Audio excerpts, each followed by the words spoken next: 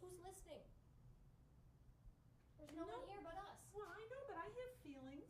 I have feelings that fill this room. This whole garage, yes. Name some of them for me. Just name a feeling that you have. From what you said, Yes. ashamed.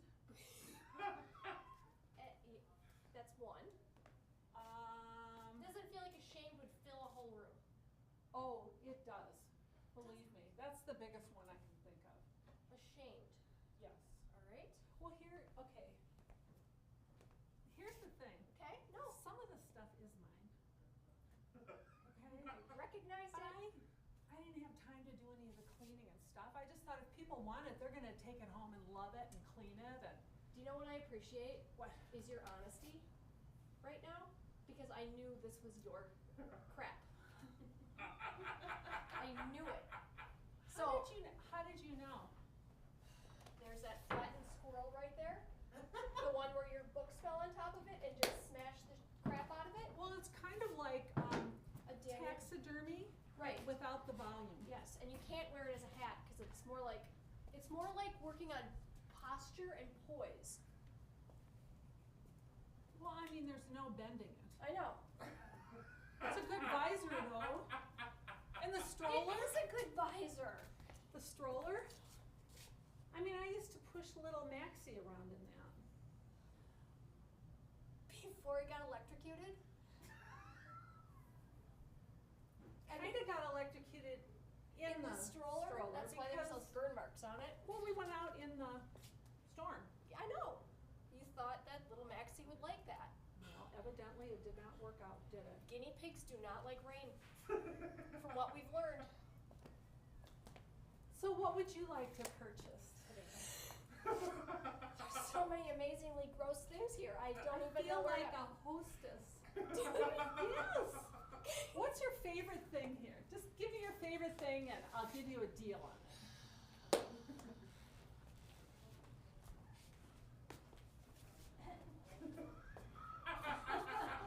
I know it's hard to choose. There's good stuff. Really? Hey, how about this? What? There's just so much here. Remember the scarf that you gave me? Well, I accidentally burned a hole in it. Oh, and I could wear it like a poncho. Well, you can put it right over your head. Oh, my little one, no. Oh, all right. I don't. Just let me look a little more. Okay. I like the bird cage filled with newspaper. I don't know what the significance of the newspaper There's a in it. surprise in the newspaper. It's like you get the bird cage and you get a bonus. Oh, it's like a Tootsie Pop. Like there's A a special thing inside. But you don't get to know what it is until you purchase it. So are you willing to purchase? that is a big commitment. What if I purchased it temporarily? What if I did like layaway? Oh, I don't do layaway. How do you expect people to afford your stuff? It's like overpriced. Well, I can barter a little bit. Okay, do you remember when we went to San Francisco together? That was so much fun. I didn't want to take you, but you just came anyway. Yeah. Yeah. And you were there, and we went to Chinatown, and you decided Yes. that you wanted to get everything. Those little ball things with the things inside and make that noise. I don't know what those are called. Balls with noise. Noise. I mean, you always have a handle on words. I like that about you. Okay, my question is, Yes. why are they there? Well, I dropped them. So they're broke. They don't make noise anymore. They're just balls. So they're not useful. Well, they're useful to someone who knows how to use them. I mean, if you really want those balls, you will find a way to use them. You know, there is so much junk that people have that it's probably one more thing just to add to a landfill. It's not that big a deal. Well, let me put it to you this way. Put it to me this way. Are you mocking me? No, I'm not. I think you're mocking me. There's no longer. I'm gonna put it another way. Don't put it that way. I already know which way you're going with it. Okay. What? Wow. No, don't wow, I'm I'm listening. losing my words now. Okay. Okay, people, okay. Okay. I mean, it's a given that if you need those balls, you know, you've thought about them, you have a place for them, and you know what you're gonna do with them. Some people have needs that we don't know about. Okay, so what need would you need to have that? Let's just think of somebody that would need that. Like, let's say you. Because I know you still want to go put those back in your house. I obviously didn't need them. I'm sorry. Oh! I'm sorry. I didn't Who need are them. you right now? You are drawing boundaries. Well, I You am. have never drawn boundaries. Who are you right now? Well, this is the thing. I'm betting that none of this is gonna sell, and I get to take it all. So we have truth now. We have a shame and we have truth filling the room. And now I feel proud. Do you? I do because I own it. I Put own the it swirl all. on your head and walk proud. I thought I said it on the table, but that's fine. That was the skunk. Okay. Nice. Now walk proud. I have to walk really straight I because know. I don't want it to fall. I know. And it smells a little bit. It's really foul. My hair stinks now. How's that? I need more like, yeah, proudness. You're looking more like you have a stick in your back. I don't want to drop it. It might break. Okay, go. You ready? I'm gonna put music to it. You ready? I am ready. La la la la la la la la la la la la la la la. Okay. I'm done. What? It stinks. Don't smell mine. It smells really bad. I know. I have shampoo. I have some beautiful shampoo. You have Hyatt Regency shampoo over there, I see. Well, it's so useful in the small Half containers. a bottle, along with some used small bar soap next to it. And if you open the tube, there's a toothbrush in there. That's very yellow. It's a good one, though. There is a lot happening right here in just this very small area. Okay, let me ask you something. Okay? If you were to have a garage sale from your stuff, Yeah. tell me what you'd have. In my garage sale? Yes, I want to know. I want to know everything.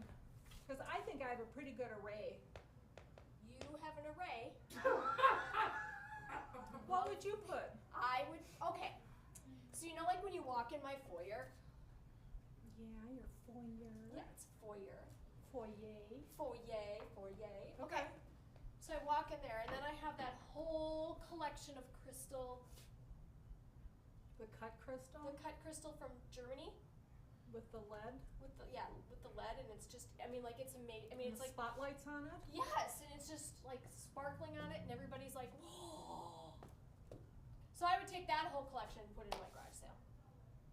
Well, you would charge a lot for that. Well, for sure, but my stuff isn't covered in old dirt grease from That's because you can afford to have someone come in and dust it every day. I don't have that luxury. So, Well, I'm not judging you. I mean, aren't you? All this gross, greasy stuff. What else do you call it? I'm not trying to be mean to you. Oh, really? It hurts like a knife. You mean like this one? That's a good cheese knife. It's rusty. Well, I haven't had cheese for a while. But it's a good knife. All you have to do is get a little Brillo pad and kind of. But people some want cheese on stuff it. that they want, not just your leftover stuff. Well, people like to rehab things. I'm not a rehabber. I'm a use it and Throw Keep it, it. keep it, save it. pretend like I Okay, use it. selling it, but not. Because see, I personally would not Brillo pad that or get all that cheese on No, it. you would not. It still has, you're right, it still has the cheese on it. It's good cheese. And you only use Cheese Whiz, so that's like even worse, because it's just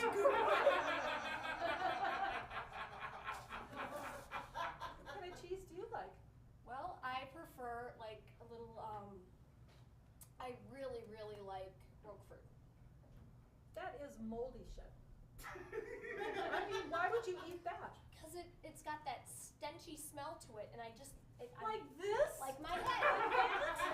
Like Okay, I'm seeing that's why some, this really isn't bothering me that much. I'm seeing some crossover of things Like that on the one side are disgusting and gross, and on the other side they're like, ooh, foo-foo. well, there's a difference between decaying meat and moldy cheese. Well, mine's mold. Well, it can't It mold, but mold. it would mold if it could. That's all. I can't help that. It makes me sad. Kind of makes me sick that you feel like your stuff is better than mine. Well, my stuff is better than You yours. don't have to rub it in. I'm not really rubbing it in. I'm just stating facts. It's okay though. Is it? No, but it's. I really want to see what's in the bird cage. Really? I don't know if I do anymore. Let's just take it down. You're taller. You get it. Here, you walk through the table. Okay, try again. Early. There you go. Does that like hold a pterodactyl? That's huge. Well, any bird worth having Needs is a space. big bird. Okay? That's why the yellow feathers are sticking out. Well, yeah, I mean, yeah. You sure you want to see this? Yeah. I don't know if I want to see this. No, just Why don't I set it here, Okay. and I'll stand over here, And then I'm gonna open and it. you open it, All right. and I want to hear your reaction. It can be words and or sounds.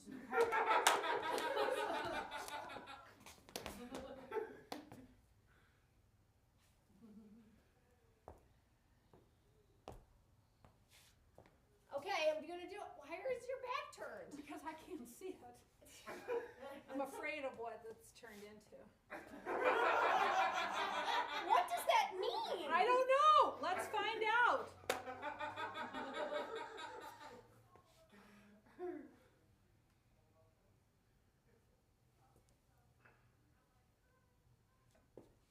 It's a lot of newspaper. Can I take the whole thing out, or do I have to take it in pieces? Take the whole thing out. Okay, I was doing that. Put the cage on the floor. I put the junk on the floor. Well, how are you going to really see it?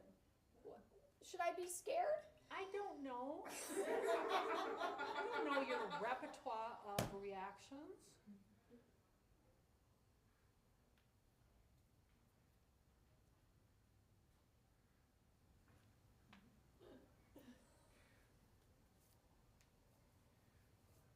Nothing's happening. What's happening? Do you need sound, or I want to hear your reaction. I don't know the sound for confusion.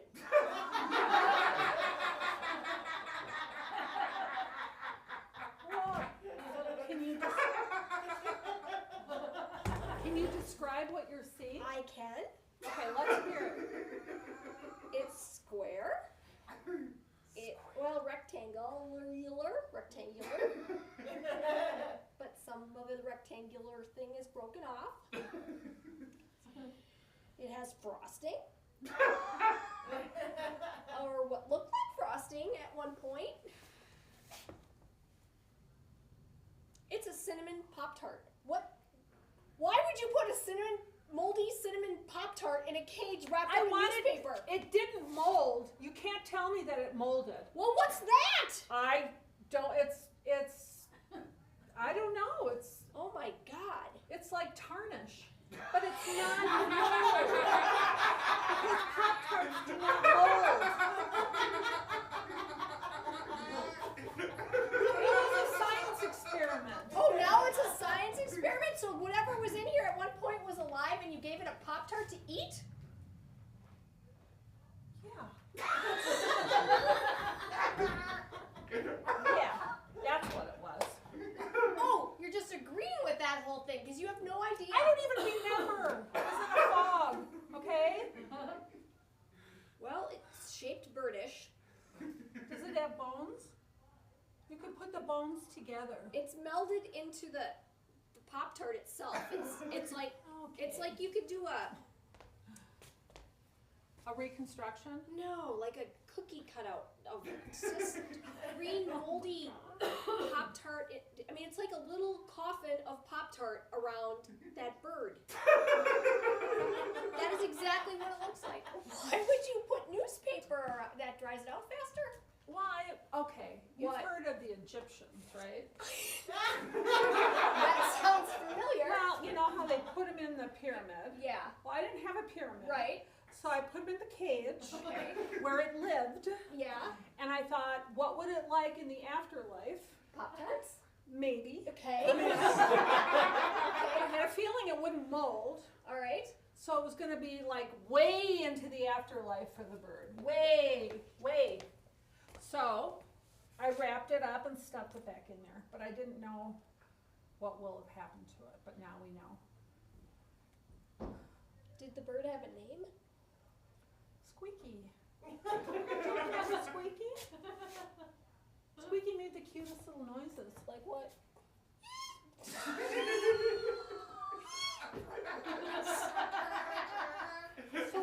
So sweet. And And what when happened to Squeaky? What did one day it just died.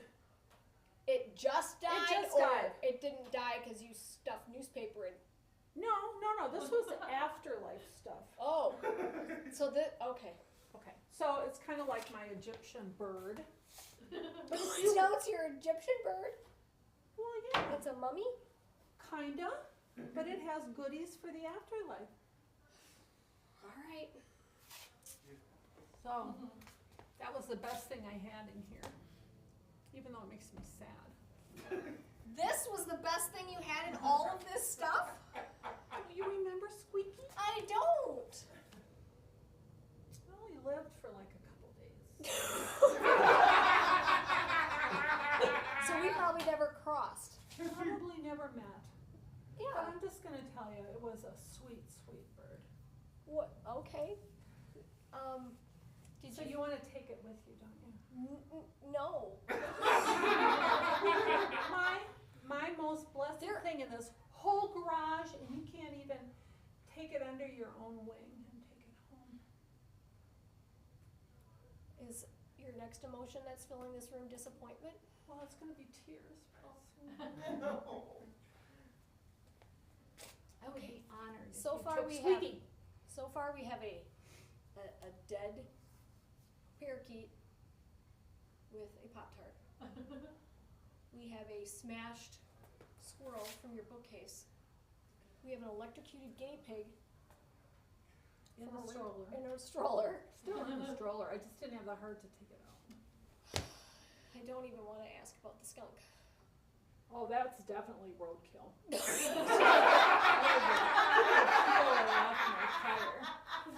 And then you brought it home? Well, yeah. I mean, look at how beautiful the fur is.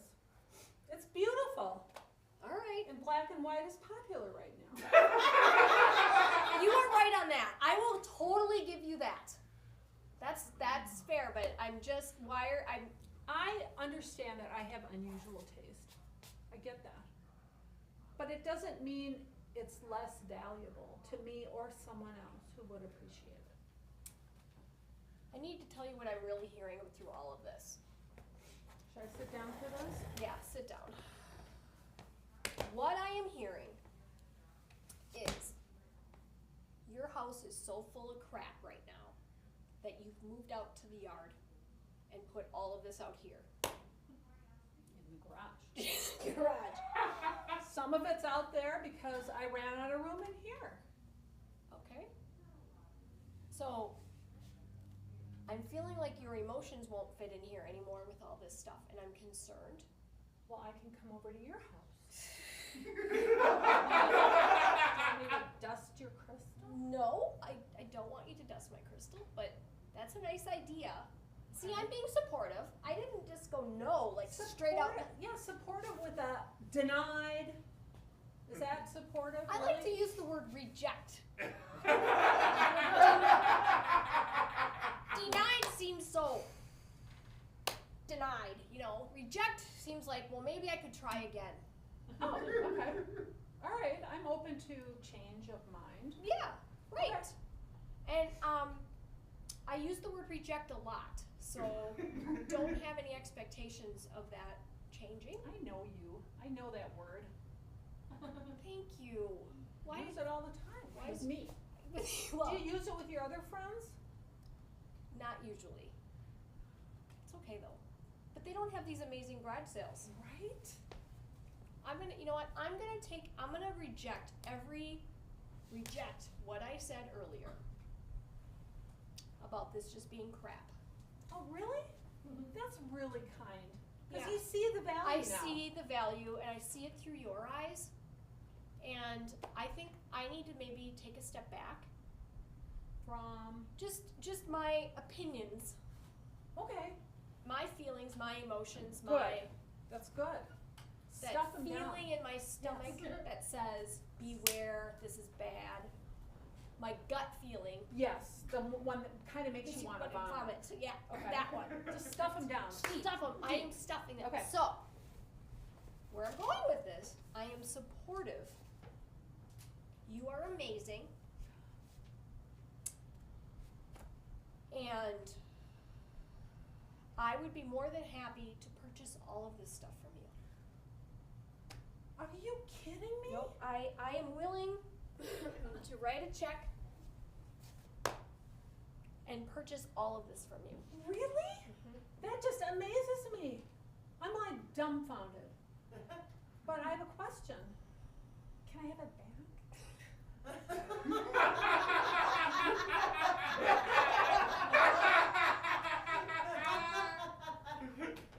But so you just want the money? I need money. I have no money. Okay. Well, let's do this. Let's just take it away for a while. Okay. There's a special room they call Le Dumpster. Heard of that? Yeah, it's very famous, and only people that like are higher class have a Le Dumpster. Okay, I'm into that. And we'll keep it in that space. Okay. And I will give you a check Okay. and pay for all of this. That's so awesome. And then I can go retrieve it later. Correct. We move this stuff? Well, no, Le Dumpster will come. Oh, on it comes to It me. comes to us. That's And amazing. it might look a little boxy, kind of, what am I looking for? Like a- Industrial. like a pod. Oh no, not a pod. This is an open air Le Dumpster. That's great. I'm all for this.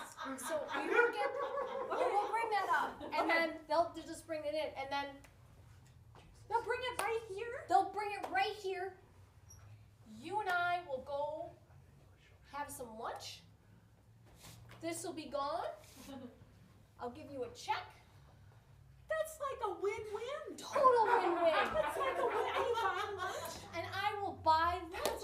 So that's so great. So this is all, I mean, this is all good, right? I think it'll work beautifully. I think it's the answer because then I can collect some more stuff, move some stuff out of my house. So it's kind of like giving me some breathing space. Right? Wonder if he'll like Le Dumpster.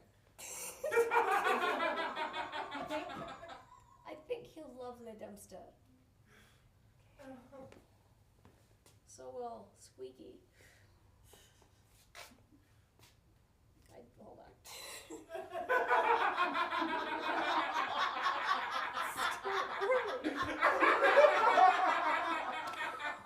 I'm just wondering though if Squeaky would be something you would like to have in your foyer, like over your crystals. I mean, it really gives it an atmospheric feeling. You know what? Why don't I just put it in Le Dumpster? See how, and I'll just go visualize it at my home. Good idea. In measurements? Measurements. I need measurements. Yeah. I want to make sure it's like, Yeah. I want it to fit, and I want Alright. it to be nice. And I'm excited. really good, and you're gonna be Yes. happy, because that's, I mean, even though I sometimes am not as kind to you as you think I should be, Well, you're my best friend, so you're always honest with me. that's where I was honest going with to the that. core. Yes. Like, honest And about honesty is painful. everything. Honesty can be painful. Right. And I'm excited about La Dumpster. Yes. I mean, that's just a really great thing. And I'm so happy. Let's go to Denny's. Can we Yes. get the Grand Slam. Smash and 12 or whatever? What is it called? Yes. It's fine. Okay. Hold on one second, ladies, don't go anywhere. You are from a show called Community Ed, and your names are Pat Schmidt. Pat Schmidt, Amy Stedman. Amy Stedman. Let's give it up for Pat Schmidt and Amy Stedman from Community Ed. You guys are fantastic. Thank Thanks you. for having us. Absolutely. That was very funny. I never knew a garage sale with dead things in it could be so hilarious. I'm checking in with Eric as I am instructed to do. Do we have any challenges? Eric is not in the room. I can't see, so so I'm just guessing at who's here right now. All right, well, then I would like to offer the opportunity for someone to come up and talk about what Fearless means to them, because we do want to do a few of those as the day goes on. Who have I got here? Whoop, I see somebody standing.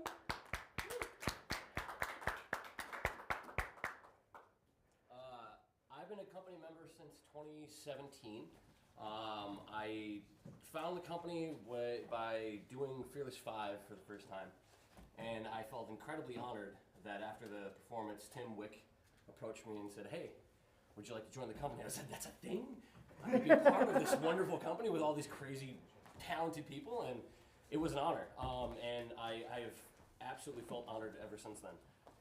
Fearless is an incredible place that has numerous opportunities for newcomers, people that haven't done anything ever on stage. I just did a show with somebody that has never done a show before, and it was incredible to watch them from the start, getting their feet kind of wet, and then just flying in the performances. It was really something else to watch. So just that factor of bringing in new people, giving them a comfortable space to play and grow and develop their art and their skill. It's just a wonderful company that allows that, and I'm very grateful to be a part of them. Fearless 5 is my bread and butter. I love it dearly. I audition for it all the time because it's an incredible opportunity that you get 5 different shows. It's all based on a theme. 5 different writers. They could be brand new writers. They could be seasoned writers. All honed on a different theme, and then you just get to perform all those different little pieces in an evening. It's really something that's quite lovely. But this experience right here, right now, this is our company's bread and butter. We need your money. We love your money because it's what makes the wheels turn. Honestly, as sad as it is, money does make the world turn. And it does make things go. So as much as you love us and want to support us, please do it with your money. Thank you so much, and I hope you do enjoy the rest of the day. Thank you. Thank you, Michael. That was great. And yes, please give us your money. So here we have Eric Thompson, who is our Assistant Artistic Director. Hi, everybody. Hi, Eric. I've got a good friend in the audience that I'm going to either thank or punish. So Keith DeLune, can you come up here, please?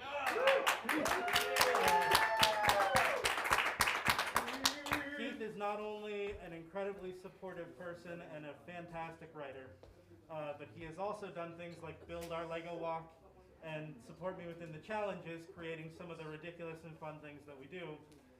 So, from me to you, buddy. Oh, great. Because we're in Minnesota, this is as passive aggressive as I can get. This is a Bean Boozled bean. So pick one of those, and it's either going to be something tasty or something very not.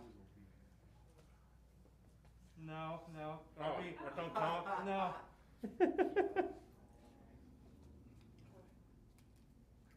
Mint.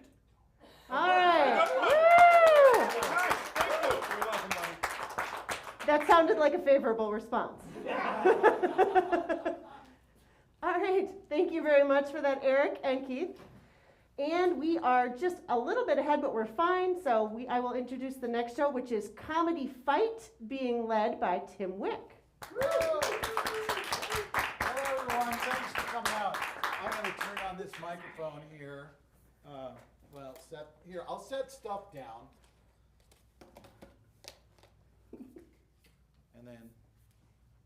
Welcome to Comedy Fight, everyone. How is everyone today? Welcome to Fearless Fest. It is so great to be back doing a live fundraiser after the last 2 years, although I think we can all agree it felt considerably longer. Comedy Fight is an event that I created for Die Laughing a few years back. What we're going to do, we are going to bring out several performers, and their job is to win battles with comedy. That's all it is. We're just going to have them win, and I'm trying to plug this in and hold the microphone. It's very awkward, and that's all right. Pretty much if you're watching me do something, it's awkward. I know how to do it. Thanks, Salsa. Salsa Sterling, everyone. Salsa. So I'm bringing up, I actually, just so you know, this is a double elimination tournament. I created a bracket online. You can do this. I know it's amazing. So I'm going to introduce all of our performers, and then we're going to get started with Comedy Fight. So first up, we have Allison Anderson. Let's hear it for Allison. Nancy Magistad. Am I pronouncing your name right, Nancy? What? Good. I always have trouble with Nancy. Kelvin Hatley. Kelvin Hatley. Tom S.T. Whoa, look at that Comedy Fight. Jason Kruger. Emma, I don't want to butcher your last name. How do I pronounce it? Titi. That's what I was going to say, so good for me. Emma Titi. All right, good. Bob Alberti. Eric Thompson. And we only had 8 chairs, so our final 2 performers are going to have to stand awkwardly to the side. Heather Rand McKay. It's not your fault, Salsa. I added people at the last minute. And Michael Bloom. So here's how it's going to work. I have several challenges that I've written up in my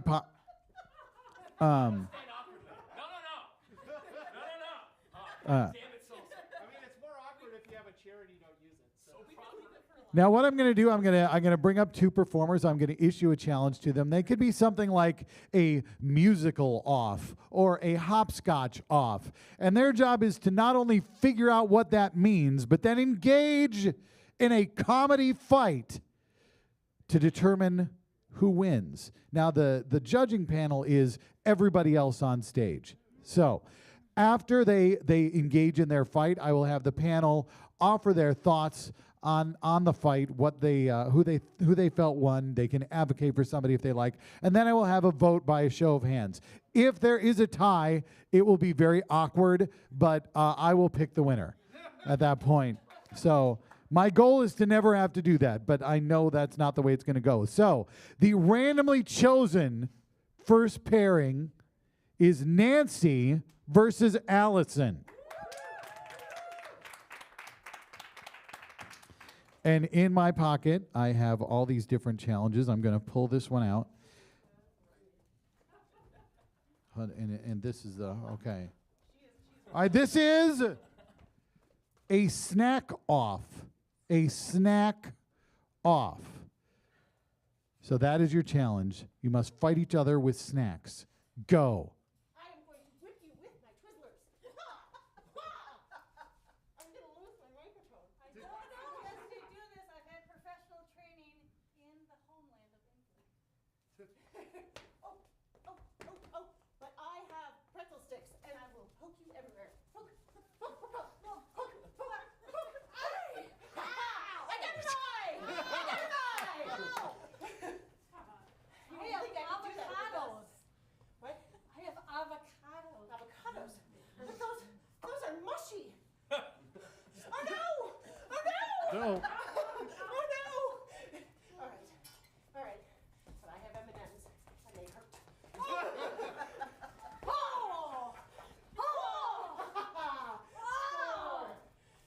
All right, that's not what I expected it would be, and that's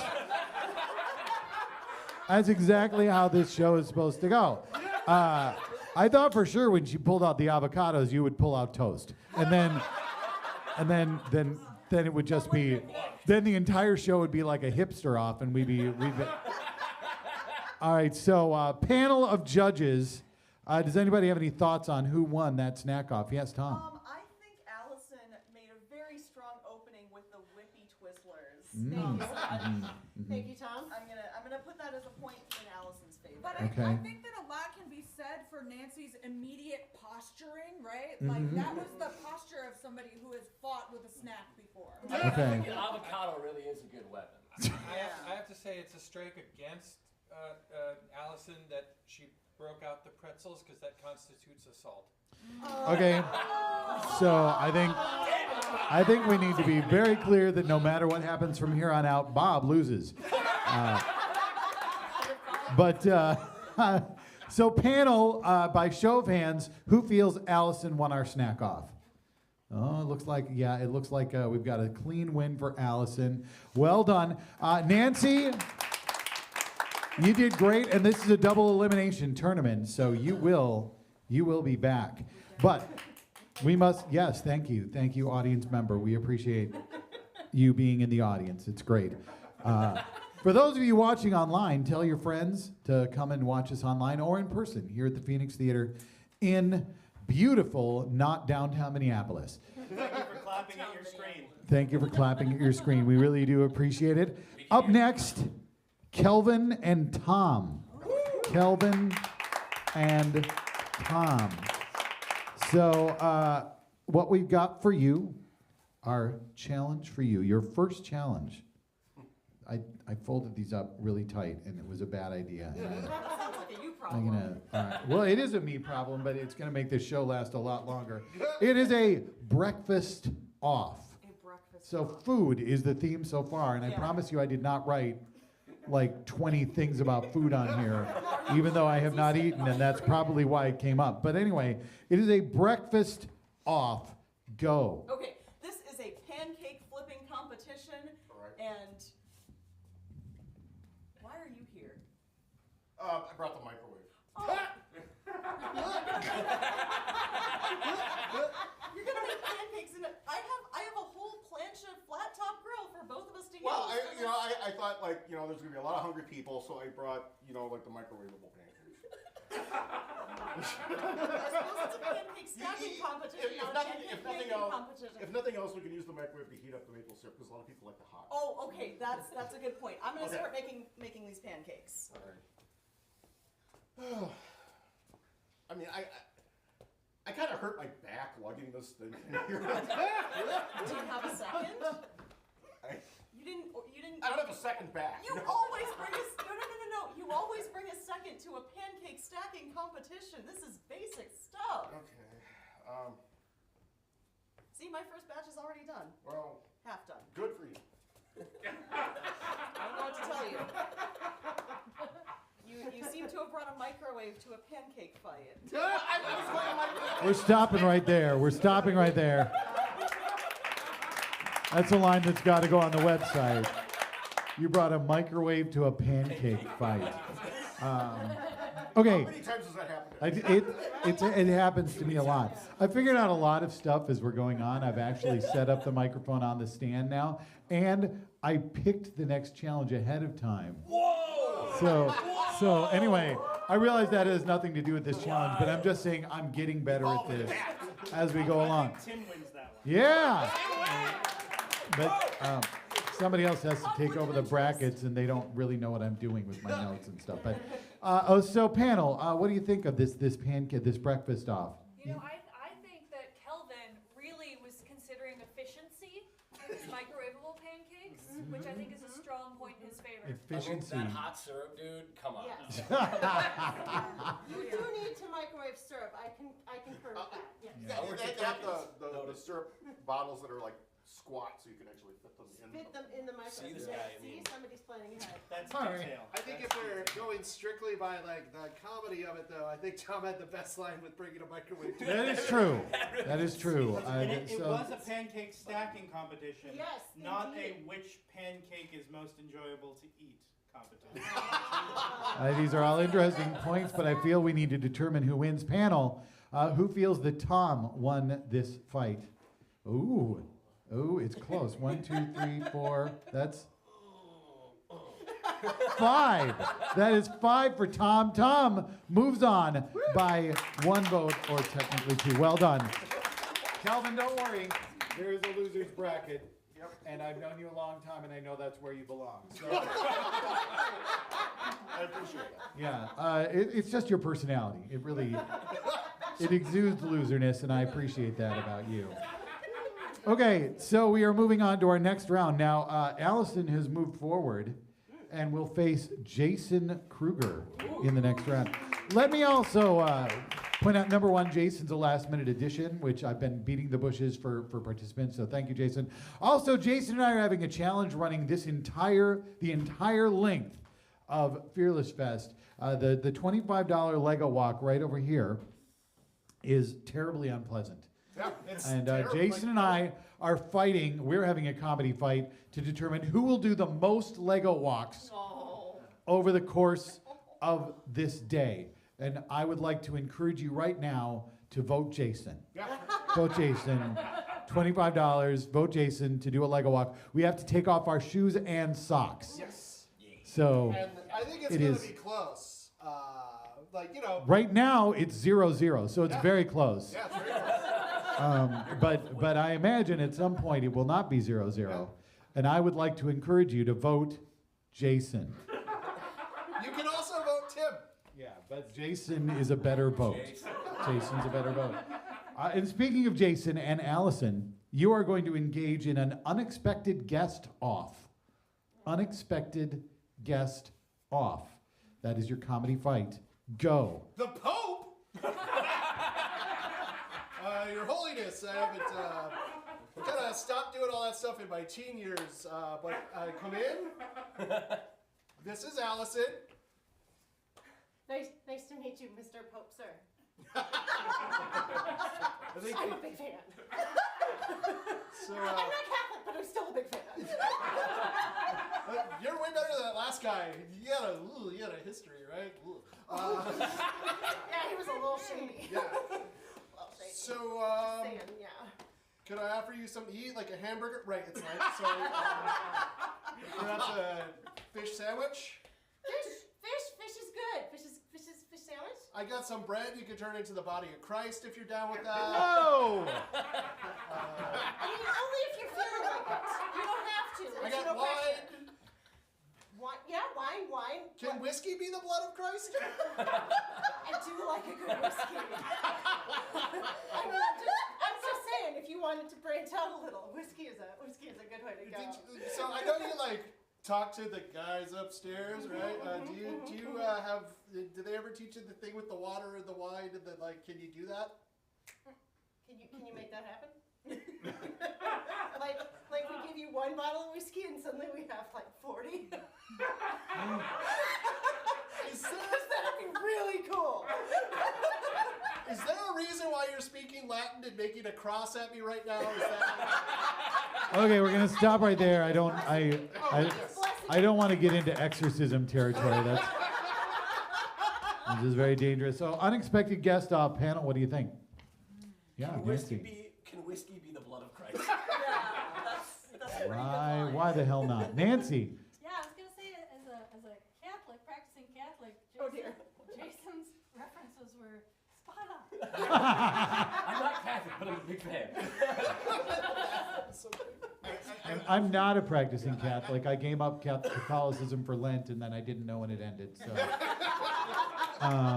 but yeah. So, and I remember many of those references myself. From I was really waiting for someone to go, "Yo, Frankie." That's a good point. All right, so. Is that a point for both? I don't know. All right, so by show of hands, who feels Jason won the unexpected guest off? 5.5, 6. Just make up your goddamn mind. Ben. Make up your mind. It is Jason who won that, but Allison, don't worry. This is double elimination. You'll be back. So up next, we have Emma versus Bob. Yeah, Emma. I feel like, is this a first for both of you? Yeah. Yeah. All right, so let me ask before we start, are you both native Minnesotans or are you transplants? Native. You're native, so clearly Emma has an advantage here because this is a weather off. It is a weather off. Go. 36 degrees below zero. Ooh, oh, I'm overdressed. I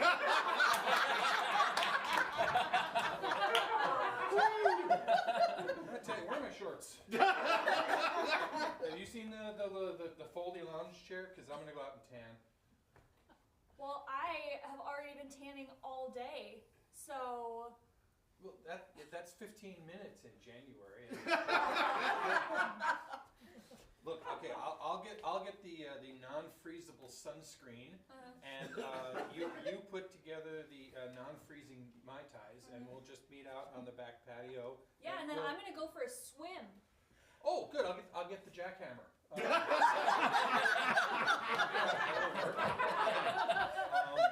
Not in the hot tub either. Well, the hot tub is what I need the jackhammer. There's only so much one can do. I'm going right in the lake. Oh, wow.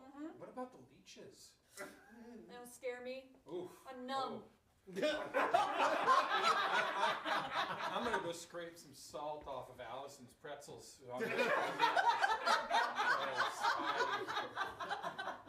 I'm terrified of leeches. They suck.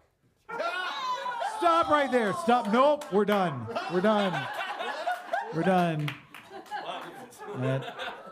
I let the salt reference go through. I did. I appreciated the callback, but the leech joke, no, we're done. Okay. Panel, what do you think about the weather off? So there was one point where Bob mentioned he was going to get shorts, and that's where I decided that I would vote for Emma.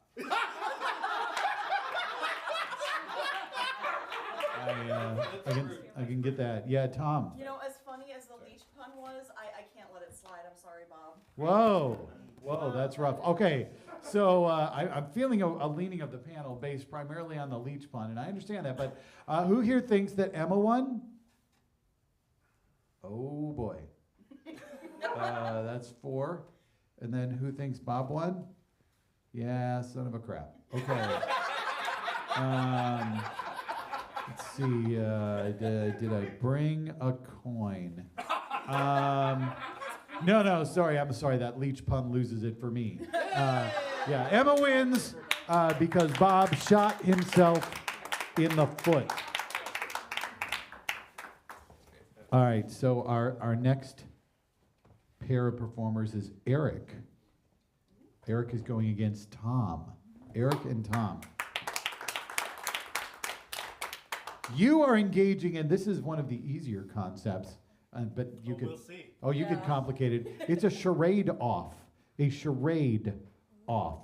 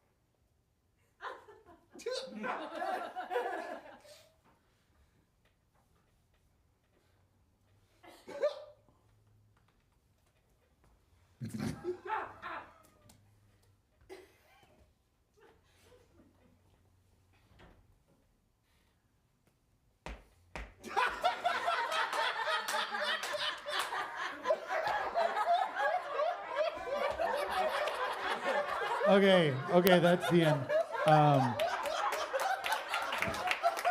I confess, I have no goddamn clue what just happened there. I don't know. I think it was maybe the unbearable lightness of being, but I'm not positive. Panel, what are your thoughts? Yeah, my pleasure. What are your thoughts, panel? Eric's like, yeah, whatever, jazz hand moments, like, just like sold it for me. That's what sealed it, just like, yeah, what? What sealed it for me was the foot stomps. The foot stomps, definitive foot stomps. Okay. I just don't understand why everyone complains when I make a pun, and then Tom clearly said, Oh. and they get away with that. Oh, I noticed. It's mostly the delivery, Bob. Yeah. All right. So well, let's go. Who here thinks Eric won that charade off? Oh, pretty heavily leaning Eric's way. But Dom, don't worry. You have another chance. Eric, you are moving on in the winners bracket. Tom moves on in the losers bracket. So next up, we have Heather and Bloom. Michael Bloom. Oh, this is interesting. Hold on, I have props.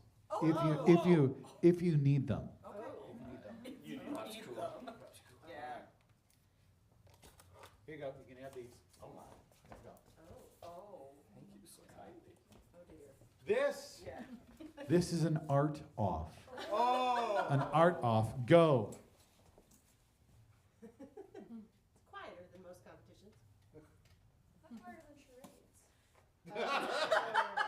Very nice, very nice. Oh.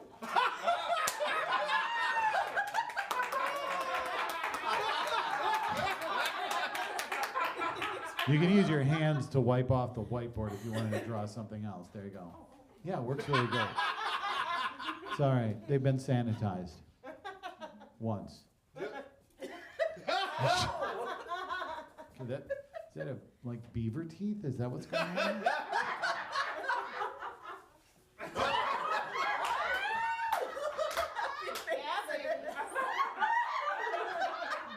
Thanks for watching, kids.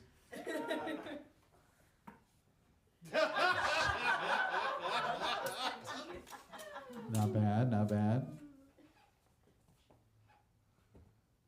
Is that an avocado? Oh, I see. I could have done that. Beautiful What the? Do they need to? What are you? Yeah.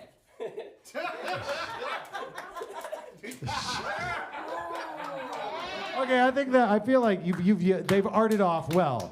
Okay, panel. Who do you feel was most successful at the art off? Oh, we don't get to. Well, yeah, just offer your thoughts. I appreciate that both of them are obviously dressed like they're starving artists right now. Yeah. I appreciate that. Yeah. They nailed it. Well, you know they're both starving artists because they're both wearing hats. Yes. So. That's well, and just I don't know. I appreciated it's not just boobs, but it's the boobs with the smiley face nipples. Oh. Happy nipples. The happy nipples. I thought Do enjoy a happy nipple. I thought it was interesting that they're working in black and white, and yet Heather spent more of her time working blue. You're eliminated again, Bob. Get out! Okay. Yeah, it's going to be a quadruple elimination for Bob only.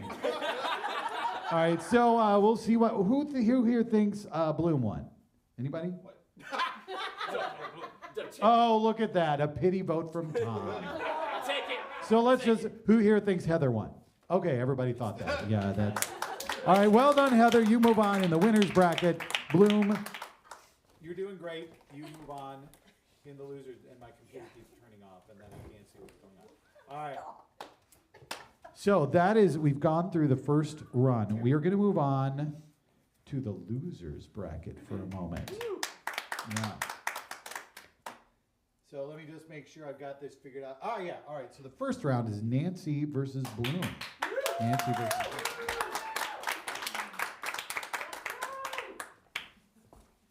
Bloom. You are going to be engaging. What the what happened there? Wow, that was embarrassing for all of us. Oh my God. Okay, you're going to engage in a Zoom off. Zoom off. You're on Go. mute. You're on mute. Michael, you're on mute. What's mute? Okay, so in the bottom of the screen, there's a button that says MUTE. That's known as mute. So anyway. How do I get down there? So I think I'm looking at you, but I don't know. I'm looking at the light. Wait, I'm looking at the screen. I'm looking at the light. Why are you so loud? Oh, I'm sorry. My volume was on 100. I apologize. Now it's on 95. What? I can't. My ears are ringing. Do you have a thing known as a mouse that's probably connected? What's a mouse? I don't like mice. They're scary. I don't like. If I give it cheese, will my mouse move? I'll tell you what. I'm gonna put you on mute myself, and then maybe I'll do the meeting myself. I can't hear you anymore. Where did you go? Why is the screen black? Hello? Hello? Hello? Sorry, I'm having flashbacks. I have to stop. This has to stop. That was every minute of 2020 for me in 1 minute. That was painful. But panel, what do you think? How did they do with their Zoom off? Yeah, Jason. Go ahead, Emma. Oh, I feel like Bloom just really captured the essence of what it means to Zoom. Yeah. Yeah. As somebody who works as a teacher, I have a lot of flashbacks from watching that because Bloom did a lot of the things that students have done. So that resonated with me. It was kind of like watching my mom try to. I have to give Nancy credit for continuing to try to help Bloom. I know. Yeah. Very dedicated. Yeah. One last thought. This is on both of you. There were no references to the Zoom TV show. I was a little disappointed to not see that. Fair. Either the 70s. Yeah, that interpretation would have been allowed. Yeah, Bob, did you have a final? I just thought that the entire thing kind of lacked enough cat butthole. Okay. I would just The only thing that I would just like to thank you for not making it a pun. Okay. I wanted to see some filters, personally, but that's me. Yeah. Well, it seems clear that filters were not something Bloom was going to be able to figure out in that call. He needed a couple of months to figure that crap out. Okay, so who here feels that Nancy won the Zoom off? Anybody? Oh yeah, good 3. It's a close one, but I think who thinks Bloom won? 5 for Bloom. Well done. Bloom moves on. Nancy, you remain a member of our panel. So next up, we have Kelvin versus Bob.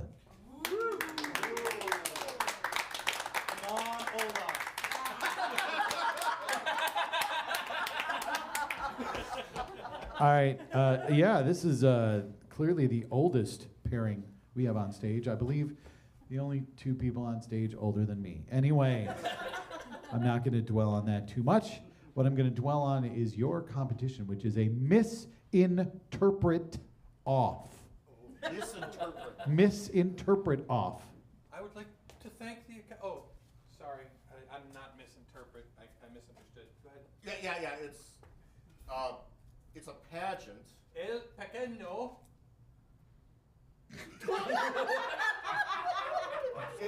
It's a pageant, but it's Paginoto. Paginoto. C. Iseno. But we're really looking for dancers. Manuoldi and Cantaro. Yeah. Terpascorio. Terpascorio. See, of course. Yeah. Thank you. I understand now what you say to me. Oh God, like I interpret for I gotta you. bring up Duolingo here.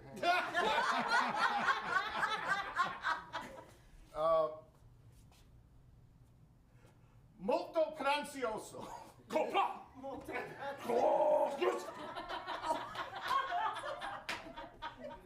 Be silent, Chadic. Chicken.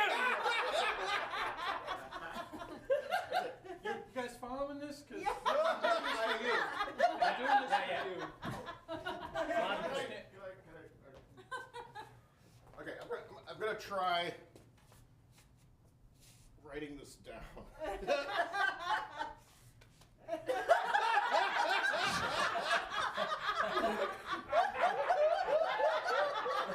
Okay, hang on. Yeah.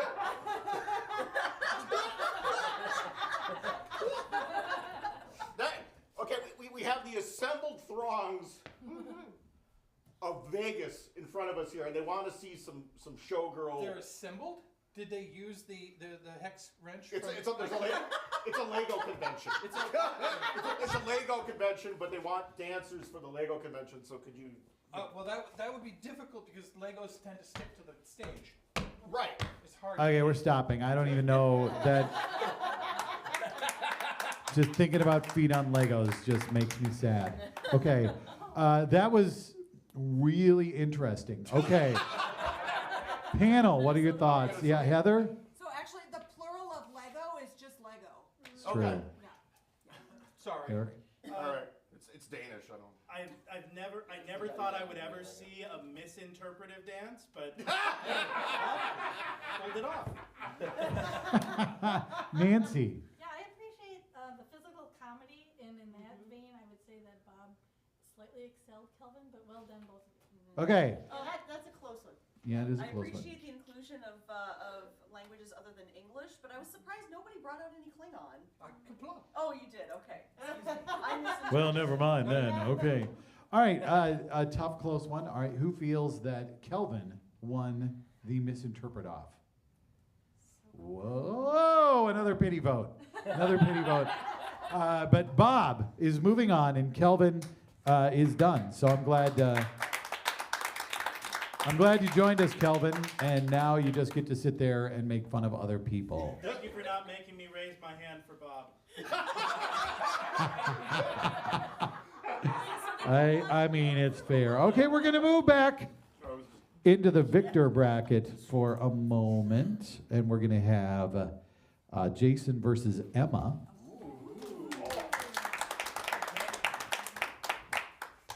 And speaking of physical comedy, this is indeed a physical comedy off. Physical comedy off. I hope. All right, go.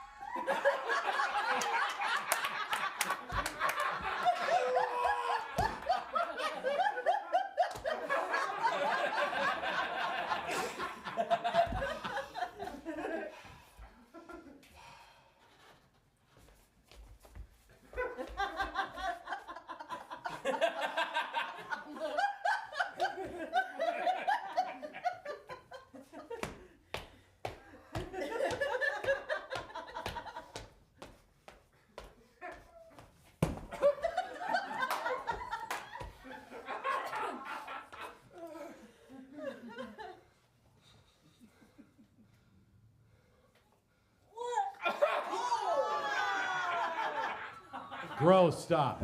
Stop it. Wow. Okay.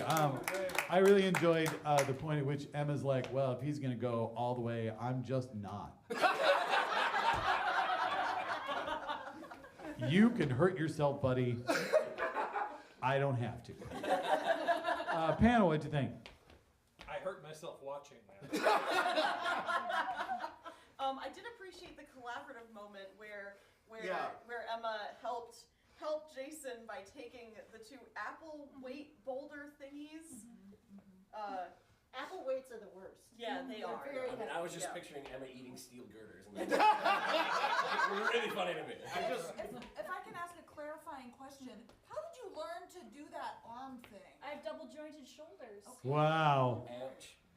Show off. I very much, while I appreciate Kruger's commitment to the falls, I very much enjoyed the moments leading up to when Emma did anything, when it was very much like, okay, need to get into the right stance.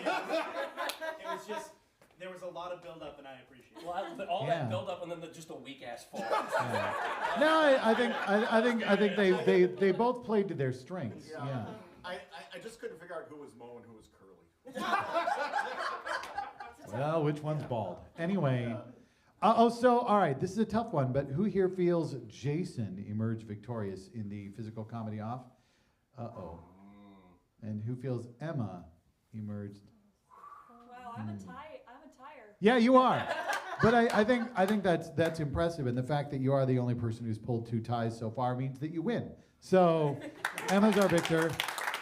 Jason moves on to the losers bracket, and we have Eric and Heather.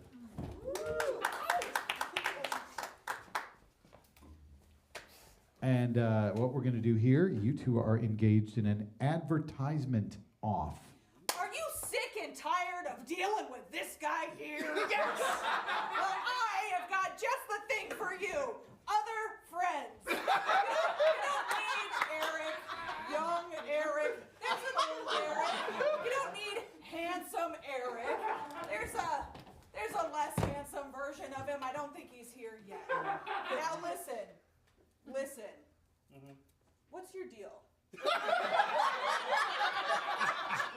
I mean, if you don't finish this elevator pitch in another 30 seconds, it's probably lunch. Okay, is there some money I can maybe offer you to accept this pitch? Isn't that kind of counterintuitive to the point of the pitch? You gotta spend money to make money. I'm in. Okay, so you give me a little bit of money for the pitch, and then I will pay you after that. I'm out. Are you sick of curly brown hair? Stop right there. Stop. No, that's a good stopping point. That was as with many of these, that's not the way I thought that was going to go. Which is the point. That's what do you think, panel? It's a bold strategy to just like openly insult the person you're pitching. I think Heather took the easy road. The hard one would have been to sell Eric to people. That's not hard. As a friend, it's just like that's a hard sell. Okay, so who here feels that Eric won the advertisement off? Ooh, 3 votes, but I think who thinks Heather won? 5 votes. Heather moves on, and so does Eric because there's a winner and a loser bracket. We're moving back to the loser bracket right now. This is Bloom versus Allison.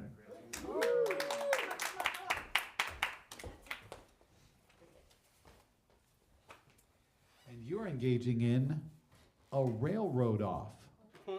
That's right. You heard me. Okay. A railroad off. Well, I've been working on the railroad. What the hell is with this railroad? I'm thinking. What is- I'm thinking. Your we ties need- are all off. My ties are off. Your ties are off. Excuse, please. Your ties are off. Are you I'm kidding me? My thinking. ties are perfectly Are aligned. you gonna hear what I'm This thinking is or no? parallel. Okay. Yours is. We need- You crossed a we ravine. need- You didn't no, even no. put a bridge under there. When a train Bridges rolls across are this thing, that fools. thing's gonna All right. bend down. It'll be fine. It'll be fine. It'll be fine. My iron is high quality. Yeah, it's gonna be But fine. I'm The train engineer's going. I'm thinking we need to go this way because I'm seeing rocks over there. So we need to angle it this Right, way. the rocks help support the ties, and the ties help support the But rails, we and the need rails are now. flat ground. We need Correct. flat ground. Not Those going are over big a rocks. ravine. We're like, Those are yeah, rocks that are this high. This is Those not are good. rocks that are this high. We can't move those things. We Right, you angle take it the this way. dynamite, you blow We it up, and angle then it you keep this putting way. the ties We down, you angle put it the this ties way. down. You're not hearing me. Okay. We angle it this way. We avoid the rocks. If we angle it this way, avoid the rocks. You see what I'm saying? But then there's no blowing up stuff. I do like blowing up stuff. I do like blowing up stuff. You're Right. You can't. So you All right, I'll get the TNT. All right, cool. All right, good. Okay, good. We don't want to get to the actual blowing up of stuff. Oh. That would be dangerous. I feel like my youngest wants to be an engineer, and I feel like you just gave a really convincing argument as to why nobody should do that. So, panel, what do you think? Yeah, Emma. I appreciated Michael's enthusiasm for blowing stuff up but I can't overlook the amount of mansplaining about railroads.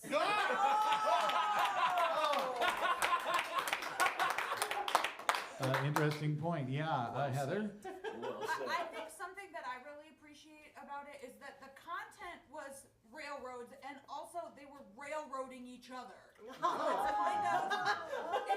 I see what you did there. Yeah, good I see what point. you did there. So early on, Allison said Mai Tais, and I just kind of. Oh, okay. Yeah, that's fair. Kelvin? We could have gone a whole different way. Just how big is this railroad? Was it like designed for mice? I don't know. Or something? I mean, it was like this. It looked like you were making. Maybe it's a model It looked like railroad. train tracks were like this wide.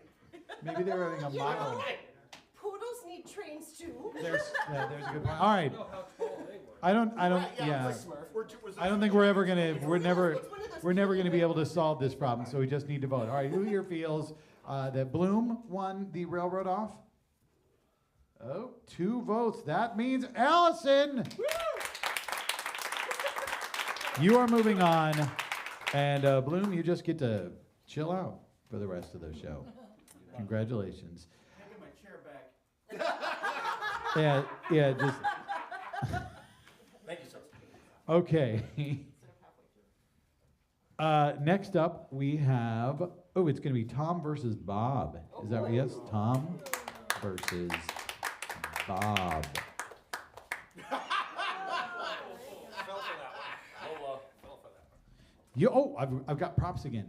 It's a whiteboard off. Ooh.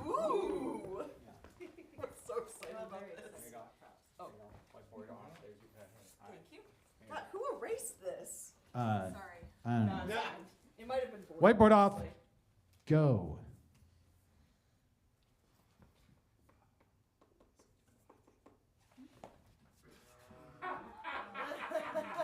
Okay. It's interesting. And they do mean I can write. it's not a whiteboard. It's kind of The more you know. yeah. Oh.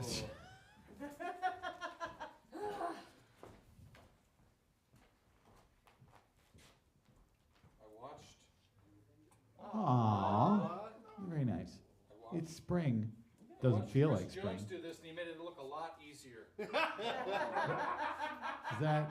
It's supposed to be Batman. No, it's not. I thought it was Speed That's Racer. why when I I was know. that. See, I think that- Oh, there you go. Very good. There's Batman. It's Batman's mom after. Well, I mean, this worked. Batman's mom. Shit.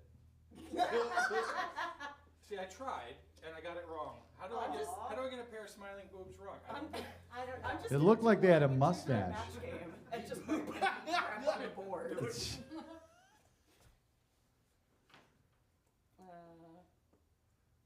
If we're going Doctor Who. Are we? Sure. Okay. There we go. Oh, nice. Oh. I got It's that. a woodpecker. A woodpecker. Okay. We'll stop there. Sorry, That was No, I'm gonna address this. You spell it like that. Oops. Do you even know what oopstead means? I would never call you anything. No, you don't understand I don't how know. much more offensive the word oopstead is. I don't. I have absolutely Then don't. why did you write it? Because I didn't want to write stupid. Oh, okay. See, that's nice. He was trying to be nice, and it turns out he was still an asshole. So, panel, what do you think between Tom and Bob? I lean towards Tom because I just learned that something was offensive that I didn't know was offensive, and now I learned that. But Bob made the mistake, so Tom wins. Fair. Kelvin. I am somewhat alarmed that Bob can't tell the difference between breasts and puppy noses. So am I. Also, I- that he gave his breasts one eye and two mouths. And the problem now of you're them making fun of being mutants. perfectly round and separate is a very unrealistic body. Is- I disagree because all of that makes Bob make a lot more sense. All right, panel. So, who feels that Bob won? Bob loses, period. Wow, Bob still got 3 votes, but I believe that means Tom gets how many votes? 5 votes. Tom moves on. Bob,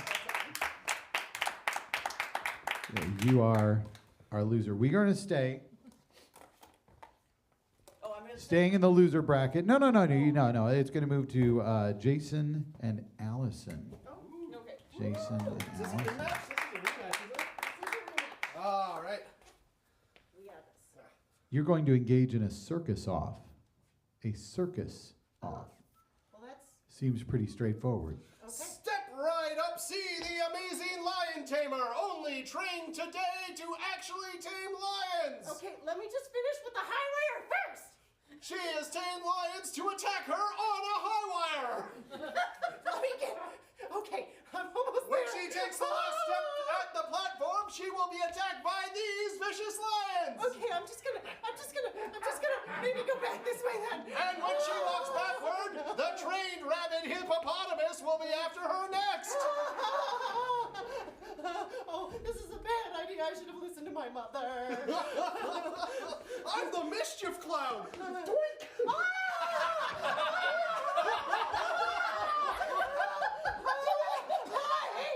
I hate you. I'm gonna come after you with the knife thrower. Would you like the knife thrower? Oh. Oh, that one hit.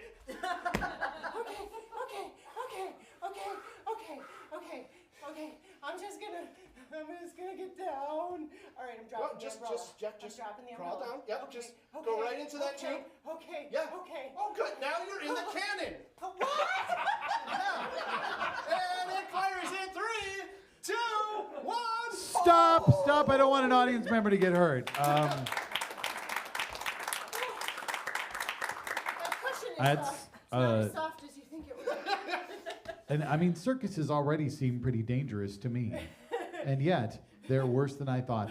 Okay, panel, what'd you think? I think Jason was born to play a mischief clown. Although a point against him is that he had to say that he was a mischief clown. He didn't let it speak for itself. Oh. He showed, he told, not showed. I was gonna say, you were both, made the threat of realistic violence very, very real. And I appreciate that kind of commitment. I wanted to see the trained hippopotamus. I mean, you're not wrong, right? Yeah. That's Chekhov's. Move on. You know, That's Chekhov's. How are the animals check treated out at the this book. hypothetical circus? Only the best way. Only the best way. We treat them much better than they treat us. Point of order, why does the hippopotamus have rabies? It's congenital rabies. I got it from his parents. All right. Now we only have 7 minutes left, so we need to keep moving. So who feels Jason won? It looks like 4. Who thinks Allison? Oh, 5. Or wait, Oh, wait, I was not raising my hand for Jason. you weren't. No, All right, I Allison. decided at the last minute to. Who thinks Allison won? Yes. To make it more difficult for So it's a tie. Yes. I'm gonna give it to. Give me a coin. Give me a coin. Give me a coin. He made me the first time, so I'm just saying That it is should be Jason's this second time. Oh, you're right. It should be fair. So, hey, look, it's Allison. There you go.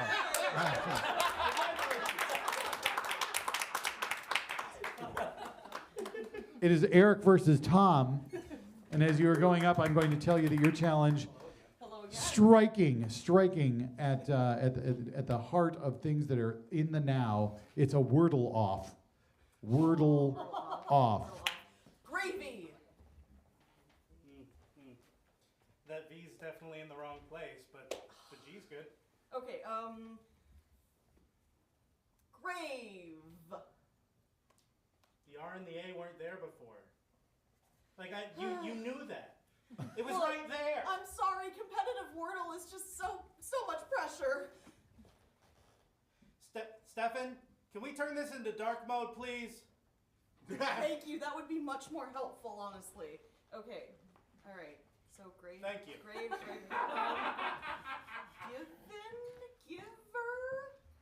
Giver. Sure, why not?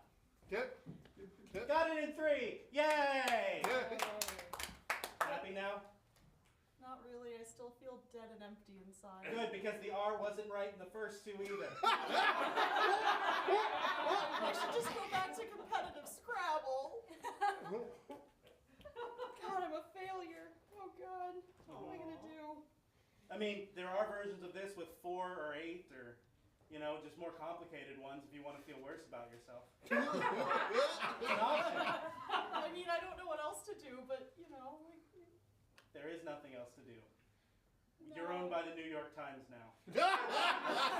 Wow. Why can't I just go play It's just like gone to existential dread in no. All right. Okay, panel, we've only got 3 rounds left and we got about 5 minutes, so I'm gonna go for a quick vote. Who feels Tom won the Wordle off? It's a stupid goddamn tie again. Tom! Up, and Jason just broke the tie through pressure. Yay! Tom wins the Wordle off. Thank you, Stefan. Okay, so with our final 2 rounds, it's Allison versus Tom and Emma versus Heather. And then the winners of each of those rounds go on to face off for the championship. So we are going to do Allison versus Tom first. And you are engaging, I thought I pulled this out already, a Dungeons and Dragons off. A Dungeons and Dragons off. I'm rolling for initiative. Go. It's your turn. Okay. So, all right. So I take these dice. No.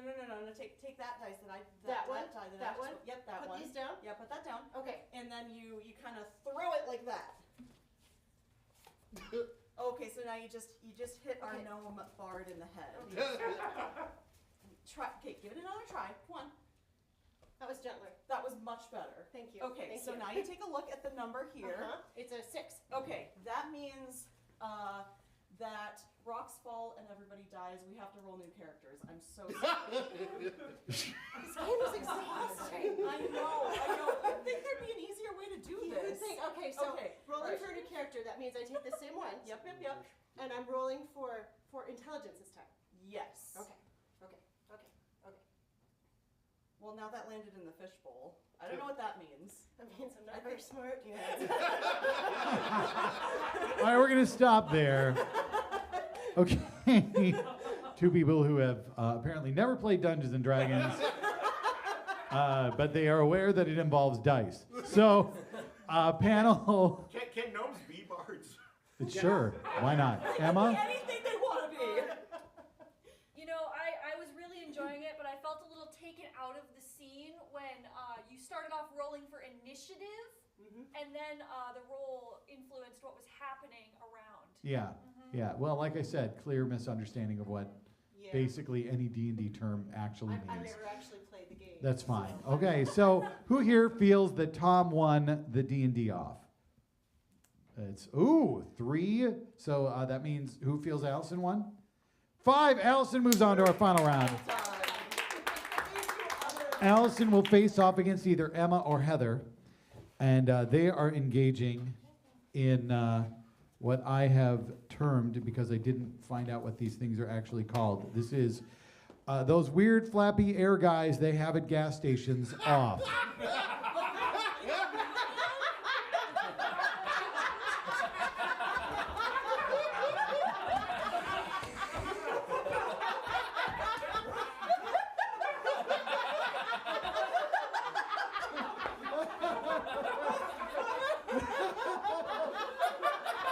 This is the best idea I've ever had. Neither one of them is going to have energy for the final round. Okay, that's enough. You did great. You did great. Well done. I couldn't figure out which one was Mo and which one was Curly. Panel, I'm sorry. I have to. This was clearly a tie. Yeah. And there's no way to break the tie. So it's just going to be Heather and Emma versus Tom in the final round. That's what we're going to do. We're going to do a 3-person. No, Allison Versus Allison. Oh, sorry, versus Allison. That's right. Because clearly this all matters. So very significant. we have about a minute left for an Irish music off. Go.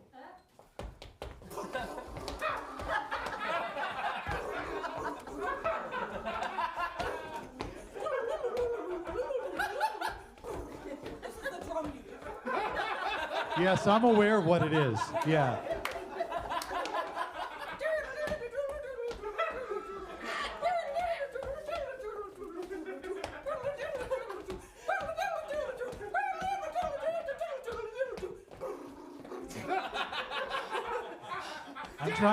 I'm waiting until it coalesces into a recognizable tune. That was the fastest ballroom playing I've ever seen.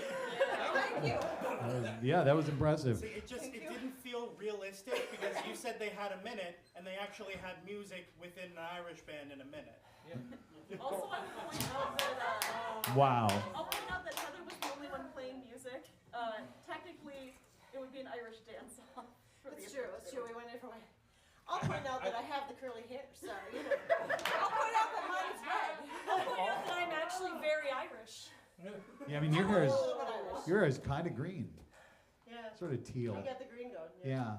All right. So panel, I'm gonna have to give this up to you. Who feels that Heather is the victor here? Oh wow. Okay, and any votes for Emma? 2 votes for Emma, and that means votes for Allison. Wow. Thank- Goose egg for me? Thanks for playing, Allison. You made it all the way to the end. You should feel very proud of yourself, but mostly Heather, you should feel proud of yourself. Heather's our winner. Thanks so much for coming to Comedy Fight. My name's Tim. I'll be back later at 2:30 for the Epic Sea Shanty Challenge. We'll see you then. Have a great day. Should we play those chairs? Salsa, well, but you can help. I got it.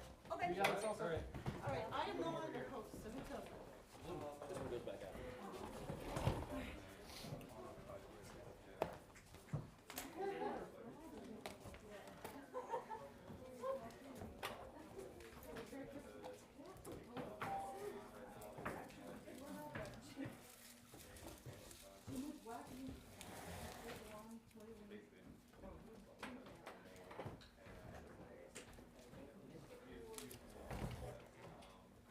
Hi, everybody. Thanks so much for being here.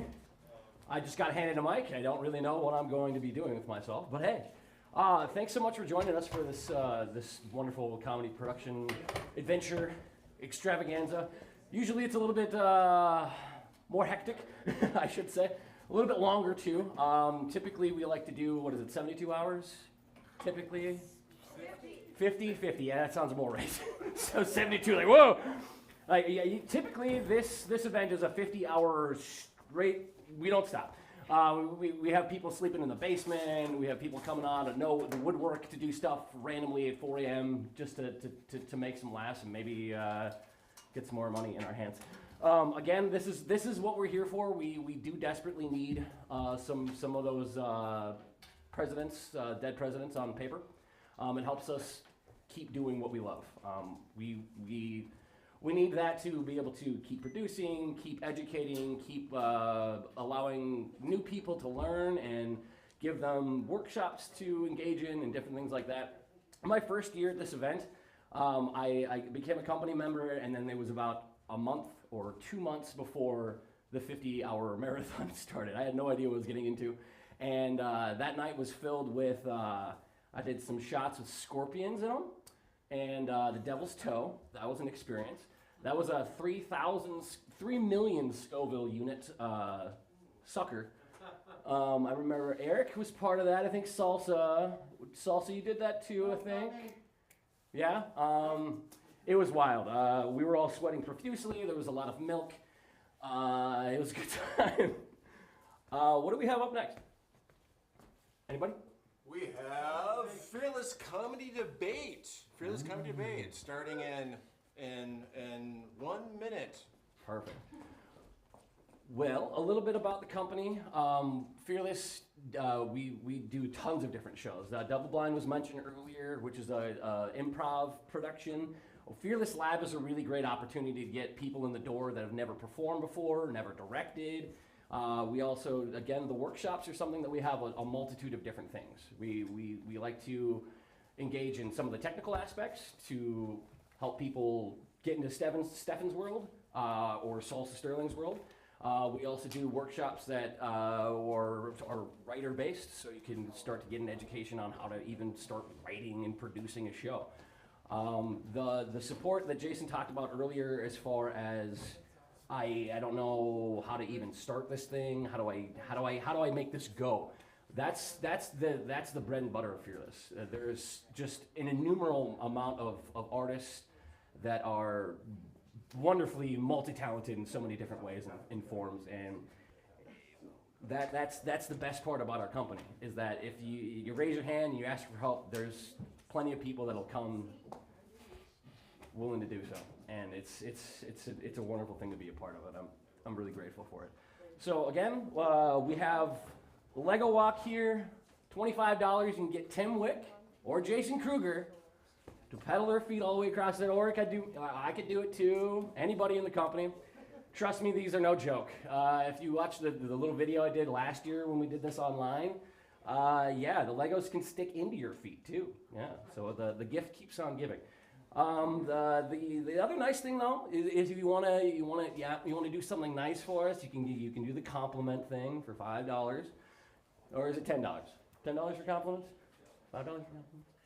Either way, you could also provide someone with a snack. You know, we do get hungry. We are needy, and that's about it. So we have. What was it again? It is Fearless Comedy Debate. Debate! Thank you, everybody. Well, as all of you know, Fearless Comedy, we do experimental things and trying things out for a new time, and this is a kind of a new concept that I'm trying out for a show. So, well, let's see how it goes. Actually, when I'm saying let's see how it goes, let's see if the slides work. Yay! Okay.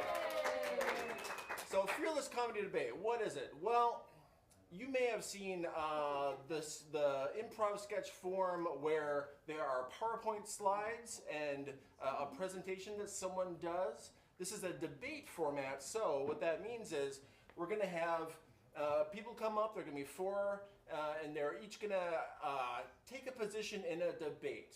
And the debate today that I have chosen is on what is the best music? What is the best music? Each person will have 12 slides that they need to get through within 6 minutes. But how are we going to keep track of the time and how are they doing? Well, we're going to have two judges, and I'd like to introduce our judges. We're going to have Kayla Sotobeer, come on in, and Heather Rand McKay.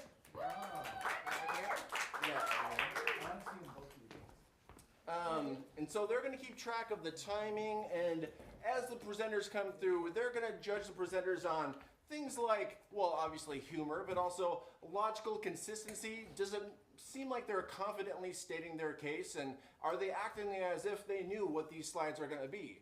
Because that is the main thing. These slides are going to be, well, they have been randomized. I actually do a lot of lectures and use a lot of PowerPoint in my job, and PowerPoint does this thing lately where it will actually suggest slides for your lectures, and they'll often make no sense. And so I thought to myself, I could put those together in something and have people try to make them make sense, and probably will do a better job than I did. Well, I think I'm going to introduce the debaters real quick. Tim Wick will be going first. And going second will be Nathan Gerber. Come on in. And going third will be Allison Anderson. Oh, nothing. And last but not least is Eric Thompson. Yay. All right, as I said, there will be 12 slides per each person, and the final slide will say something, so if you lose track, the final slide will say in summary or to sum up, to give you a bit of a clue. And our judges, we're going to check in with you after each debater to get a little bit of feedback, see what the good points, bad points were, get some of your thoughts. But with no further ado, I think we're about ready to get going. Are you ready, Tim? Sure, but who am I debating? Well, this is the thing. We're all four of us, there'll be four debaters. So you going first means that you don't necessarily know what their top points are going to be. You're just going to have to try to Try to get ahead of the game. All right, and what's our topic? What is the best music? Best music. What is the best music? All right. I'm ready. All right, and go. Thank you for coming to our debate here today. We're going to be talking about what the best music is, and as you can see from this first slide, it is clearly Irish music. This shot is, of course, taken from the perspective of a leprechaun. Leprechauns are the greatest connoisseurs of Irish music. Let's learn a little bit more about leprechauns. Next slide. That's right, leprechauns are incredibly clumsy. Now, I know what you're saying. Leprechauns live at the end of a rainbow. Of course they do. If you're clumsy, you would live at the end of a rainbow. Why? Because it's a slide. You just slide down to the end of the rainbow where you find gold. And gold, in this case, is a metaphor for Irish music. Next slide, please. Now you're sitting there, you're listening to your radio on a Sunday afternoon. Your butt is making roots into the seat, and you're thinking, what's going to get me out of my seat? What's going to get me dancing? And you're like, my whole top side is numb. Is numb because it's asleep, because it's been just here for so long. That's why Irish music is great, because you only need to move the bottom of your body. The top of your body can just be sitting there flopping around. Next slide, please. It is true that Irish music makes you very tired, and sometimes because you're dancing, and then it takes more work with the lower part of your body than the upper part of your body. So sometimes you might just need to hold yourself up against a table leg. This is what leprechauns do. Clearly, if you're not a leprechaun, you need to use something slightly larger. But that's your call. Next slide.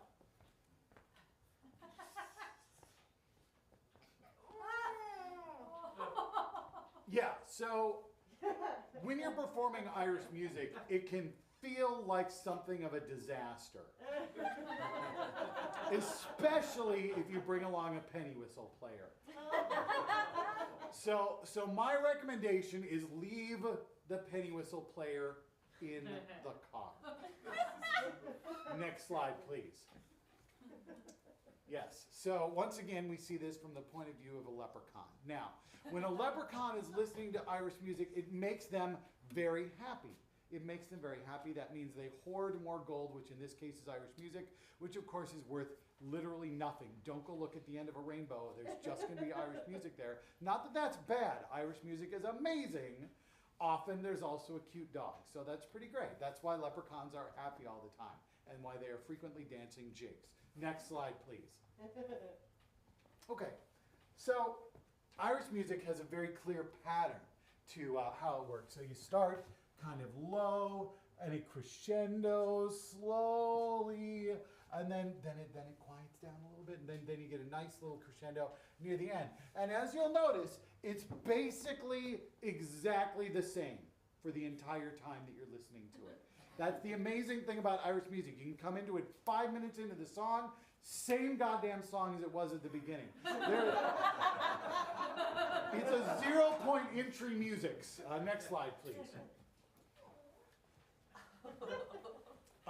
It's a little known fact that leprechauns transform into red pandas when they're listening to Irish music. So if there wasn't another reason to listen to Irish music, red pandas. Next slide, please.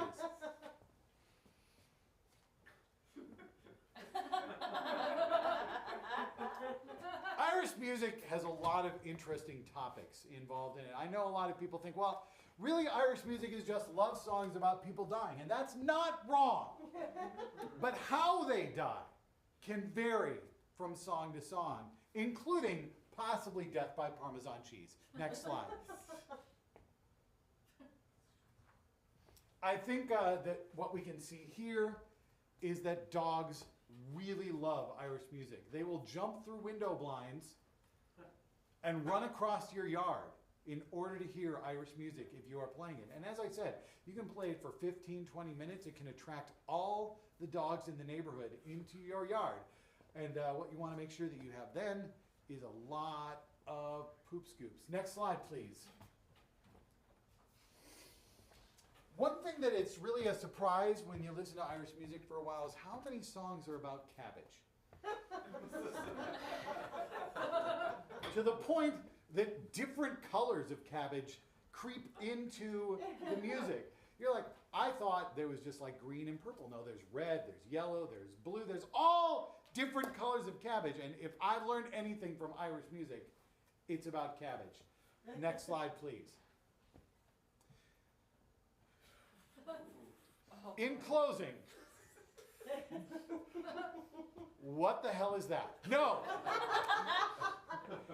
In closing, every time I've heard an Irish band, if I'm walking by a bar and there's Irish music playing, I will literally telescope my head around the corner to watch that Irish band, because Irish music isn't just about listening. It's not just about your ears. It's also about watching.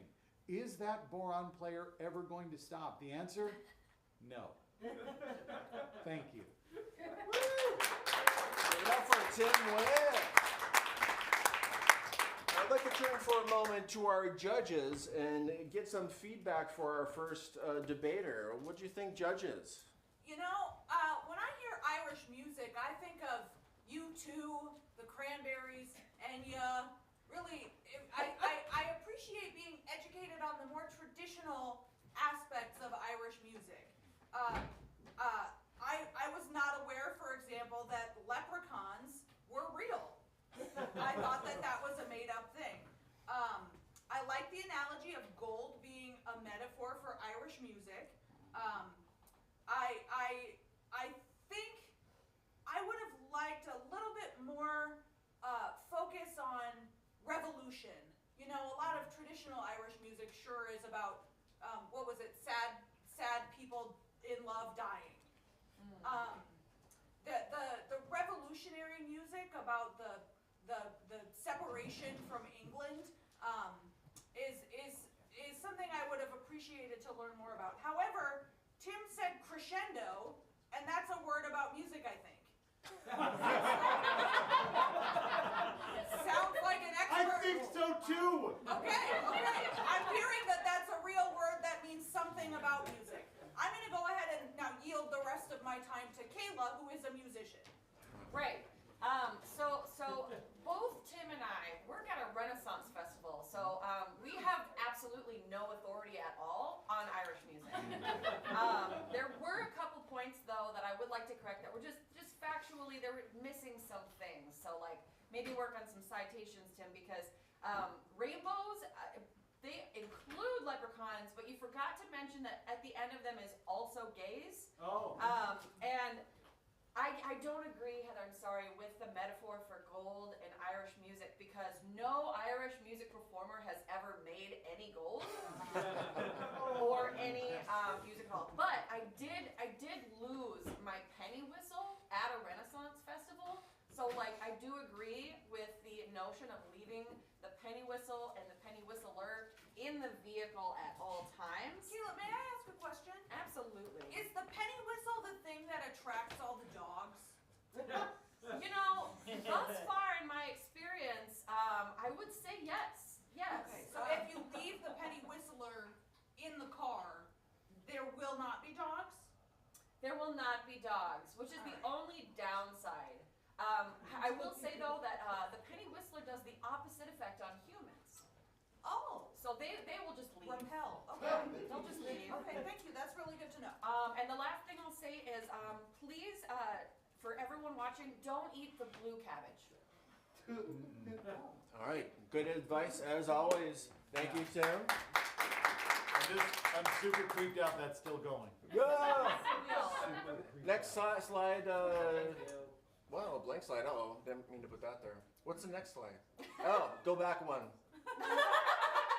All right. Well, this was an experiment, as I said.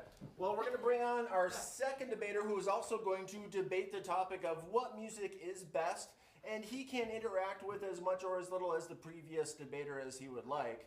Let me introduce him here, Nate Gerber. Let's put away the persona of Nate Gerber for a little bit. Thank God. Because I want to introduce you to Trevor Hastings. Now, let's talk about credentials. I have written for the Rolling Stoner, Wired, and I was a singer in a cover band here in the cities. Yeah, we got to play the Rock back when that still existed. So that, along with the tattoos and the fact that I used to drink at Grumpy's, my opinion about music is very important and you should listen. So, now, the topic of the best music out there, that's easy. Because the best musicians, and everyone knows this, great, is all of the musical theater kids who couldn't get into shows, got together and formed a group that you know as a cappella. That's right. They wandered the corridors of other regal tryhards, and they came out and said, no, we're gonna do this by ourselves. Next slide, please. Yeah, and it's tough being an a cappella musician because you gotta take those careful steps and then just get in the face. That is the true experience of a good musician, is just taking it. Next slide, please. Also, their cells are made differently. A cappella musicians, there's something in their DNA that just says, let's take an already good pop song and create something that no one wanted to hear. But other musical theater dropouts. That is ingrained in their cells. Next slide, please. And the thing about doing a cappella music is that you just have to throw it out there and turn your back on it. Don't listen to the haters, and don't worry about the consequences of the horrors you have created as an a cappella musician. Just, walk away. Next slide, please. Now, the other thing about being an a cappella musician is having that, mean mug face, because especially in modern day music, it's all about the YouTube videos, and if you don't have the facial expressions to show your absolute disdain for the music that you're creating or stealing, then you're not a good a cappella singer. Next slide, please. Now, some people think that school is really important. That's why musical theater kids go to school, is they think it is so important. But if they were any good at it, they wouldn't fill out random bubbles on the test sheets. And that is why you get into, I have lost my point. Next slide, please.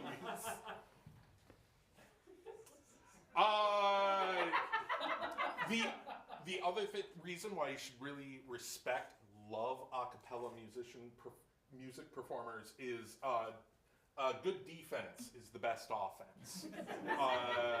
A lot of bitches are gonna come at you, and you just need to fight them off. Next slide, please. Now, your first couple performances as an a cappella performer, you're gonna see a lot of this. Just people noping out, oh my God, what did I walk into? And you're just gonna have to accept it, and that their pants may be full of poop from what you've done. Next slide, please.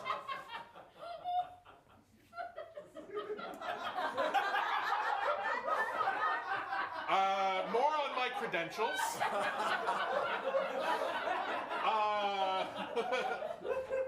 it's really important as a music critic to have hypertension.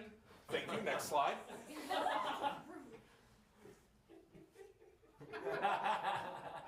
Now, being a popular a cappella performer, sometimes you just freeze. You know your true friends are the ones who tip you over to check to see if everything's okay. And that is now taught in EMS training, emergency medical systems, is to like, are you okay? And then like, tip them over. Next slide, please. I mean, a cappella has become so inclusive now. I know that when you think of musical theater rejects, you're thinking rich white kids, and that is absolutely true. But look at Pentatonics, they got a beatboxer, and he's not white. Next slide.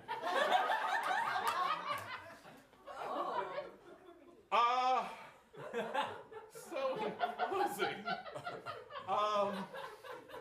a cappella is not the end of the world.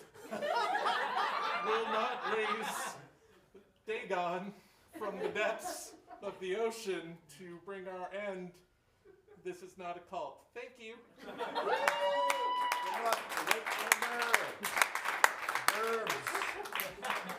Well, all right. That was a great point. So I'd like to again turn to our judges and get a little bit of feedback and thoughts. Absolutely. The first note I wrote for Nate here, it just says, "I hate you." That's fair. And I think we maybe all felt that throughout the thing. Now, as someone who has both experience in Irish music and a cappella, know that I also hate myself. But I will agree that the point about being a true good musician is just taking it. And it is true about the DNA as well. We all are horrifically depressed and have different DNA. And as someone who also went to music school, your clear representation of what that's like by completely forgetting what you were doing during the slide where you were taking a test is a perfectly accurate example of why musicians should not attend school. That is a waste of money. It's a waste of money. I can attest to this. Especially when the school closes. Oh, yes. Thank you. R.I.P. McNally Smith.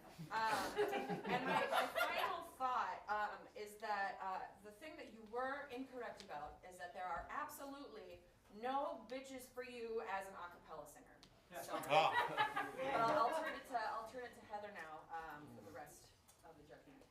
So I'd like to clarify a point. You said something about rejected theater kids. I feel like that's kind of a redundant thing to say.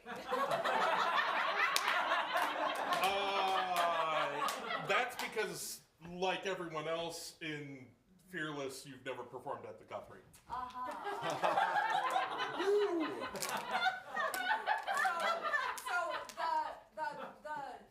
would like to talk more also about the cellular structure of the a cappella singer. Is this a dominant or a recessive trait? Oh, thank God it's recessive. Okay. I really, one thing I admire about a cappella singers is their ability to ignore the haters. I feel like that absolutely is maybe the first thing that you should learn to be an a cappella singer. Yeah. The last thing that I really want to point out is, so the slide at the end with the face head that had maybe a dozen mouths on it, logistically that would maybe actually make a very good a cappella singer, right? Aside from the madness it would create, sure. Yeah, I mean... Same thing, really. Yeah. Do you sing a cappella music? God, no. Okay. Yeah, you don't want to know. Thank you, I learned a lot. All right, give it up again for Nate Gerber. And our next debater coming out, and again the topic is what music is the best? Do I see her? Yes, you There we go, Allison Anderson. start out by introducing myself and my credentials. Allison Anderson, CBC, CCA, MD, PhD, DDS, Notorious RBG. So I am going to tell you why 80s music is the best music. And I know that sometimes 80s music can feel like you're in this long, dark tunnel with very little way out. I understand that. But there is a light at the end of that tunnel, and that is the greatness of 80s music. Next slide, please. It's colorful. It's grandiose. It's very big. Everything in the 80s was very big. Much like this peacock is very colorful and grandiose and very big. Next slide, please. So drowning does happen in 80s music. It's a hazard, I won't lie to you. You can go down that spiral and you can feel like you're being overwhelmed, especially when rickrolling is involved. But you know, sometimes someone will come along and just high-five you for drowning. And isn't that a good feeling? Next slide, please. Well, that is just an adorable cat. All right, so adorable cats even sometimes enjoy 80s music. Sometimes. Most of the time they're very disdainful. I understand that. That's just really the cat thing. It's not really so much about the music. It's just cats are very dismissive. But see, this cat appears to be very engaged in the 80s music it is listening to. Well done, kitty. Next slide, please. So, it can feel like you're wearing a disguise when you try to get into 80s music for the first time. If you haven't already been engaged in it before, you're kind of going, what's going on? I'm supposed to pretend to like this stuff. There's a lot of synth happening. I don't know what's going on. Just embrace it. Just run with it. Rip off that disguise and dive in. Next slide, please. 80s music is 90 degrees, I think.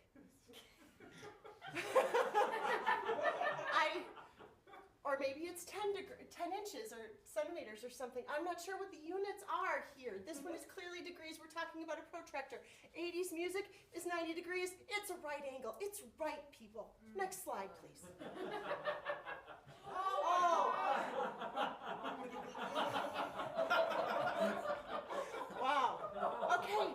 See, here's a perfect metaphor for 80s music. You start out, you're thinking, oh, it's kind of cute, and then it gets really disturbing very quickly, and you sort of panic, but then you realize that your brain is like freed, it's opened up, and you have a new reality. Next slide, please. You very rarely encounter harmonicas in 80s music, but never, because there is Billy Joel. So yeah, Billy Joel could rock the harmonica. Next slide, please. Jesus doesn't like 80s music. It makes him curse. He's not happy about that. But you know, for the rest of us, we enjoy it. Next slide, please. Wow, that's just really pretty. Okay. 80s music can be very pretty and very wild and very unpredictable. There were some music videos. I'm stuck on the previous presentation. There are some music videos that had tigers in them in the 80s. That was a big thing, music videos. Next slide, please. 80s music does feed off your thoughts, but it's okay. And I'm going to tell you why. Because it only feeds off your thoughts to make you enjoy it more. Just like that bubble on the second doctor there. Surrounds your head. Next slide, please. And in closing, when you listen to 80s music, you become a terrible skater. And you skate along and you just fall right into it. But look how you just become encompassed by the sound of the 80s music. Look at him, he's encompassed now. Here he comes, he's just skating along, he's just touching the surface of it, and then boom! He's in it, he's loving it. It's great. Thank you. Thank you, Allison. Well, we're going to have a little bit of feedback from the judges please. again. I really appreciate that you referenced a few 80s artists that I really hate. Okay, sure, yes. I feel like there might have been a missed opportunity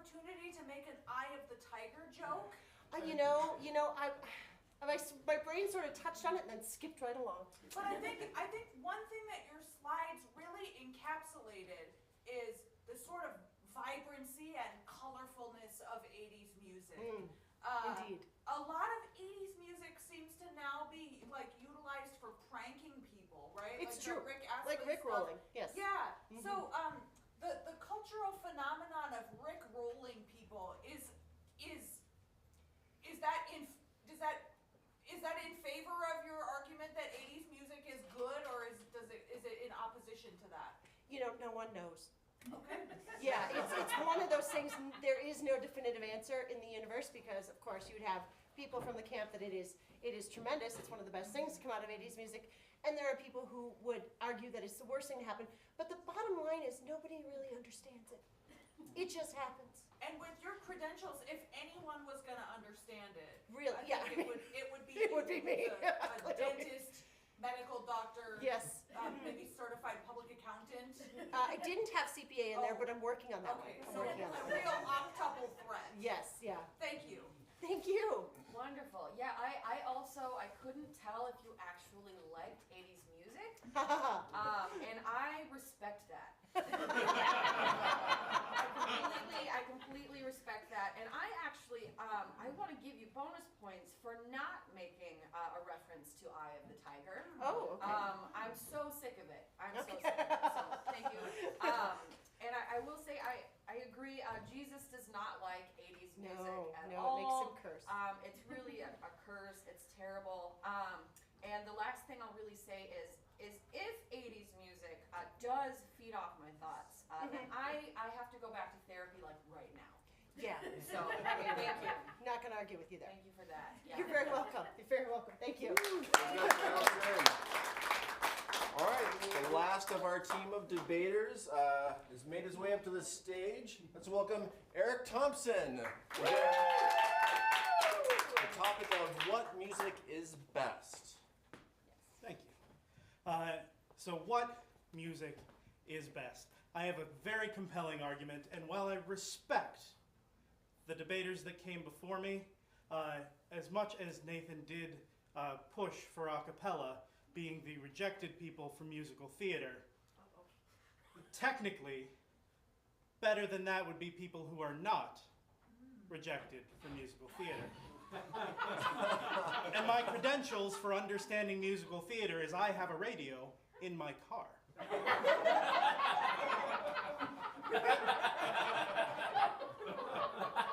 Now, when you first approach musical theater, it can feel like a maze. You can feel lost. It branches in so many directions. Some of the stories are so deep, and some of them are not. And it's difficult to tell where you should start. You don't want to get into something like Cats right off the bat, unless you take a lot of drugs, and then you might just stumble into Cats right off the bat. So I'm going to help you navigate this maze. Next slide, please. Now, we all know that Russia has been in the news lately. But I will remind you that in Russia, there is a roof. And on that roof, there is a fiddler. If we are going to relate to anyone in Russia, it is one Tevye. Because who here has not said, if I were a rich man or woman or person? Respectfully, but for Tevye knows who he is, if he was a rich man. And which of us would not biddy diddy diddy diddy diddy diddy dum? Next slide, please.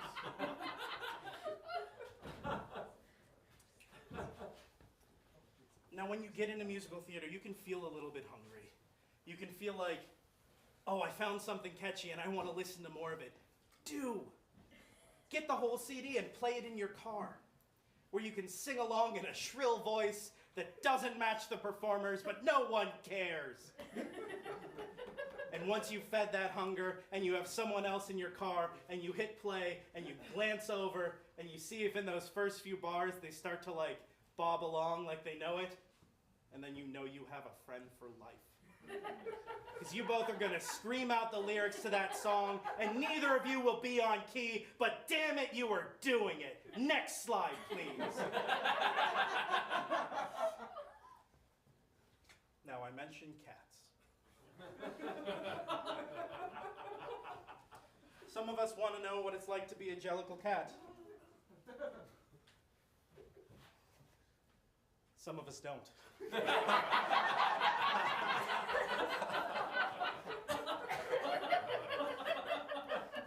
Next slide, please. Now, if you're talking about performance shows that are big and traveling, you have, of course, one that is slightly problematic. You have won The Greatest Showman that very much takes a topic that is a little bit troublesome and kind of paints it in an easier light. We don't want to lose that history. But they are a good starting point where you start to learn a bit about it. It is still fiction. But it is a fiction that has an entry point where you can actually learn. And as much as we love Hamilton, Hamilton is not history and we know it. Neither is The Greatest Showman. Next slide, please.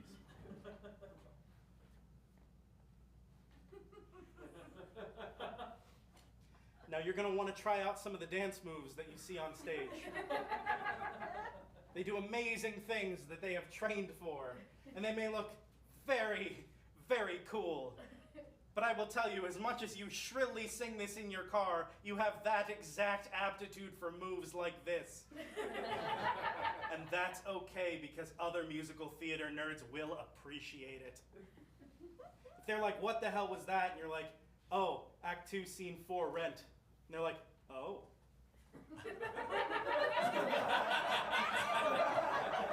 Well, damn. Next slide, please. You may feel like an outcast sometimes, but what you're actually doing is learning about relationships. And what musical theater teaches us is that relationships are bad. Phantom of the Opera. Eh. Annie, Get Your Gun. It's in the title. You'll start feeling different and detached from the people that are around you. That's because the people around you are bad people. Find other musical theater people that have already learned this. Next slide, please. Once again, cats. There are some good songs in Cats. But you should not watch a movie that is really not the musical Cats. Unless you have taken substances that they talk about in other musicals. Next slide. Now here, what you will see is actually the real Sweeney Todd Barber Kit.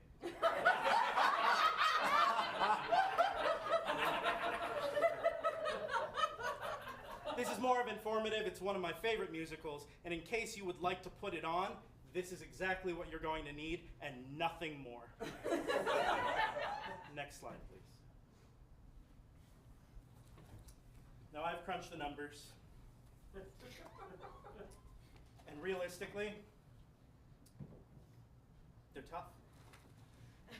They're tougher than when in Avenue Q, someone with a BA in English, much like me, tried to find an affordable apartment, much like I tried. And yes, I discovered that musical while I was pursuing that degree, and I pursued it anyway.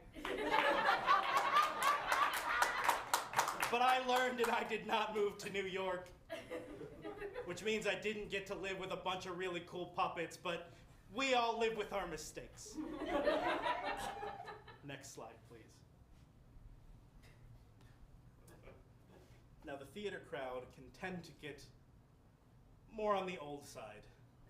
So I ask you, please, when you finally decide that you can afford a musical, because when you go to one of these, please move calmly. They spook easily. They have bad hips.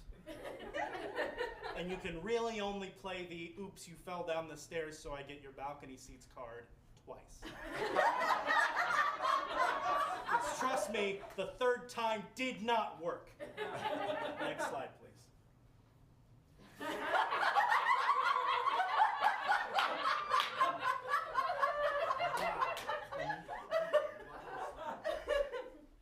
In closing, Wicked is a very difficult musical. The scenes where Elphaba flies, you have a haggard stage manager in some high place who has to make sure she's okay, and then has to be back down to change the scenery in 2 seconds.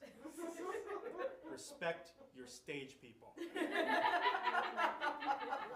Thank you.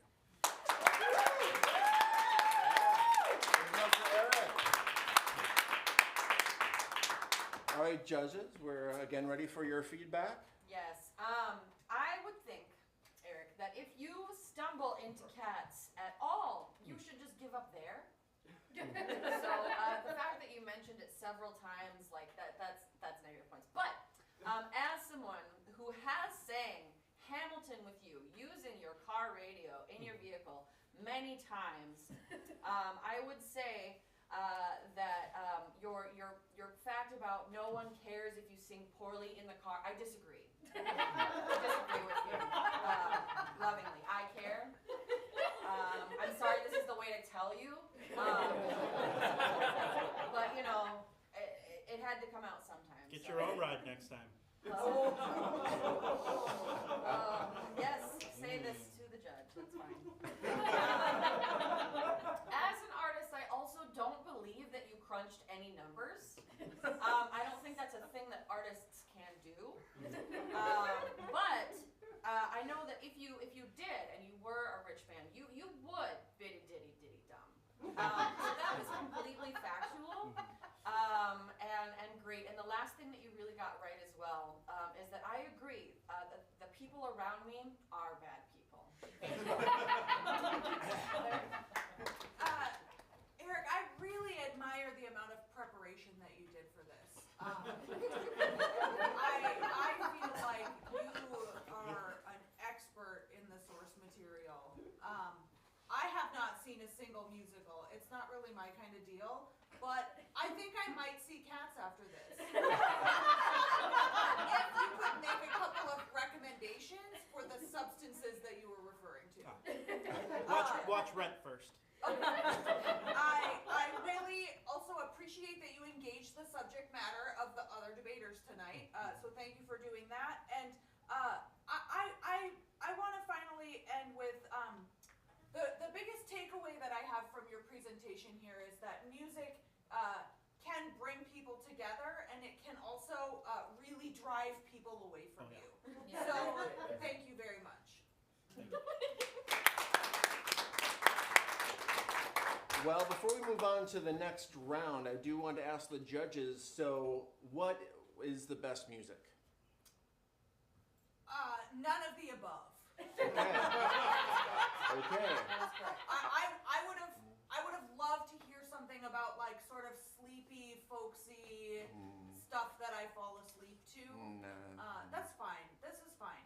Could we have a moment to confer? Sure. Thank you.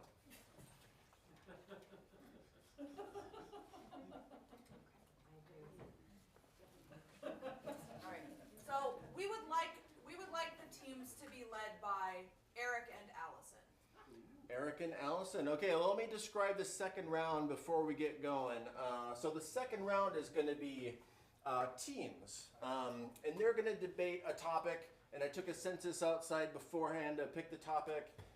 They're going to decide pro or con. The topic is humanity. Humanity. And so I would actually like you judges to pick what team would it be that would be arguing pro and what team would be arguing con. And then we'll have the pro humanity team go first. And what will happen is we'll do another set of slides, but that team each will take one slide at a time, and they will work as a team to try to make the larger point of whether they are pro or against humanity. I Whichever team is against needs to have Nate on it.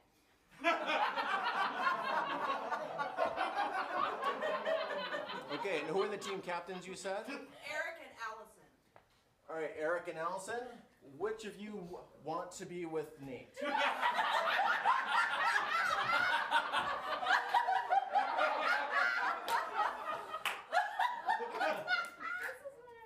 I don't know which is winning and which is losing. Fine, I'll take it.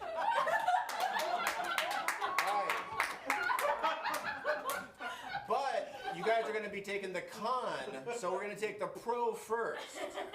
All right? So, Tim, you and Allison, as I said, will take these slides. Now, it's going to be a bit quicker because it's the same 12 slides in 6 minutes, but you'll be taking turns one after the other. The team captain will go first. All right, y'all ready? Ready as we'll ever be. All right. Absolutely, humans are great. All right.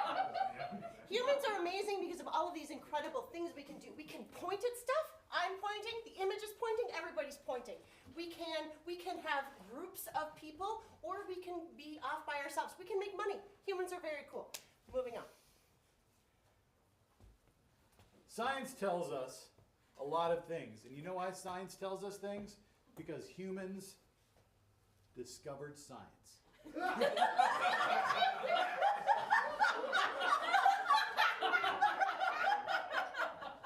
Next slide. Humans can also paint things, and they can make really big, pretty brush strokes in interesting colors. Next slide. You know who's never gotten a tattoo? Things that aren't human.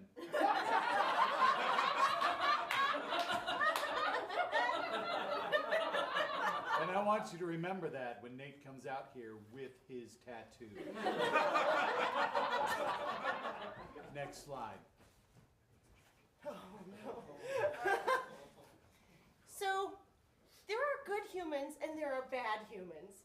And sometimes we need the bad humans to give us an example of how good humans can be. Because the good humans know that these people are idiots. Next slide, please. What's the difference between humans and animals? Humans have hair. That can be styled in many different ways. Have you ever seen how a sloth styles its hair? It's not pretty. Slowly. I would go for human hair any day of the week. Next slide. Humans can be logical.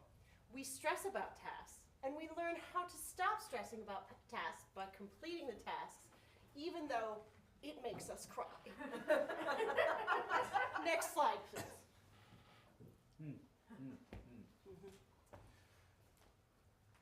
Humans move from continent to continent. Unlike animals, which have evolved to exist in certain small areas, we as humans said, screw that. Screw it. I am tired.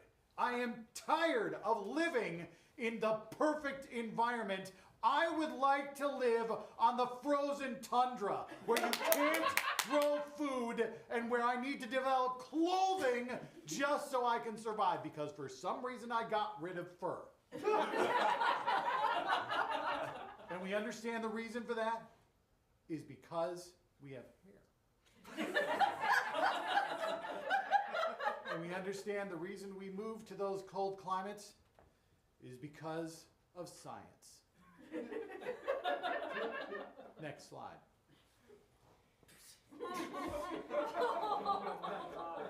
So, humans have also developed some fun and interesting ways to mess with each other. One of those ways is to put each other in assisted living. Another one of those ways is to do something called gaslighting. Sometimes we do both of those things together. And that is why we are awesome. Next slide. Math. to science. And science leads to fabulous hair. Next slide, please. Humans love spring. And the first sign of spring is the first robin. And there he is. Isn't he happy to be here?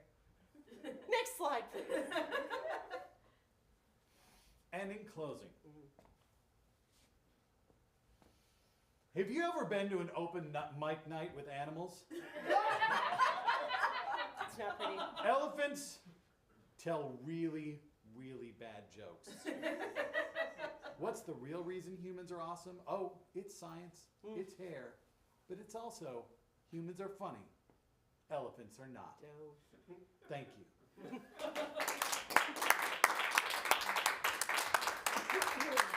Well, judges, although it's too soon because we haven't heard the counter argument, but what are your feelings about the pro-human argument so far? I just want to do a little bit of fact checking here. Oh, okay. So you were pro-humanity. You were taking the pro-humanity stance. Mm-hmm. Okay. So animals do get tattoos. It's usually sad, but my dog actually has a little green tattoo by his pee-pee. To indicate And that who he's gave been- that dog the tattoo? That's a good point. Animals do have hair. That is also a thing that is true. And finally, there's Is it as fabulous as ours? I probably should do a little more research on that subject. So there's animals that move around from place to place too. That would be like birds, whales, butterflies. There's all kinds of migratory patterns. The whales stay in the water and the birds stay in the air. I don't see your point.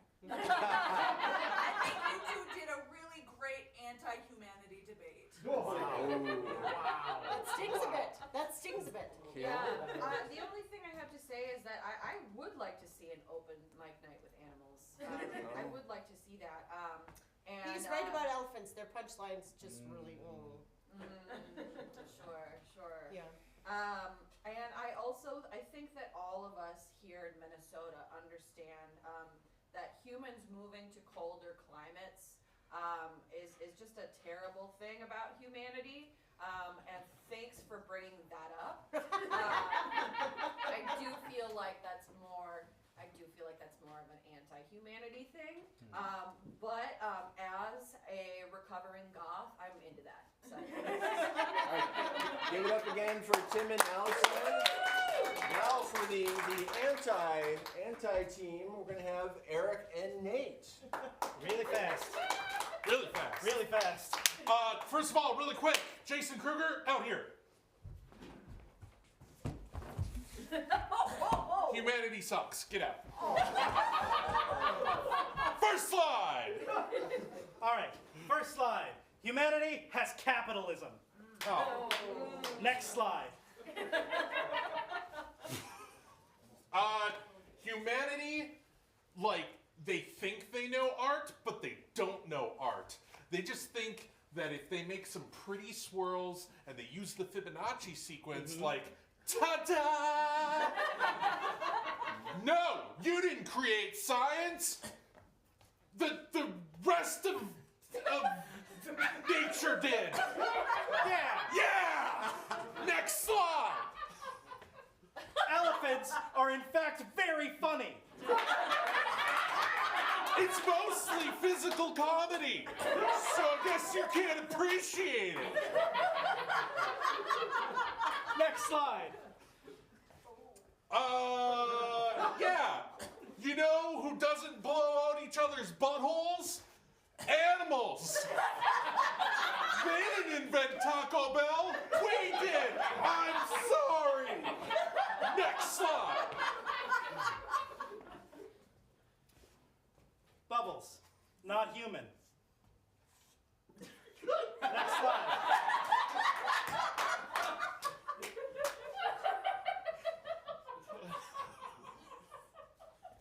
cats know how to set boundaries. It's true. Which is why I have 4 of them in a very small space. So I can learn how to become better. Cats. Next slide.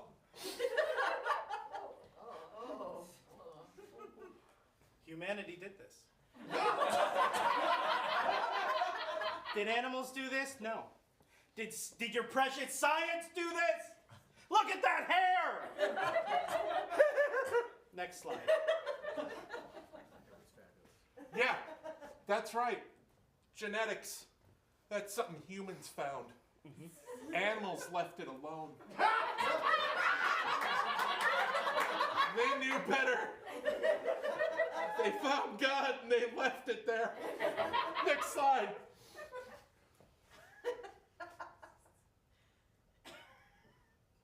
Next slide.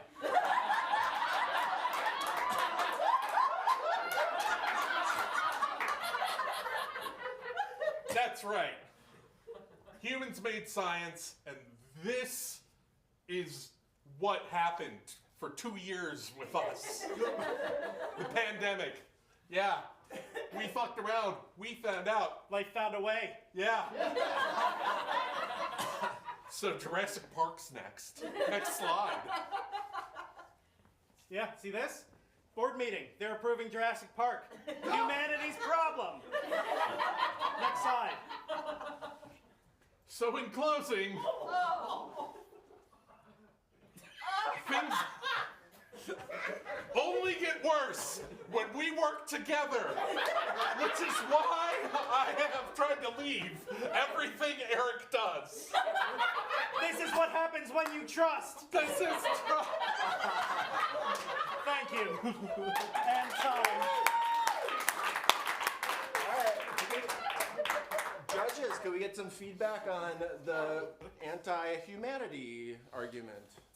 Too real. And with the addition of Jason Kruger, I've worked with all of, that's all I got, Overall, I mean, good point. All right, can I get everyone out here for one more? Just want to thank everybody for such a great show. We're running out of time. We ran out of time, so I just want to thank everyone for coming out. And as I said, this was experimental and randomly shuffled slides, and I thought they did an amazing job of making it make sense, right? Congrats to all of you for being master debaters. Put that on my resume. I'll hand it on over to our host, who's taken over for in between shows. Nice work. Thank you, thank you. Yeah. I'm gonna enjoy that for a bit. Some lovely, lovely soul gifted me. Yeah. Ah, yes! Oh, it feels so good. All right, so we've got some Lego walks. I know you guys have been waiting for that. I've been waiting for that. We've got Lego walks for both Jason and for Tim. But first up, we're gonna have Mr. Kruger come here with his pretty little feetsies. Just one, right? Ugh. Okay. It's all you, brother. Oh yeah, I didn't miss that. You going stuck? Yeah. Okay. How'd that feel, Nice buddy? work. That's exhilarating. All right, I'm just gonna need you to walk back. Oh, just walk back. Yeah. Yeah, that's it. Okay.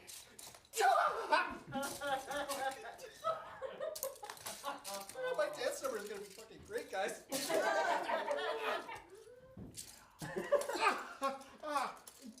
Don't step back on it. What the hell is your problem? Look, I'm trying not to get him on the stage. Why do you care? So I will double check the names, but since I've been on stage, I don't have them on hand. Keith, can you double check the names for the people who donated to Jason to do those Lego walks? Sure. Thank you for your donations. Now, Tim, not to be outdone, can you please walk across? Sweet.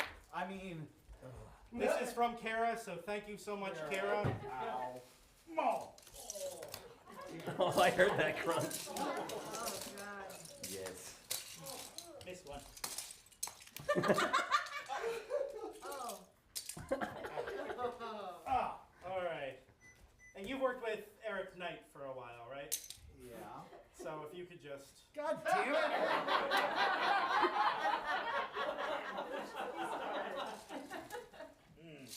Okay. Oh. Oh. I really hate this challenge. We know. Ooh. Yeah. That's it for the Those Lego are the walk. best ones. Oh, good. I'm done. Gift that keeps So, on giving. once again, they're having a competition to see who gets the most throughout the weekend. This is so The great. person who wins loses. Vote Jason! They're tied again. But we always win. Vote Tim! They lose, we win. Keith, do we have any other things lined up? Nothing right at the moment. Actually, Tim's ahead by 1. Ooh. It's 5 Tim, 4 Jason, right? Oh, then we have a few we will make up soon. Oh. I've been keeping a running tally as they come in, so. All right, we'll get a few more in the next break.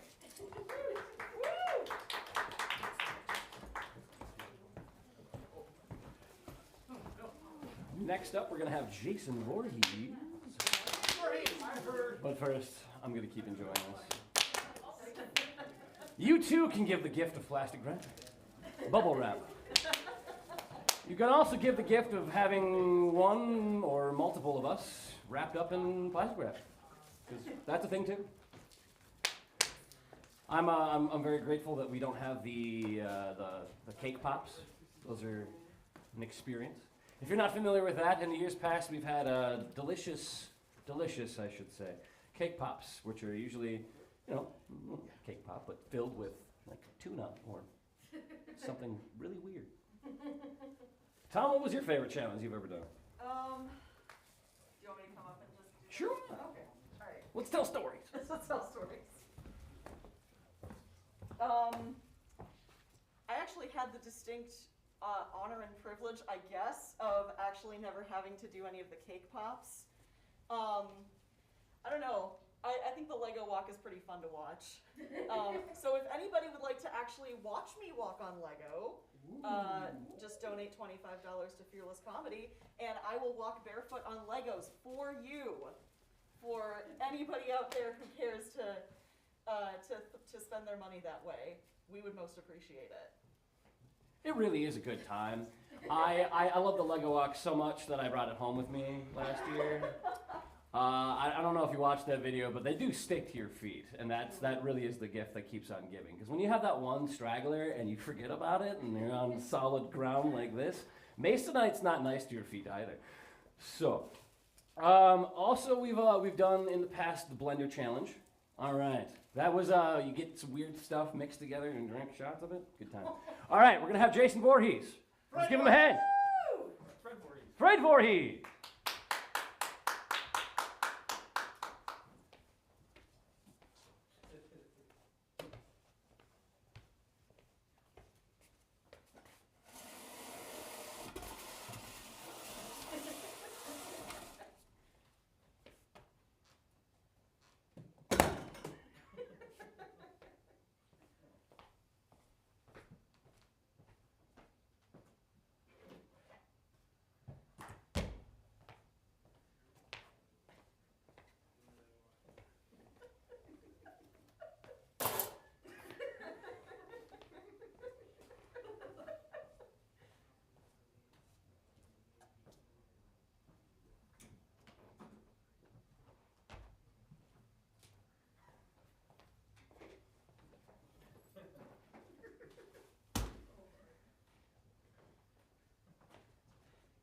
Who said that?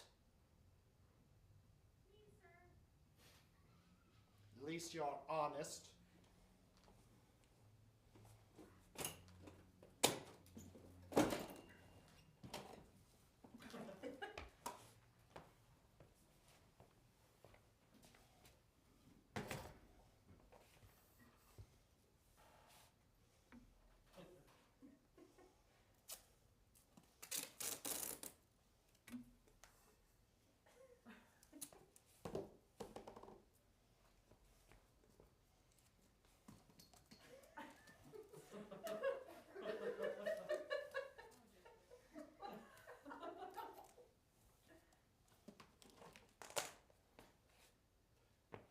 This is so we remember it's a comedy. The light tells me the microphone's on.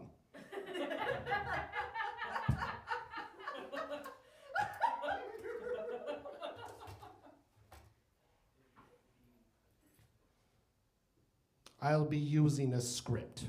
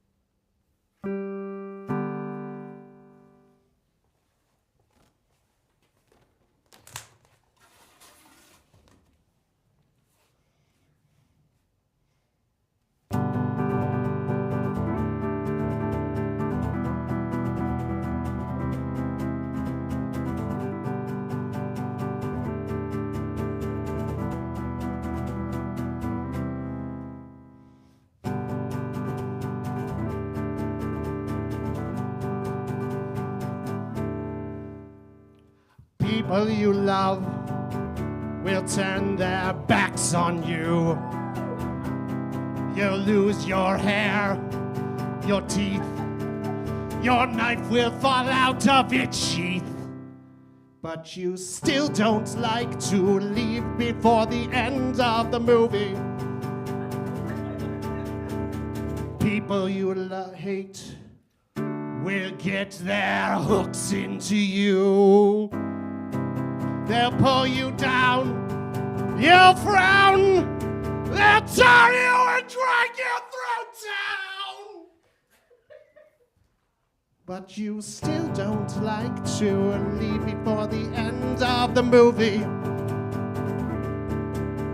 No, you still don't like to leave before the end of the show.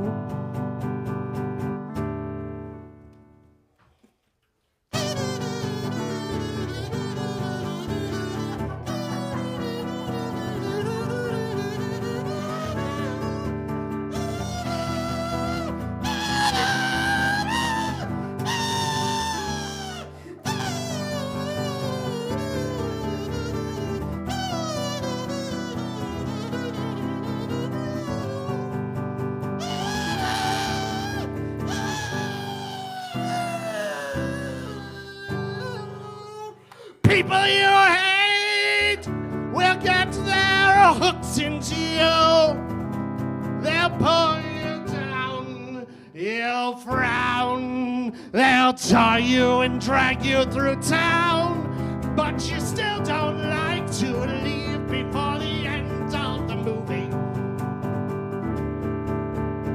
No, you still don't like to leave before the end of the show.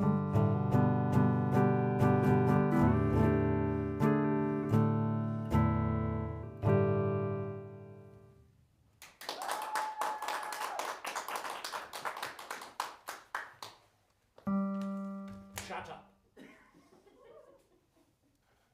Can't trust you. That song was the end of the movie by John McCrae, originally performed by a band named Cake. I suspect you've gathered by now that we are not actually in the cinema yet. Despite that, my expectation is that if you are brave enough, you stick around for the entire show. I'm told this event is a fundraiser. Who wants to give me money? Well, I tried. Today I shall be performing a number of different media. There will be at least one more song. There will be dance.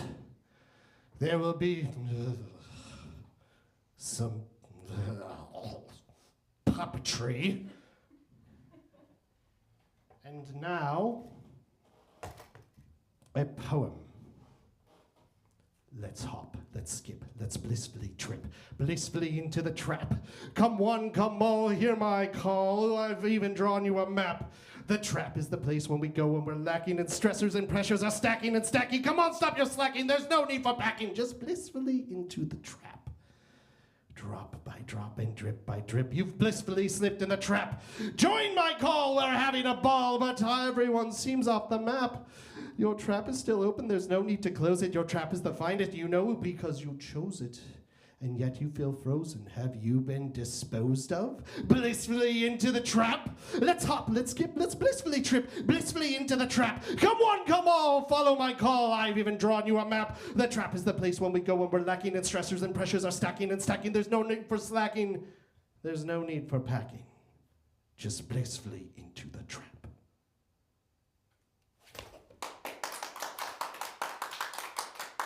Thank you. Thank you. What? Ah!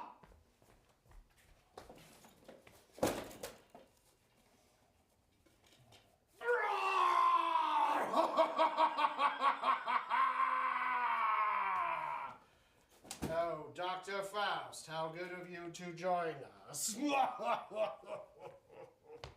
Why didn't you wake me up at the start of your show?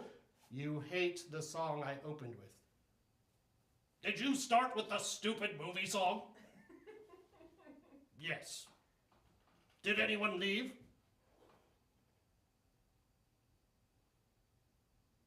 I don't think so. Is anyone leaving now? I don't know. Are you going to introduce me? Yes, this is Dr. Faust. Is that it? Is it terribly necessary? Well, I think you're pretty terrible, so I deem it necessary.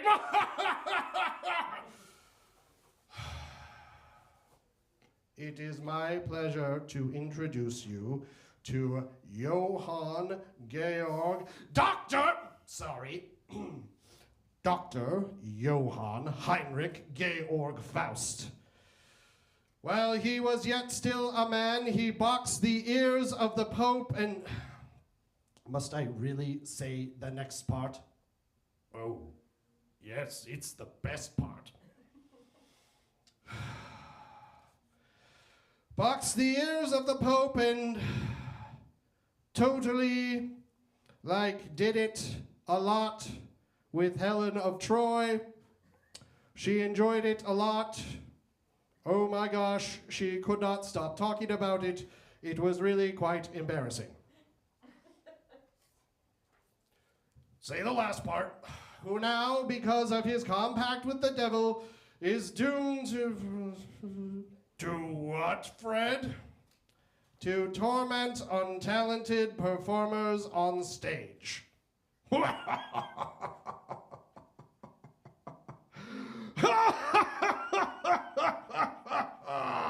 What's next? The fishing show bit. I suppose I can take a turn, but I am not being the fish the whole time.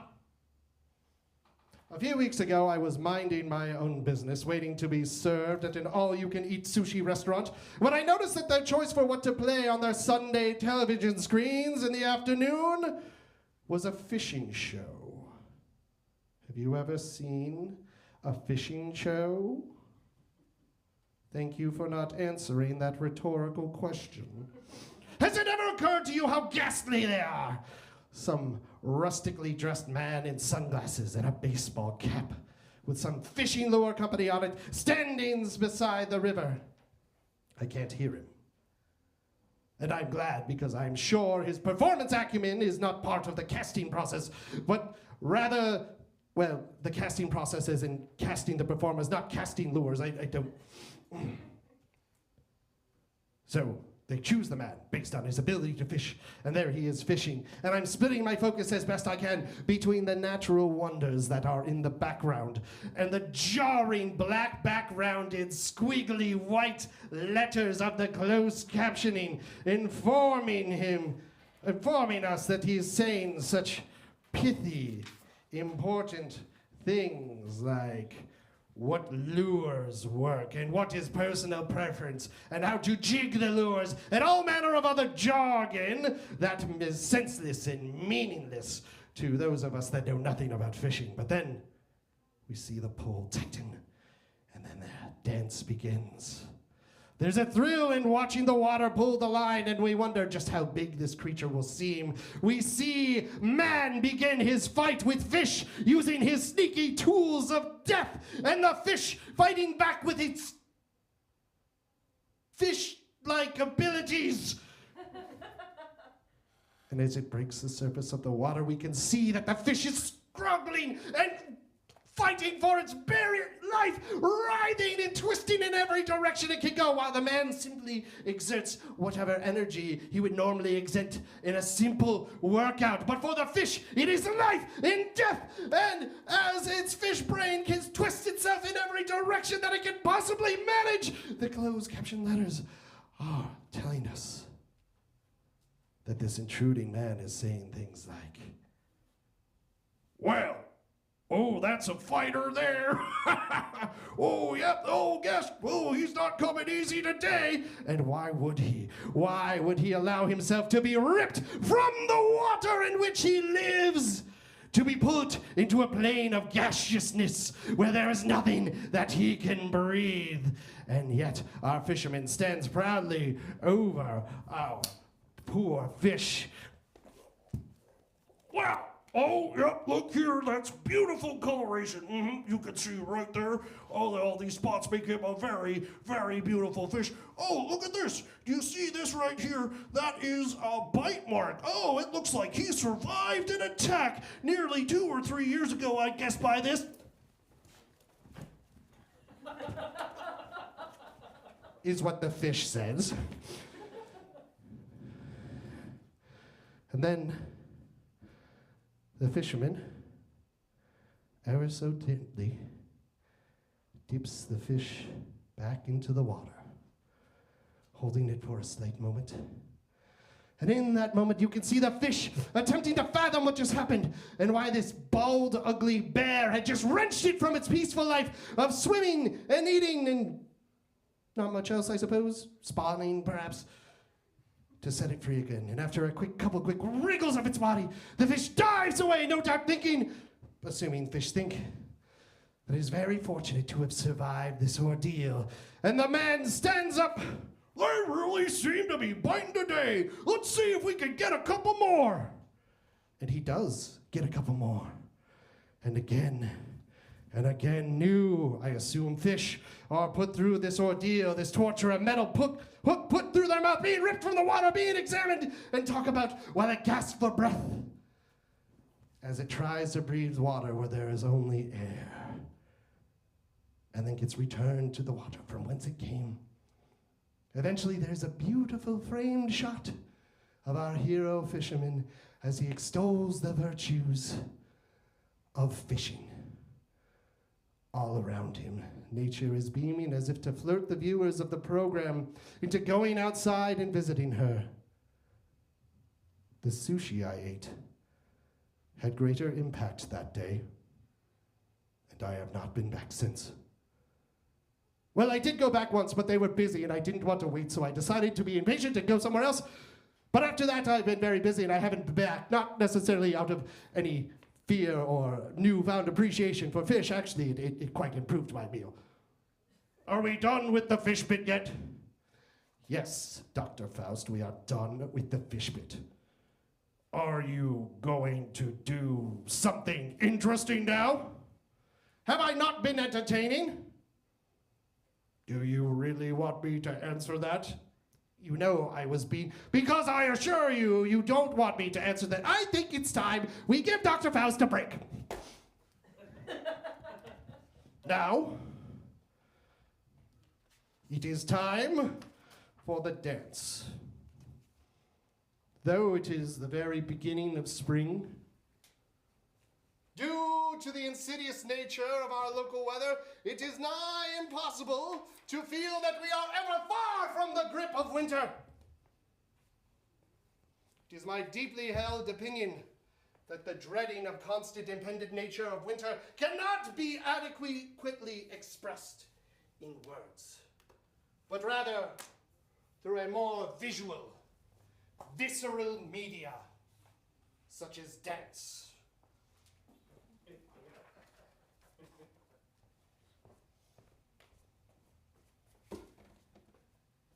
I need space.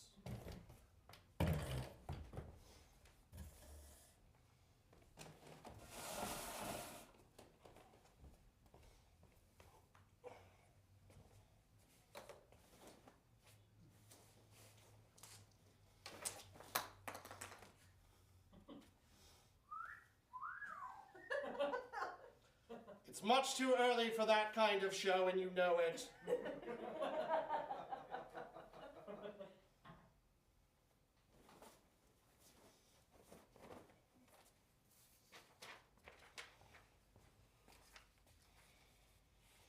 This is my solo dance piece.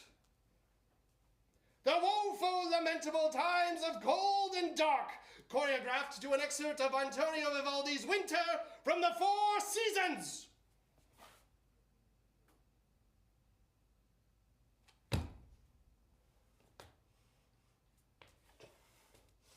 Music!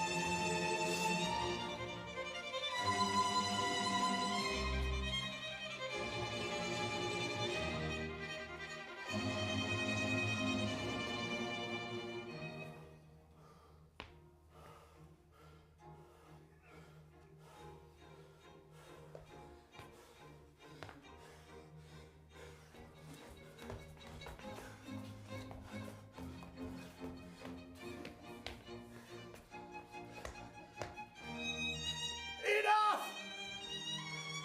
Please!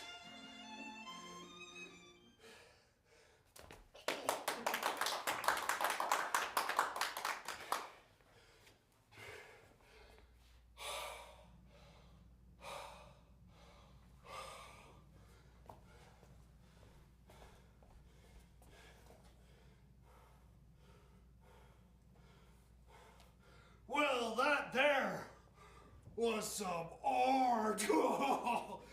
I really like how you leaned into how awkward and out of shape you are.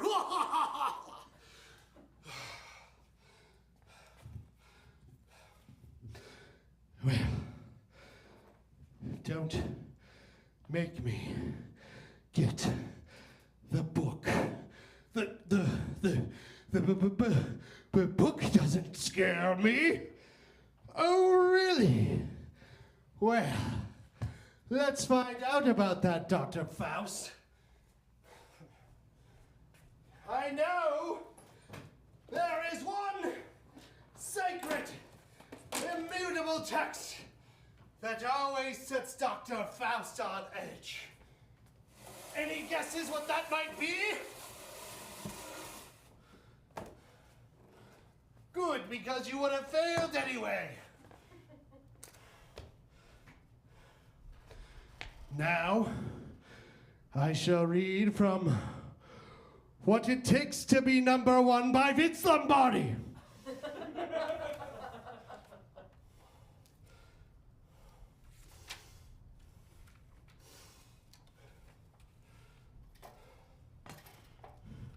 Please, Fred, don't. Oh, you deserve this.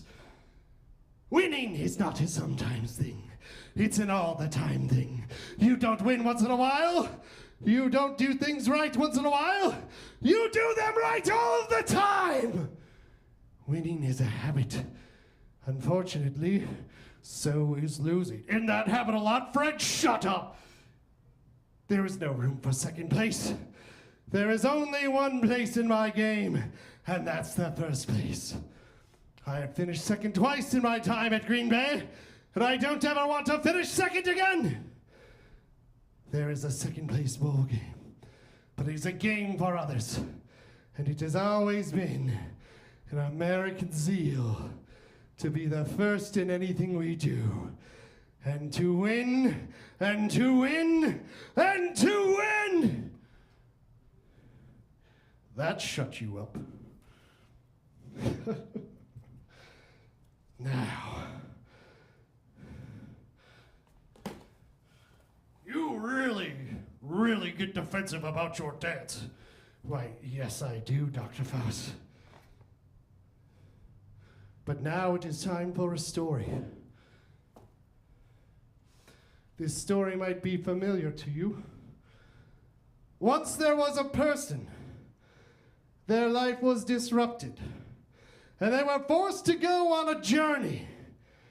On this journey, they faced trials and met new people and saw things and cultures they would probably never have seen if it wasn't for the stupid thing that disrupted their life in the first place. They probably nearly died. Then they overcame the adversity, growing as an individual, and they went home, claiming to be happy for the rest of their life. There. That's every story. I'm sensing some of you didn't much like that story. Why is it too familiar?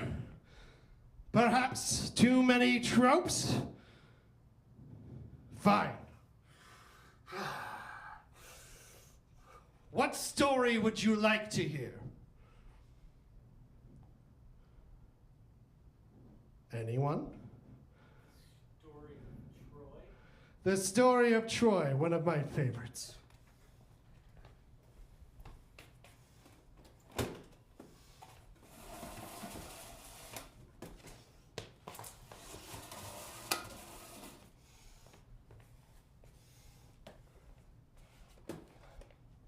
Once there was a great Greek city, and in that great Greek city there lived a most beautiful maiden.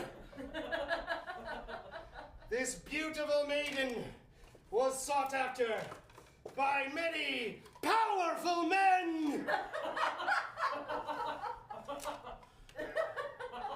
One powerful man was deemed so wise and so good in heart that only he could solve a mystery of the gods as to who was the hottest of them all.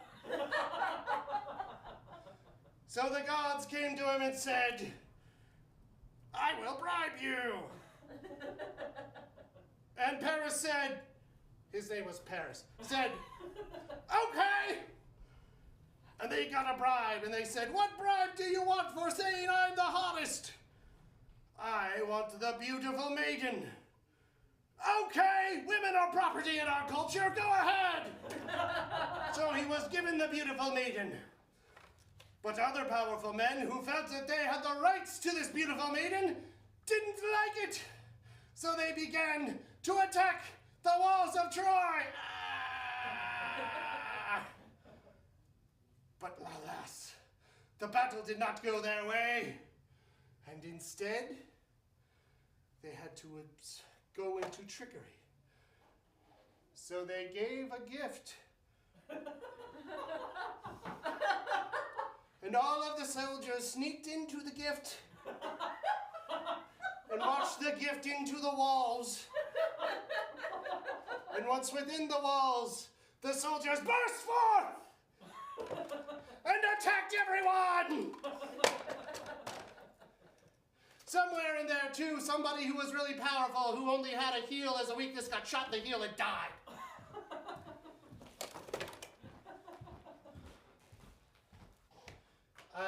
And then a guy took a really long time getting home. They made a whole thing about it. Better? Good.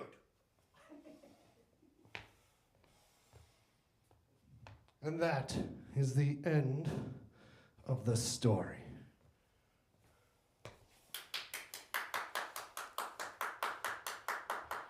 I agree with the one audience member you haven't walked. That was a lot of fun. It wasn't quite as bad as I thought it would be.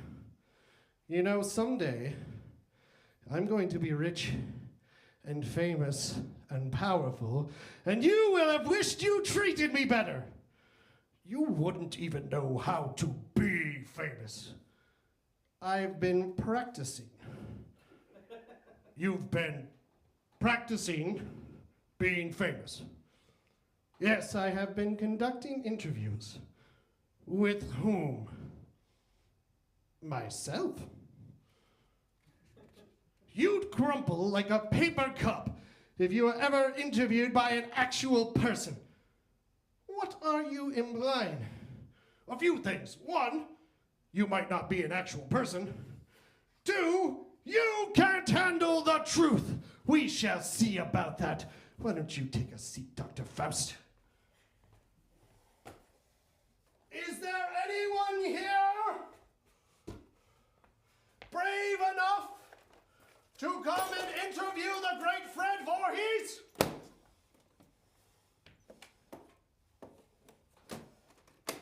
Anyone at all?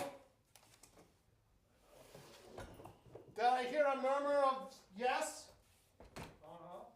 Get on stage!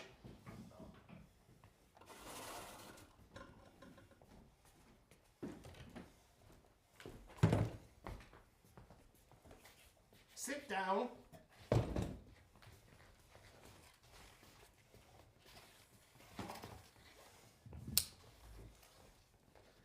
I've arranged some starter questions.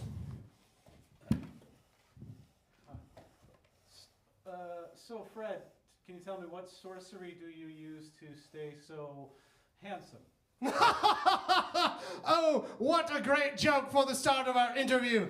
Everything about how I am and how I feel and how I look is all natural. No sorcery at all. That's really nice to hear. Isn't it? Yeah, that's congratulations. Have you ever been a fish? What kind of stupid question is that? It's okay. We'll just move on. Yes, you will. Sorry. What is the world? The world. Oh, what is the world? I don't even know anymore. It used to be a sphere in which many things lived and breathed and coexisted together, but now it's just a mess of pain and fire and disease and capitalism and all of that. But I suppose it's also nice because you can get things to eat sometime. Yeah. You know, speaking of getting things to eat sometime, Fred, can you tell me what your favorite type of cuisine is? My favorite type of cuisine is the type that is served to me without paying for it. But really, the more raw the food can be, the better. I like my steak very rare. I like my sushi almost flipping still. I love flipping sushi. Watch your language. Sorry. So that's really so your whole existence, Fred, is exactly what? You're doing all this wrong. All right. What is the sorcery you use to stay so handsome? Well, it's a combination of skincare in the evenings, and I try to eat a healthy diet rich in... What is a healthy diet? Well, fruits and vegetables, omega fatty foods like fish and things like that are pretty good. I enjoy fish. Yeah, fish is good. Have you ever been a fish? No. No. What is the world? It's a planet where all of the people and animals and plants live in the universe, as far as I know. And it's probably round. A limited but technically correct answer. Thank you. You may resume. Okay, so Fred, now that I know how to do this. Do you really? Yes. Yes. What is your favorite color? I think that people really want to know what your favorite color is. I rather enjoy red. Who had red? Me too. Someone was betting? Am I cut in on this? No. This is totally on the side. Doesn't involve you. Oh, I'm sorry. The thing happening in my show doesn't involve me? Well, only in as much as, it's about you. You just said it wasn't. Well, we were guessing what What are your credentials? Fearless comedy member, I suppose that should be sufficient.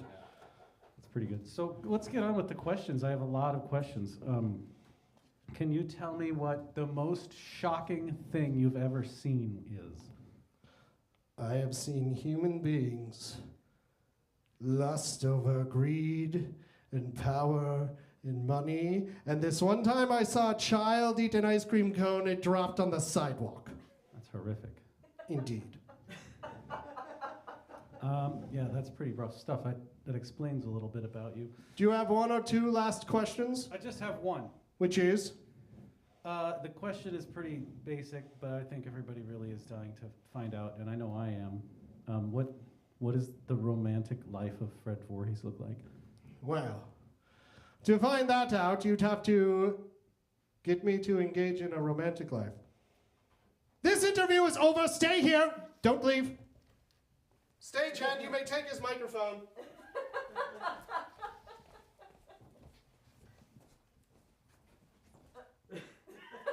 For being a good sport and conducting an interview, you receive this prize. Thank you.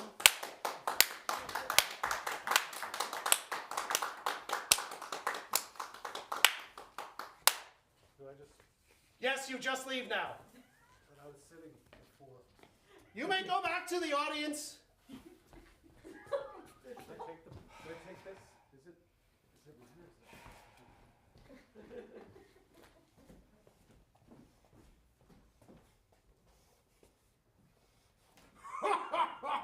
Oh, yes, after that, you are ready for prime time. You know, I could get the book out again. No, not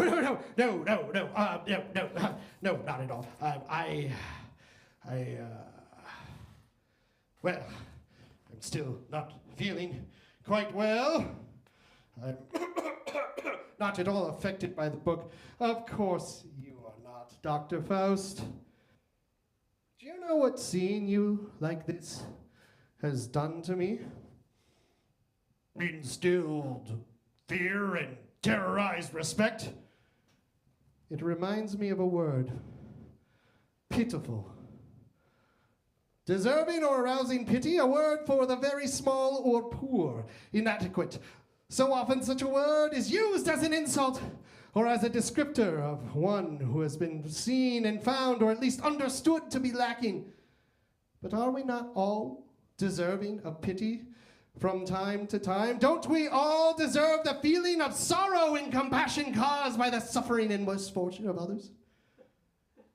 I do not know that one can survive their entire life without having a pitiful moment. And in such moments, that very pity is the very thing we often need or deserve. Regardless how much we may protest that need, how much having compassion directed at us feels unnecessary, unwarranted, and makes us feel weak, what type of wretched society have we created that our empathy toward our pitiable condition has been viewed as an insult? It is almost as if we expect our pride to carry us, and that anyone looking out for anyone other but themselves seeks only to do so to damage the ego of the person in need of help, in need of assistance, in need of love. I know not how to break this societal cycle, for feel free to again attempt to figure it out on your own. All I know is a simple truth which I will now outline in song.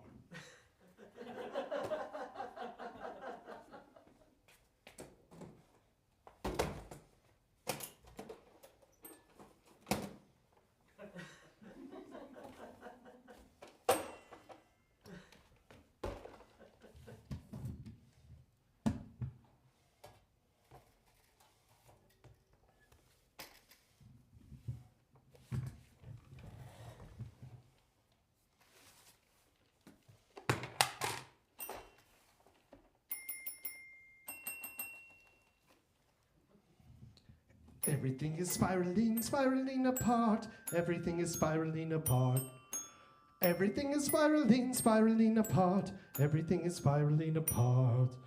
Once upon a time there was a big, big bang. Then it went spiraling apart. Some say it was the first song the universe sang. Now it's spiraling apart. Everything is spiraling, spiraling apart. Spiraling, spiraling apart. Everything is spiraling, spiraling apart, spiraling, spiraling apart. When a flower blooms, it starts out as a pod, then it comes a spiraling apart. Flowers need bees to have sex, I find that odd, and it's spiraling apart. Everything is spiraling, spiraling apart, spiraling, spiraling apart. Everything is spiraling, spiraling apart, spiraling, spiraling apart. But what happens when the spiral gets too big? Does it get small again? By that time we'll all be cosmic dust in solar wind. Everything is spiraling, spiraling apart, spiraling, spiraling apart. Everything is spiraling, spiraling apart, spiraling, spiraling apart. Your organs and your heart are spiraling apart. That's why you must live like as if it's art. Because when we die, we all will fart. We're spiraling, spiraling apart. It's true that actually happens. Farting is the least of it, but it will at the very least happen. Kings, paupers, emperors, great thinkers, artists of great renown, all finally relaxed and letting forth their last great wind. As if one's very soul is what keeps us from the passing of gas. Which is ironic, really, in my mind, because as ghastly as it is, it does truly feel great to release one's gastric pressures. At least one of you must agree with me. Yes. Yes. See? I'm being vulnerable.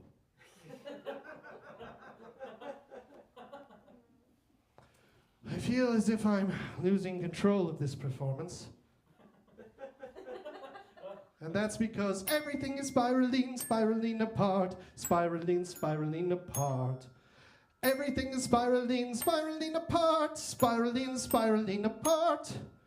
Sometimes someone unravels and it breaks your heart. And you will start to spiral apart. But just put it into the beauty you create or scream and call it art. Everything is spiraling, spiraling apart, spiraling, spiraling apart. Everything is spiraling, spiraling apart, spiraling, spiraling apart. Please know that you'll be missed if you suddenly depart.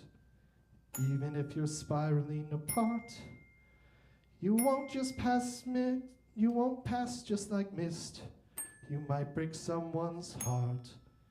It's okay if you're spiraling apart.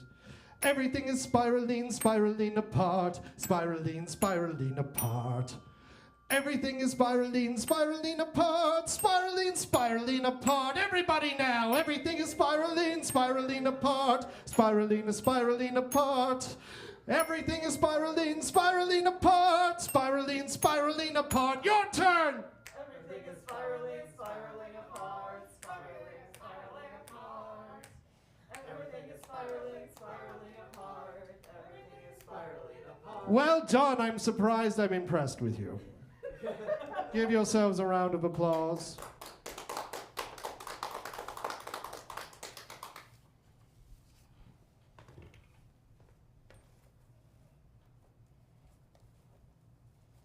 Well, Fred, that was exhausting. Because it was so uplifting? No, because I had to listen to you and the audience sing? Oh, yes, insults. Go on. I've grown even tired of insults. You are tired. I am. Do you know how exhausting it is possessing and haunting undiscovered artists? I believe I have some small amount of insight into what that might be like. Will you sing to me, Fred? You're actually requesting I sing to you. It's the only thing that helps me sleep anymore. Because of the eternal torment for your sins? Yeah. Friend, I truly pity you. Do you mean it? Yes. I do. I pity with you. I pity you and empathize with your weakened state. So, you will sing to me? Why, yes, of course. Will you sing the pretty song I love so much? From that bizarre children's show, the song written by Megan Nicole Dong and Toby Chu? Yes, I want to hear about the Nowhere King. Well, old friend, I suppose I can do that much for you. Before I go to bed, want to sell your soul? No. Okay. You sit right here. Lay down. Thanks for singing to me, friend. I haven't begun. I'm thanking you in advance. You are so esoteric. You're the one talking to a puppet.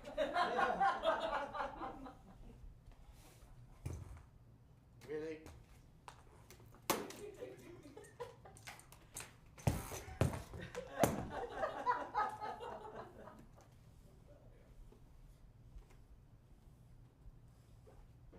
Someday I'll be able to afford roadies. You can stay seated. On it.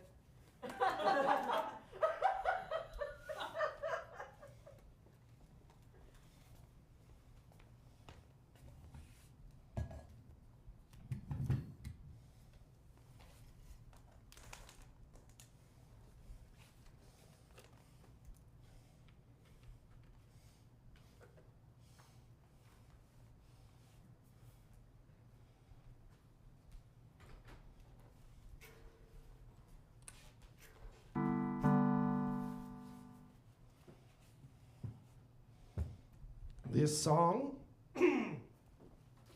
is titled The Nowhere King.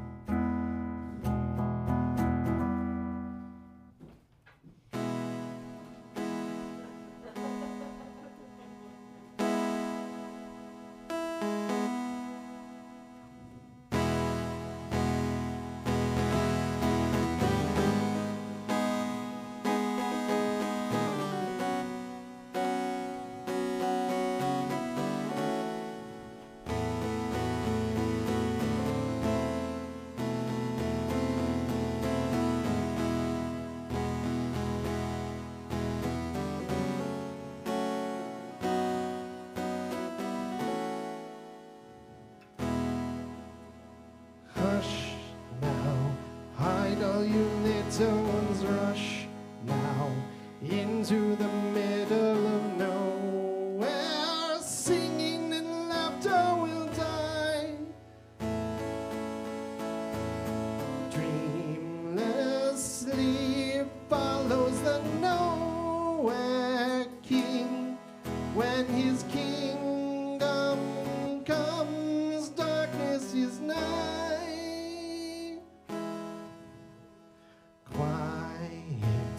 Crawl to the in-between silence, secretive feeling of fear, some hatred that reaches the skies. You will bring joy to the nowhere king when he sees the light leaving your eyes. Fred, can you sing it like reggae now?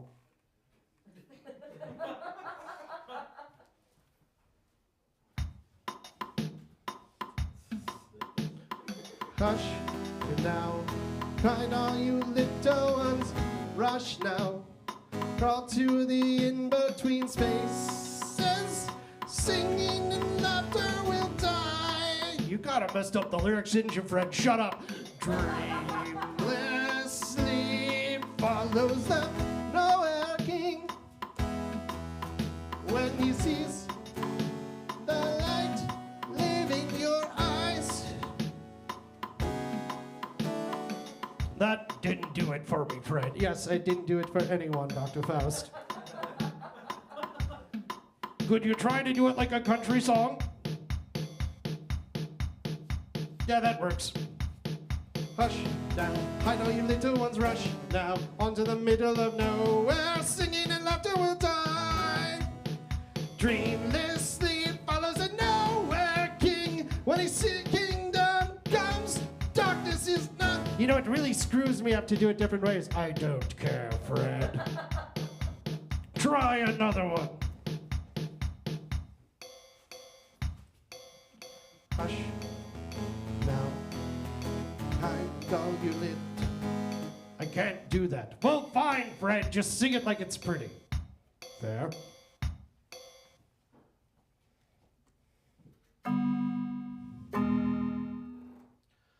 Hush now, hide all you little ones, rush now into the middle of nowhere, singing and laughter will die. Dreamless sleep follows the nowhere king when his kingdom comes, darkness is nigh. Quiet, crawl to the in-between silence, secretive feeling of fear, some hatred that reaches the skies. You will bring joy to the nowhere king when he sees the light leaving your eyes.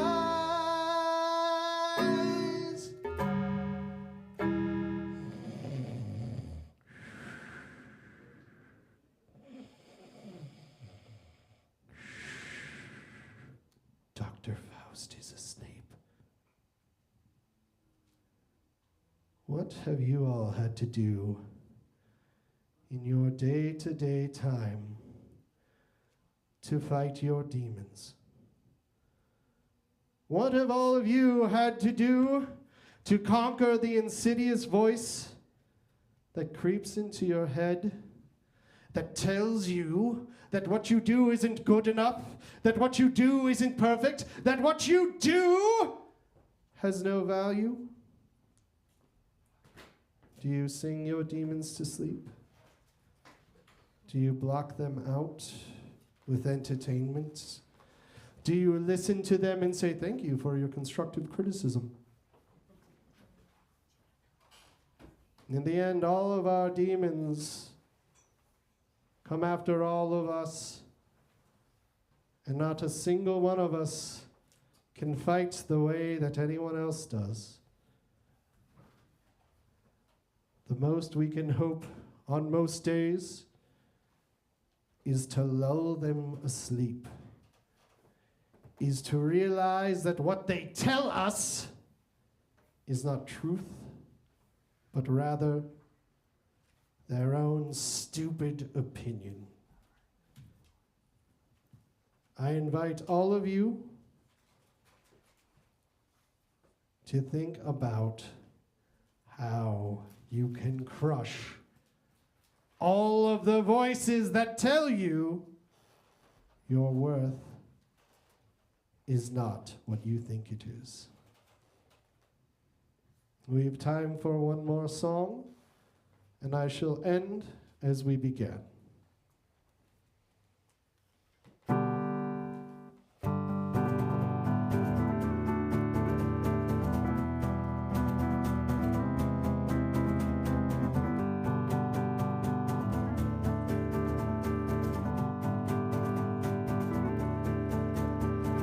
People you love will turn their backs on you.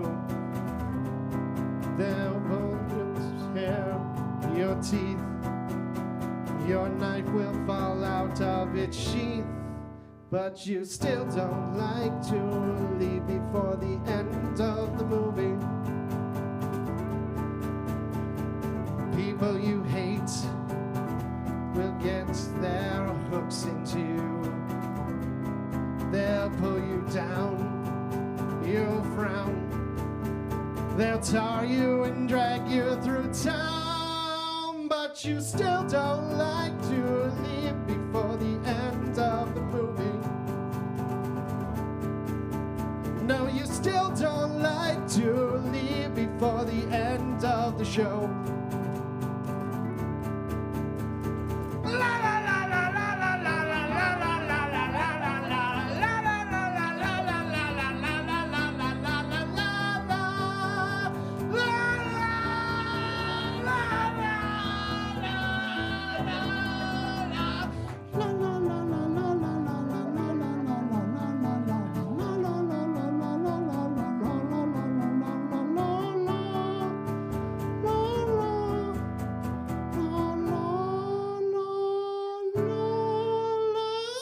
People you hate will get their hooks into you.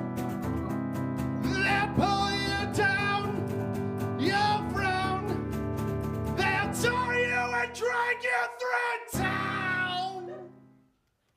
But you still don't like to leave before the end of the movie.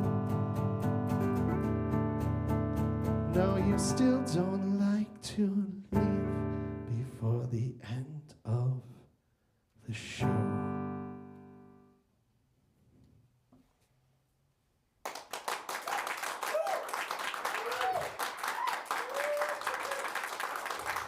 Lights!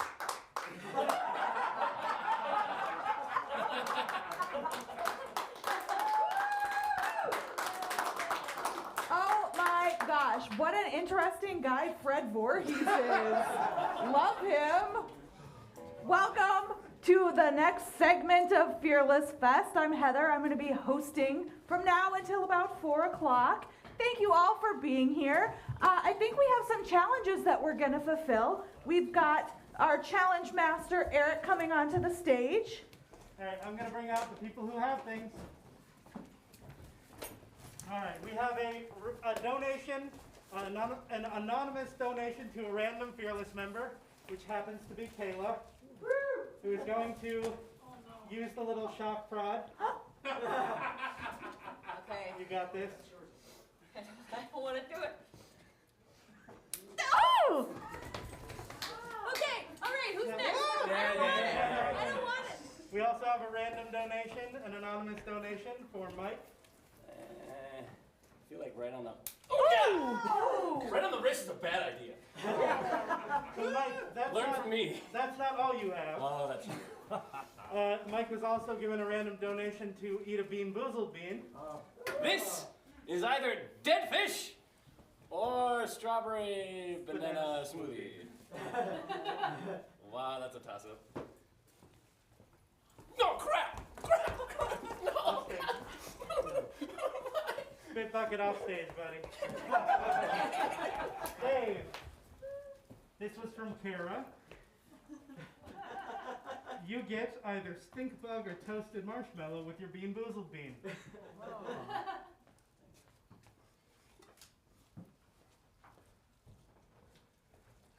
Can it be a little bit of both? No, that's stink bug. Yeah. Tim, Yeah. you were here barefoot Yeah. with things in your hands. Yeah. It was, I believe, John Thompson donated the Aw Shucks package to Tim. Aw, that's nice. So Tim gets bubble wrap, a snack, and everyone has to be nice to Tim for 30 minutes. Damn it. With the I'm gonna start my exception timer. of the 3 Lego walks you have to do. Oh So, 30 minutes, starting right now. No, I got a show for the next 30 minutes. That's not even fair. All right, hold on. If I'm going to walk across the Legos, I'm going to do something I'm enjoying at the same time. I'm going to eat my snack 3 times. 3 times. How many times does Jason have to do it? 2 more times. Oh. Yeah.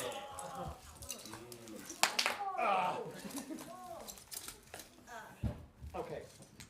It's not so bad. You got bubble wrap.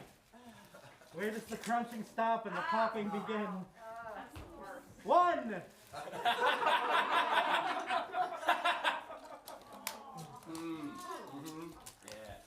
Yeah.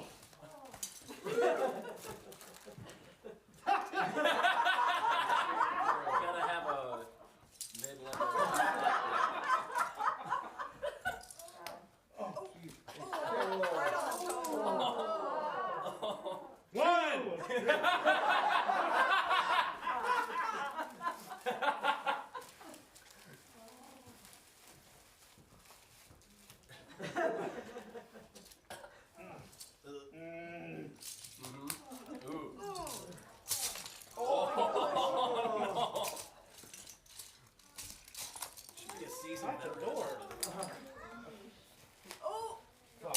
And 3.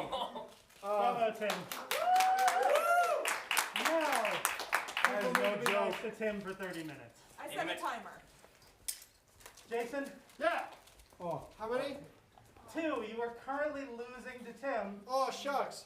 No, that's what he got. Oh, You get 2 Lego walks. okay. So if somebody wanted to tie, Why does it get worse every time? I don't know the answer. I have to go back, right? yes, you do. Okay. No, doesn't. No, not looking. False step is a bad idea.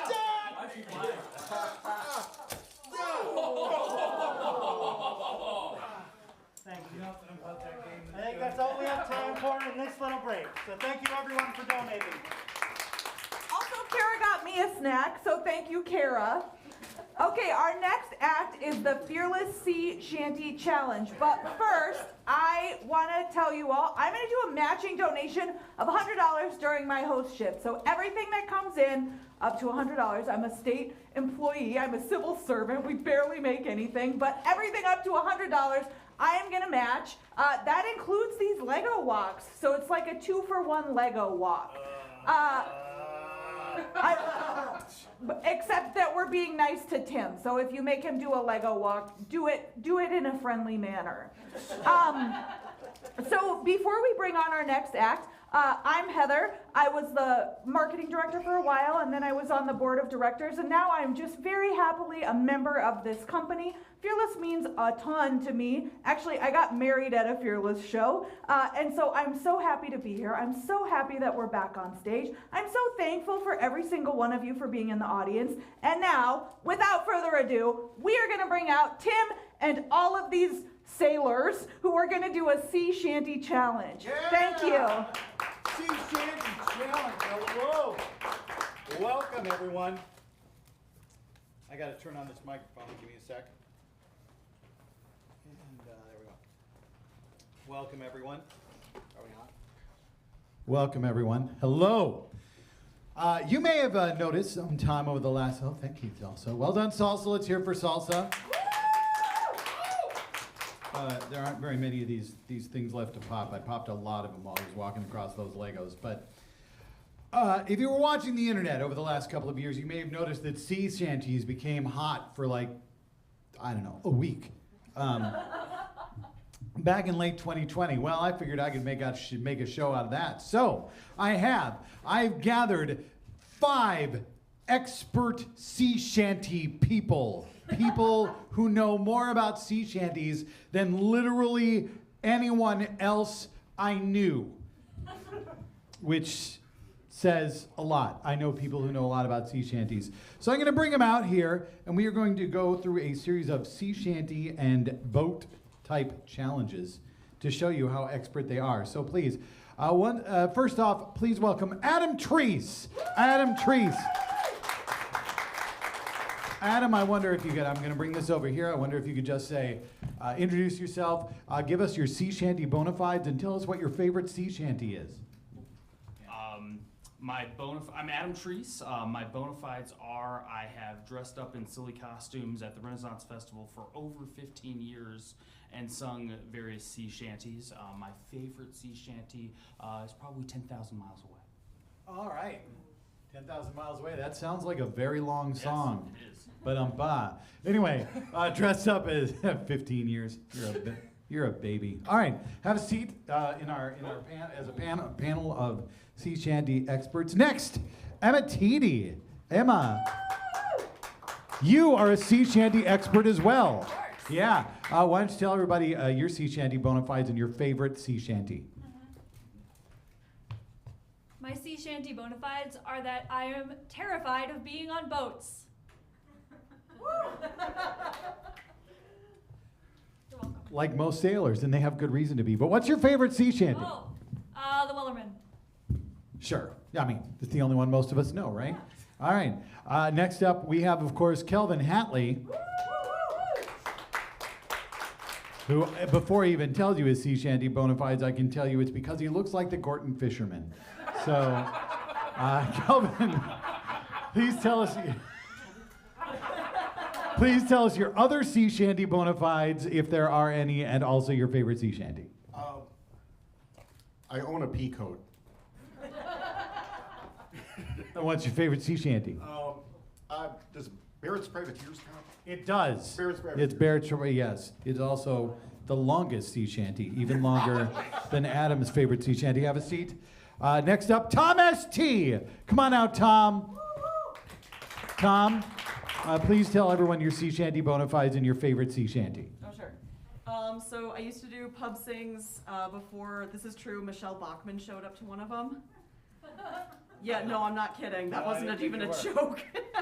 And then my favorite is Holloway Joe. Oh. Yeah. I've heard of that. I know that song. And finally, Michael Bloom. Please tell everyone your sea shanty bona fides and your favorite sea shanty. I have also ingested a lot of fest dust. I have been a long-time major fan of the inland seas. And I would say my favorite is Lee for Johnny. All right. So, those are your sea shanty bona fides. Now we're going to find out how much you know about boats. This is a very easy challenge. It won't take too long. What I'm going to do is I'm going to give you a part of a boat that is either the left side of the boat or the right side of the boat. And what I need you to do is raise which hand you believe it is. All right? So this is your right hand. This is your left hand. No, I'm doing that mostly for me. Let's all be fair about this. Mostly for me. So first off, I would like you to raise whichever hand you believe is the port side of the boat. Okay, so you're doing okay. Those of you that raised your left hand, the port side of the boat is the left side of the boat. The easiest way to remember is 4 letters in the word port, 4 letters in the word left. There you go. All right.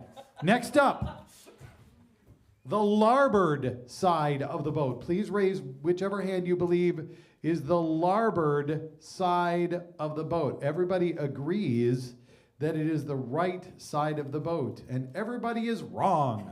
The larboard side is the same as the port side.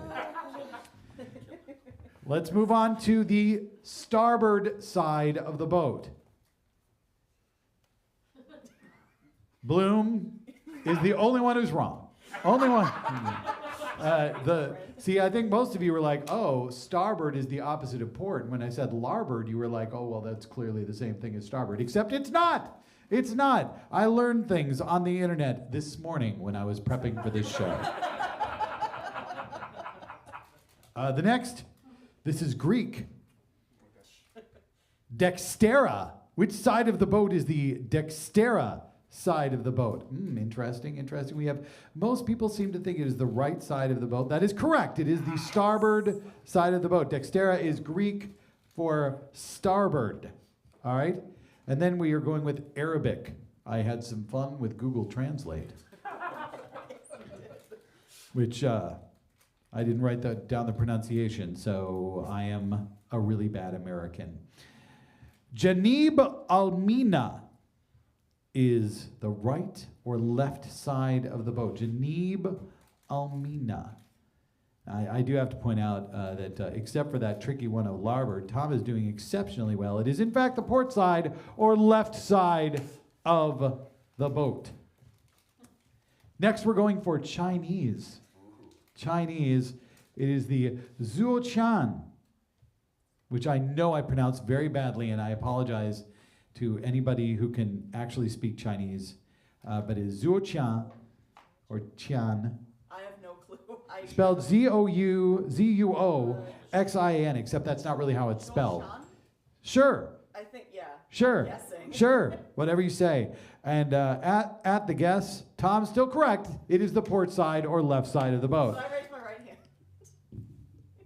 Oh, yeah, well, whatever. What do I know? See, that's why I did this. I don't remember what side's what. Okay, finally, I decided to go for, in solidarity, we are going for Ukrainian. This is Ukrainian. Pravi Bort. Pravi Bort is either the right or left side of the boat, port or starboard. What? You think because it starts with a P in Ukrainian. It is the starboard side or the right side of the boat. So I don't know if you were keeping track of points out there in the audience or you were keeping track of points yourself.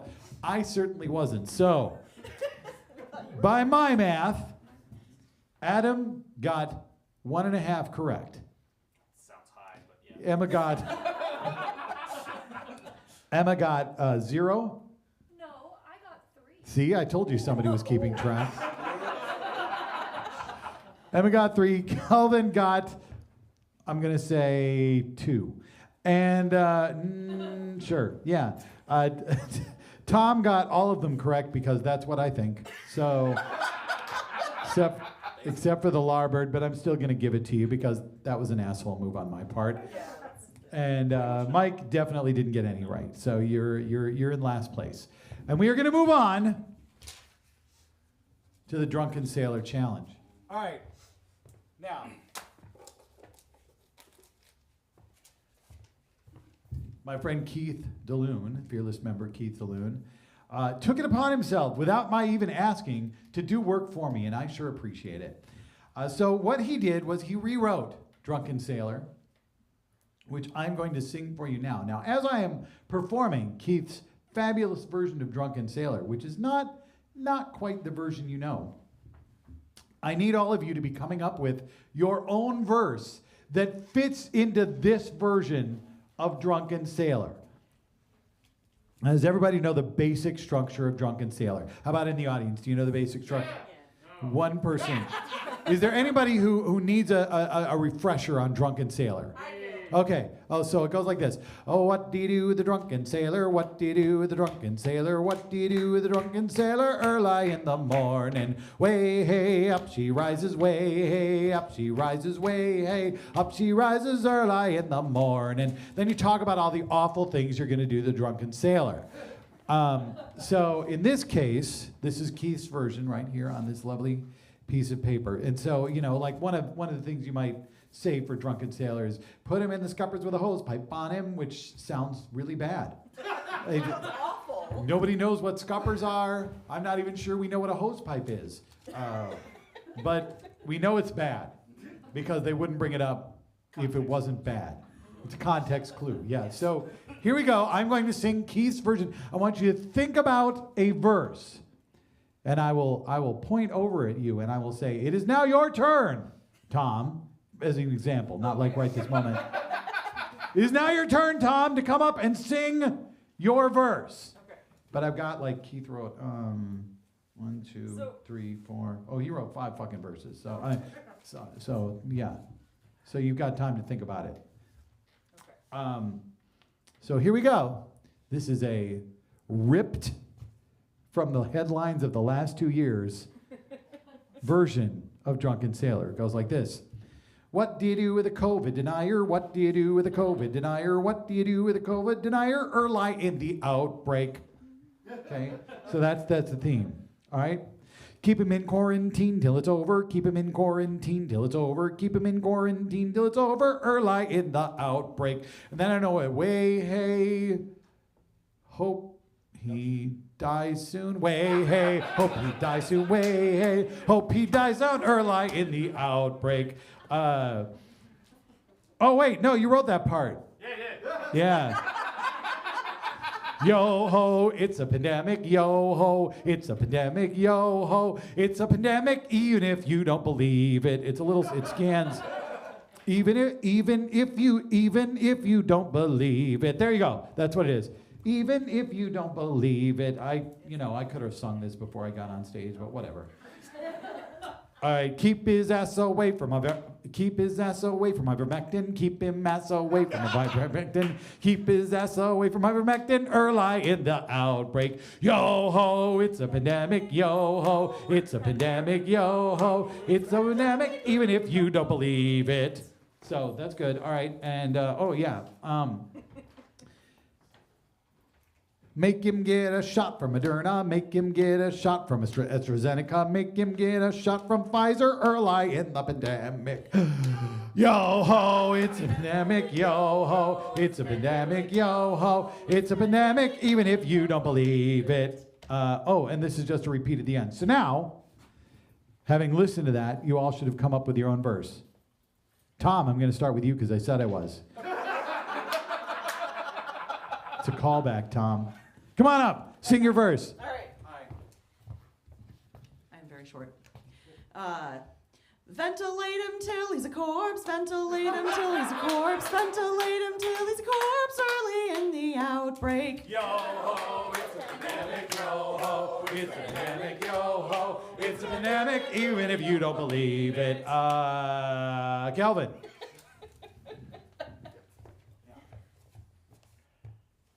Swab is port and starboard nostril, swab is port and starboard nostril, swab is port and nostril, early in the morning. Yo ho, it's a pandemic. Yo ho, it's a pandemic. Yo ho, it's a pandemic. Even if you don't believe it. Emma. Give him a mask even if he won't wear it. Give him a mask even if he won't wear it. Give him a mask even if he won't wear it. Or lie in the outbreak. Yo ho, it's a pandemic. Yo ho, it's a pandemic. Yo ho, it's a pandemic. Even if you don't believe it. Come on, Blue. How the hell do I teach my mom Zoom? How the hell do I teach my mom Zoom? How the hell do I teach my mom Zoom? Or lie in the pandemic. Yo ho, it's a pandemic. Yo ho. You're up in. Yo ho, it's a pandemic. Even if you don't believe it. Do your own research on YouTube. Do your own research on YouTube. Do your own research on YouTube. Or lie in the pandemic. Yo ho, it's a pandemic. Yo ho, it's a pandemic. Yo ho, it's a pandemic. Even if you don't believe. One more time. Yo ho, it's the finale.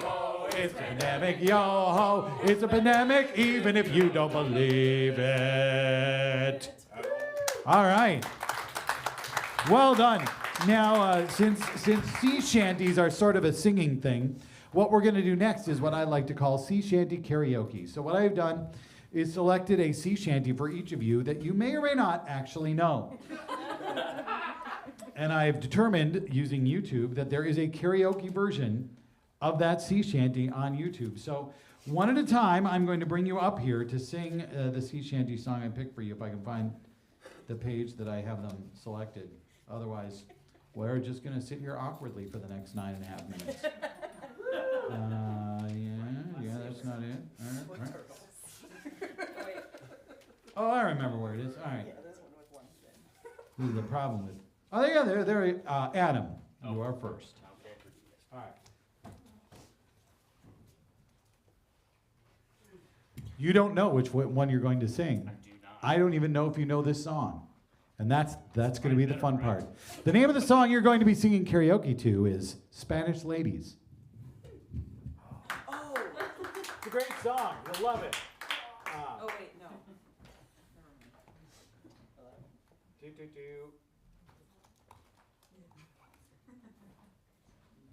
we go. If anybody out in the audience knows the song, good luck. A little bit.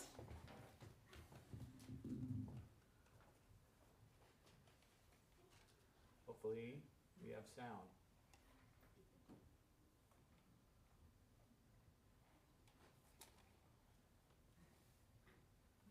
Are you muted? No, I am not. Is it Fred's fault? Could be. Right now, it's just a dark screen, so you're not missing anything. I'm nailing it. Yeah. Shredding would be the term.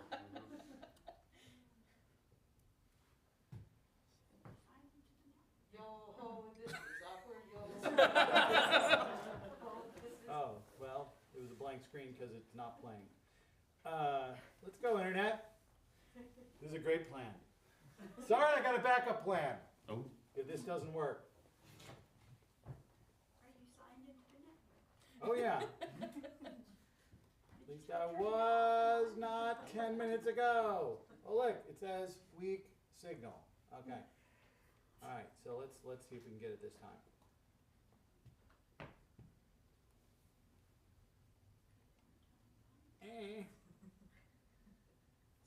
See, let me see if I'm actually getting sound from something else. Here we go. Nope, I'm not getting sound from anything else. Did I plug it into the wrong port? I know. No, this is the right port. That's the output port right there.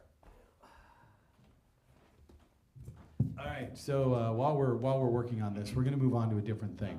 This is the Wellerman challenge. This is what we're going to do instead. The Wellerman, of course, is the one sea shanty that everybody knows because it was on the internet for a week back in 2020. And what we're going to do is I need all of you to be writing a verse of the Wellerman. It can be about anything you like. And to show you that it can be about anything you like, I actually wrote a version of the Wellerman about the Ever Given last year. Does everybody remember the Ever Given? It was the boat that got stuck in the Suez Canal. So we're just going to unplug this computer because that's not going to work. But it's all right. See, this is why I plan things out ahead of time so that I can make things happen. Oh, now it looks like it's working just fine. Oh, screw you thing. Okay. So I'm going to perform for you my version of the Wellerman called The Ever Given. I just need to pull up the lyrics because I haven't sung it since I wrote it. There it is. Oh no, I don't want this anymore. Go away.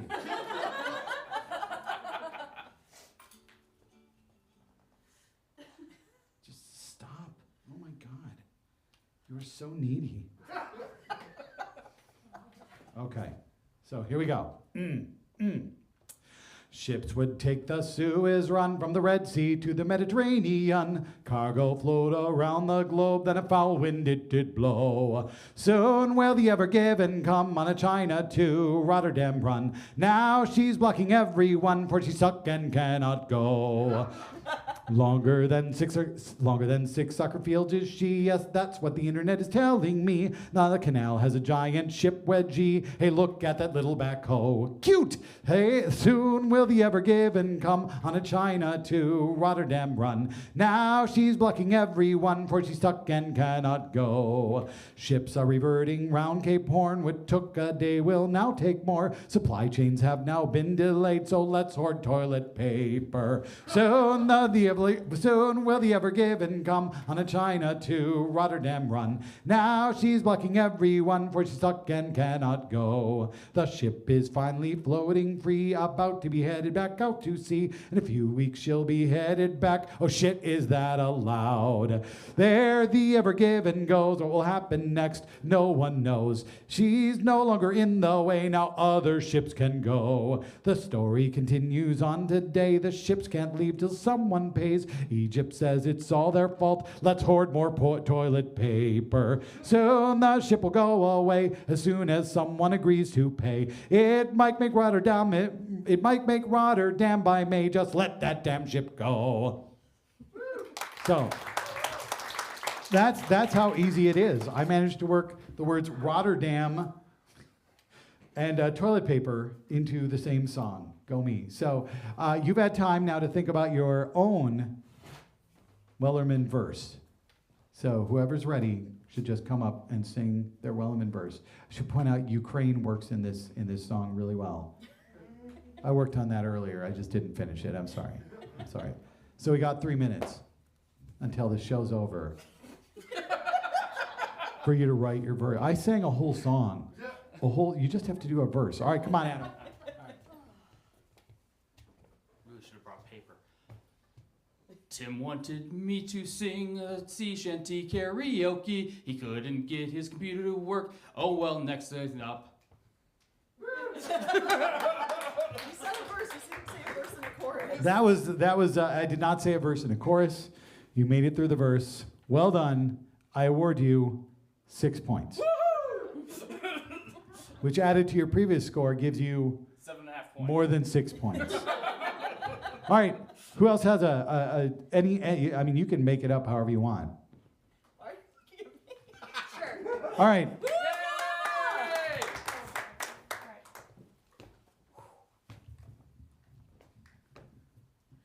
I am standing on the stage trying to come up with a sea shanty. I can't think of anything, so this is what you get. I got to tell you, Emma, I make up a lot of songs in my line of work, and they all sound basically like that. So that's perfect. Who else? Yeah, come on, Tom. Okay, all right. This morning I put to sea, but I forgot my tea and coffee. Now I only have water, and oh God, it's got salt in. Oh. Yeah, let's hear some applause. That was well done, Tom. That sounds terrible. Salty water. It was awful. The worst. Come on, Bloom. Come on. Fuck you, Russia. We'll take your tanks. How will we do that? We'll use our tractors. Yeah. Because we're Ukrainian. This is why he writes music. Kelvin, you're the only one who hasn't gone yet. Good luck with that. Okay. All right. The snow well melted and more did come, but then in a day away it goes. Then it happened again and again, and in April it'll happen more.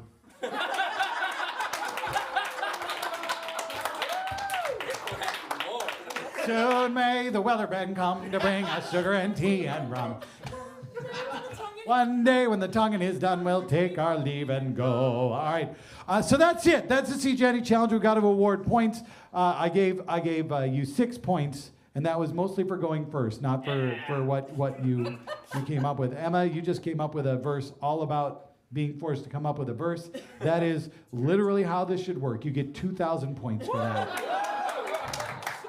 Kelvin, all of your points are just because you already look like the Gorton fisherman. You get 150 Gorton fish sticks.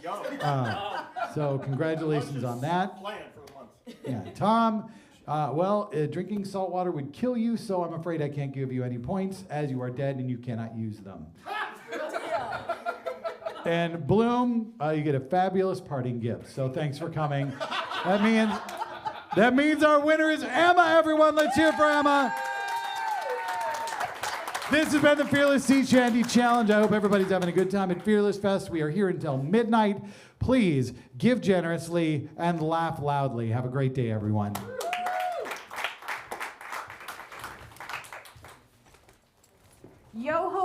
my God, sea shanties are so good, right? Tim, you've got 41 more seconds of being nice, so get out there and get your niceness. Okay, how's everybody doing out there? Great, a lot of woos in the crowd. I love to hear it. We've got our challenge master out here. It looks like we've got some Bean Boozles in the pipeline. We do. We have a bean that was donated to Emma TD from Andrew TD. No relation. So I'm crossing your fingers. I'm crossing my fingers. It's a good one. Dirty dishwater or birthday cake. Ooh. Dishwater. How the dishes taste. Oh God, There's a it's spit dishwater. bucket off stage. Mike, from Dave Rand McKay, I need you to take those two. Two? No, not two. Okay.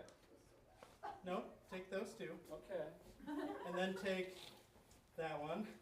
Okay. I don't know where this is And going. one of those. One? Yes.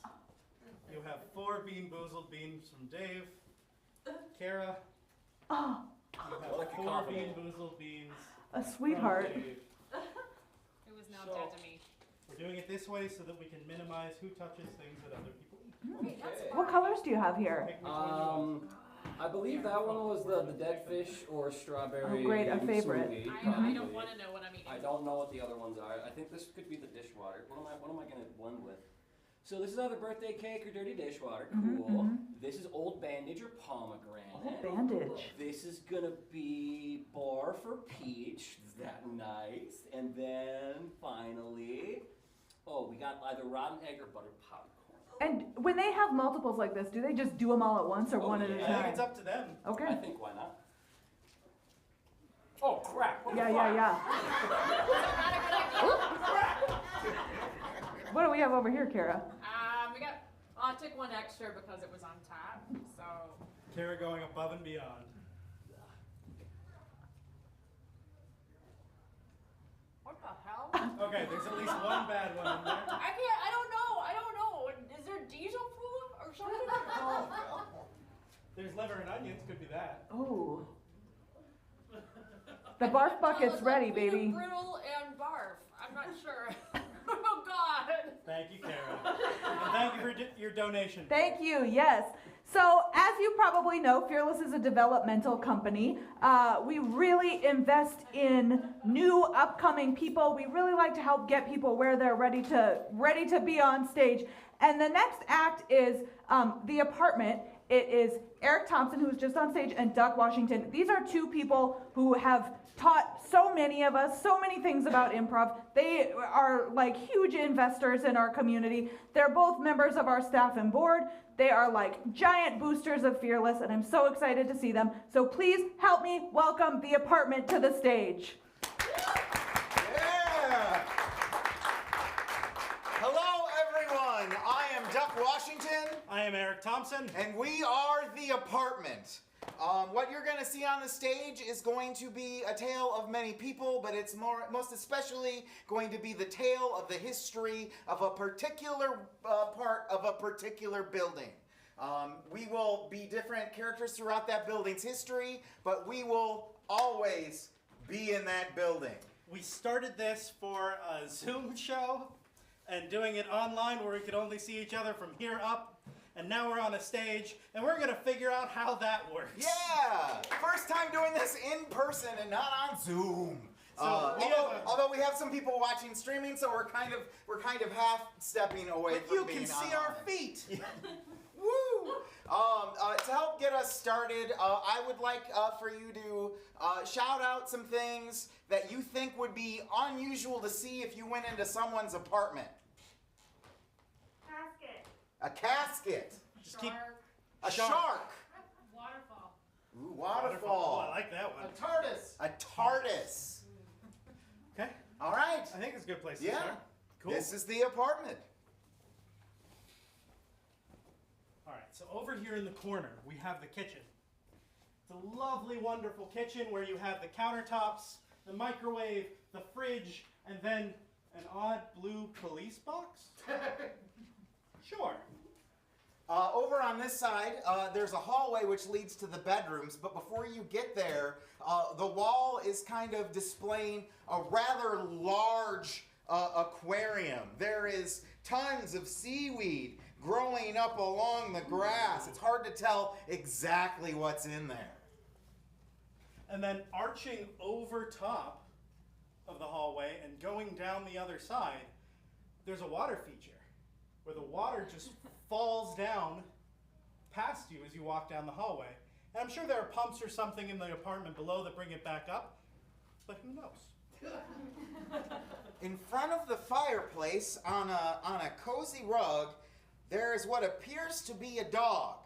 It's not quite, I mean, you can't quite tell if it's a dog or not because it doesn't really seem to move and it has so much hair, it's hard to discern specific features, but it seems like it might be a dog, it might be a poof, it's really kind of uncertain. Laying next to the dog is something without hair at all that's just kind of sleeping there that has gills and teeth, but seems fine. In the center of the wall, there is a large picture window, and you can see outside and through that there's rain falling on the distant hillside and lightning flashing in the distance.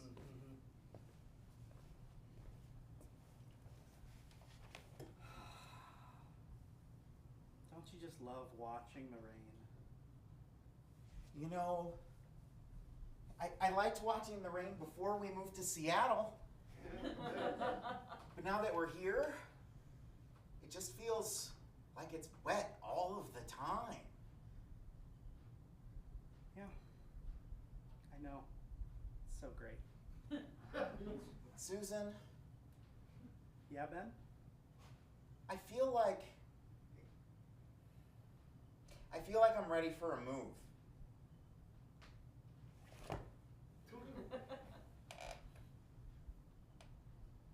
What brought this on? Well, the rain for one thing. Fair It's point. always raining. It's gloomy, like 6 days out of the week. But at the same time, I'm kind of falling into a rut.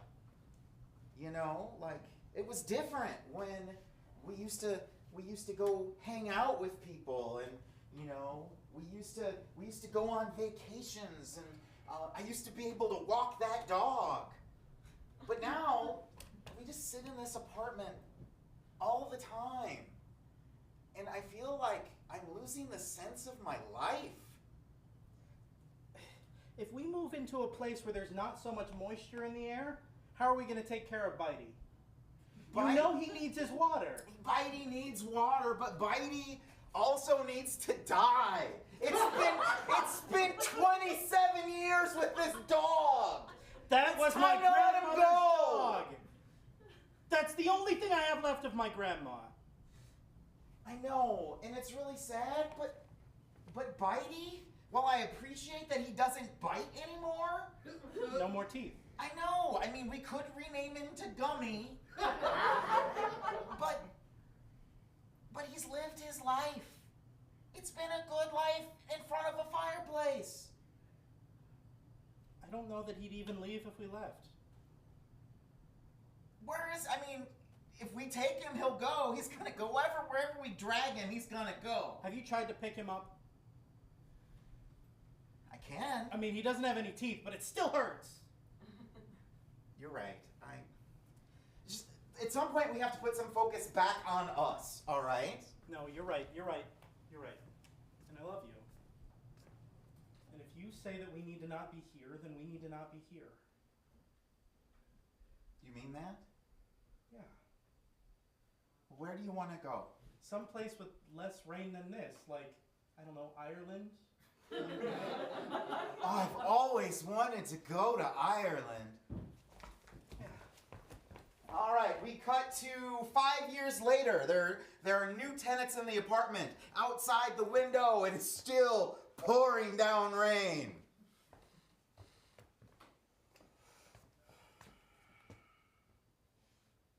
Still raining. Yeah, that's right. It's still raining. We got a good angle from here, but they still haven't left the room. How many of them are in there today? 4. Oh, are they still clothed or are they unclothed? They're clothed, but I mean, it was more interesting when they were doing the unclothed planning of the bank heist, but that at least was fun. Yeah. Yeah, you think that it would make it kind of like weird to stand in a lineup, you know, when they bring you in and be like, do you recognize that dick? Yes, sir, I do. Here, you watch them. I haven't showered for days. I'm just gonna hit the waterfall. Sure. You know, I'm just gonna watch this over here. Yes. It's like an ocean spray commercial or something. Very nice. You know, I feel better. If you wanna dry off, you can just roll around on that little poof over there. Oh, last time I did it, tried to like gum me. I kind of like that. I don't know. You know, we're partners. I don't judge. Good. I don't judge. So, I've been thinking. Yep. I think that you and I would be way better bank robbers than those 4 across the street. What do you think? I mean, I think that they've already planned everything for us. Well, yeah, I mean, that's true. Like, and how funny would that be? They show up and, like, somebody already did the crime that they've been planning months to do. And then we show up afterwards and arrest them for the crime. Or at least point the blame at them. Yeah. You know, because, like we've been taking stills of all of their blackboard, like, diagrams and everything. We have evidence. We have evidence. But do we want to cross that moral line? That's my question. I mean, do we live in a capitalist society? That we do. I think we have our answer. All right. I want you to know that I trust you, I respect you, and that if things go sideways, it's every man for himself. I expect nothing less. Good. Cut to 2 weeks later. Oh my God! Oh! You gotta help. You gotta get somebody here. We gotta call a hospital or something. I'll be there in a minute. Hold on. Where you go? Oh, it's good to be clean before you deal with my wound. I appreciate that. Didn't I tell you to stuff a few $100 bills in there? You know, I tried that, but I got paper cuts. It got worse. That's fair. That's Although I guess technically it's cloth cuts because they make bills out of paper. They don't make it out of paper. They make it out of fabric. It's really a fabric. That's fair. That's interesting. Yeah. The fabrics are like bandages, so couldn't you? Never mind. They got the sharp corners. It still's got the sharp corners. Something that'll absorb blood. Oh. Oh no. Oh.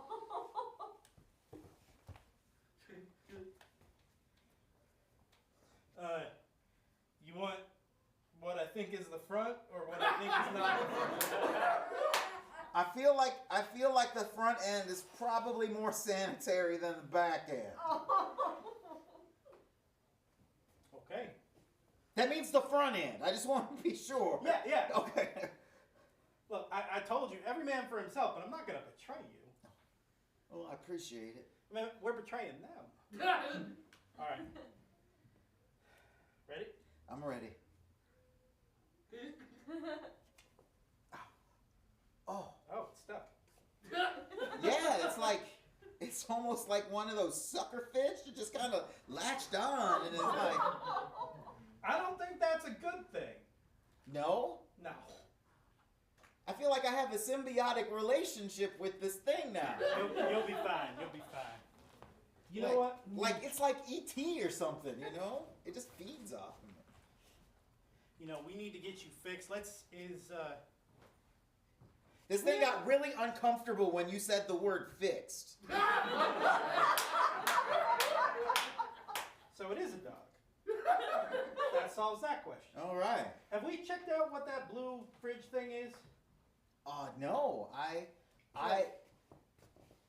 I actually forgot it was there. It seemed like it was there when we moved in, and then it like disappeared somewhere, and now it's back. Well, I mean, maybe there's some medical stuff in this cupboard. Just gonna.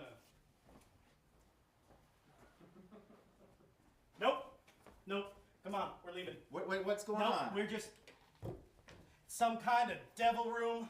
Come on, buddy. All right. Okay. We got it. It's 20 years before that when the apartment is first being furnished.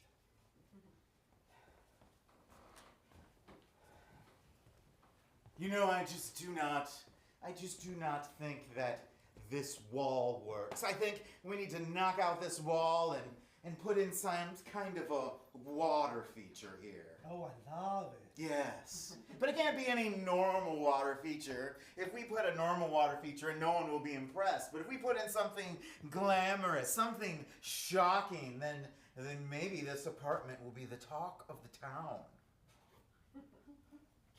I want to do something crazy. You want to do something crazy? Well, I want to do something crazy too.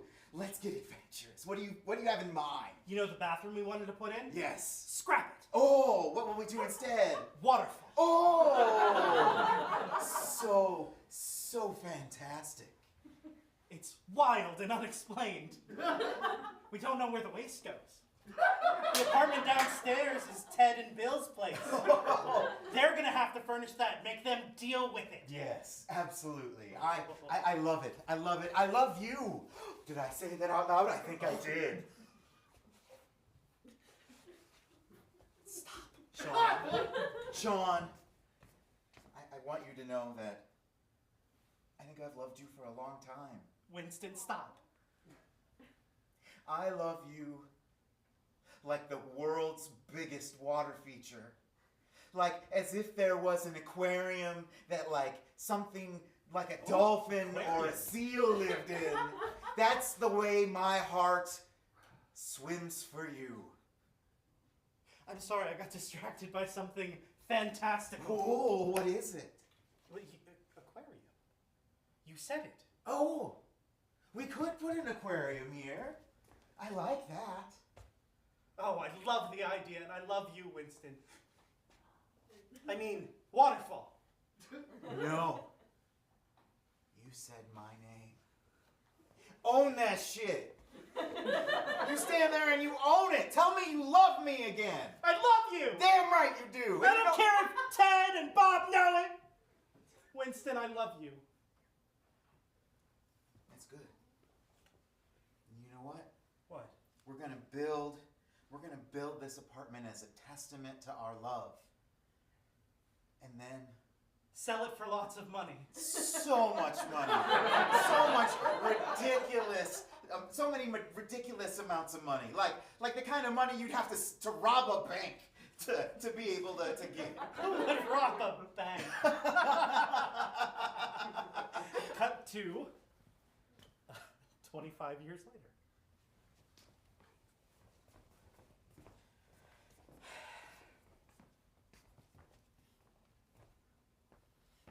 That's still hurting. And you know, it's a thing, you know, like it's not so much the pain anymore as much as it is like this thing attached to my body like makes my balance a little off-weighted. Yeah, but I can tell you're happy. I am. Just wagging. It's like a part of me now, you know? Yeah. He's my little friend. Yeah. Unlike that thing over there. Oh, shark? Mm-hmm. I mean, ever since he got into the aquarium, he's been rude. Well, you know what really got me upset is that like somehow he figured out how to get from the aquarium to the waterfall. And now I don't know where to wash my butt. Yesterday I tried to wash my hair and it was like a scene out of Deep Blue Sea. I was that close. Oh, you almost got Samuel L. Jackson. Yeah. It's scary Rude. stuff. I can only imagine what he's doing in the apartment downstairs to get to the... Why haven't we ever gone down there? To the downstairs? Yeah. Well, I think that those two old men who live down there are pretty wild and reckless, and I don't know if we want to live that kind of lifestyle anymore. That's fair. I mean, I think we lived our adventure when we robbed that bank. We're a one bank kind of partnership. Not a two bank kind of partnership. No, God, no. Just a one bank. I kind don't of need one of partnership. those. No offense. It's no. I mean, where else are you gonna get one of these? Like, I have no idea. Like, honestly, I don't even know what that is. I thought it was a dog, but I thought it was a dog too, but you know, I wonder if that blue box has something to do with its origins. maybe. I don't want to walk in there again. You never did tell me what happened when you went in there the first time. You made me leave this apartment for a whole week. Well, it's back again. Why don't you brave it yourself? You're not gonna tell me. No. We've been partners all this time. You're not gonna tell me what's in that I blue don't box? think I can literally explain the things that I saw in that box. Physics does not make sense for what is in that box. Well, let me take a look. I'm just going to watch the rain and you go through that existential dread. Hey, it's like bigger in there than I thought it would be. That's true. That's true. Imagine how much our rent's going to go up when the landlord finds out. All right, I'm getting in the box now. You sure this is all right for me to get in the box? You remember that thing disappears, right? Yeah. I do. And that's all right. What? It's all right. It's all right that it disappears. No, 'Cause, like, no, I feel like hey. I've lived a really good life, and me and this poof are gonna see what the next step is. And if Hey. that I made a promise to you years ago that if something went down, it's every man for himself, but I would never betray you. You know, I appreciate that. And if you're walking into that box, damn it, I'm walking into that box too. You know what would make this decision a lot easier? What's that? If you told me what was in the goddamn box. I can't. I physically cannot. I tried several times, and I just cannot form those words. All right. Well, let's go.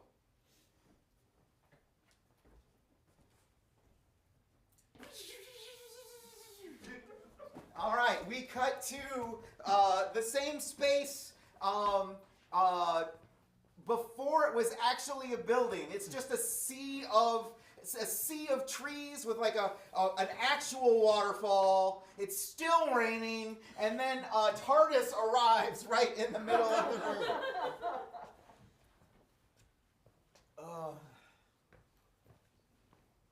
What? Where the hell did our apartment go? I don't know. Your leg doing okay on this bumpy terrain? I mean, it's doing fine. I'm getting a little wet, but I'm doing all right. Hey, I think that's Ted and Bill from downstairs. What are they doing by that phone booth? I do not know. Hi, Bill. Hi, Ted. Hey, guys. How you doing? We should probably get back in the... It's... Fuck. It's gone. It's gone. No, guys. No, can we get a ride? Where the fuck did they go? Man, this is bogus. Got an idea. What's that? We build an apartment building right here. Then we get all that money. Oh, yeah. Because we built the building, then somehow get back to the future, then we watch people plan a bank heist, then we do the bank heist, and then we... And damn it, we end up here again. What about that Back to the Future bit? How are we going to get back to the future? I mean, it's not like we have a DeLorean or something. Bathtub? Hot tub. Hot tub. All right.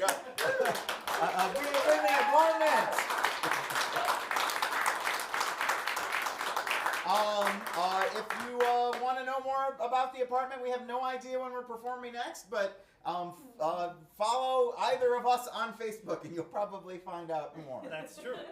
Awesome. Thank you so much. Donate all your money. We love you.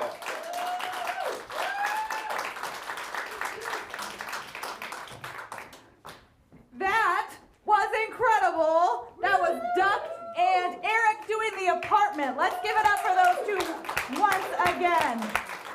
So, good news, my matching grant has been met. Thank you all so much for those donations that have been coming in. So the next show that we have is Fearless Lab. Fearless Lab is our longest running monthly show. It's currently hosted by one of our company members, Kayla Sodabeer, who is who I would like to be when I grow up. The coolest person in the company, maybe. I hope she sees me out here. We have our challenge master back with something that looks terrible. That's not for me, I'm walking away. So some of my friends love me. And I love some of my friends. So one of them gave me a donation so that I get to pick people to take these. No. And I have to decide who is going to hate me. So the first thing I'm going to do is ask if there are any Fearless members who are willing to do this. I'll do it. The second thing I will do is say, hey, Josh! Thank you, Kruger. Yep. Thank you, Josh. Do you need one more? Oh, it looks like Dave and Kara are over there too, in some kind of kerfuffle. So I get to give away 5 of these. 1, 2, 3, 4. Okay, I'll do it. What kind is this? That's an excellent question. Booger or poop or something? It is rotten egg or buttered popcorn, both disgusting. Perfect, great. This one is, I think, also rotten egg or buttered popcorn. Cheers. Cheers. No, that one looks like it's I like a don't care booger. now. That one's green. Oh, that might be a bugger one. Oh, okay. Is it like booger or pear? I think it's jalapeno. Birthday cake. Happy for you. I'm gonna go with the blue one. The blue one seems safe. I think it's spicy. Okay. Shit. Oh, no. It's not going to make it worse. Extra It's not gonna make it seasoning. better either. Oh, yeah, that smells like jalapeno. Yeah, I think it's jalapeno. What's yours?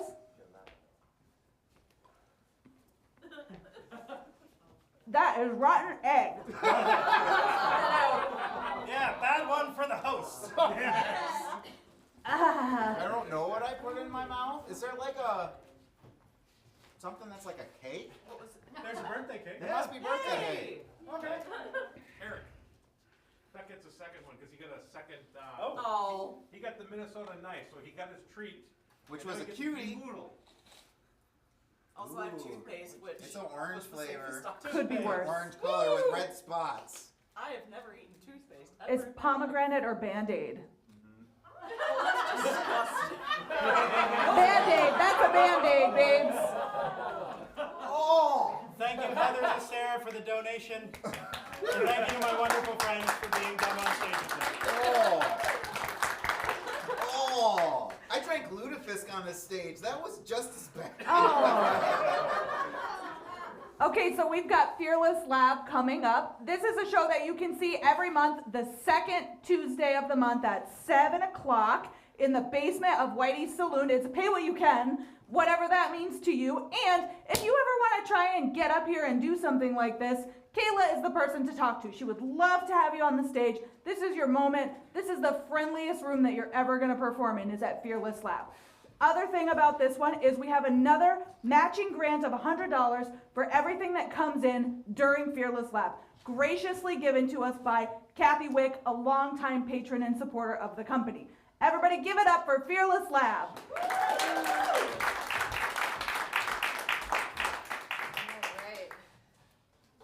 Sup, nerds? Welcome to Fearless Lab. Woo! Fearless Lab is one of Fearless Comedy Productions' longest-running monthly shows. We've been doing this for a long time.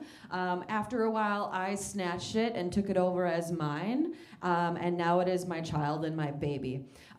Fearless Lab is all about performers and new performers. Whether you're completely new to performing, you've never done anything as far as comedy goes before, or you're a seasoned comedian and you want to try out a new bit, this is the space for you. She already told you where and when we are, and so if you're interested, please come out and join us. We've got an amazing group of wonderful performers this evening that I'm very excited. So without further ado, please welcome the first performers tonight, Josh and Eli.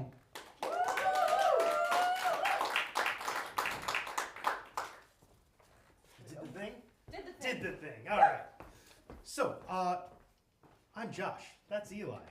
And we want to present to you a lovely story. I'm going to give you a quick synopsis off of Wikipedia. So, the name of the story is They're Made Out of Meat.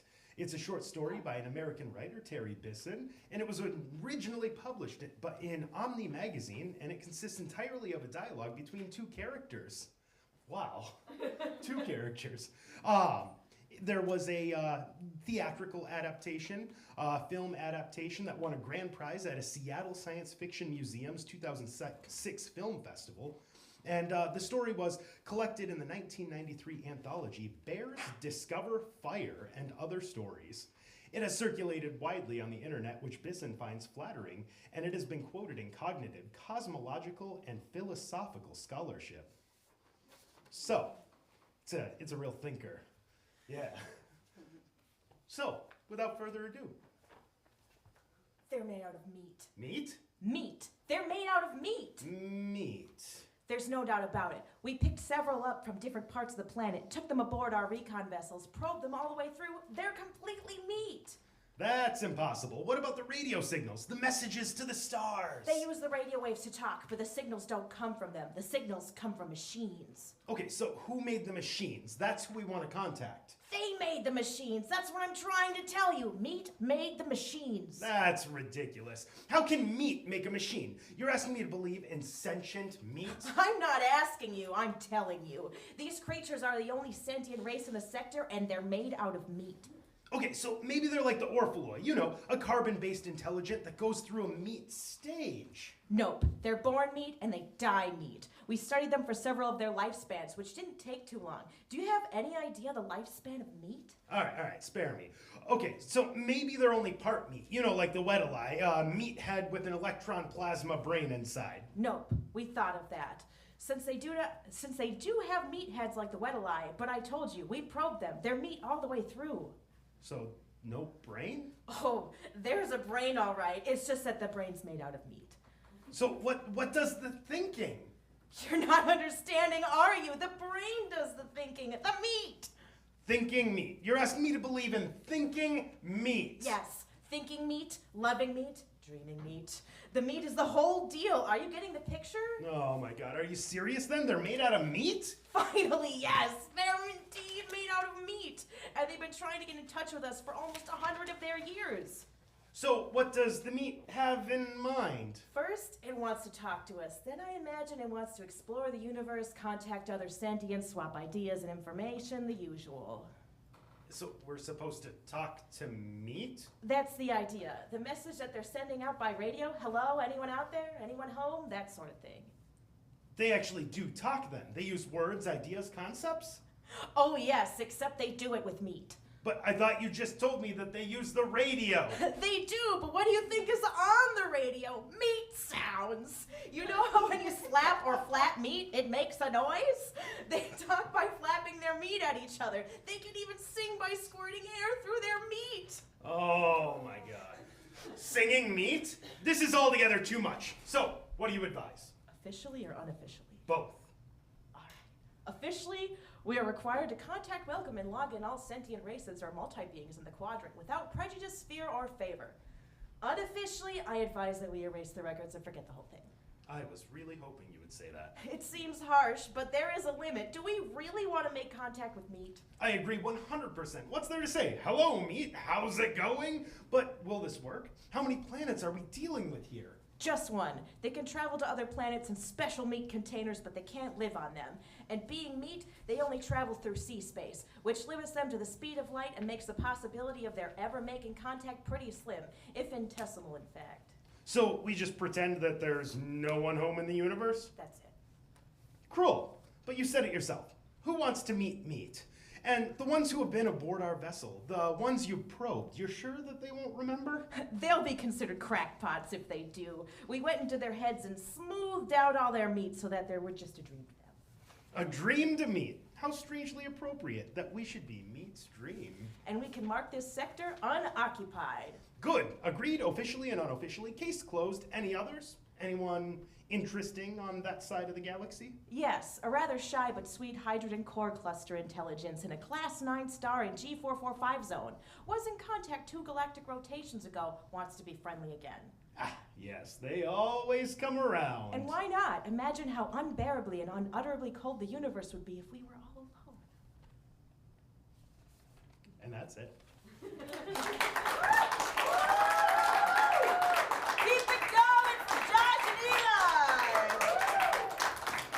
I asked them to do that for this again after they had done it at lab because I loved it so much.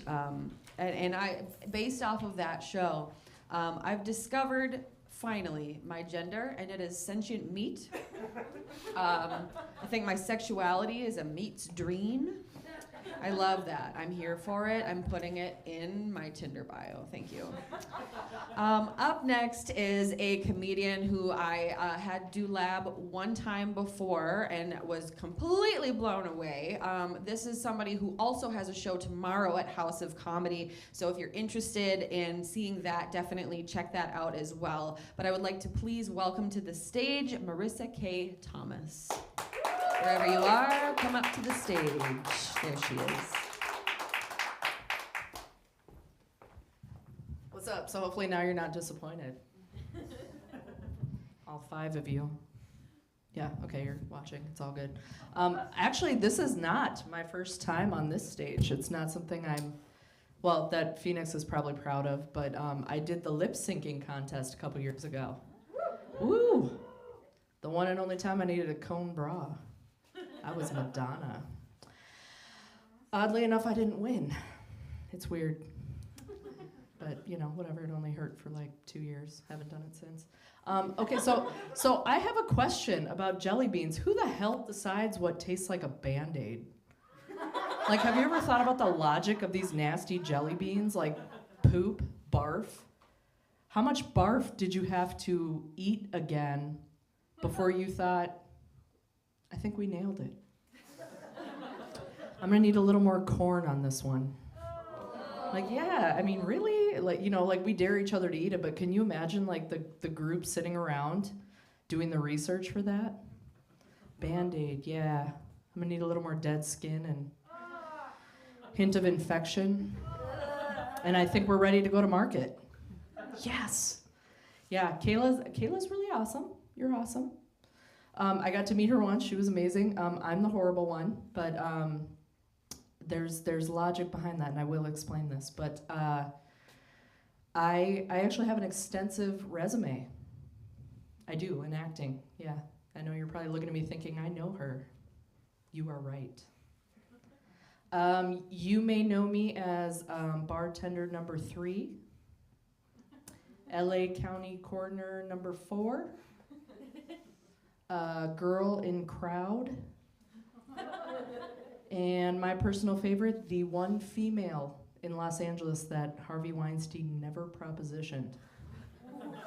Yeah, that kind of hurt. I'm still SAG eligible though, yay. Yeah, whatever. So that was fun. So now I live in Minneapolis, been here for a few years, doing all this fun comedy stuff. I recently found out that on March 1st that I'm going to be adding a new role to my resume, Mother. Okay. Yeah, I was pretty surprised, but kind of beat some odds. I figured if I ever wanted to beat 4%, I'd hopefully go for the lottery, but obviously that didn't happen. I actually do hair full time. I don't know if I brought enough cards with me. So So just hit me up after the show. I'll give you my contact info. And I remember one of my clients asked me if I tried to trick my man, if I tried to trick him and get pregnant. I was like, yes, I poked a hole in my Nuva ring. Yes. Was very methodical. Totally. Yeah, it's been quite special. But I have noticed that I've matured in the past few weeks. I'm 39 years old. I know now everyone's staring at my tummy and you're like, I know exactly what you're thinking. You're like, what is her spirit animal? Made me think back to when my mom had that chat about with me, or that chat about sex with me. I think that was like 5 years ago. Yeah, she wanted to like sit me down and give me the facts. I'm like, Mom, you're like 10 years too late. Yeah, I saved it for a while. But she goes, yeah, but I think you're doing it wrong. I'm like, Mom, because, I was single, whatever, I'm okay with it. But, it is weird how your tastes change from your 20s to your 30s. Like in your 20s, you're attracted to those guys that smell like vodka and regret. In your 30s, you kind of move it on up to Old Spice and a 401k. It's hot. In your 20s, you love chicken tenders and Coke. And in your 30s, you like sushi and sake. In your 20s, you wear those expensive, sexy underwear from Victoria's Secret. And then in your 30s, no wait, I still wear those. $15 was a lot to spend on underwear 2005. Seriously, it was. Besides, now it fits. Like it's just stretched out enough to be comfy. But yeah, also I've noticed I feel more comfortable with myself. I'm in a committed relationship. He's gonna be the father of my child. We're actually getting married on Monday. Yeah, suckered him in. I know I've seen a lot of women talk about like when they have that ring, they want to like flash it everywhere and like use their left hand for everything.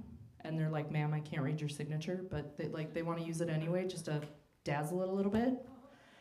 I just thought, he was talking about marriage anyway, and I was like, hey, what the hell? You wanna? Let's just do it. So I don't have a flashy ring or anything. But I've noticed it's also given me kind of a sense of self-confidence.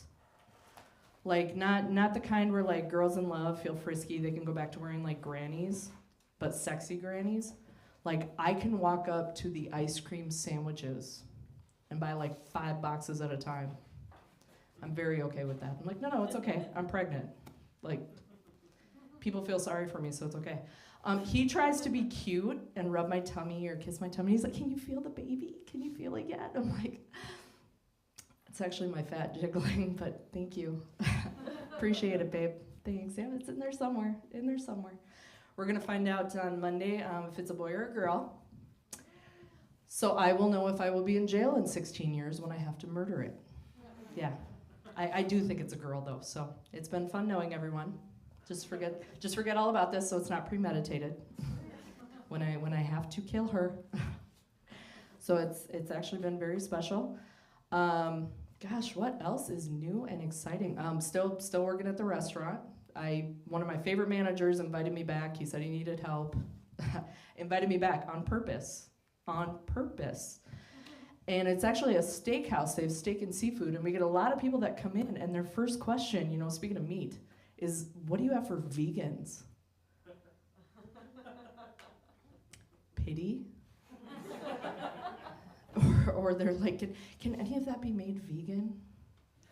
I'm like, sure, just take out the steak, take out the potatoes, take out the beans because they're cooked in butter. Yeah, I'm like, who hurt you? Like who are you so angry at?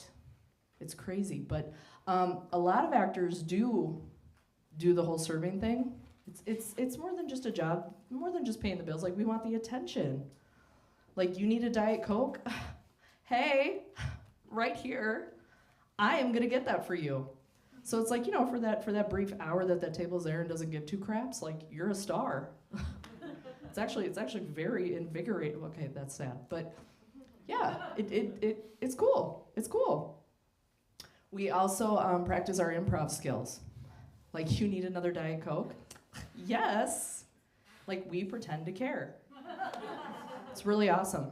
Another one of my favorite things is when people tell me how the menu online doesn't match the menu in the restaurant. I double as IT, which is the reason I am filling your coffee and taking away your dirty plates. So I just haven't had time to update the multi-billion-dollar company's online menu on Google. My bad. That's a good cup of coffee, isn't it? That's what I'm here for. So yeah, that's really fun. But you also notice it's also kind of rough because, you know, actors, we do like attention. Comedians, actors, you know, how little we do, whatever, we do like attention. So it is kind of hard, you know, you see these parents with little kids at the table, and it's like little babies, and they're just cheering them on, and, oh, that's cute, that's so cute. No one tells me it's cute when I take handfuls of food and shove it in my face. No one pokes me in the tummy when I giggle. No one tells me my double chins are adorable. Not even my future husband. That might be an issue. Yeah, I know. Ouch. Ouch.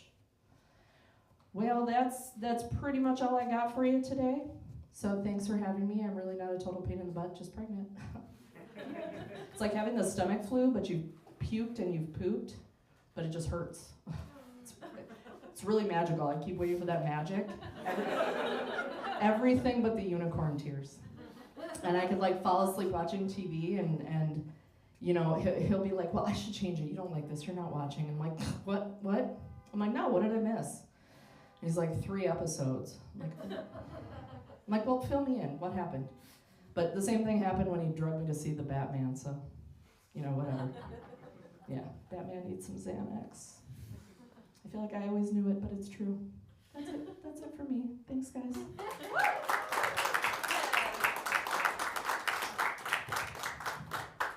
You could have handed it to me, but that's okay. Oh, but now you're... Thank you. Oh my God. Bestowed upon me.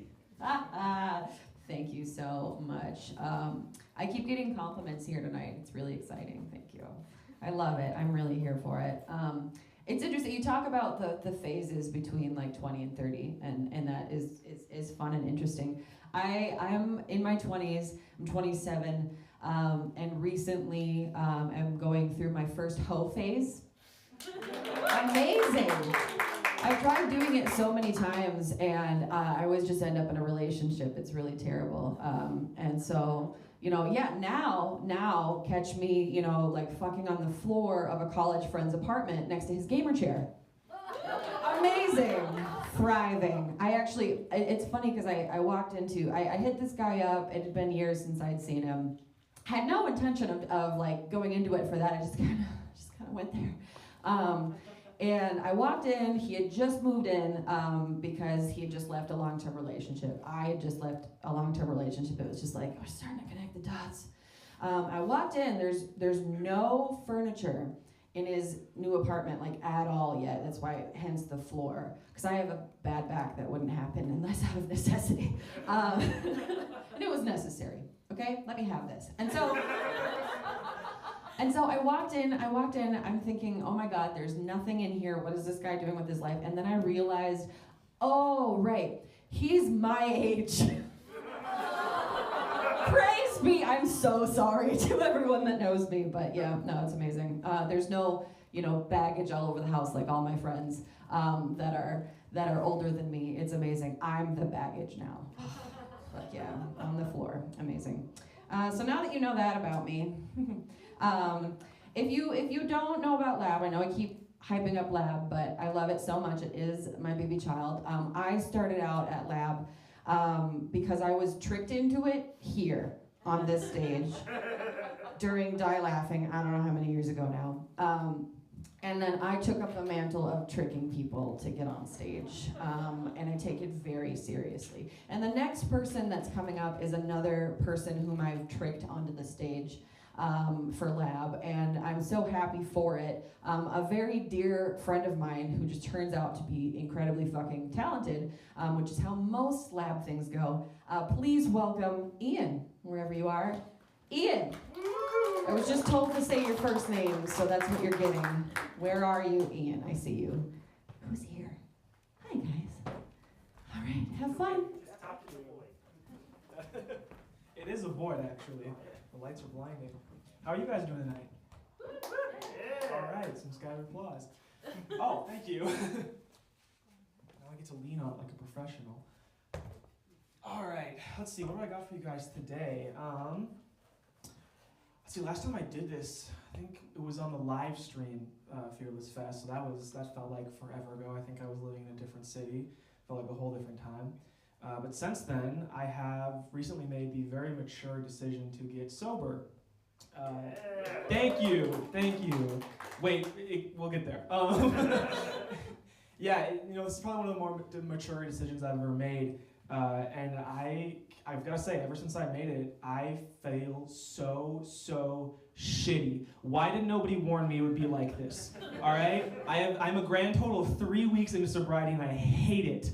All right? I can't do any of my favorite things anymore, like professing my undying love to a body pillow at my friend's apartment. Or even better, drunk driving. Don't give me that look. We all know drunk driving is fun. We're just not allowed to say it because of the PC police and also the actual police. But you want to know what I really miss about using and not being sober? It was the challenge of it. Because normally, walking from my friend's house to my house is just way too simple. It's not eventful. But when you add in the secret ingredient of walking like a Parkinson's patient, it gets way more interesting. Sorry. If that struck too close to home, sorry. Yeah, and one of my favorite places to get twisted, it was at college parties, which I still attend, but I'm keeping my sobriety. I'm holding on for dear life. But it's the perfect place because college parties are one of the only places where you can go and see somebody who is either 13, 35, or a bird and not know which one it is. Funnily enough, the only other place you can see that is in England. Yeah, and college parties are great because of the routine and the pattern. Every night starts the same. You have someone saying, oh, I'm not gonna drink, I don't really like to drink, and then sure enough, 3/4 of the way through the night, that person is 3 vodka crayons, 2.5 gin and tonics, and half a blunt in, vomiting over their friend's backyard. Also, that person is me. Yeah, not a great look. Yeah, it's one of the other great things is, sometimes that pattern gets interrupted, sometimes by somebody getting thrown out of the party because they hit on somebody's girlfriend, and then a street fight emerges. They're usually connected.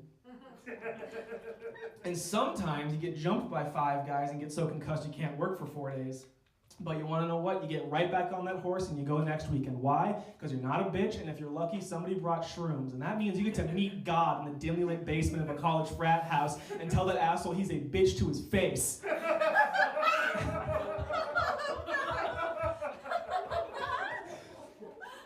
Yeah, fun times.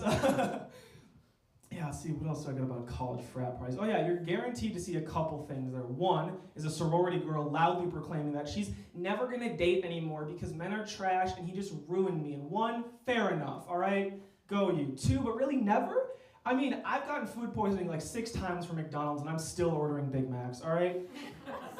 You can't say never. Yeah, and then, it's like, I get it, dating sucks, especially using dating apps. I have seen on people's profile, somebody put, I know I found the one when they wake up at 5 a.m. with me, and like, okay, you're already setting the bar way too high. The only thing that's getting me out of bed at 5 a.m. is nothing short of my mother dying. I've seen somebody else put on there that, they just want to find a guy who's tall and funny, and hun, you are looking for a unicorn, all right? You cannot have both. One happens because the other one isn't true. Do you think if I was 6'2", I'd be sitting on stage right now with a mic in my hand, talking about my clearly very thin sobriety just to make people laugh? No, I'd be getting laid like a normal person.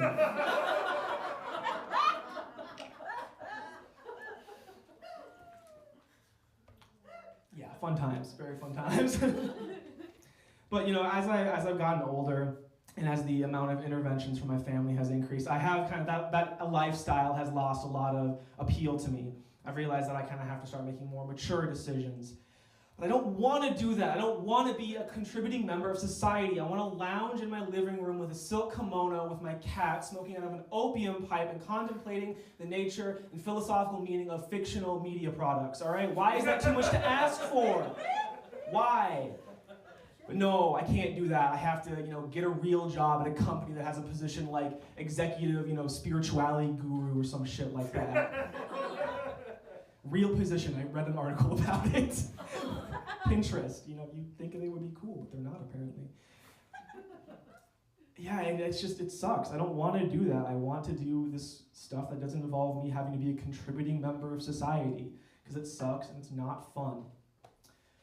But, in honor of my old days of using and not being sober, I want to share with you all one of my favorite memories from that era of my life, and it's the story of how I got my first piercing.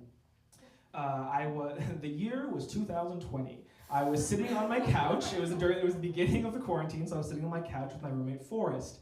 We're about a brick of hash in watching anime, and already off to a good start, right? Yeah. And so he looks over at me and says, "Hey, Ian, can I pierce your ear?" I'm like, you know what? Why not? Fully aware of the long list of reasons why not.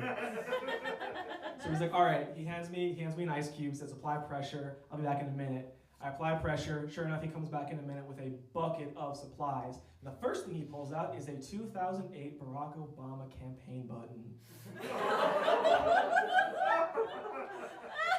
It gets better. The pin part is coated in resin because it was his old weed pick in high school. And I look at it, I think to myself, well, it's got hope written across it, so it can't be that bad, right? I'll be fine. So he gets to work, I take the ice cube off, he plunges it into my earlobe, and everything's going fine until about 5 minutes in, and I realize, hey, this is taking kind of long. He's been in my earlobe for about 5 minutes now.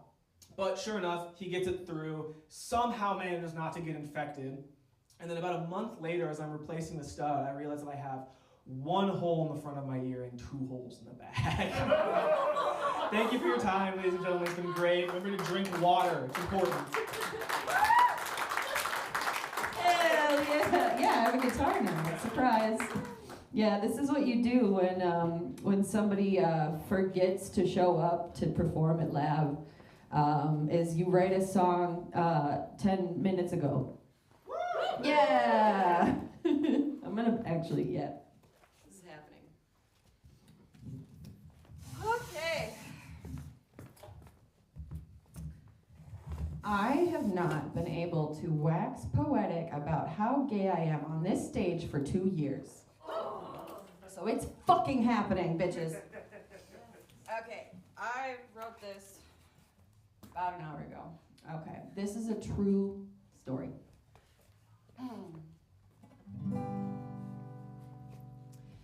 I know I use these shows to flirt and say I'm gay, but it wouldn't be Fearless Lab any other way. I still don't have a girlfriend. I've been doing this for years. You think I learned my lesson about my type of queer? Why is it always the brown-haired bass player girls? I know it's not just me who's tortured by this world. Sometimes she's a drummer, but it's always the same shit. She's got brown hair that's straighter than she is. It started in college with a drummer named Case. A couple years later, she also learned bass.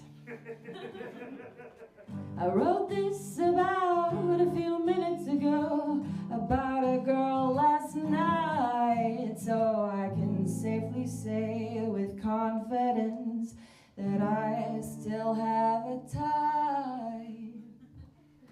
Why is it always the brown-haired bass player girls? Every time. I know it's not just me who lives in this world. Sometimes she's the drummer, Jess. Oh, it's been so many years and I still have a crush on you. It's always the same.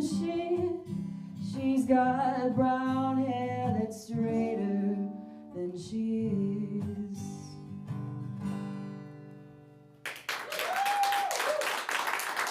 Thank you. You know,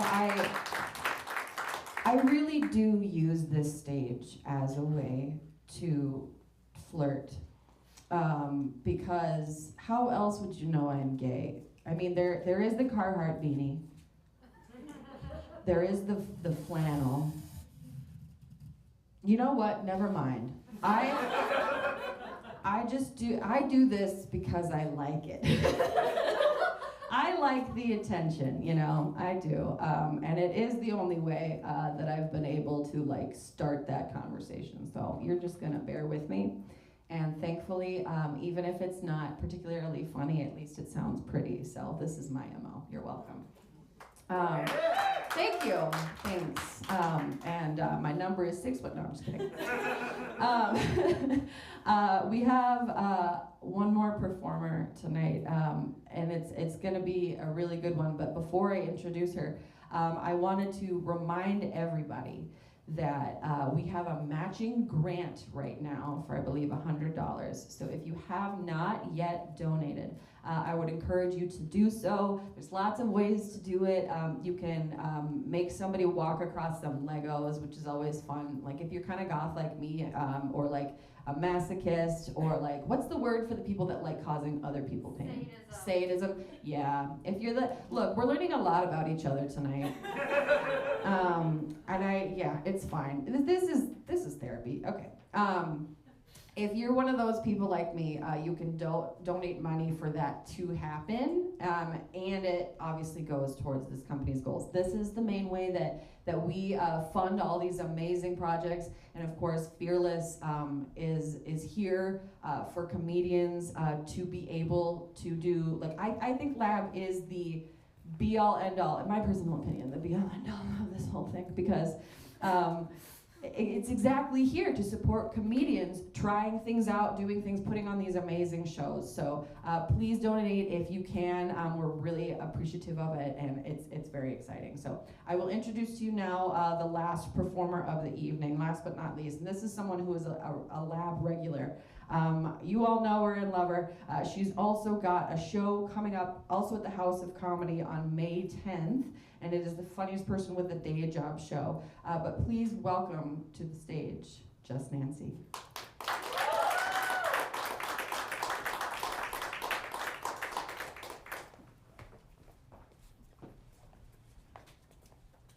Hello. No, it didn't hurt, but it's funny. I should have pretended it hurt. Yeah, I like to be dramatic, so I like to rearrange the stage while you guys all watch. So I'm going to show you how it works, like a little behind the scenes. First, I'm going to put a stool in the center. Then I'm going to move a chair. I know this isn't even part of the set, but we got time, guys. We got time. So awesome. I don't have to rush. So this is going to act as my table, so I'm just going to narrate as I go along here. This is so funny. Yeah, because I normally don't do all this, but here's also something funny. I feel like every time I do Lab, which I adore, what makes me kind of laugh is I always feel like the soccer mom of the group. And I don't play soccer because I like to eat, and I'm not a mom. But I feel like the soccer mom is just kind of a funny group to represent when I'm not part of either of those groups. Anyway, so I'm going to start my actual set now. Are you guys ready? Okay, great. So, funny story, and by funny I mean sad. A couple months ago I was laid off. Excellent, on cue. You know, it happens. It's fine. And actually, like 90% of the reason I'm up here is to network. So we're going to talk a little bit amongst ourselves, okay? So that means 10%, yeah, I guess 10% is the reason I'm up here is to make you laugh. But I'm just kidding, it's 67:33, okay? P.S. I'm good with metrics. Yeah, okay, let's see. I know all the folks in the second row, so don't answer this question. But how about the third row? Like, can somebody just shout out your job? Shoe salesman, carpenter. Okay, I wouldn't be good at that. Carpenter, I'd be horrible. I have a whole gig about trying to install a shelf, and it took me 3 days. Yeah, but here's the funny thing. Because over the last couple of months, I've really gotten to know myself and what I would like to do next. And in doing that exercise, I also identified 4 things I better never ever do. Okay? Number 1, I better never ever work for Comcast. Because if I do, it means I'm trying to destroy that stupid monopoly from the inside as a spy. Second of all, I should not be a commercial pilot ever. And here's why. If I'm ever flying, I'm gonna get on that intercom and I'm gonna be like, hey folks, this is your captain speaking. There's some clouds up ahead, so we might die. That's how I feel about clouds and flying. I love traveling, but it's another set. You missed it. It's your bad. Here's a third job I shouldn't have. I also should never be the Jeopardy host. Because I would read the clue and I'd be like, nobody is gonna know this. Here's the last job I should never ever do. I should never be an Instacart shopper. And here's why. I would be texting you from the store. And I'd be like, hey, sorry to bother you on my BlackBerry. I'm at Cub Foods, and I know you wanted squash, but squash is horrible. It makes me gag. Did you really mean you want squash? Or I'd write to you from Cub again and say, sorry to write to you again. I know you wanted potatoes, but I was over in produce 10 minutes ago. Now I'm in the potato chip aisle. Potato chips, potatoes, right? Same thing, right? Or I would text you and say, sorry, this is the last time I'm gonna bother you. But while I'm still at Cub, I noticed they had a buy one, get one on cheese. And I like cheese. So I thought if you like cheese, we could do halvesies on cheese. What do you say? I wouldn't be good at that. So thanks for taking this journey with me as I tell you about my job search and things over the past couple of months. Because I've also spent a lot of time on LinkedIn lately, in addition to Facebook, which I did before, but not on work time. So here's the thing, and maybe it's just me, but do you guys ever confuse which site you're on? Sometimes you're on one and you're like, whoops, I'm not on Facebook anymore. I'm not in Kansas anymore. Case in point, a couple weeks ago I was on LinkedIn. Forgot I was on LinkedIn. And I was reading an article from the Wall Street Journal, whatever. And again, I forgot I was on LinkedIn, and I responded, I know, right? I mean, that's Facebook material, not LinkedIn. And then there was another article on LinkedIn, and I wrote, bitch, please.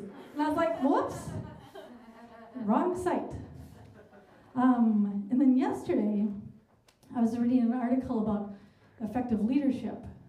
Again, I was on LinkedIn, but I forgot. So I'm reading this article on effective leadership, and I couldn't help myself. I just wrote, forgetting where I was. I wrote, OMG, if John had been an effective leader, maybe we wouldn't have gotten into that pickle. Hashtag 4.5 habits of highly effective people. Hashtag Brene Brown 2024. Hashtag vulnerability. I'm just saying. So anybody out there fans of the Oscars or Academy Awards? Yeah, they're on tomorrow, and I'm super excited. It's my Super Bowl. But here's the thing, and it comes back to job searching again. I apologize dragging you down this dark hole. I'm just kidding, it's not a dark hole. I'm excited about my job search. But in light of my job search, and in light of the Academy Awards, it reminded me of one of my favorite movies. And I'm going to tell you why. Shawshank Redemption, amazing movie, right? Okay, it is. It just is. If you haven't seen it, take my word for it.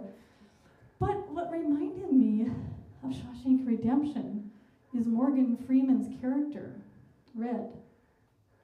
Okay, and if you've seen the movie 20 times like I have, you know he goes to parole hearing after parole hearing after parole hearing trying to get out of prison.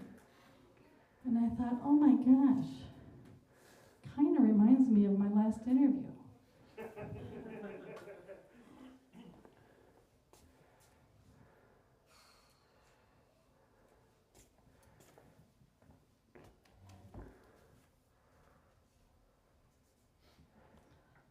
Come on in, sit down.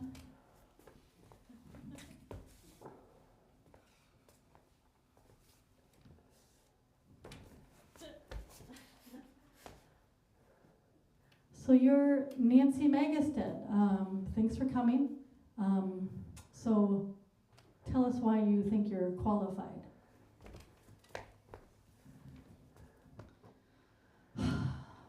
Qualified. Well, if I only knew what that meant. Well, it means you're the best person for the job. I know, Sonny, you don't need to tell me what it means. I know what qualified means. Qualified. It's just a politician's word. So people like yourself can sit there in a suit and a tie and have a job. Qualified. What are you trying to ask me? Am I qualified for this job? Well, are you?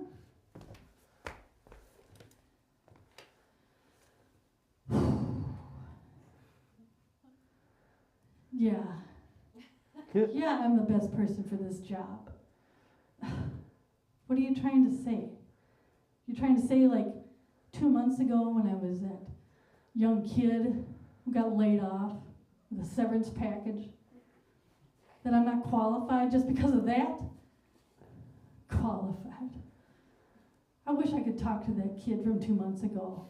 That kid who, yeah, I would just tell her the way it is, you know? Man, but I can't. That kid's long gone, and all that's left is this old woman. Qualified. What a bullshit word. So why don't you go on and keep interviewing your other candidates and stop wasting my time? Because to tell you the truth, I don't give a shit. You're hired. Woo! You know, it's funny, in the movie, again, if you haven't seen it, please see it. It's an amazing movie. But in the movie, it's called Rehabilitated, whereas my version was called Qualified, if you didn't hear me say that 10 times. So anyway, I'm kidding. I do give a shit. So again, I was kind of joking about networking, but not really. So if you're hiring, look me up on LinkedIn. Anyway, I'd like to thank the Academy of Motion Picture Arts and Fearless. And I'd also like to thank Fearless because, oh my gosh, I'm just going to end with this. I'm done with my bit. But oh my gosh, here's the reason I love Fearless. And here's proof. I have a tattoo of it. But yeah, thanks to Fearless back in, I don't know, 2016? Let's just go with that. I kind of got a restart to my comedy career thanks to this group. And I'm indebted to them. And while I'm no longer a member because I got too busy, man, it's a great group of people. It's a great group of talented people. And I'm grateful to be part of it. So thank you guys for coming. Thanks for donating. And yeah, I'm just Nancy. Thanks. Woo! Yeah, thank you, Miss Nancy. I'm sorry. It's good. It's good. It's fine. I love Fearless Lab once again. If you are interested in doing comedy, please come and talk to me. Find me on any of the Fearless Lab socials, and let's get you up on a stage. I'm thinking about doing just one more little song. Would that be okay with you guys? Woo! Cool. I'll take the little music stand there, and we'll do this. We'll do this thing.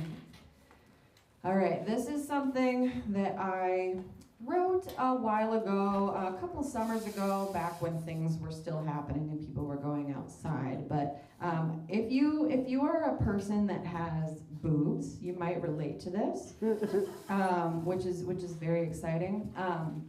And I would, you know what? Yeah, I'll promise. I'll stop talking about how gay I am now. This is a song about tits.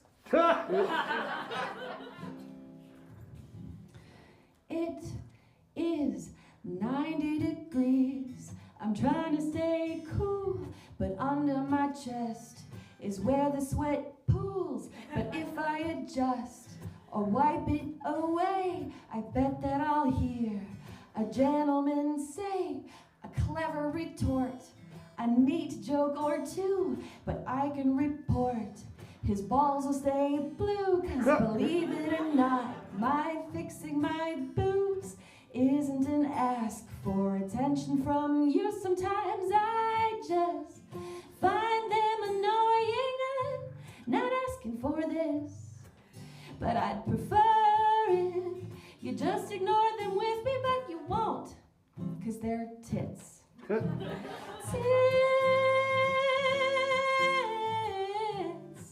Oh, tits, tits, tits, tits. Oh yeah. Now, don't get me wrong. I think boobs are neat to have. I mentioned I'm queer. I have that phrase on repeat. Oh, sorry. But keeping my mouth shut, my friends, yes, unless it's the appropriate time. Have you heard a context I find explaining this to be annoying? Sometimes I get out of my wits. But if you think you get what I'm saying, then sing with me. Because tits, am I right? Tits. Oh, don't be shy. Tits. Tits, tits, tits. One more time, everybody. Tits. Oh. Tits. Tits, tits, tits. Thanks, Jason. You're welcome. This has been Fearless Lab and my wet dream. Good night, everybody.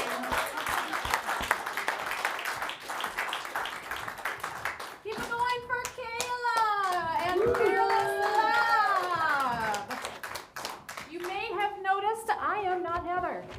I am your new host for the next 2 hours. Well, hour and a half, really. I'm Kara. And I have been a Fearless member since 2016 or so. And in that time, Fearless has done a lot for me. I took a long break after school, away from theater, doing what people would consider real life stuff. But being part of Fearless has enabled me to get back into things that I absolutely love. I have written numerous comedic sketches, plays, things that have been performed all over, and in 2 states even, 2 states, if we count Wisconsin. I've been able to write, perform, direct, produce, and I'm not even funny. I mean, ask anybody here. Jason, am I funny? In what context? Exactly. So for somebody being completely and utterly unfunny, just imagine what Fearless can do for you if you are funny. But we have some things that we are going to have. We have some challenges. Eric? We do. Excellent. Jason, can you help me get the Lego walk out? It's like picking your own switch. You might notice my shoes are already off because I have a suspicion.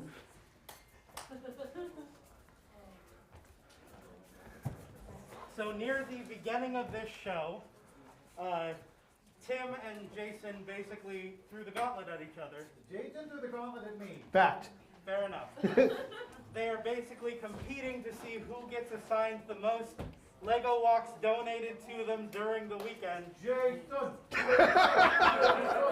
And the winner is also the loser. So, now before we do these Lego walks for Jason, the count stood at 5 for Tim, 4 for Jason. After we do these Lego walks, the count will stand at 5 for Tim, 8 for Jason. So Jason, 4? you will need to do 4. However, I felt like we want to take the sting out of that a little bit. So I donated to have Fearless members compliment Jason Aw. on each of his laps. So if I could get Angela, Tim, Keith, and Salsa up here. All right. So the compliment is basically having us say something nice and heartfelt about one of our fellow Fearless members. So I don't know who cares to go first. I mean, I feel like I gotta do this first, So on right? your first lap across, Salsa, if you would like to compliment Jason. Jason, you very recently became the newest artistic director, and in that time, you have had a vision for the company that was not easy to realize during a pandemic, but you have risen to the challenge and done a fantastic job so far. I look forward to seeing what you do in the future. Thanks, Salsa. Let me get that for you. One. Yeah, Keith. Jason, you were in the Fearless 5 play that I wrote, and it was amazing to see something that I wrote brought to life by your acting abilities. So I really appreciated that. Thank you, Keith. 2.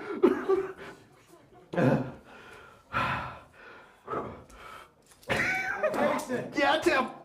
The first time that I ever did something with you was to think that I saw it on 221B Baker Street. I remember the first time that I watched the run through of that show and you were playing the Cat in the Hat, and sitting at a table and you knocked something off the table. And it was hilarious.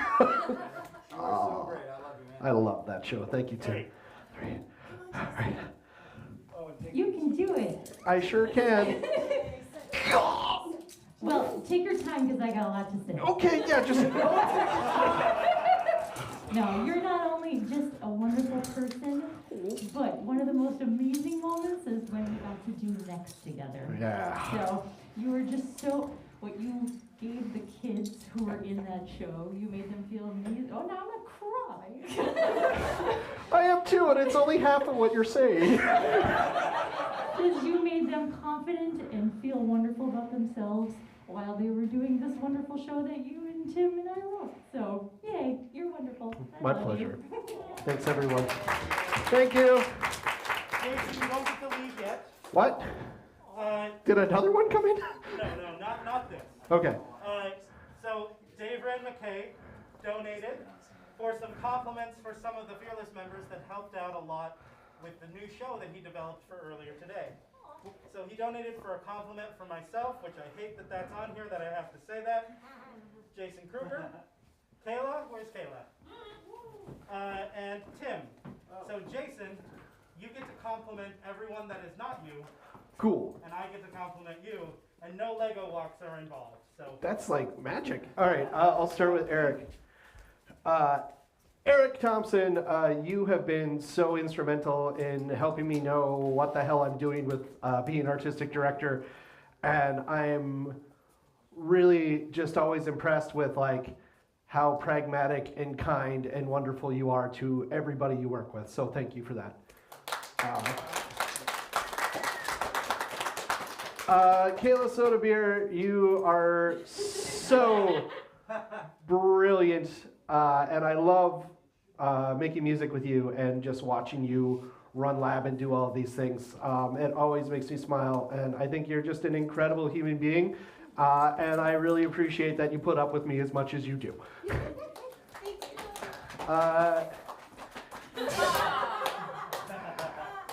Tim, I don't think I would have had any clue how to be an artistic director if I didn't have your fine example to go off of. You're a fantastic writer, and you put your heart and soul into the things you do, and I love getting to work with you.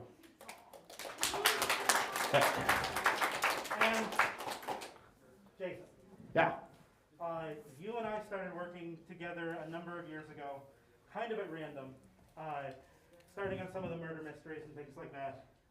And together we got to do so many ridiculous and heartfelt things, including you running up to me while I was in a character that very didn't want to deal with it, while you excitedly called me your buddy palamigo, bro. and so many other close random friend words. And that really became true. Over the years, we have gotten a lot closer, and it's been a pleasure to work with you. And here's to many more. So that's some of the sassy stuff out of the way. Stefan, I know you're up there and busy. Could you please come down here for one moment real quick? And Salsa, if you could come out. So while Stefan's getting down here, I will also say, before I get to that, oh, that was quicker than I thought it would be. Dan Patton has donated because both of you work behind the scenes and haven't been up here and visible to a lot of our people online or in the audience. Has donated to make sure you both get a snack to know that you're appreciated. So, thank you all so much. Here we go. All right, thanks, Eric, and thanks to everybody who donated for our good challenges and our bad challenges. If you still want to contribute to anything that could be nice or not so nice, you can step outside to the box office or donate online and just put in your message who you want your challenge to go to. This will go up until about 11:45 tonight, so you've got time to catch up Tim on all of those Lego walks. We want Jason to win, basically. So we are going to bring our next group onto stage. It is Duck Washington and the Hodgepodge Comedy Game Night. I keep wanting to call it date night. I have no idea, but it's game night. And just to let everybody know, there is a $500 matching grant over this next hour. That is towards the spring production of Much Ado About Nothing that is being performed at the Mounds Theater April 29th. Yes, through the second. Through the second. I wrote this down. I really did. I swear I did. All right, so let's give your hands together for Duck Washington and the Hodgepodge Comedy Game Night. Woo! What up, everybody? Welcome to the Hodgepodge Comedy Game Night. My name is Duck Washington, and I will be your host for the evening. I am also the one who's putting forth the $500 match that's running right now. So donate money so we can have like tons of crazy money and do like super cool shows, like the one you're about to see right now. Let me say that I'm a huge fan of turning on late night TV and watching celebrities play dumbass game shows. And I was like, I want to see my friends do that.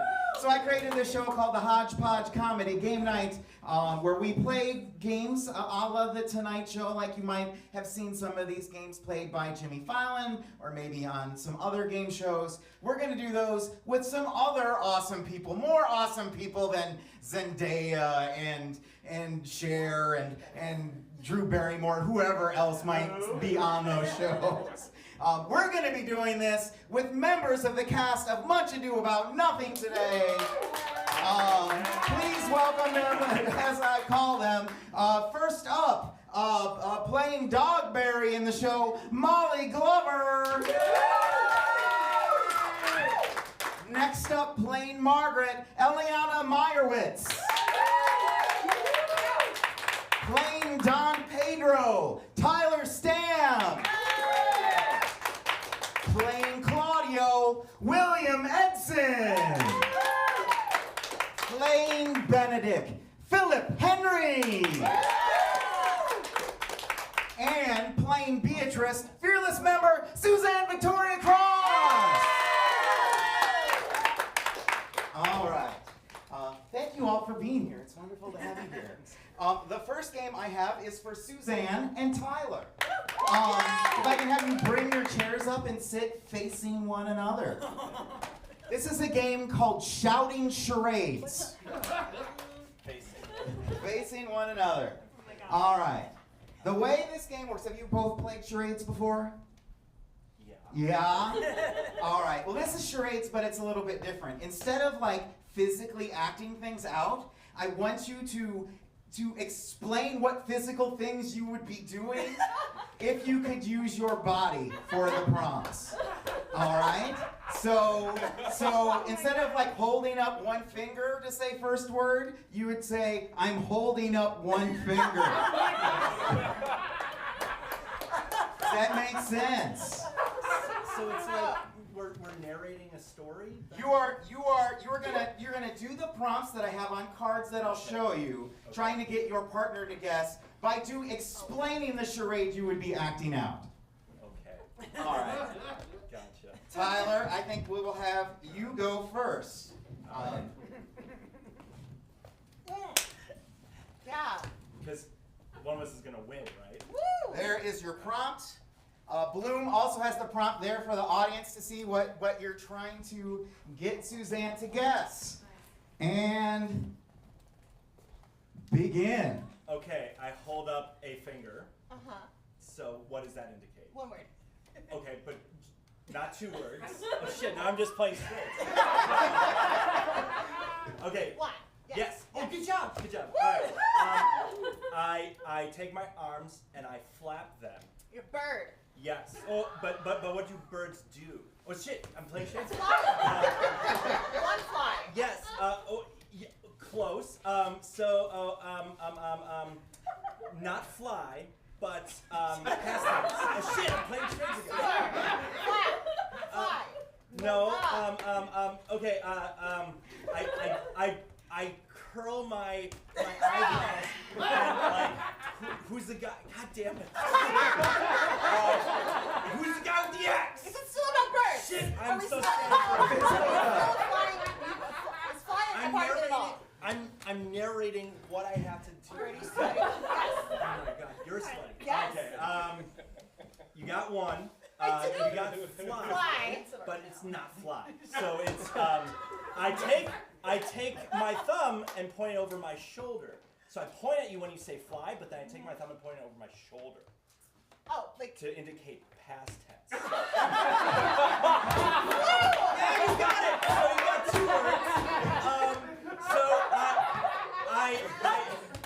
I do the reverse with the fingers. You have 2 words. Fly flew. No, you got the. What's the number? One flew over the cuckoo's nest. Yeah!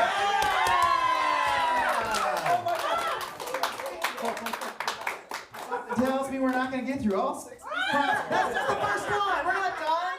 It's not done. That's just the first one. Wait, you have to be Now, Suzanne, it is your turn to explain to Tyler. This is what you're going to have to explain. What you're physically do things to explain to get Tyler to guess that. I have to get it. I know, and you know it. Oh wow. And begin. All right, so I am. Okay, I am putting my hands up and moving my arm to indicate. No, but to indicate a thing in charades. So this is like I am going to a movie theater, and so I am moving my arm. I said the thing. Okay. Movie theater. No. Okay. So, but how do you do this? It's frustrating, isn't it? Okay, so I am sitting down. I am eating popcorn. You're eating and popcorn at a I am movie looking at what? At a movie trailer. Yeah, no, Movie screen. just the first thing. Screen, movie. Yes, absolutely. Go on, All right, Jim. high five. So that is what we're talking about. It's a movie. Okay, it's a yes. kind of movie. And in this, okay, I can't use my butt. Is it a kind of movie? It's You just- have to say nod up and down or shake. So, if I was going to be this animal, I would put my arms straight out and move them around, and I might breathe. I would open my mouth and go, oh. Dragon. Yes. Movie dragon. Smaug. No. Am I allowed to curse? Yes. Okay. You can curse. So yes. So you have the thing that the thing is about. The right? movie, the movie's about dragons. Ah! Dragon Park. Nope.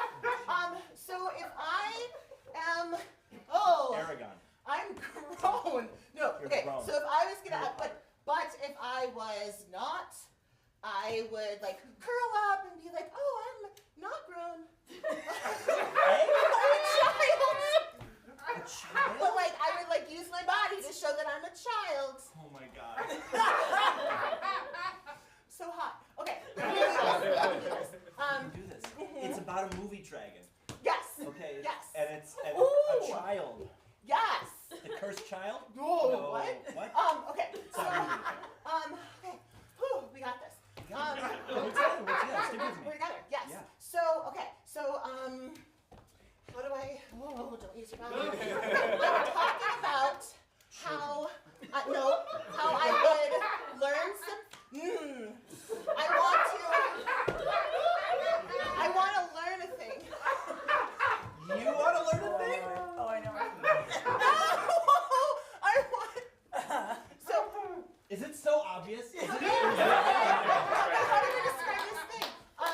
Okay. So I would take. Oh, okay. So if I were at a place of entertainment, I would take I'm holding up my hand with a whip in it, and I'm going to teach an animal to do something by going. 3D circus. Circus? Sorry. Oh my god. I'm bad at this. I'm so sorry. Homophone. What? For the word you're trying to do, another kind of that word. Oh. Thank you. Wait, I don't understand. Can I phone a friend? Can I phone a friend? Oh! Dumbo. Is it still dragon? I have a hat on, and I'm gonna go that. Choo-choo. Because I'm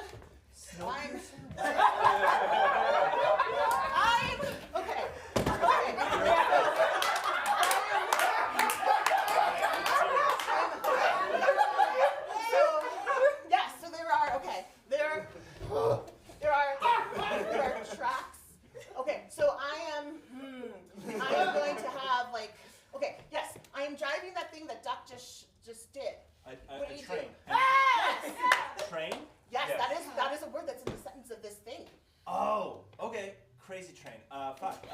Remember your other Remember words. there's an animal. Dragon train. Train. How to Train Your Dragon!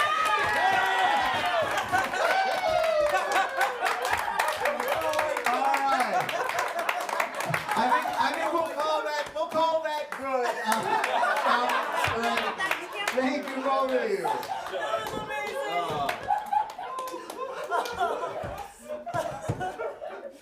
Oh, that's delightful. Oh, thank you for that. My cards are out of order, which is fine. Next, what I think we're gonna do is we're gonna do a game called Can You Feel It? And for this game, I would like Molly and I would like Phil. Okay. Molly and Phil.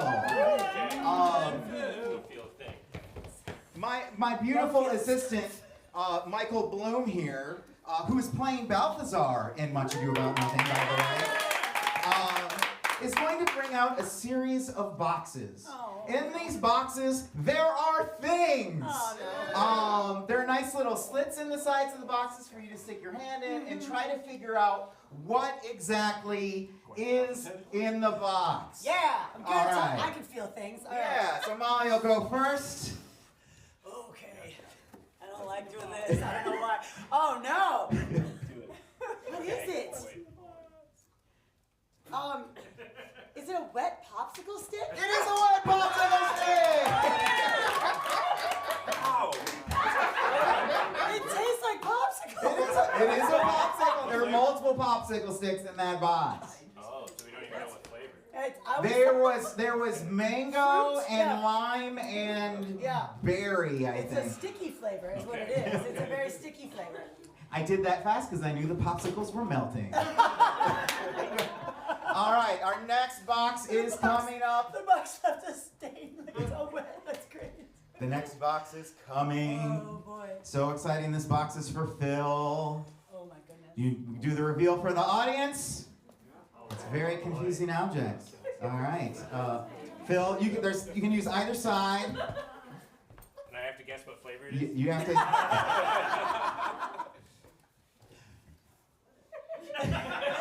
There's something really disquieting about reaching into the box. I don't know what it is. It makes my human senses are not. I'm assuming it feels like a gourd. Or a squash of some kind.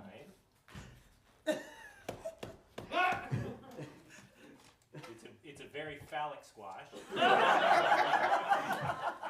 one going. Only one. I think that's probably about as. You need me to get. I think that's about as close as you can get by feeling. It is a very phallic-shaped sweet potato. Wonderful. Next box, please. Oh, man. All right. Oh, thank you for coming out with a towel. Yes. Got everything to be shown. It's gonna get way messier before we're done. So. All right. Boy, all right. Molly, your next item. Everybody ready? Ooh. I can't even see their faces, so I don't know how I can't even see if they're like shocked or not. All right. Oh, why? Oh my God, what is this? Oh, it's so viscous. Is it frosting? No. Is it like gack?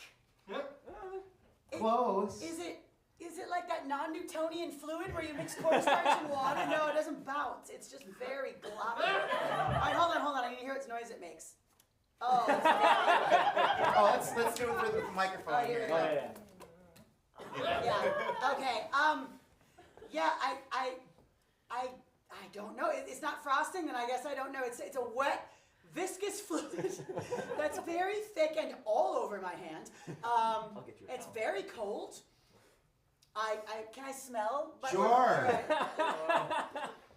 It smells like frosting. I think it's frosting. It's close. It is actually tropical pudding. It's a casserole dish full of tropical pudding.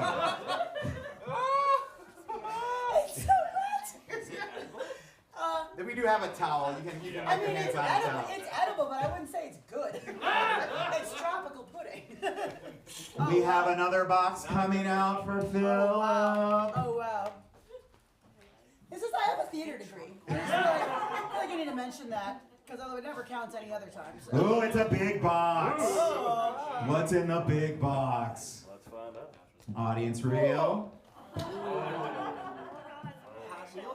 I heard that. Ooh, I'm excited for you. So I feel like I lucked out with a very dry object the first time. I got a towel for you, buddy. Oh, it's furry, but it's not moving. Oh, that's good. Or is it? Or is it? Face. There's a head in here. It's not a living head. It's not a real head. Styrofoam. I think that's pretty good. It's a styrofoam head wearing a wig. Oh, very nice. I can't help but notice that he's getting all the dry things. You self-selected to go first. I'm all about touch and grow stuff. All right. I'll do it. But I'll tell you, we have one more box, and you'll both get to stick your hands in it at the same time. It probably should tell you something. My first instinct to assess the head was to see if I could stick my fingers in its mouth. This one's my personal favorite. Oh boy. Are you ready? Okay. Are you ready? If it's Bloom's favorite, I don't know if I'm ready. Oh boy. Yeah. Oh boy. All right. Have All right. fun. 1, 2, 3. 1, 2, 3.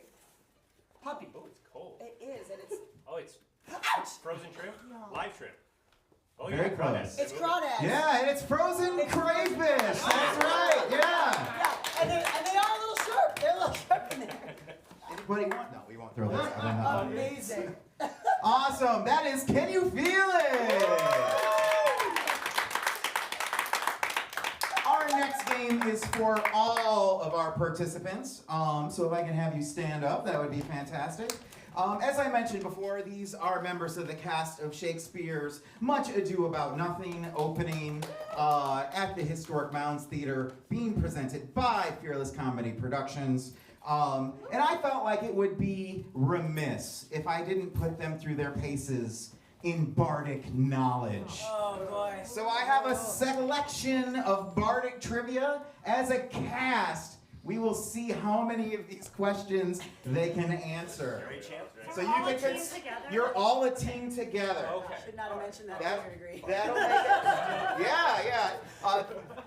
Yeah. Theatrically degree holding Molly Glover should know all of this. Question number 1. William Shakespeare's wife shares a name with what famous actress? Anne Hathaway. That is right. Another Shakespeare wife-related question. What did William Shakespeare famously leave Anne Hathaway in his will? His second best bet. That is correct. It is his second best bet. Yes. I cast the right people. At least that's what I think after 2 questions. Question number 3. What is Shakespeare's longest play? It's Richard III, Othello, King Lear. I don't think it's one of the Henrys. I think it's Richard III.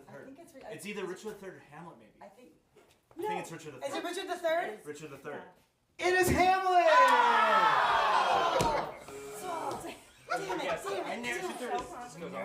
All right, so there have been many film adaptations of Shakespeare plays, including multiple ones of Much Ado About Nothing. But I want to know what play was the first one that we know about that's been put onto film. What play was the first, which one of William Shakespeare's plays was the first one put on film? We say Romeo and Juliet. Romeo and Juliet is incorrect. No! It's actually King John. Ew! What?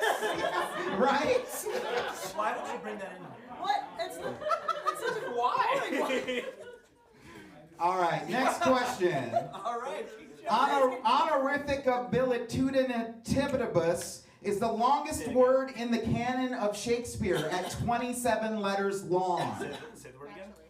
Honorificabilitudinatibus. Honorificabilitudinatibus. Yes. And it is the second longest word in the English language. What play is it from? I think it's one of the like generic comedies. It's like Cymbeline. But it's obviously not in ours. No, it's not in ours. It's not in ours. We should know. Yeah. It's like Unless it's like All's Well that ends well. It might be. Or your drunk character would say it. Yes. Yeah. One of those, like, Yeah, I think All's Well. I'm down. I'm down with All's Well. I'm down with All's Well. All's Well That Ends Well is sadly incorrect. I You promise started so strong. The play's gonna be great. I promise. Love's Labor's Lost is the play that word is from. If you wanted to know, I can't. The longest word in English language is almost the exact same word and has the exact same meaning, but it's not from a Shakespeare play. All right, next question. At what age did William Shakespeare die? What age? What age? 52. 52 is correct! Loosely based on William Shakespeare's Hamlet, what 1983 film largely takes place around Elsinore Brewery? Oh my God. Strange Brew! Correct. Starring Rick Moranis. So good. Several characters of Shakespeare's Midsummer Night's Dream appear in the Disney cartoon show Gargoyles. In the show, what actor voices the character of Puck? Puck? No. Puck. We should go there. Oh, wait, is it? Oh God, it's not Clancy Brown. I know that he voices a bunch of stuff. It might be. No. Yeah, it's not Clancy Brown. No. No. Keith David played Goliath. It's probably a Star Trek person, right? Yeah. And everybody in Gargoyles. That's right. Wait. Getting warmer. It's definitely a Wait, who male plays identifying. Data? Oh, Brent Spiner. Brent Spiner is correct! Very good. Very well reasoned. Oh. Did you see how we lily padded to that answer? That's awesome. All right, your final question. In Act 5, Scene 2 of Much Ado About Nothing, Benedict says, I will live in thy heart, die in thy lap, and be buried in thy eyes. According to the hip-hop comedy Class Act, starring Kid and Play, what does die in thy lap mean? Would you like? I guess I should say pop the coochie. Pop in a coochie, or to have a sexual orgasm is correct. All right, that is Bardic Knowledge, everyone. Well done. And now, it is time for the Whisper Challenge. And for this game, I need Suzanne and I need William. And I need a headset.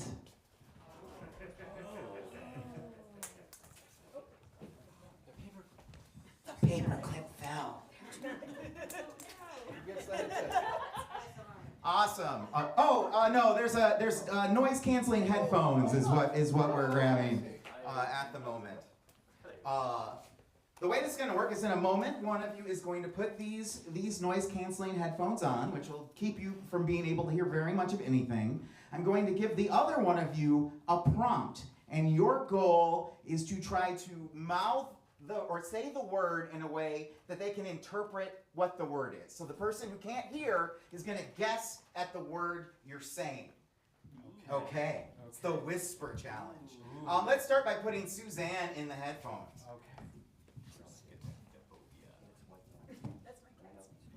Is it really? All right. Here is your prompt. He's born April 15th. His name is Taxman. Oh, okay. Okay. Looks like Suzanne is ready. All right. And I can say it out You loud. can say it out loud because she can't hear. All right. Arugula. Arugula. Beluga. Arugula. Arugula. All right, so let's switch the headphones around. They are very loud. They are very loud. Suzanne, this is what you're trying to get him to say. God, arugula. Okay. Right. We're right here. We're right here. Okay. Forensic.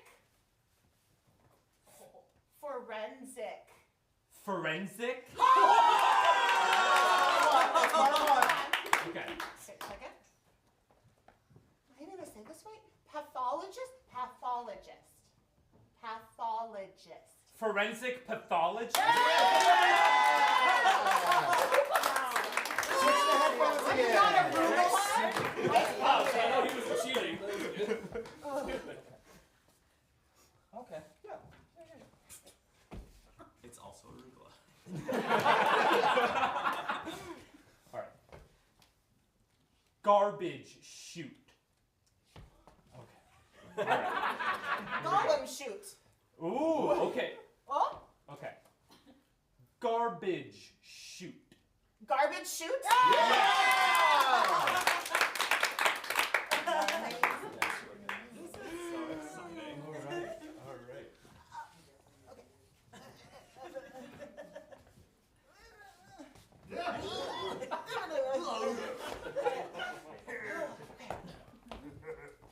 Smurfette. Oh God. Smurfette. Smooth ice. Yeah.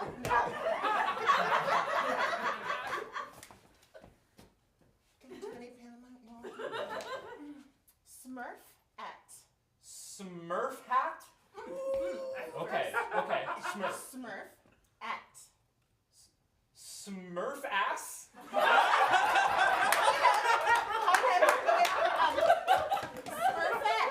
Smurfette. Smurfette.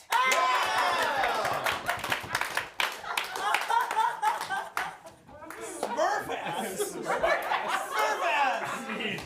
Good more to go. The next fundraiser, Smurf ass. Very confident. Smurf ass.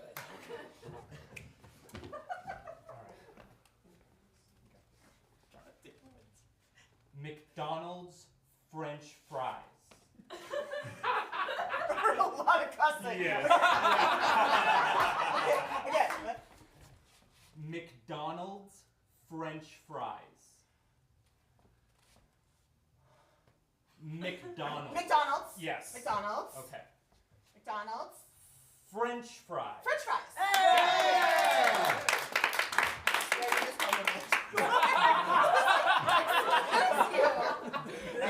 All right. And the last one. Oh. Okay.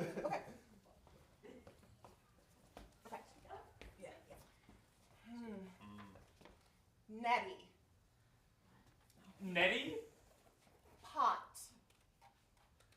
Pot. Bot. Pot. Oh, pot. Oh, Nettie pot. Yeah! They did it! Everybody give them a round of applause!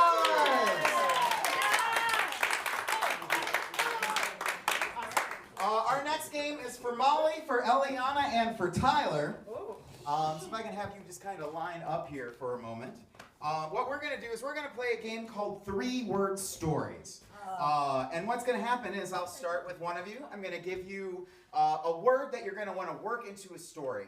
Your story is going to be told 3 words at a time. And so the first story will be between Molly and Eliana. You'll go back 3 words at a time. You're going to try to get Eliana to say the word that you get as a prompt. So you'll start your story like, once upon and then you would continue the story. Time. But I know the word and she doesn't. Correct. Ooh, all right. We got this. Mind meld. Mind meld. My thoughts to your thoughts. All right. All right, and Bloom also has the word so he can show the audience what you're trying to get her to say. Okay. Okay.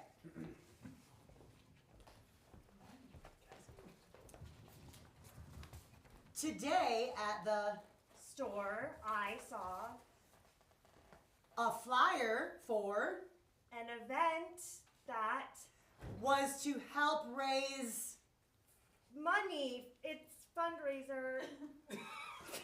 and I decided to attend this event and give money to donate. Yes! Donate this word!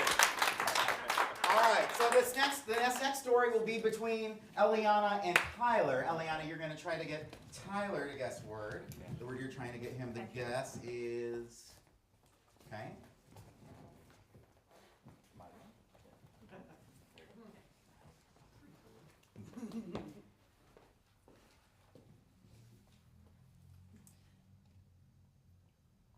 In a tragic Accent there was.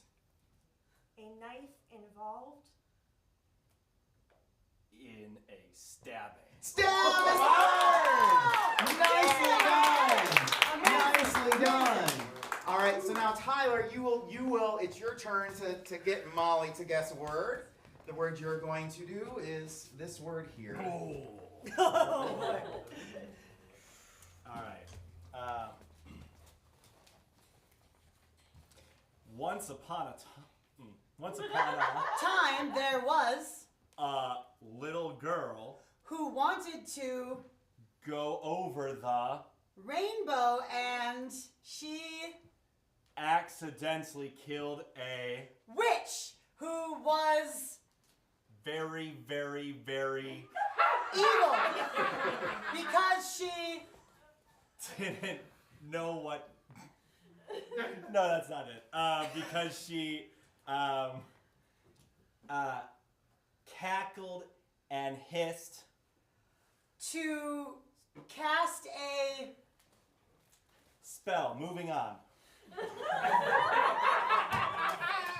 yellow brick road And her sneer were very prominent in a character named Glinda and the one from Kansas is Dorothy. I suck at this. Oh my god. Oh my god. Thank you. You're with. Okay. Kansas is Dorothy. This is hard. New sentence. God. New sentence. Starting over. That story ended. Then there was Snow White and The Seven Dwarfs is a story for kids about a young woman who loves capitalism and has a evil stepmother who oh yes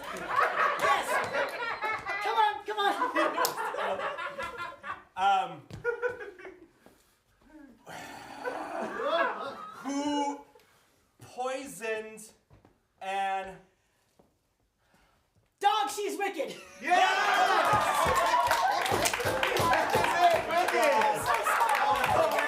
That is 3-word stories, everyone. Come on.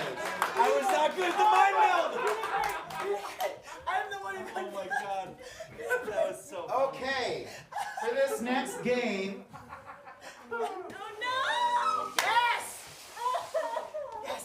Yes! I need William and I need Eliana. Yes!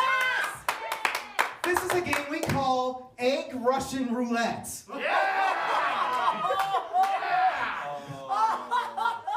My dear friend Michael Bloom here has a dozen eggs minus one because one of them came cracked, and that's to your advantage. Because there would have been 6 raw eggs and 6 exquisitely boiled eggs. Oh man! Instead, there's only 5 raw eggs and 6 exquisitely boiled eggs. You will get to pick an egg at random. And while standing in the pool, recognizing that we're on a stage that everyone has to use today, crack an egg on your head. Hopefully, it is hard-boiled and you don't get all messy. But hopefully for us, it is raw and you get really, really messy. The first one to crack 3 raw eggs on their head loses. Let us start with Eliana. Eliana, please take a step into the pool and select your egg. Oh. I'm kind of feeling the weight of Okay, it. okay. I also want to add that I am vegan, but I don't mind. Just an extra layer. Good. I was going to say, I did ask if you had trouble No, getting yeah, it. no, I thought about it and I was like, I don't. Oh god. Do it. Commit. It's hard boiled. It's hard-boiled! Yeah, you just drop it in the pool. Drop it in the pool. Okay. All right. Choose wisely. While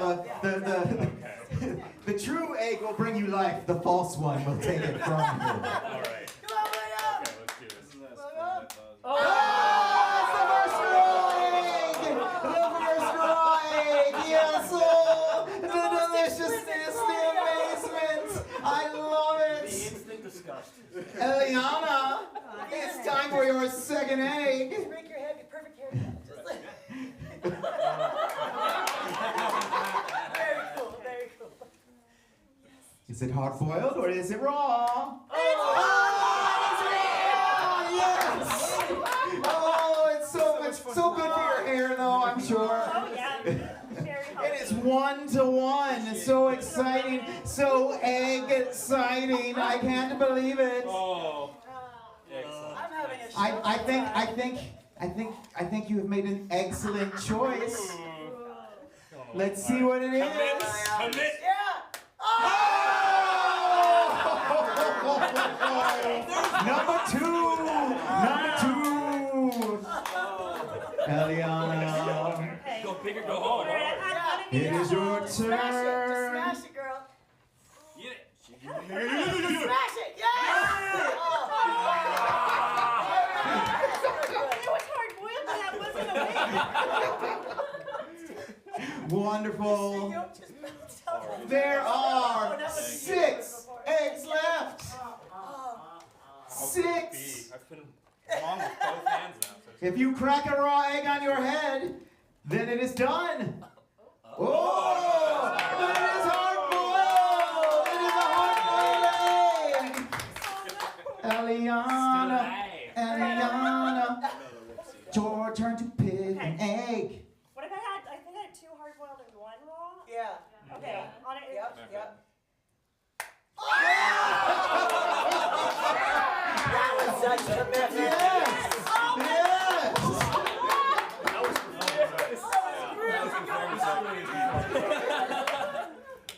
All right. It is 2 raw to 2 raw. Next raw egg loses the game. It's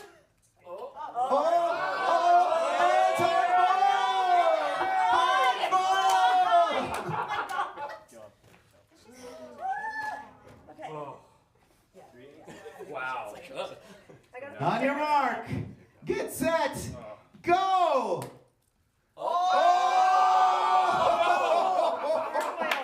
Yeah! Future egg roulette. They're coming down to the last couple of options here. I'm trying to do the math, but I was not a STEM major. So I don't know exactly. All right. Here we go. Oh! And for the first time in the history of Much Ado About Nothing, Claudio gets his comeuppance. Let's give it up for our competitors in Egg Roulette. So sorry. All right. Let's move the pool for a moment, shall we? The pool was a good idea. I'm sorry. Okay, we were trying to like do it together. Yes. All right. So I'm gonna let my assistant help clean this side of the stage while we play the next game over on this side of the stage. The next game we are going to play is going to be a game between let me get Molly and let me get Tyler. Molly and Tyler. Because come we over did here. so well last time. Yeah. All right. We are going to be playing a game called 5-second summaries. Oh, all right. And the way this is going to work is I'm going to give each of you a prompt.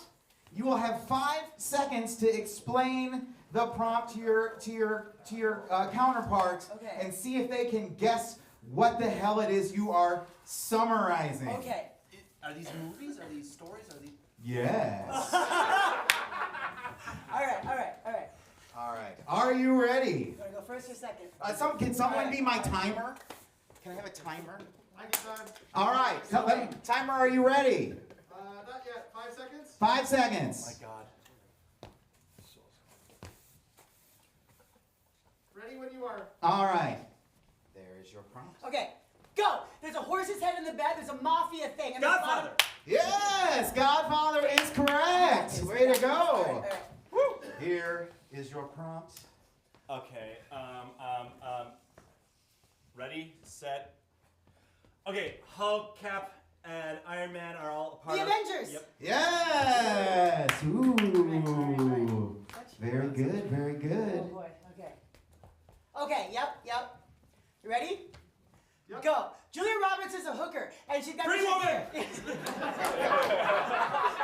Yeah. I'm going to increase the difficulty level now because they're so good. You can now no longer use the names of any of the characters or any of the actors in said movie. Okay. All right.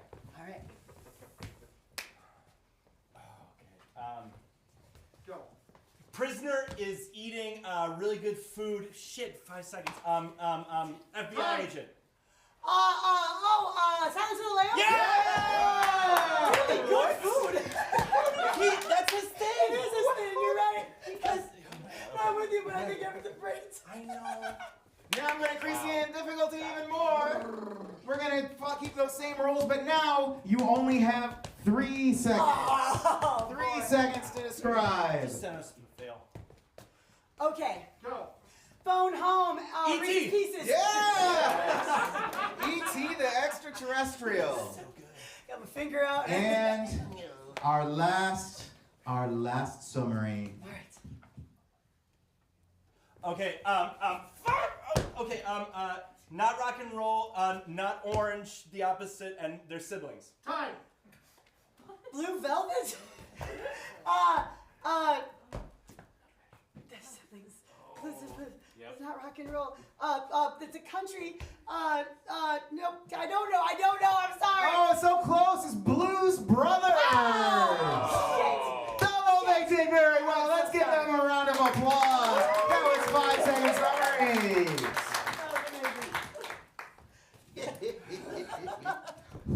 Opposite of orange and siblings. I knew it was blue though. I got you on that. All right. That was good. For our next game. Why? I need Philip and I need Suzanne. Yes. Mud wrestling. This is a game we call. Actually, come over here for a second. It's a picture. Have you all ever played the card game War before? Yeah. Well, we're going to play it in a little different fashion. We're going to play a game called Water War. All right, so we need our deck of cards. Suzanne, do you have your phone on you or anything? All right, great. So the way that we're going to play this is it's going to play very much like a regular game of War.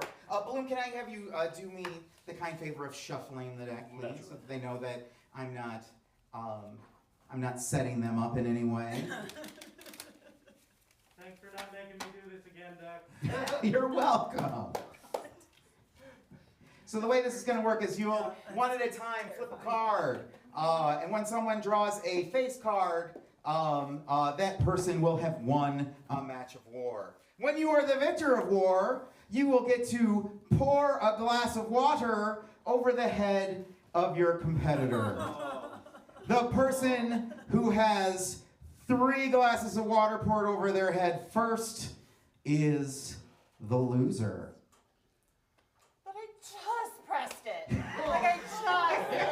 I volunteer's tribute if you want, Suzanne. All right. All right. Prep yourselves. Get ready. Suzanne, why don't you do me the honor of pulling the first card? Okay. All right.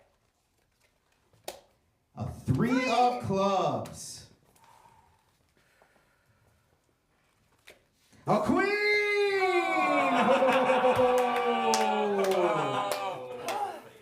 So, Phil, please pour a glass of water.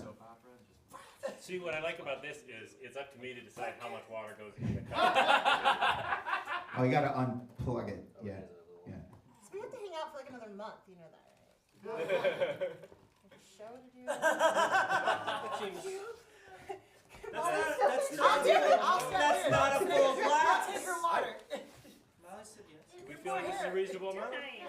I feel like that's fair for the first glass. So will you please take a step into the pool? The things we do for art. Hold on. You can do it. All right. You can do I it. have no idea what temperature this water is. I apologize for that cut.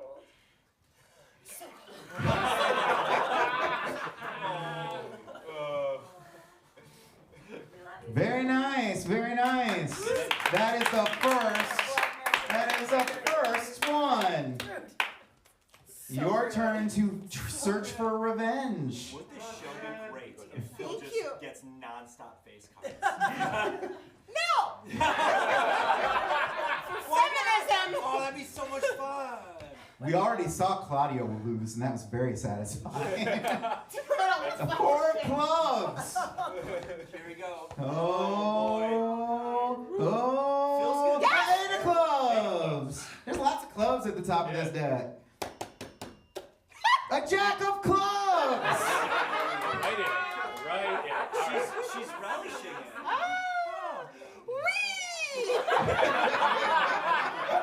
All right. Don't show him. Don't show him how much is in there. I'm going to show him how much is in there. Hey. Is that enough? All right. Oh my god. Okay. And a 5, 6, 7, 8. Da da da da da da. Wow. That was a lot. She got talented. I'm going to get more wet. Like, there's no reason to hurry along. That is 1 glass to 1 glass. We have some more to go.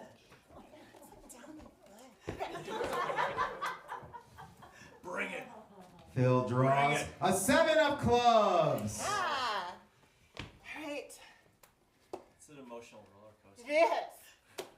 A 10 of hearts. Oh. There is these weird these aren't supposed to be in the deck cards in there. So we'll pull those out.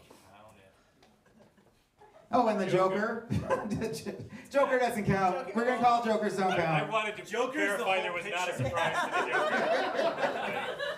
The Joker meets a whole pitcher. No, I'm just kidding. Bloom runs on with a bucket and a super soaker. You know all my life. Does that count as my draw, or do I? No, good draw again. Alright. Six hearts. You're good. You're good. Six of spades. Jack of spades. Get on with it. You could do the same amount you did before and not be a jerk. I will note that she put more water in your glass. Or you take the high road and make her feel like a piece of shit. Yep. I like that. Yeah. The high ground always wins. Yeah, the high road. Taking the high road. Just Taking the ask high road. Anakin. You can't look. I'm gonna go on 3. Okay.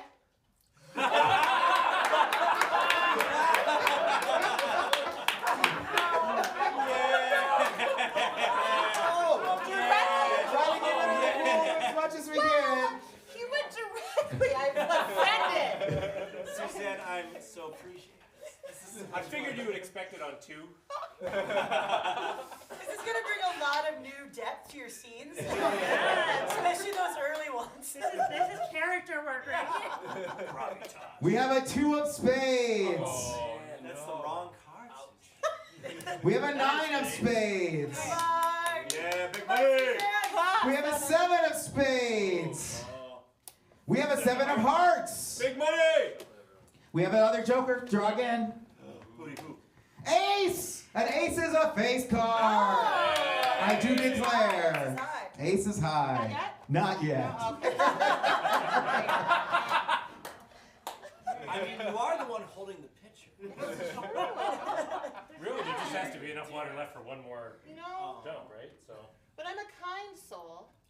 So Oh, I how can get more horrible By you my would throat. feel. Show Yes. you How horrible you feel. No. All right. I will qualify that after this you will be tied 2-2, and then we might move to the pitcher. So any water you leave in the pitcher is more water that might end up on you later. All right. So let me fill this again. Psych! All right.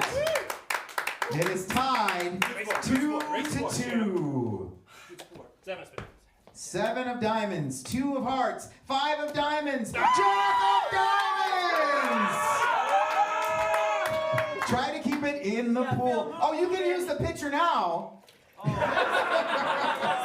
have won. Until the victor. Wait, what did I do, Philip? Did I win? I'm just wondering. Oh, great. I'm just wondering. Great. Awesome. Here we go. Yes. Oh, yes. All right. So wonderful. So beautiful. Everyone give a huge round of applause for Waterlord. I know, right? I'm like, oh my god. Yeah, I mean, other than like getting some weird pudding on your It hand. does still smell like pudding, but I'll take it. Yeah, I really got off light with the box game. This Water War is our last game of the show. I wanted to make sure we had a couple minutes to clean up before the next hack happens. But let's give a huge round of applause to all of our performers. Molly Glover, Eliana Meyerowitz, Tyler Stam, William Edson, Philip Henry, and Suzanne Victoria Cross, who sacrificed blood and everything. Let's give it up for my assistant, Michael Bloom. And Salsa, who is kind enough to help out as well. I am Duck Washington. I am the director of Much Ado.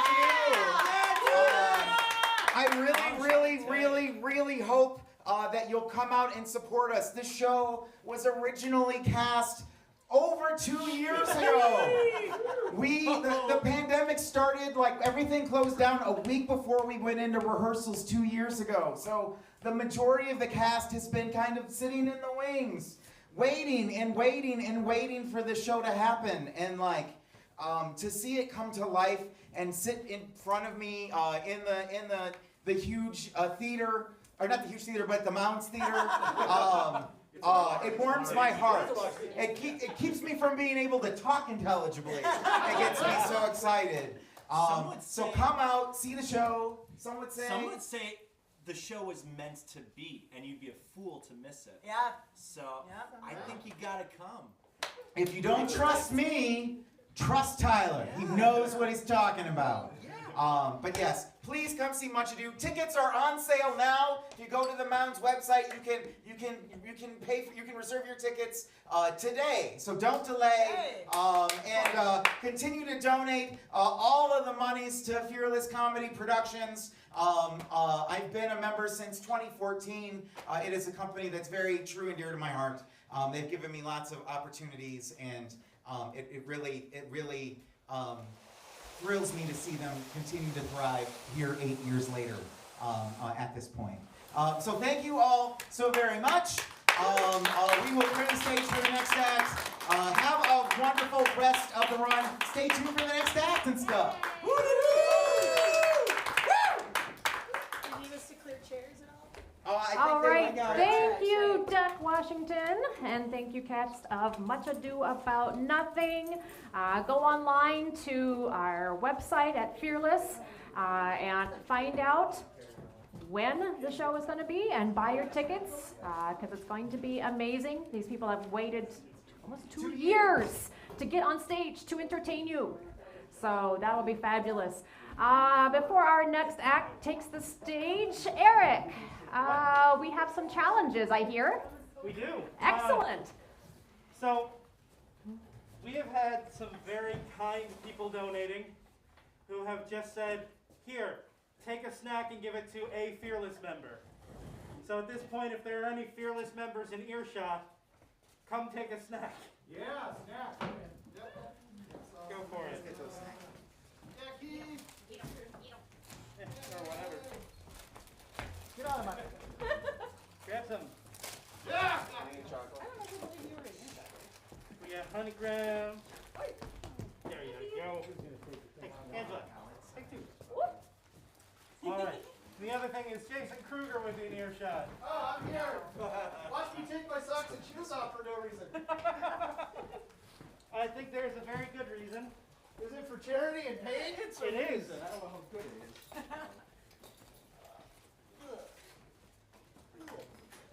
All right. How many this time? Just the one. Just the one. But hey, random Fearless member, enjoy a snack. Oh, a snack. I like snacks. So Okay. this puts Jason at 9 Lego walks as compared to Tim's 5. I love this game. Oh, this game sucks. Congratulations on being the new artistic director, Jason. I love this company. Okay, take longer steps, Jason. I can't. Still want to put too much weight on stuff. Okay. At 9 Lego walks, that means he has personally done $225 worth of Lego walks. So thank you so much for your support, Jason. Glad to help. Kind of. Other than that, there's a very kind donation for a snack for myself and for Keith for running challenges. So thank you so much, Megan Slauson, for that. Yay! And we're going to get this out of the way. All right, thank you, everyone who donated. Sorry, Jason. You're not. I am. I really am. This hurts me personally because you are earning money, so we can continue to bring you great comedy. Speaking of great comedy, our next performer has been a veteran performer around the Twin Cities and nationally and even internationally because he has even performed on the maiden voyage of the Queen Victoria. Let me see, make sure he's on the wings here, and maybe go check. He wanted me to let you know that has everyone here seen the David Letterman show? You've heard of it. I was going to say a certain age group might have. Well, he's also seen it. So give it up for Dean Johnson.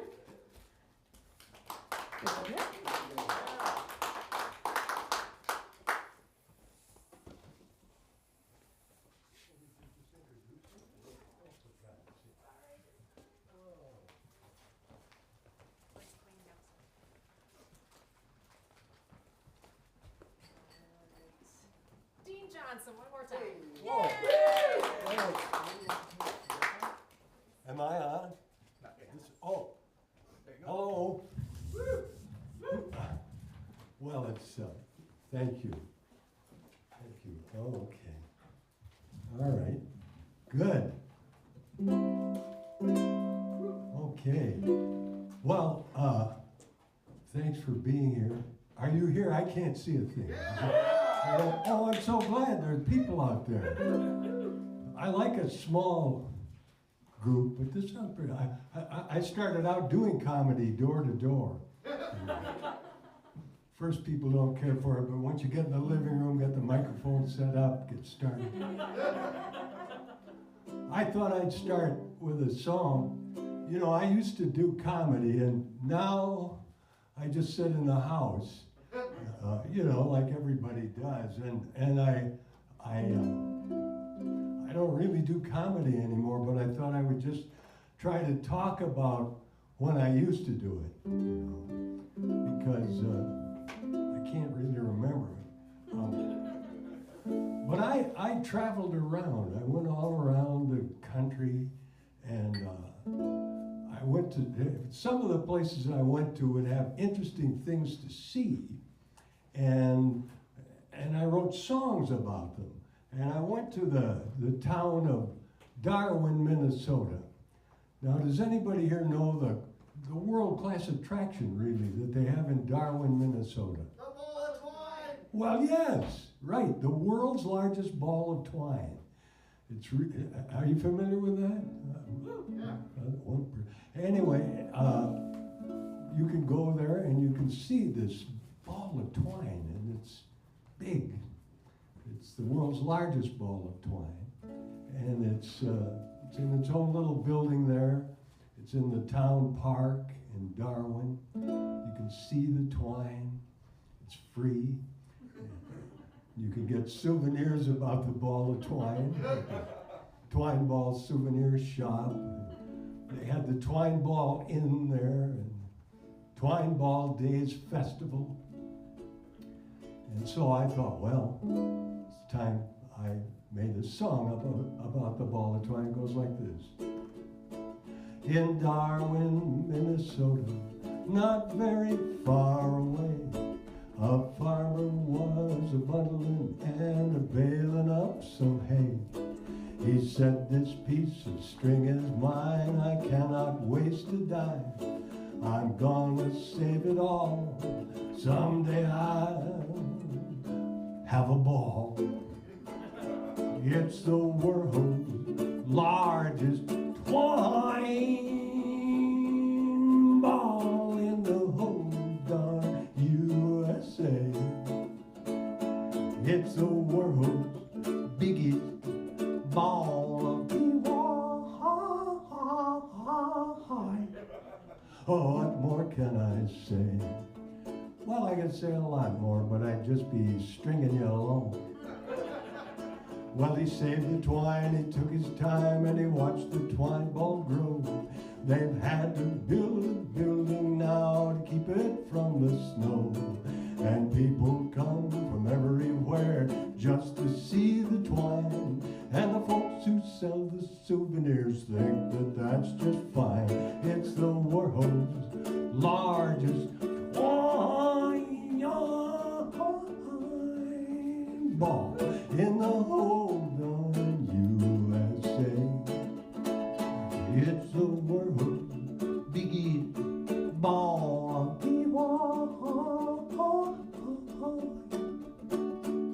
What more can I say? You can buy a twine ball shot glass and a twine ball coffee cup. You own a little miniature twine ball, they'll be glad to make one up. You can buy a twine ball bookmark and a twine ball pencil too. You can buy all the twine ball stuff you want, it's between your bank and you. It's the world's largest ball of twine. I improvised that part. What more can I say? Twine ball, beard glass, twine ball, shot glass, twine ball, coffee cup, twine ball, bat, twine ball this, twine ball that, twine ball calendar, twine ball poster, twine ball coaster, twine ball. Ow!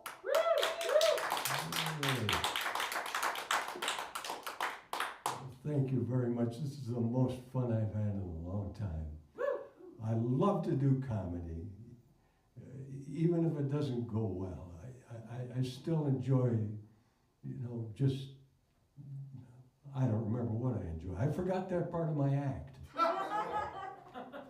Along with the whole rest of the whole thing, I'm just going to have to make up a whole new thing now. It's time to talk about things about the pandemic, but what's there to say that hasn't been said? I tried to think up, though, the nice things about it. Now, the best thing about it was wearing the mask to the bank. Something I always wanted to do, chalk that off the bucket list.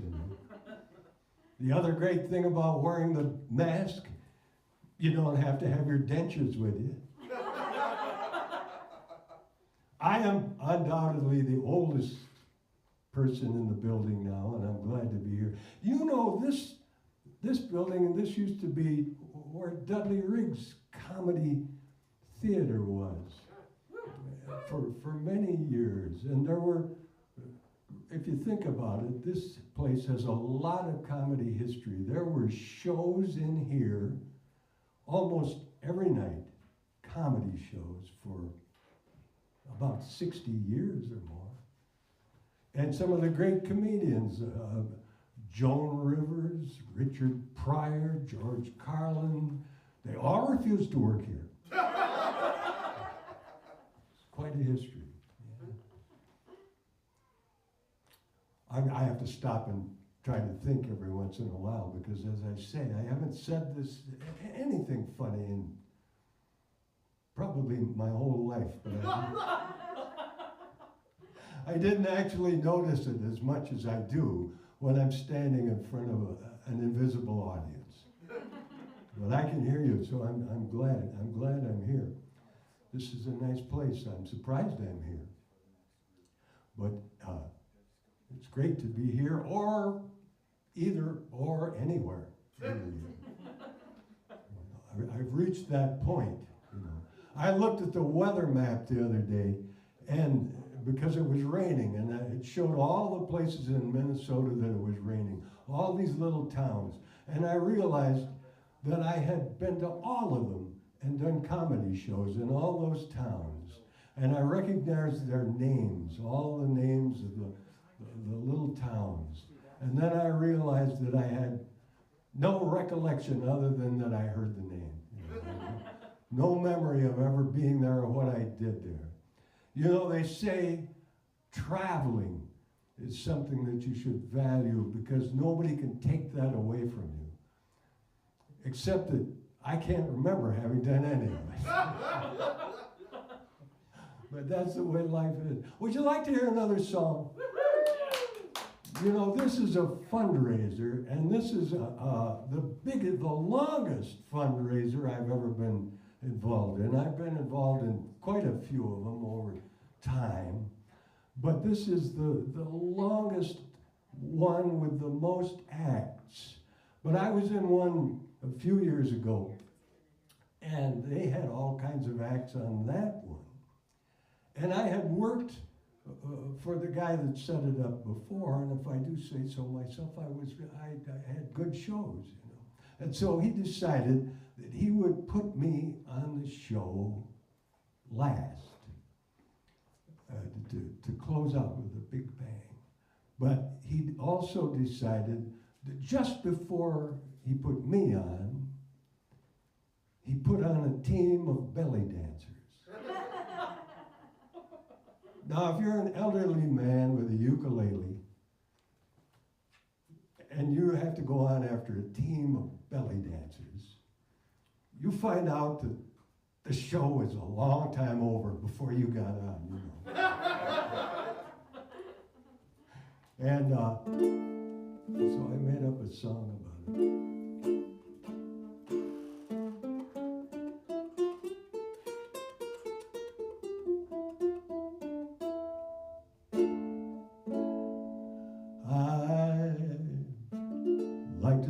my story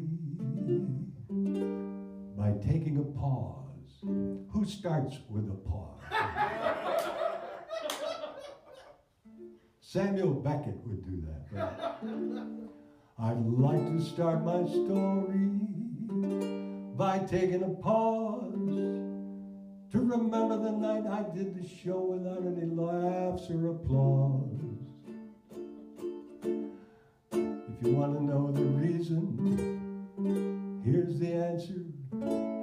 They put me on the show right after the belly dancer. Now, there's one thing that you should know if you're a ukulele player on the show. Don't follow the belly dancer. Follow the juggler. Follow the mime. Sing with the band. Get a great big hand, but don't follow the belly dancer.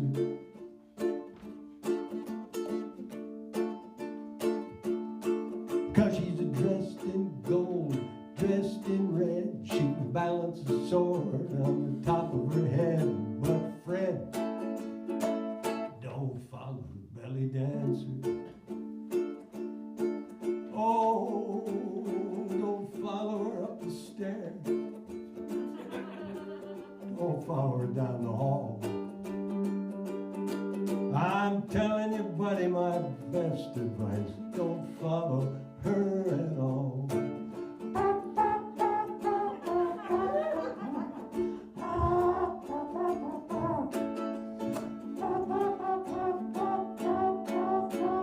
Don't follow her, don't follow her at all.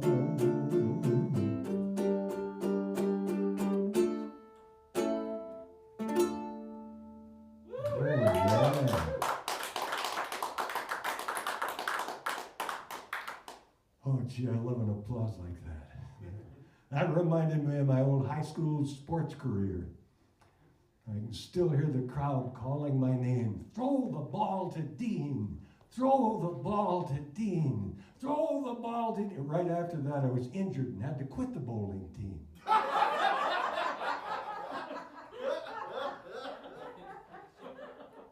Not as tough as I look.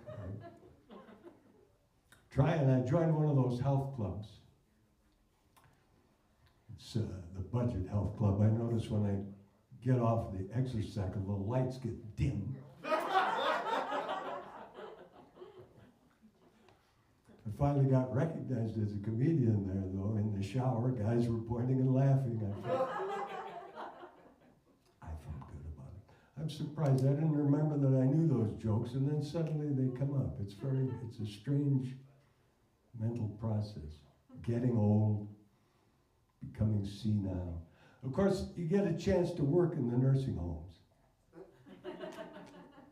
which is actually very nice. I have entertained in nursing homes before. I'm not bragging, but I have, and it's rewarding, and especially if you go to the memory care unit, it's actually pretty easy. You only got to know a couple of jokes. You can just do the same ones over and over. Works out pretty well. Gosh, this is nice. I like the small, intimate group. It reminds me of my family, you know. Of course, I've got kind of a weird family in some ways, you could say. For one thing, they're all dead. But my father, now there was a guy, I remember him, he would give me advice. He said, son, don't put your money in an IRA account. Those Irish will spend it on weapons.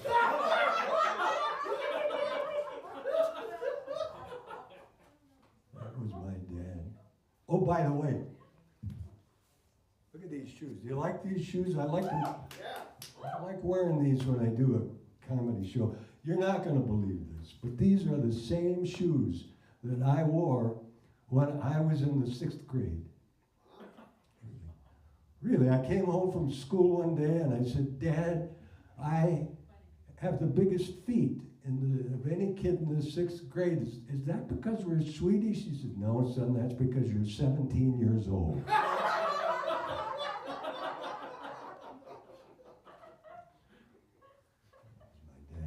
My sister's the weirdest one in the family. She's got a hobby. She reads the obituaries in the newspaper, then crosses out the names in the phone book.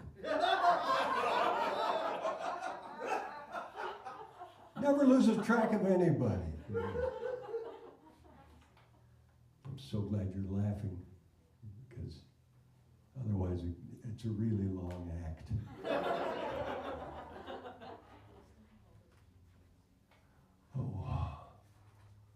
Used to make it.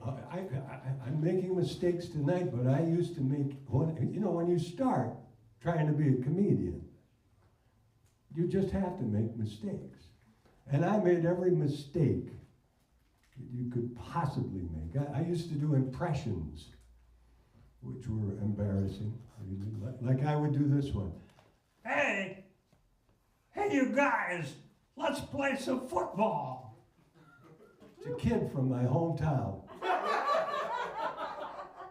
See, I found out it's better if you do impressions of somebody that everybody knows and recognizes, more like this one.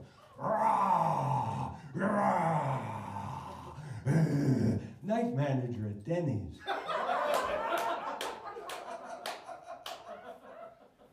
That way people know what you're talking about. How long have I been here? Not that I mind. I'm just thinking about my car out on the street, but it's dangerous out there now. Just being parked somewhere is dangerous. Everything is dangerous, I was driving down the street and my car started to shake and vibrate and it had this terrible sound, boom, ba, boom, ba, boom, ba, boom. Turned out it was a stereo in the car in the next lane. I'm going to sing another song. Oh, you're very kind.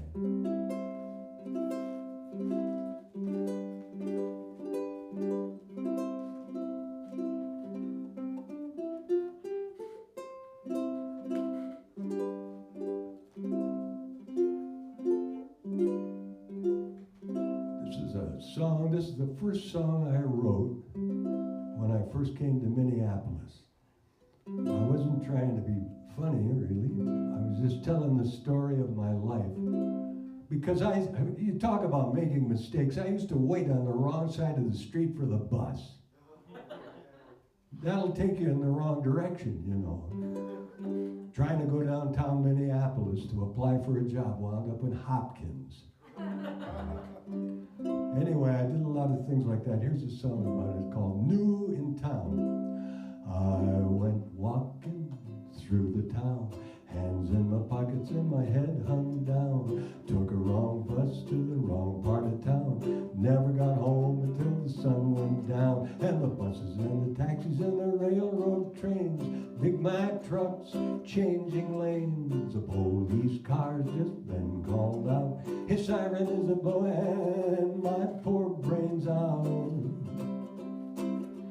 Pardon me, miss, I did not know I was standing on your toe. My face turned as white as snow, and the little old lady told me where to go. And the buses and the taxis and the railroad trains, Big Mac trucks changing lanes. A police car just been called out. His siren is a blowing my poor brains out. That's how it is when you're new in town. You gotta try to smile when you only want to frown.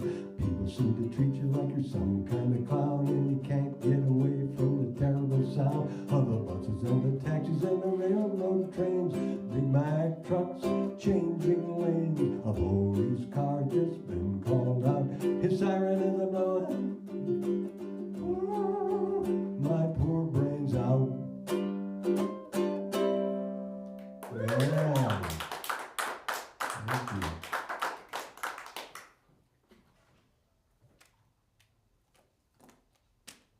Yeah. Would you like to hear some jokes?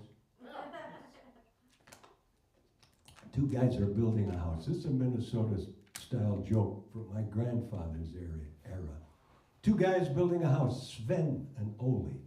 Sven climbs to the top of a ladder, takes a nail out of his nail apron, looks at it, throws it away, brings out another nail, pounds it in. Tonk, tonk, tonk. Next nail, throws it over his shoulder, brings out another one, pounds it in. Tonk, tonk, tonk. Every other one, he throws it away. His buddy Ole down on the ground says, Sven, you darn fool, half the nails you're throwing away. He says, those nails are no good. The head is on the wrong end. He said, those are for the other side of the house.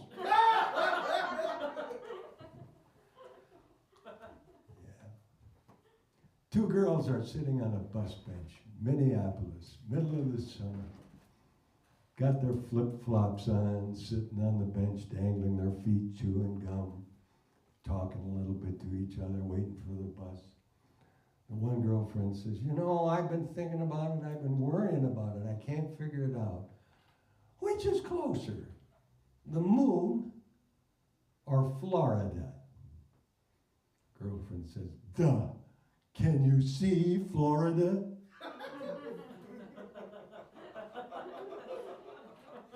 Jokes. Okay, this woman's driving down 35W, and she's going about 75 miles an hour. The speed limit is 55. Police car pulls up beside her, rolls down the window. He's got that bullhorn. He says, and while she's driving along, she's knitting. She's knitting with knitting needles. He pulls down the window and he says, pull over. She says, no, it's a cardigan.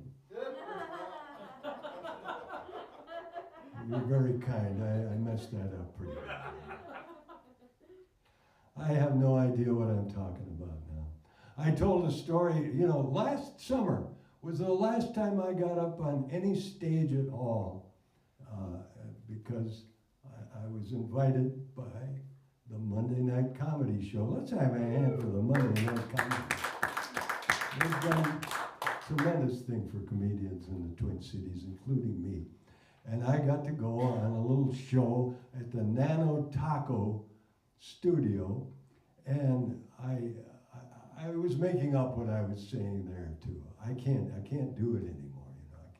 And I just got to talking about the time that I did a show for an audience that was actually smaller than this one.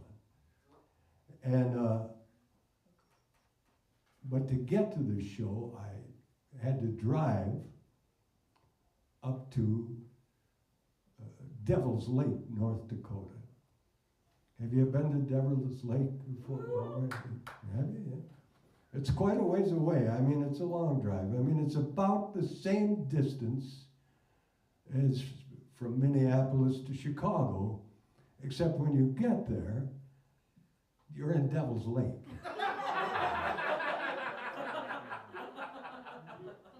And when I got there, I went to a motel. I actually had a contract to do the show. Not like this one, when all you really get is a little message on your Facebook from Jason that says, would you like to do a comedy show? And you're right back, yeah. And then you're booked. But in those old days, they would write it out on paper and how much you were to be paid and where you would stay and what you would do and you know, where the show would be. So I had this contract that said the show will be at this Ding-a-Ling Motel and it will be in Devil's Lake. So I drove and got up there and I walked into the motel and the desk clerk was there and he says, oh, may I help you? And I said, yeah, I'm Dean Johnson. I'm here to do the comedy show tonight. He says, oh, where's there a show in town? I said, well, according to the contract, it's here. He said, no, there's no comedy show here. We're not having a show here. I said, well, it says so on the contract. He says, well, I don't know. What are you going to do? I said, well, I guess I'm going to lie down on the floor here. Because I'm pretty tired from driving. And he says, well, all right, we'll have a show. And he said, well, we'll do it. And for promotion for the show, he took those plastic letters that go on the sign under where it says, "Welcome Kiwanis." He writes, "Comedy show, bar room, 9 o'clock." 9 o'clock, I went down to the bar room, took my little ukulele and set it down. And then I went over and talked to the bartender. We're the only 2 people in the room. Well, it got to be 9 o'clock, and I said, "Well, I suppose we should just wait a while and see if somebody comes for this show." He says, "Well, we like to start on time." I said, "Well, there's nobody here, you know, it's supposed to be a comedy show. I mean, if I just tell the jokes to the wall, then, you know, there won't be any laughs." He says, "Well, you want to get paid, don't you?" I said, "Good evening." Did the show for the bartender. Yeah. Whoa, should we have a little blues? Blues music. See, I'm COVID safe on this harmonica. A little blues music.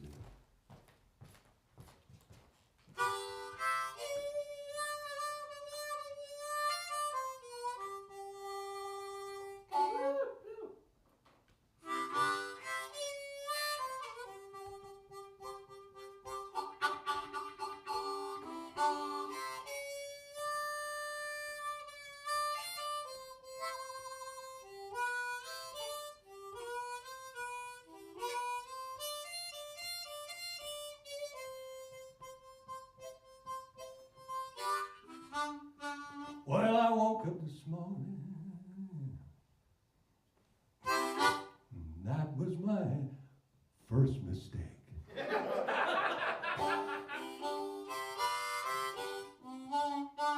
Oh, I woke up this morning, rolled out of bed, and that was my next mistake.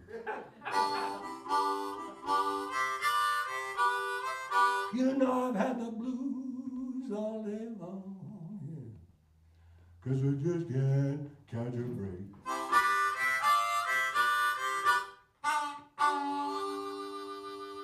Oh yeah. Oh,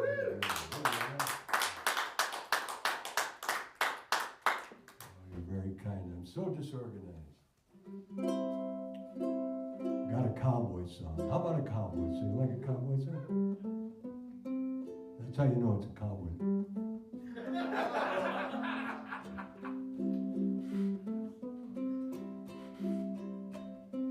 Rye whiskey, rye whiskey, rye whiskey, I cry. If I don't get rye whiskey, I surely will die. Her parents don't like me, they say I'm too poor. They told me never darken their door. If her parents don't like me, my money's my own. Them don't like me, can leave me alone.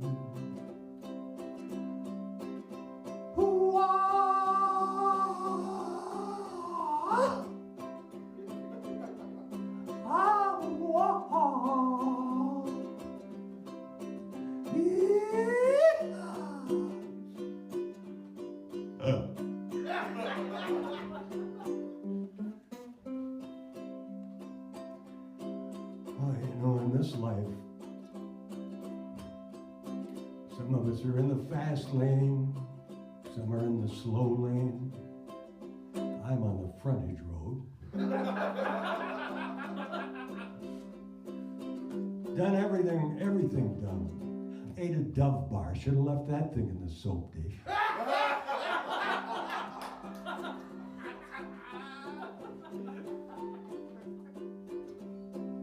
I got my mother-in-law tickets for the Titanic, and then I found out it was a movie.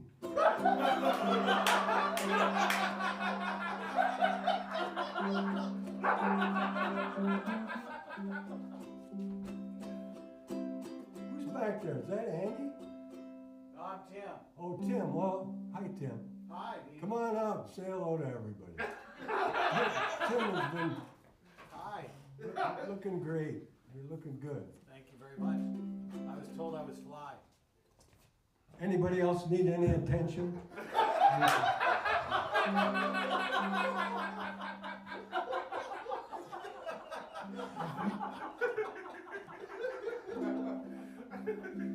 Thanks, Tim. Ed Sullivan used to do that. You probably don't really remember the Ed Sullivan Show, but you've seen pictures of the Beatles that show that over. Ed Sullivan used to introduce all the acts on the show, and then he would come out and he would talk about the show, but then he'd say, tonight on our show, we have Eddie Foy, Myrna Loy, the Bowery Boys, and out in our audience tonight, Nancy Sinatra. And they'd just get a, say hello to your dad for us. And now, that's what he did. You can fill a lot of time with that. Just like I just did.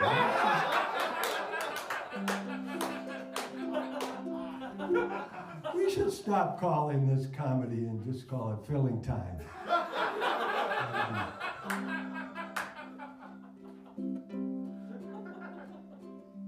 Where was I? Oh, yeah.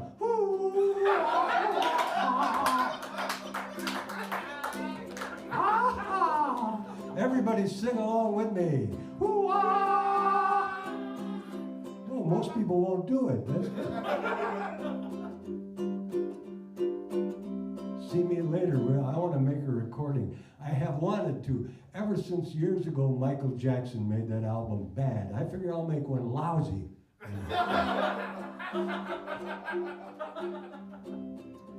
If the ocean was whiskey and I was a duck, I'd play Jack of Diamonds and trust to my luck.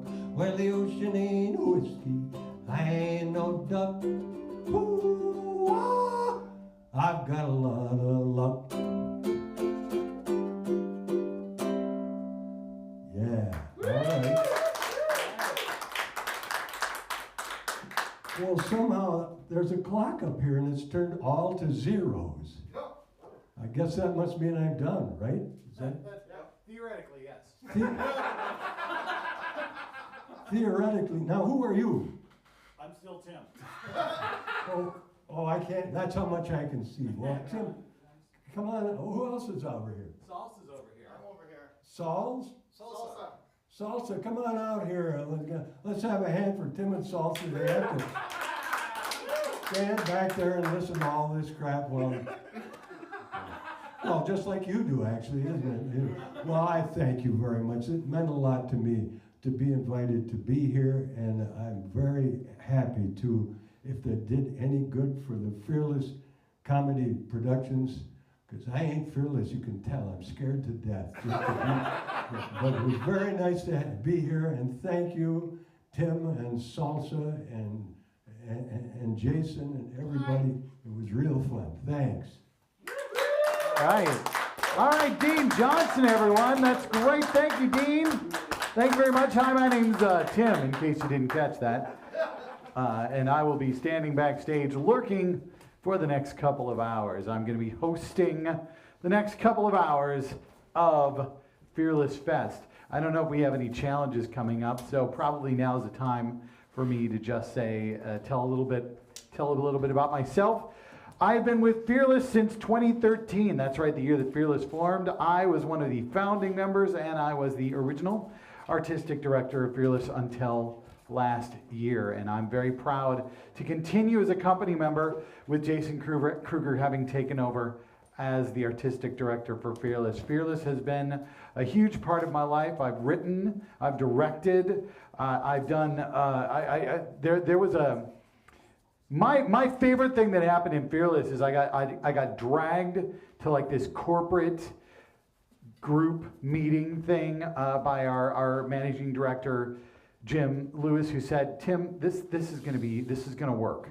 This is going to work. We need to get some more work. We can talk to these people that are like event planners and hotel people, and maybe something will happen. I'm like, all right, this terrifies me, talking to corporate people. I don't like them very much. And if you're a corporate person, it's okay. It's not your fault. It's nothing personal. I dislike all of you. I used to work with you. So I went to this meeting and I'm talking to people and I'm trying to be very charming, and I talked to this one fellow who's like, well, we've been thinking about doing a murder mystery at our resort. Have you ever done anything like that or thought about anything like that? Now the correct answer, the true answer, the honest answer was no. never occurred to me at all. The answer that I gave was, yeah, we've been talking about that a lot. We'd be really interested. And he gave me his card and he said, contact me. And I contacted him about a week later because what was the worst that could happen, right? Well, and he's like, well, how much would you charge to write a murder mystery and present it at our resort in rural Wisconsin? And I said, Jim, how much would we charge to do a murder mystery in rural Wisconsin? And Jim said, I think it'll be about this much. And so I said, it'll be this much, thinking that there was no way they were going to pay the amount that I just told them. And he's like, yes, great, let's get on it. And I was like, shoot, now I have to do it. And that's what Fearless has been to me ever since 2013. So many times that I go, shoot, now I have to do it. And that's why I love Fearless, the opportunity to go, shoot, now I have to do that. And what I have to do right now is invite Eric onto the stage because it appears we have some challenges to pay off. We do. I'm going to talk for a moment, and while I talk, can you take your shoes Son off? of a bitch. Okay. Taking off my shoes. Jim, can you keep yeah. So we're going to bring the Lego walk out. Tim is still behind in the race. While I'm talking, Melissa Kersher, can you come down here, please? Does she have to take off her shoes? No, she does not. There were some lovely donations from Troy Lenz. Thank you so much. Oh, Jesus. For some Minnesota Nice packages. We're moving things a little bit because people aren't here. But thank you so much for your donation. So each of us gets a lovely snack. And each of us has to take a Bean Boozled beat. Oh, shit. Take your poison. And Jim's got a bean too. Would you like to do this one, or would you like me to do this one? Oh, I'll do this one. Okay. Okay, what's this color? It is on the side here. I will take this. And Jim also has a bean, I have been told. It is either, was it dead fish or strawberry banana something or other? I believe mine is pomegranate or old bandage. Oh. The old bandage was rough, I hear. Good luck, everybody. I got the fish one. It's not good.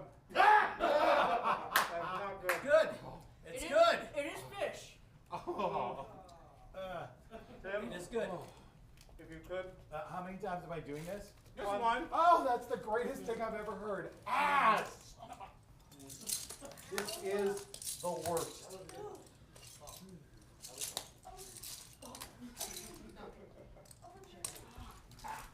There we go. Oh! Just one. That's great. Yep, that means that Tim is still behind by 2 Lego walks. I think it's... Or no, 3 Lego walks. It's 3 Lego walks that I'm behind, and I'm okay with that. In fact, I would like to encourage you all to donate to having Jason do more Lego walks so he wins. The whole goal here is to have Jason win. He is the new artistic director of Fearless Comedy Productions. I do not want to upstage Jason, and the best way to not upstage him is to have him walk on Legos a lot more than me. So right now he has 9 walks, I have 6. I think 9 and 6 are both more than any one individual has had to do a Lego walk since we started doing this. And that is horrifying. But anyway, that was terrible. Let's move on to something that is a lot less terrible. Our next performers, they are an improv group. I'm really excited to see what they've got for you tonight.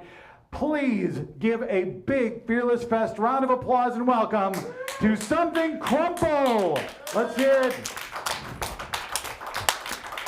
Hey everybody, we're Something Crumple. We're going to do some narrative improv for you here.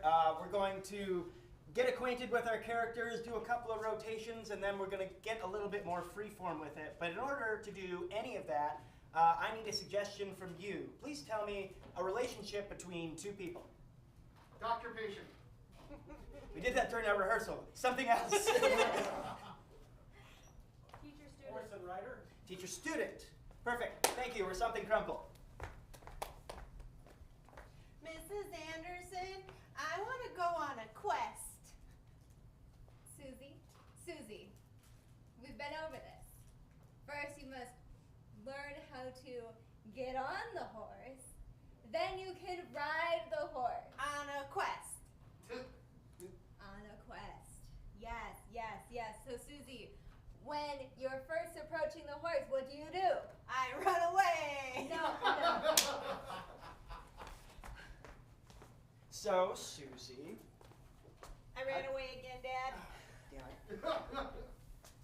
Listen, you can't express your love for a horse.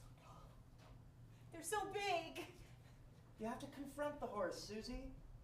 Okay. Like you've confronted all of your problems in the past, okay? Yeah. Remember your fear of jelly beans? Yep, I hated them. Yeah. And then one day, right after trick-or-treating, you just stuck your hand right in there and you grabbed one. You told her to confront the horse.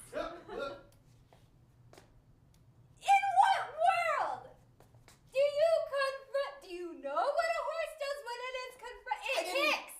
It kicks. I didn't say to be aggressive, but sometimes when she's getting a little worked up, she gets, excited and she gets aggressive, and maybe I chose the word wrong. Yeah, you did. Mrs. Anderson, when's my arm gonna heal? What did the doctor say, Susie? 6 to 8 weeks. Yup. I like my cast. It's got flowers on it. I'm so sorry. You didn't kick me. The horse kicked me. I know, but it was on school grounds. It's all right. You know what else? Can I tell you a secret? What? I think my dad likes you. Susie, are you talking a lot again? Yeah, I always talk. You know I talk. I like to talk, You Dad. like to talk so much. I like to Susie. talk. I like to tell people the truth about life. I like to share stories and secrets. You like to play make-believe and get into people's heads sometimes. No, I don't know what you mean. Hi. I feel like we got off on the wrong foot. Hey, Mrs. A, I'm really sorry about my daughter being in a cast due to my words. No, no. Yes, actually, yes, it was your words that did it, but like that's behind us. Yeah. So I trust that she can just continue through the rest of the semester and. Yeah, and as long as and we're on good terms and she can continue and we don't need to talk to the school board about this and we don't need to get, why would lawyers be involved? But we. You don't have a history with lawyers, do you?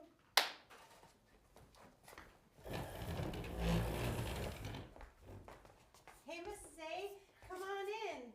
Oh, thank you. Thank you for, I guess, inviting me over to your house. Yeah, have a seat. Just gonna I made some pizza rolls. Did anyone ever tell you that you're like very grown up for your age? I get that a lot. I'm pretty tall for my age. Yeah, you are, and you make pizza rolls. I made some Kool-Aid too.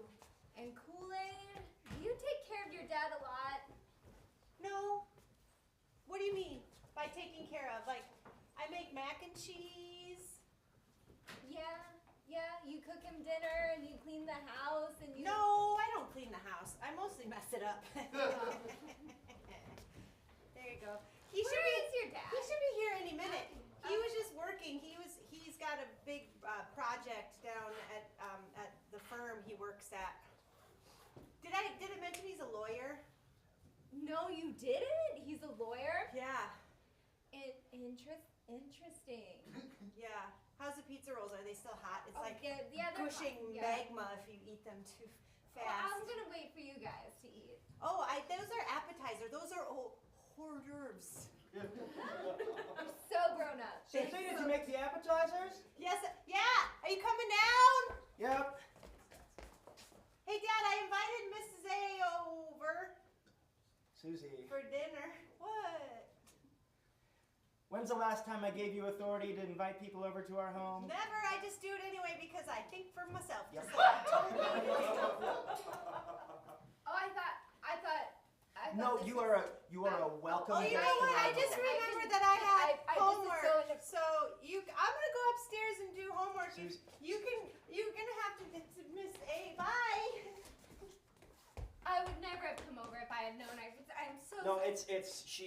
she is a very independent figure, and we raised her that way, and I love her for that.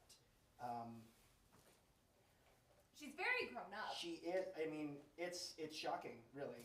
You know, I hear that that girls develop faster than boys. I've heard about that in like the books that I read, but I mean, she's like 6 feet. I don't. Almost as tall as a horse. Well, Almost. if only that would help her out, right? Have you tried the pizza rolls? I did. It's very good. She's quite talented. She is. She's so talented. Very grown up, like I said. You know, I gotta say, I'm a little surprised. She's. Oh wait, I forgot to turn the music on. I like Barry White. I turn it off, but she's better with technology than I am. Kids these days. Yeah. So I hear you're a lawyer. Yeah, I'm on a pretty big case right now. Yeah? Yeah. What about horses? About the school board out in Massachusetts. Oh. Yeah. I mean, they're just getting the shit suit out of them. It is something else. Really? Yeah. So do you do a lot of suing schools? Yeah, a lot of civil matters with schools. Yeah, please take a seat. Yeah. Usually, you know, I try to keep work and personal life separate. You're not going to sue the school, are you? For the horse kicking your daughter? All right, guys, come in. It's not working. My plan isn't working. I need help, friends. Oh my gosh. Okay. What is it? Look, I got my cast off. First of all. Did you go? I signed it. I kept it. It smells real bad. It smells so bad. You guys, I'm trying to set up my favorite teacher with my favorite dad. Well, he's my only dad, but it's not working. Wait. Is this the Mrs. Anderson thing? Yeah, I'm trying to parent trap him. And you put on Barry White? I put on Barry White. And it's not working? No, they didn't Barry even. White is. Oh, you don't? No. Johnny. I just listen to other adult contemporary artists. Yeah, like who? Kenny G. Yeah. Oh, that's a good one. Yeah. Yeah, you could soak in a tub to that one. Anyway, we're getting off track. Yeah. What I need to know is how do I get them to do adult things so that they like each other? Like ride a horse together, and one in front and one in back. Yeah. Oh. Like I want them to like hold hands so then they can get married. But if they hold hands for too long, one of them will get pregnant. Oh no! I could be a big sister. Do you want to be a big sister? I never thought about it, but kinda now. I think you need to take them like outside of the house, like to a field. Just put them in a field? Yeah, people hold hands in fields. People hold hands in fields. Okay. How else are they gonna run without falling over if they don't hold each other's hands? You guys, this is why I needed your help. Thank you so much for coming up to my tree fort. You're so cool. Now we have to do our secret pledge. Okay. I pledge allegiance to the friendship. Yeah!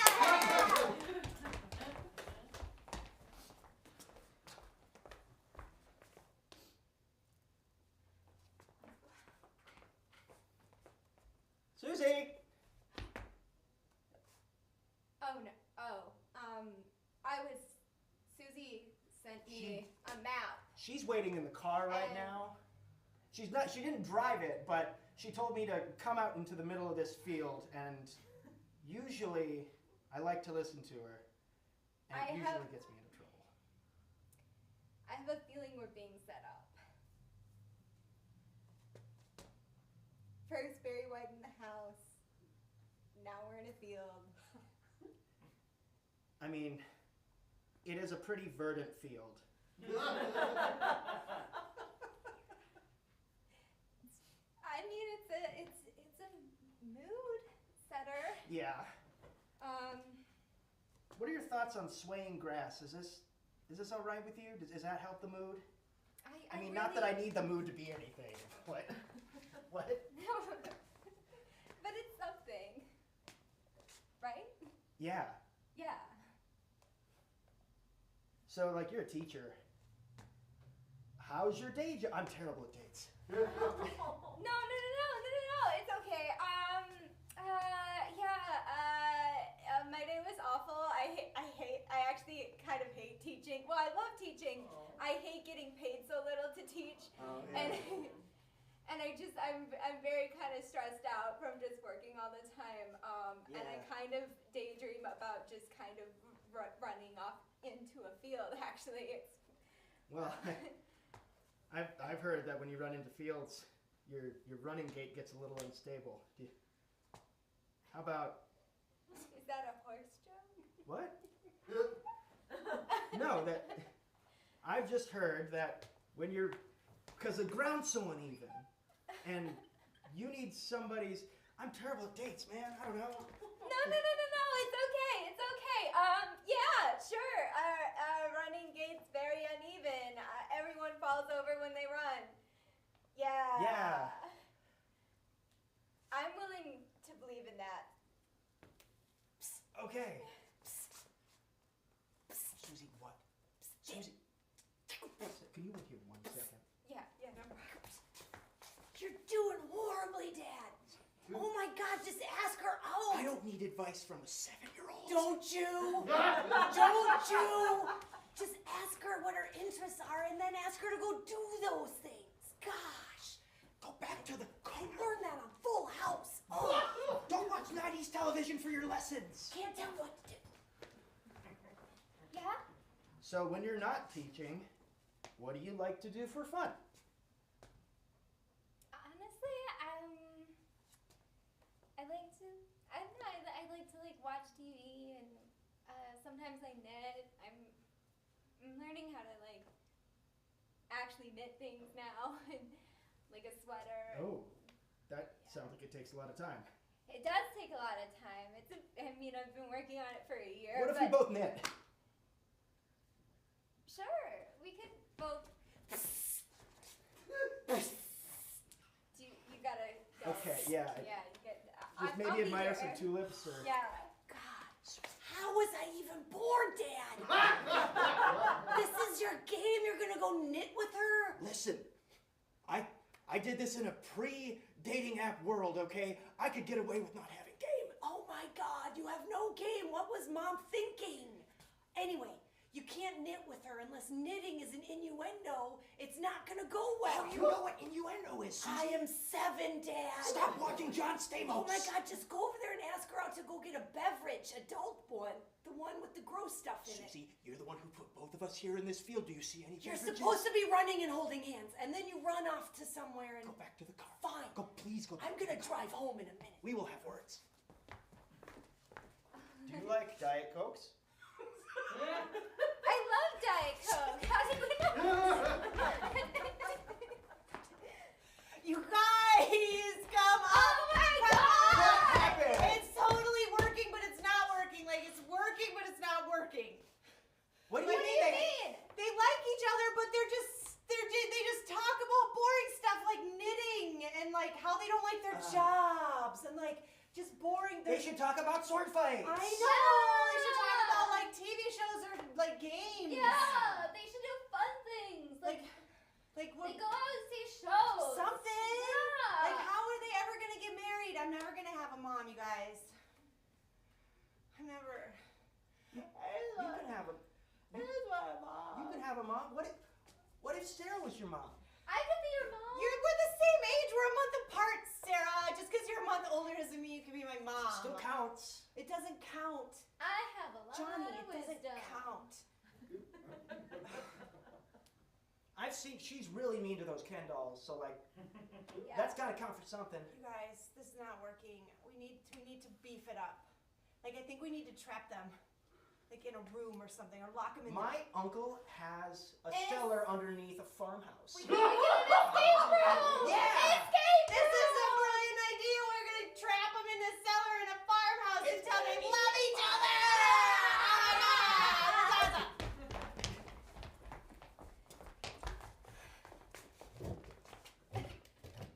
So I'm gonna be honest. I don't know how we landed ourselves in this. how do you feel about canned beets? I can love canned beets. Good, because I think we've got them. Yep. You know, kids can be so wily sometimes. Yeah, she's just so grown up. So grown up. I could never have planned this as a 7-year-old, and I would never have thought to.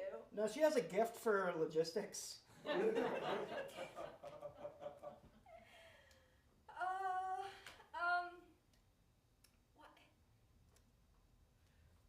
What does she want? Do you guys like each other yet? Over. Susie, game's over, sweetie. We gotta get out of here. You didn't say over, Dad. Over. Over. Over what? Over. Over. Dad, you're just gonna be down there until you profess your love for each other.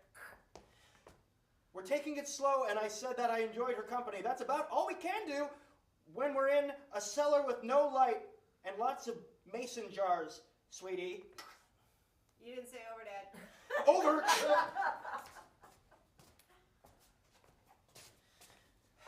You want some beets? I want nothing more. I'll go get my own can. Mrs. A, Yeah? can... Hey, Dad. Over. 1 second. Yeah, Susie? Over. Dad, did you ask Mrs. A's first name yet? I'm working on it. Susie, please, just get the key. Over. I'm working on it, Dad. Over. You can call me Lizzie. Elizabeth's my first name. Okay. People call me Lizzie. Lizzie, you're a great teacher. Thank you. I really do try, and I feel really, really badly about the class horse kicking your daughter. Listen, it's already been 6 to 8 weeks. The cast is off. I think we should have that as water under the bridge. Yep.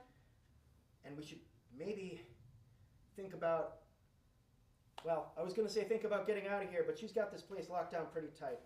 How do you feel about me, given our circumstances and the lack of light?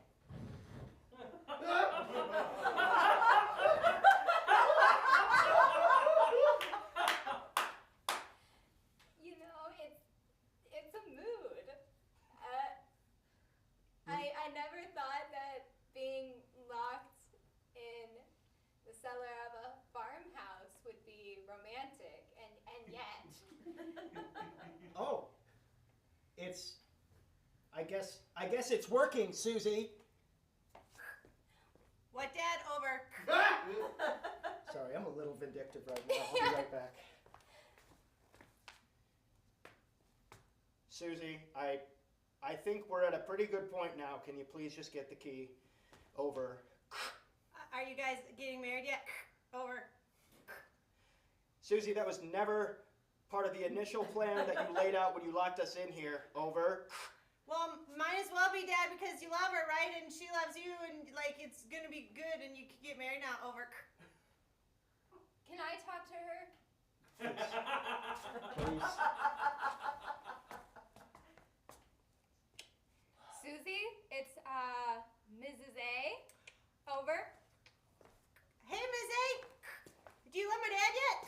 Over. Susie, it's we're on a first date, and we would really. I'm gonna interrupt you right here. Over at the field. Well, the pizza rolls were your first date, and the field was your second date. So this is your third date. So you might as well get married. Over.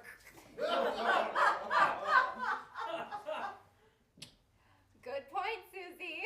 Ever the grown-up. Here's the deal. I think your father would really, really like to propose, but he would like to do it in his own way, as he does not have a ring. Oh, here. Oh, sorry to interrupt. Again, Ms. A, over. But not over. I have a ring. I'm coming down with it. I don't know what I don't. She's coming, and apparently with a ring for you to propose to me. This is so exciting!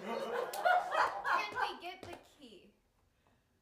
There was never a key. Just locks from the outside. It's unlocked right now. Yeah. Oh, so we can. Okay. You're not moving! Such an imposing 7-year-old. Just do it. Before I turn 8 already, gosh. Well, if we can just do it, and then we get out of here, Okay. and then we'll. All right. Liz. Yes. Would What's you- your name? I don't know your first. I know your Susie. Dad, you never told her your first name. No wonder she doesn't. It's Al. Oh, this is better than Love is Blind. In order to get out of this cellar, would you marry me? I will marry you. Yay! Family hug! Oh wait, did you hear that? The door. Susie! Susie. You locked the door. No, it just shuts and locks from the outside. Why does this not have a key, Susie? Yeah. This is not our property. Who did you contact to get us in here? This is Johnny's uncle's farmhouse. Do you have a way to contact Johnny? I'm 7, guys. I don't have a phone. Susie. What about Johnny's uncle? Is Johnny's uncle upstairs or something? No, it's abandoned. I could probably make us some beats. Thanks, You're Susie. so grown up, Susie. Really? This is gonna be fun, guys. This is gonna be like the end of the world bunker family living. What is this? Oh, potatoes. Well, that's a surprise. I didn't know we had potatoes. Thought it was just beets. Thanks, Susie. They're Thanks, mushy. Susie. I love you guys. Love you too, Susie. Did you have any other plans that you've made that might be useful to us? I put some champagne down here for when you guys fell in love.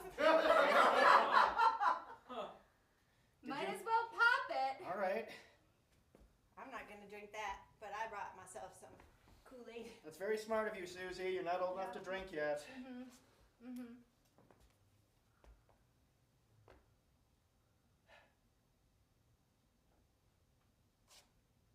Is there a glass? Did you put a glass down here, Susie? Oops.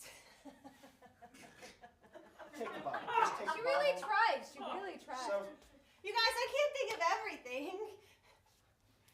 you're right. But you're still my daughter. Thanks, Dad. And it was really well-intentioned. It was.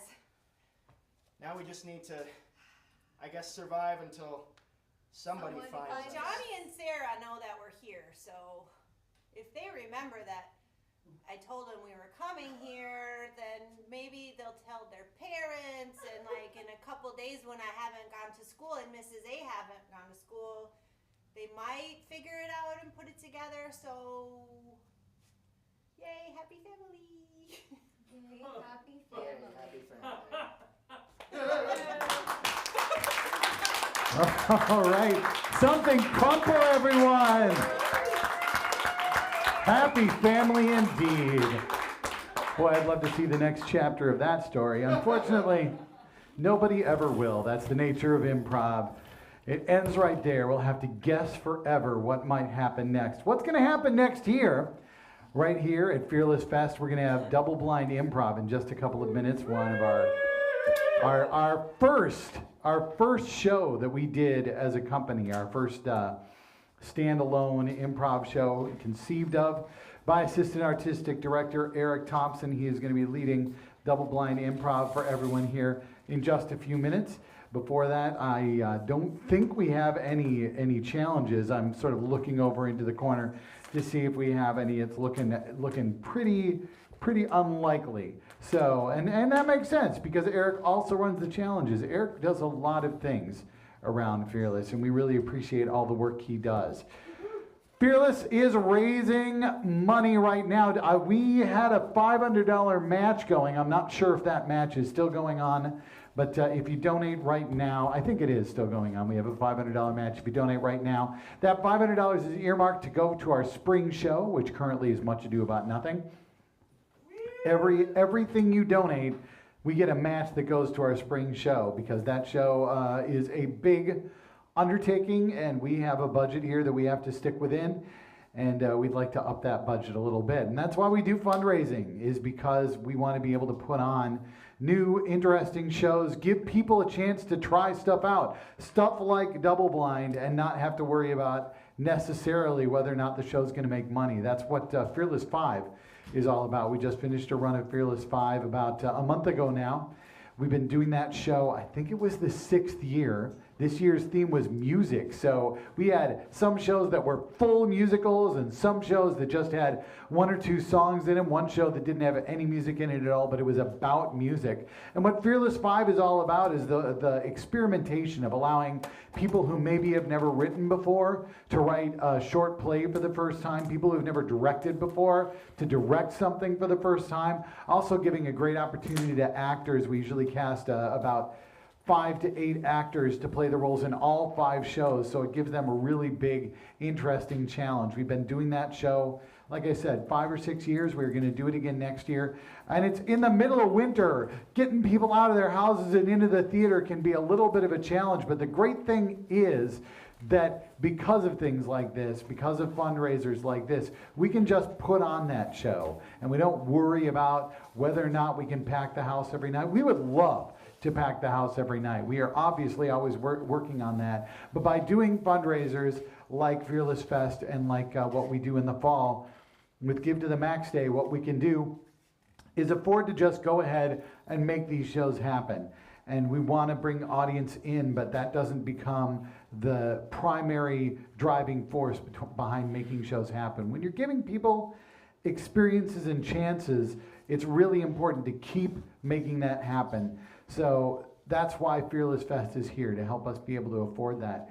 It looks like we're all set up. And once again, I'm going to say this was our original show that we put together. Our original monthly show, Double Blind Improv, debuted at our first ever Die Laughing. It is back again. Here is the host of Double Blind Improv, Eric Thompson, everyone. Clappity clap.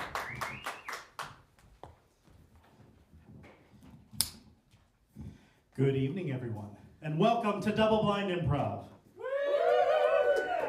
My name is Eric Thompson. As Tim mentioned, this show, especially at this place, is very near and dear to my heart because this marks 8 years of Double Blind. This will be because of the way dates work, the 9th Die Laughing or 9th spring fundraiser that this will be part of.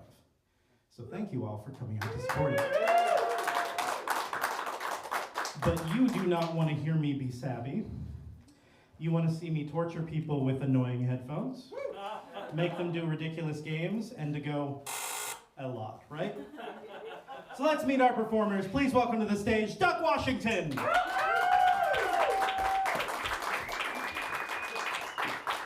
Emma Teedy.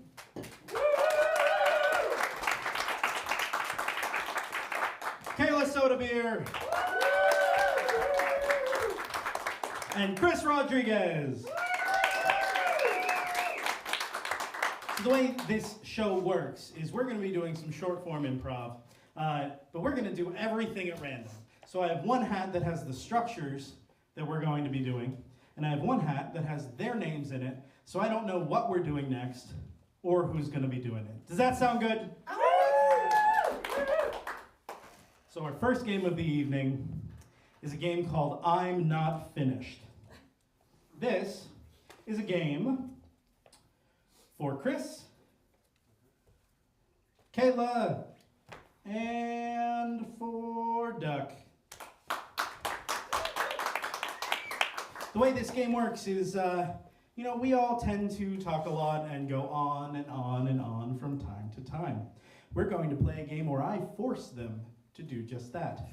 So during I'm Not Finished, whenever one of them finishes talking, I can buzz and give them a word, and they have to continue talking using whatever word I've picked. So they may finish their thought, and I may buzz and say and they'll have to go and keep going for however long I decide. What I need from you is a suggestion, let's see, as something that you have gotten as a Christmas gift. Soap. Soap. The inspiration for this game is soap. Whenever you're ready. Got this for you. Oh, okay. Exciting. Not good at unwrapping things with one You hand. don't have to. You can tear it. You can tear. Or you could keep it really nice because it was pretty expensive wrapping paper. I'm sorry. I already started to rip into it a little bit. That's okay. This time I'll let it go. Wow. You really got me. You really got me Fight Club sponsored soap. I did, and now I'll need some for the spit on my here it is. Yeah. Thank you. Well, this is embarrassing. I got you something too. But I don't know. I mean, it's not nearly as cool as Fight Club official sponsored soap. I'm sure whatever you got me is great. I'm just a little embarrassed is all. So, I'm gonna need you to not talk about the Fight Club soap, though. unless. Unless you're part of the Fight Club.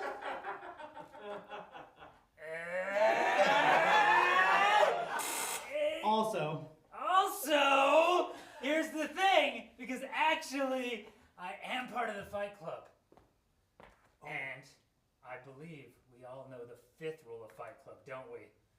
Spontaneous Fight Club. Yeah, I did. Because you know what I got? What? Boxing gloves. Oh my gosh. Well, that's confusing. Okay. Again with the wrapping paper, man.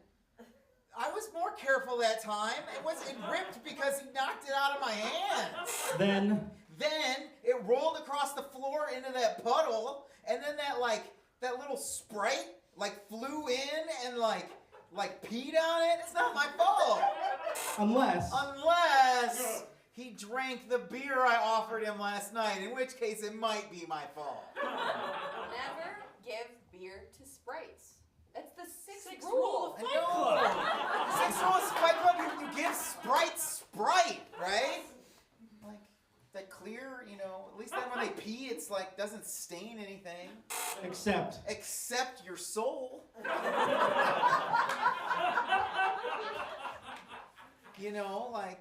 But Billy's a great Sprite. We've been hanging out lately. He got me a pretty cool Christmas present too. Oh, He came in and he was like, Jim, I just want you to know that I think you're a pretty stellar guy, and here is a ticket to go see Celine Dion in Vegas. Therefore, we're a couple now. I was just gonna ask. Yeah. So, I thought I saw a nice glow around you recently. Are you telling me that you and a fun Sprite are finally making that beautiful connection that we all learned about back in school? Yeah, I put a ring on it, and now he uses it as a hula hoop. That's true love. unless Of course, they leave you.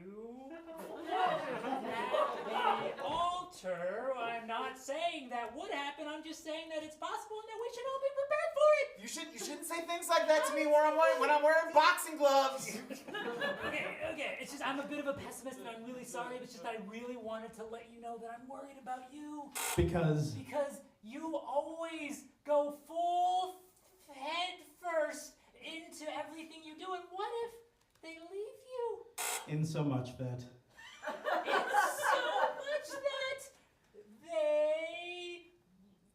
sign a contract saying that they're legally going to marry you, but they actually write a different name, and then it turns out that you married a different spot because they're all really tricky like that.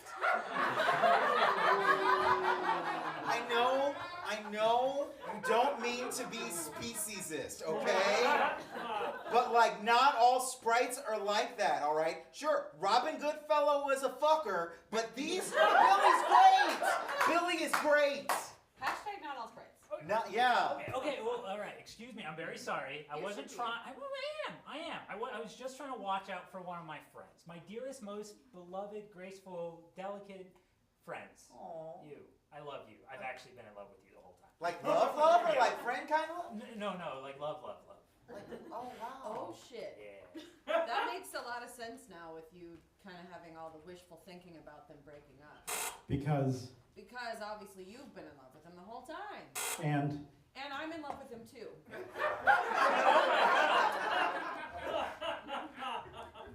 You know, like fairies are pretty awesome. I had a lot of witches and they're all coming true.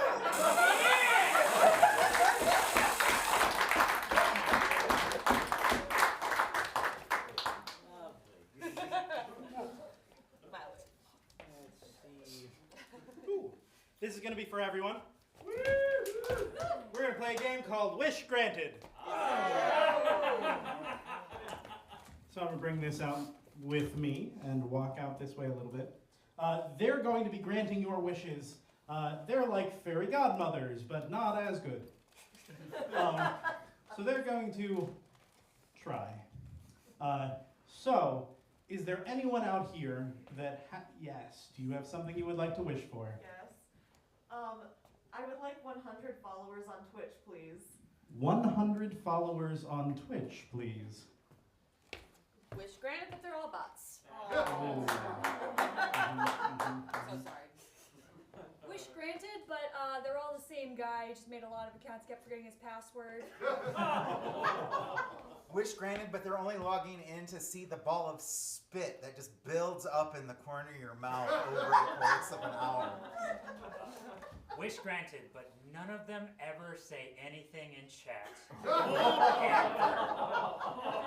Too real. Do we have more wishes? Yes, I see a hand vaguely in the darkness. Really affordable enchiladas. Really affordable enchiladas. We have a wish for really affordable enchiladas. Wish granted, but I cannot promise what kind of meat is in there. Wish granted, but legally we can't call that cheese. Wish granted, they're made out of Ents.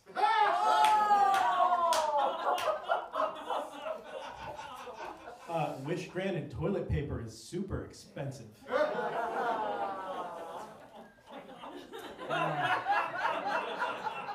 Do we have more wishes? Things people want? Yes, I see a hand in the darkness. For unicorns to be real. Aw, a very sweet wish for unicorns to be real. Wish granted, but it's like the bisexual kind everyone talks about that doesn't actually exist. Not really unicorns. I'm so sorry, Angela. Wish granted, but they suck. Wish granted, but they're really horny.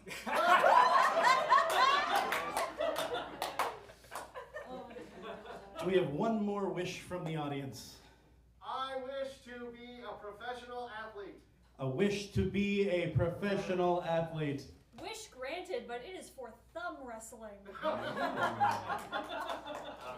Wish granted, but it's in one of those action movies where you always lose to the hero.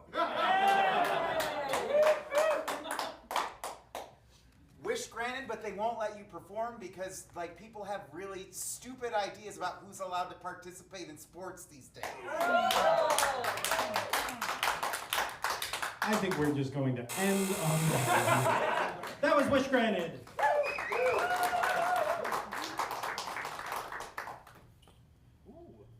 We're going to play a game called Dating Game. This is going to be for everyone, but especially for my good friend Duck. Duck, you put these on people earlier. I feel like it's only fair. There you are, friend. All right, so everyone else is going to come up. That's going to play white noise here in a second. There we go. So he can't hear anything that I'm saying. Just to be safe, I'm going to step away from the mic. But all he hears right now is static. He's going to be asking dating game style questions to figure out who the suitors are that he is discussing with, to see who he might want to take on a date. So I need a suggestion of a villain. Skeletor. Skeletor. Chris, you want to be Skeletor? With all of my heart.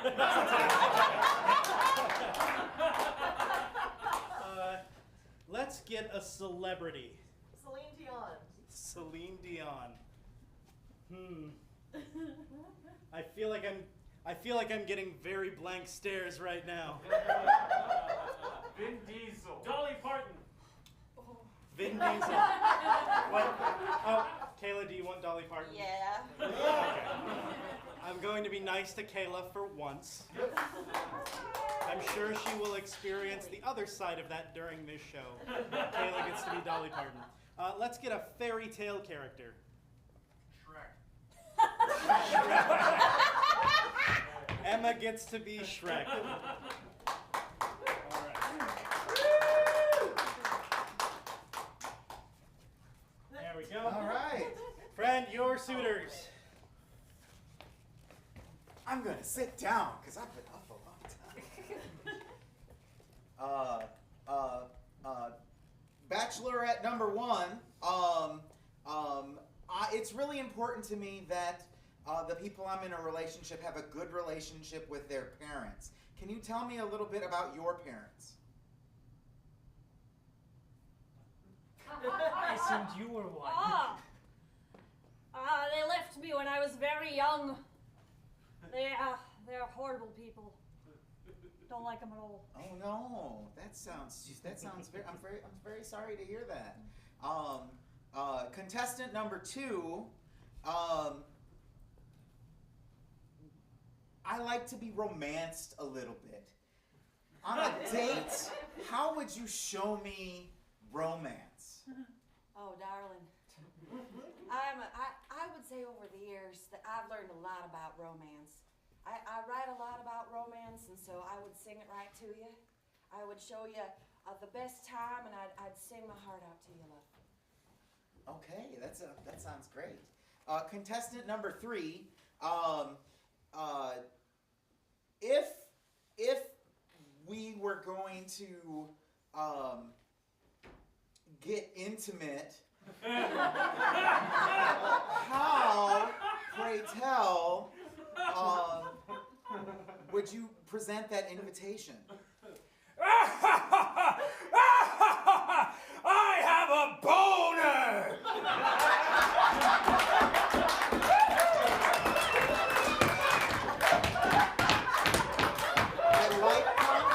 I like that. That is very good. Contestant number 1.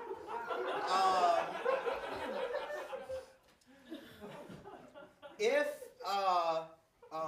let's say we were together for a really long time,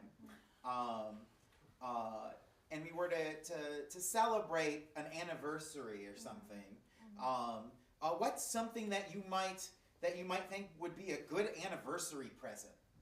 Well, I could make you a nice fresh candle out of my earwax. Be very romantic. Smell great. Oh, okay. Little kinky, but I'm into it. That's good. Contestant number 2.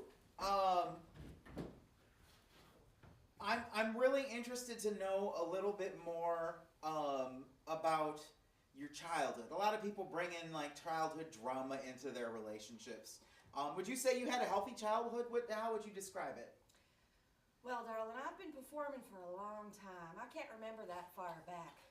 But once I know that as long as I can remember, I've been working 9 to 5. Okay. I do like someone who works very hard, Dolly Parton. But I don't know if that's quite the relationship I'm looking for. Although, like, really, I would. Right? Goddamn, Jolene. Contestant number 3. you stated before a very strong declaration, and I appreciate that. But I am also curious if you might have a sensitive side. Is there anything in this world that makes you sad? Not being able to kill my one true enemy and take that damn sword back.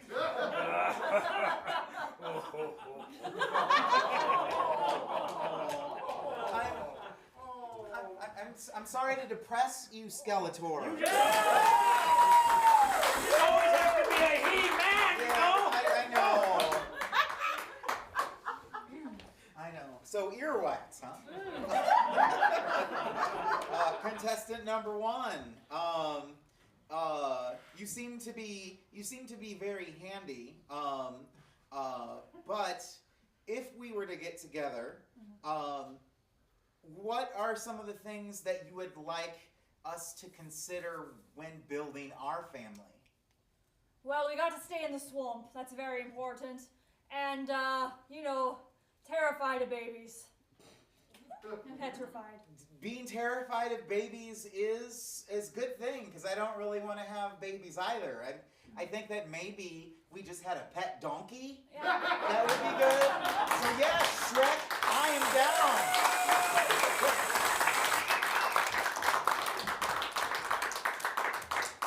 Today we learned Duck is pro Shrek and pro Dolly Parton, but a little not Skeletor. I was getting good vibes. I don't know. Our next game is a fun game called Two-Phrase Vocabulary. For this, I'm going to need Chris, Emma, and not Emma again, and Kayla. During this game, Chris and Emma, you're gonna be a little bit hamstrung. Kayla, you can say anything you want. Oh. You're welcome. Yeah. Yeah, you remember that last game? I got to be Dolly Parton. You're welcome.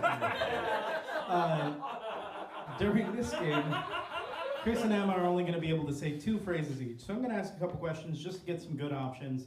Can you just shout out things that you would reply to, like a text with, just a very short reply, just common phrases? Okay? Be right there.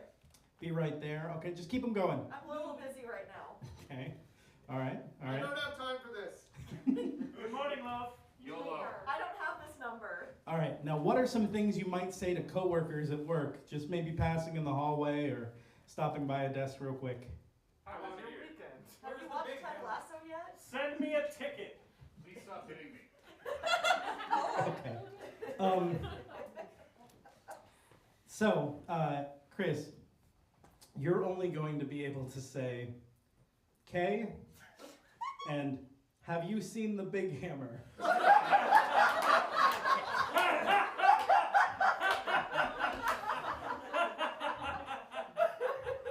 Emma, you can only say I can't right now and morning, love. So let's see. Let's get just kind of a random place somebody would work at, any kind of job. I heard department store. The inspiration for this is department store. Kayla, whenever you're ready. Okay, so I know that you both are new here, but this training, it's really easy. Okay. It's really easy. So it's basically just putting things on shelves and facing the things on the shelves, making sure they're facing the right way. I can't right now. Right, you said you had this available though, like you had the availability to be here. Morning, love.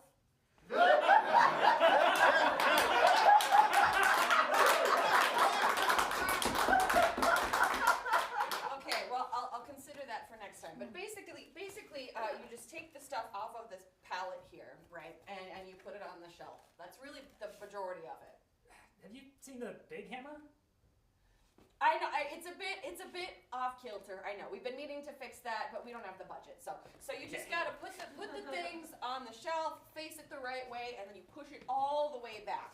all the way back. And that's just how it works. To be honest with you guys, I've only been here a day.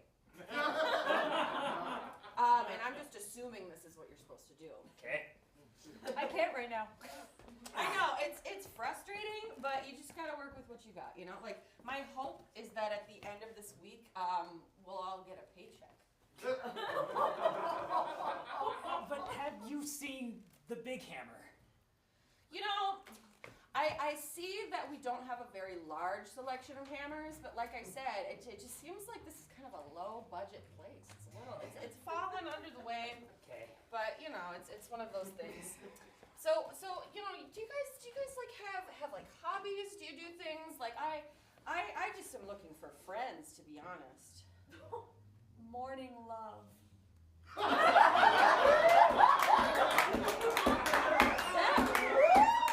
You go. That's very spicy. Oh, I'm jealous. But what about you? Oh, have you seen the big hammer? Oh my goodness. I mean, not yet. Okay. Well, if we do get paid, I'll get the first date. You know, I'll pay for us, and it'll be great. You know what I'm saying? It'll be wonderful. So we can just keep doing this until it's done, and then I usually just sit around and smoke some weed. Ooh, okay. Can't right now. Why? It's a good time, you know. Like you just kind of do your work, and then you just sit around and get paid. Yeah. Have you seen the big hammer? Oh my God, I'm like so into you right now. This is gonna be great. I think you should really go for it with us. It's a good time, and you know, we'll just get really, really high, and that's it. I don't know. I live here. I just wanted you to know, like, I know that we just started to get to know each other, but don't put that. Okay. I have a confession to make. This is my apartment. And I just really wanted friends, so I put the Craigslist ads out for a job, and we're just kind of putting away my groceries. Have you seen the big hammer? I can't right now. Oh, don't be mad. I'm sorry. I didn't mean to lie to you, but I thought you guys seemed so cool over the internet, and I just thought maybe we could all be buds and hang out and smoke some weed together. Okay. Sick! Oh, I'm so glad. I knew I said something to you. What about you? What do you think? I can't right now. Okay. Well, what about tomorrow? Morning love. Okay. Sounds good.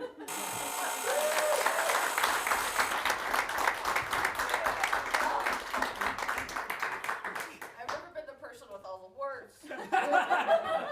Like in life? Or Like in life? This is my apartment.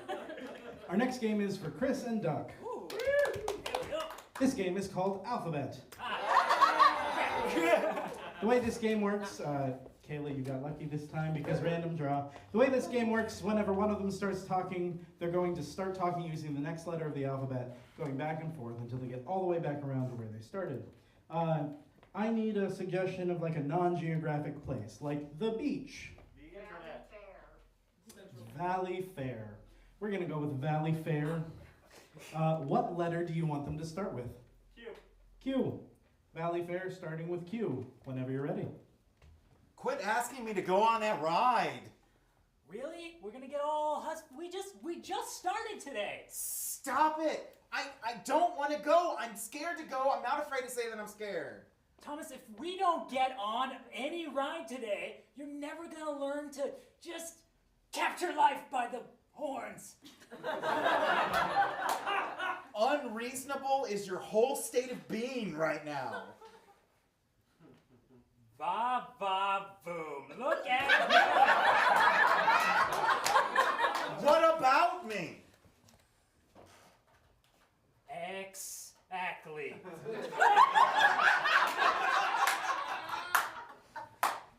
Extremist thing, that ride over there. Is that what you meant to say? Yeah, you're right.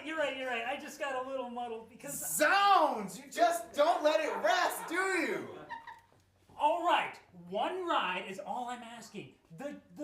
Terminator 5000. It's a blast and a half. Come on. Baby Hop is the ride I want to go on. Cool. As long as it's a ride, I'm happy. I just want to spend some time with you here in these death traps. Do you really?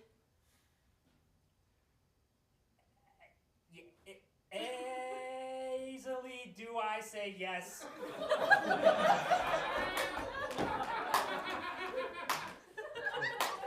Fucking A, I want to do rides with you. You golly williker, I'm so happy to hear you say that.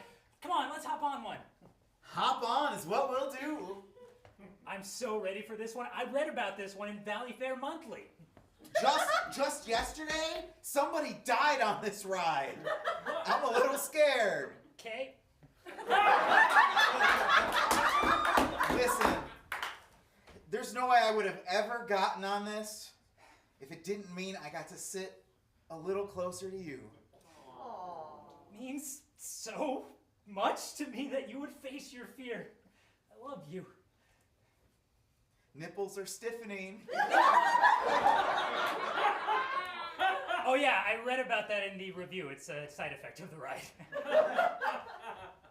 Pardon me, but did you know I'm not wearing underpants? Quick, let's go home and have sex. I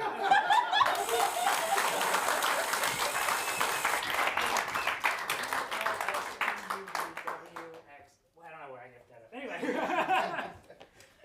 It was X. It was, yeah. It was X. I was right. Yeah. Well, yeah. I don't know it what was it just. was. Fine. We're good. Yeah. It's all good. Alphabet, now 2X. Our next game is for everyone. It's called Questions Only.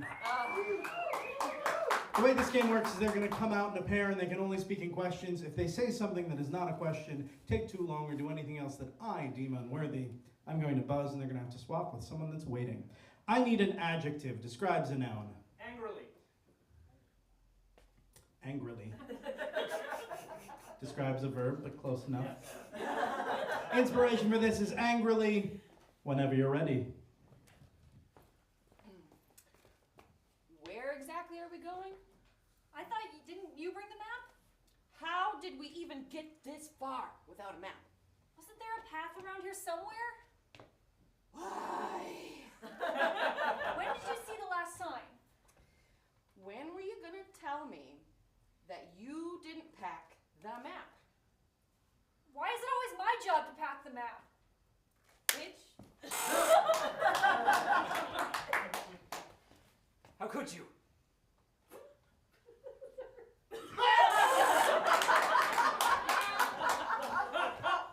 What's your sign?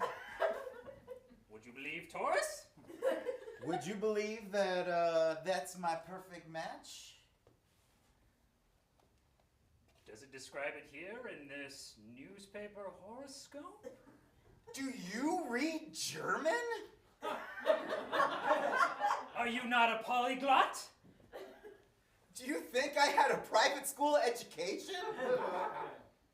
Are you one of those public school horoscope lovers?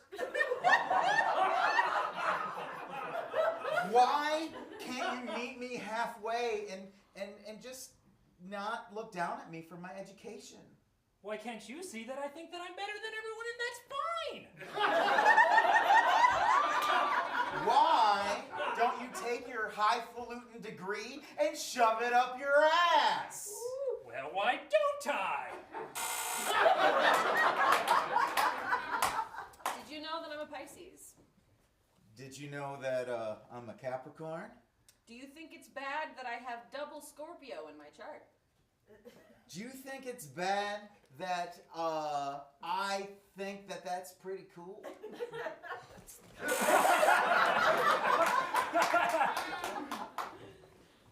What are we looking at here?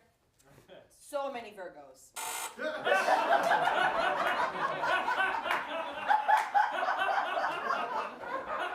beer? Is it diet? Can you not have diet? Don't you remember last time what happened? Oh, did I already ruin this date? You got anything else? Bacon in a cup? Did you forget I'm vegetarian? You're vegetarian? vegetarian since when? How many years have we been together? 6? Why do you never remember our anniversary? Why did you put it on such a hard day?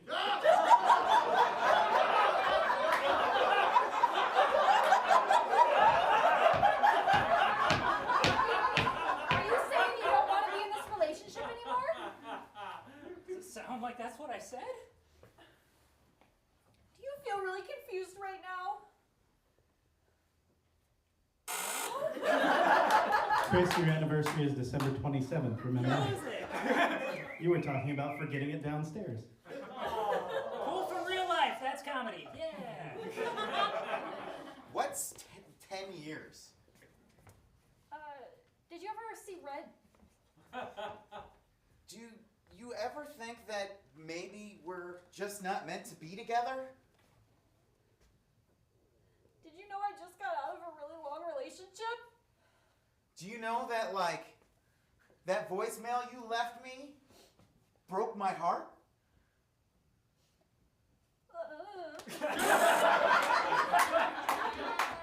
Did you get my voicemail? Do you remember that, like, I turned my phone off at night so that I don't get woken up? How am I supposed to remember that?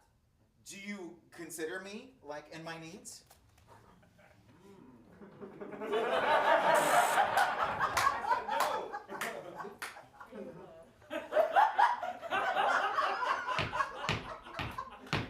You draw a giraffe?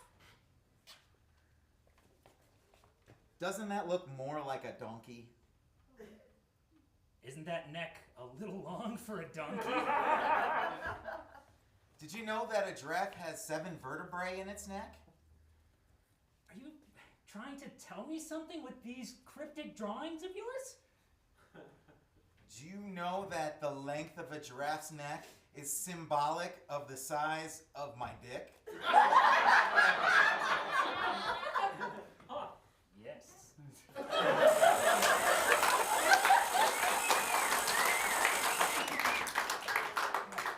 And that, kids, is biology. Really does have 7 bones, though. Same as a mouse. Yeah. Same as us. What about the dick thing, though? It's a lot more bones. I feel like it is my responsibility to stop Duck and Chris from talking. So our next game is called Translate.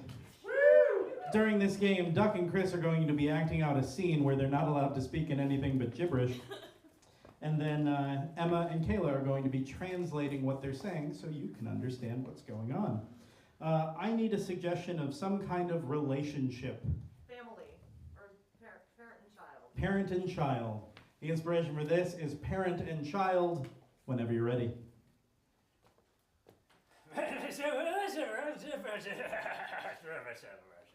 Dad, aren't you proud of my drawing of this giraffe?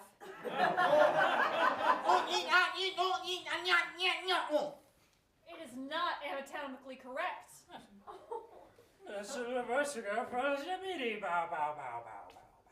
That's not what my girlfriend said last night.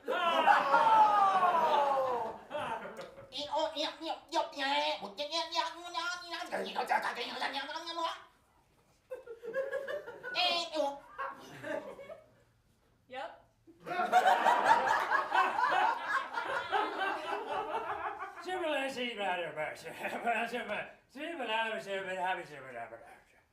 I'm gonna throw out my art and become an engineer.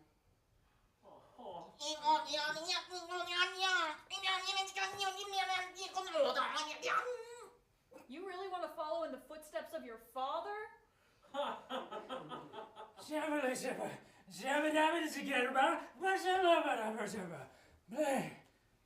Father, I love you so much, but you've never made a cent ever in your life off of your art.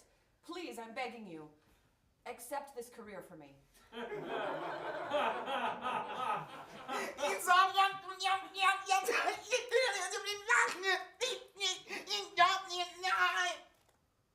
am overcome with emotion on how excited I am for you.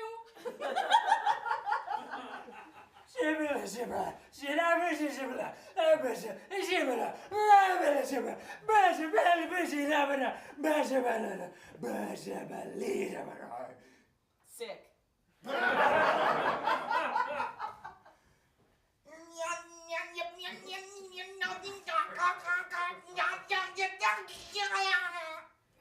I'm not your real father. How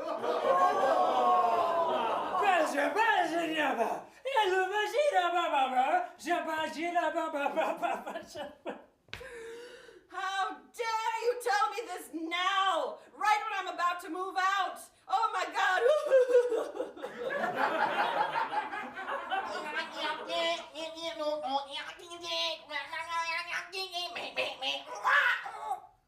Listen, my wife, she told me forever that I was your father, and I only recently found out.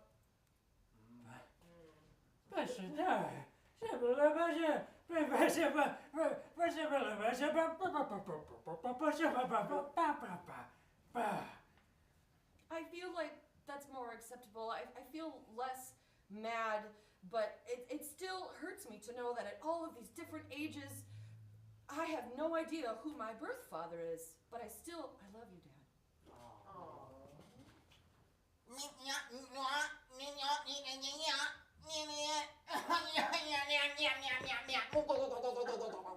You'll always be my son. Come here, schmoopsy poo.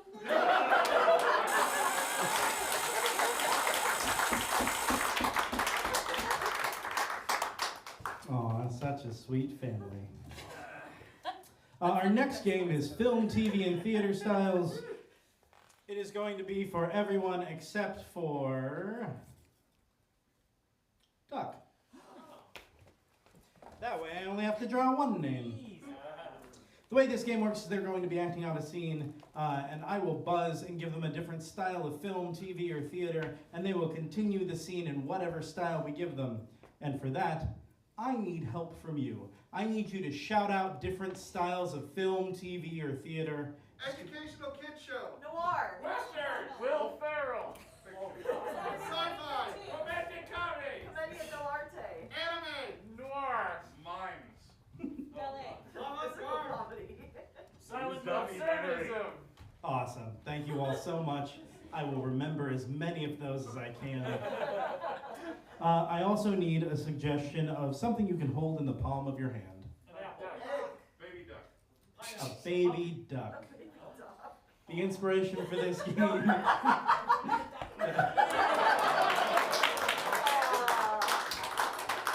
I need to think about suggestions before I take them. The inspiration for this scene is baby duck. Whenever you're ready. He's precious. Oh my God, I can't believe how cute he is. I've never loved something more. Have you ever seen such tiny little feet? No! Film noir. I had, in fact, seen such tiny little feet. I am so happy to have adopted this duck that I found outside on a street corner. He was alone. I didn't have the heart to tell her that this city was gonna swallow that duck up whole.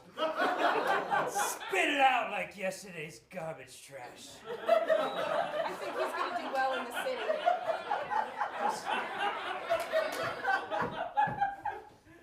He's so beautiful and fluffy and innocent, like everything good in the world. I'm so happy. Hang in there, sport. Watch out. I have something to tell you all. Saturday morning cartoon.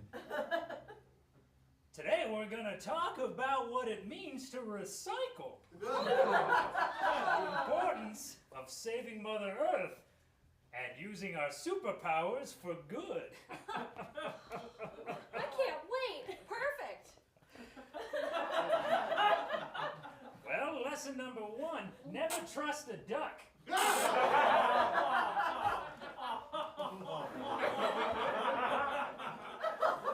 Interpretive dance. Oh boy.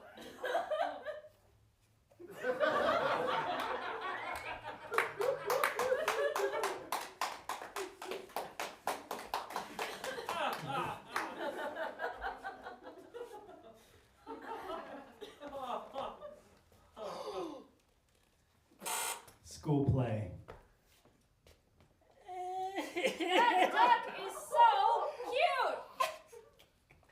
I thought, no. I remember, no. I'm so excited to have adopted the duck. That's your line. I'm a bush.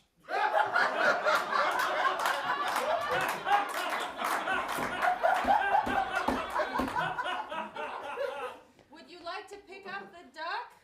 I would love to pick up the duck. Horror film. What? Horror film. Oh my God! That is the biggest duck I've ever seen! Get away! Oh, I tripped. Oh my God! No! Oh God! Oh no! I think it's got me. Oh God! I can feel the change starting.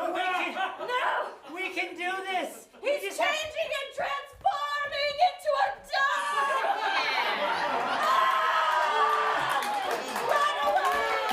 Very quickly, I tripped again. Anime.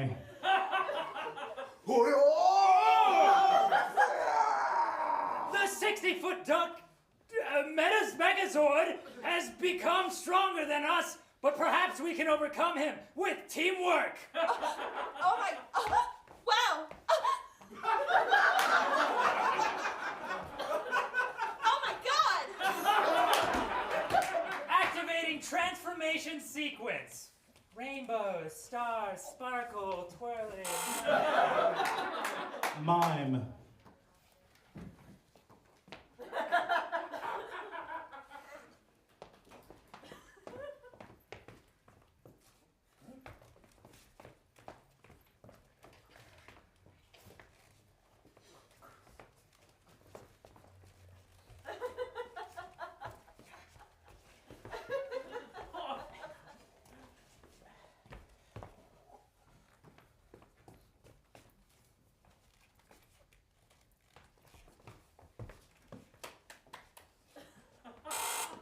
After school special. Gee golly, I don't know if it's so keen to pull someone else up to do your work for you, kids. Sure is true. That's why you don't do science that turns ducks into people. Quack, quack.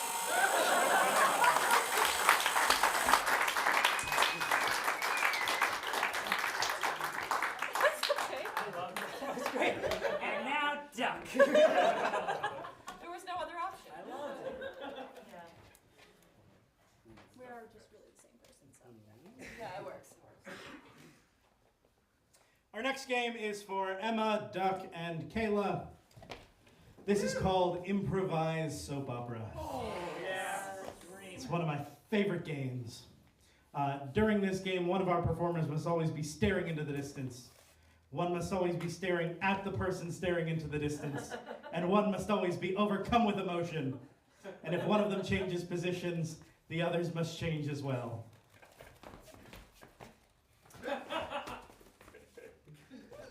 I need, for inspiration, I need something you might collect. Mugs. Mugs is a good one. We're going to go with mugs. We're going to start with Kayla and Duck, and Emma will join when she finds a good spot for it. The inspiration is mugs whenever you're ready. Did you steal my one-of-a-kind collector's edition DuckTales mug? I can't even believe you!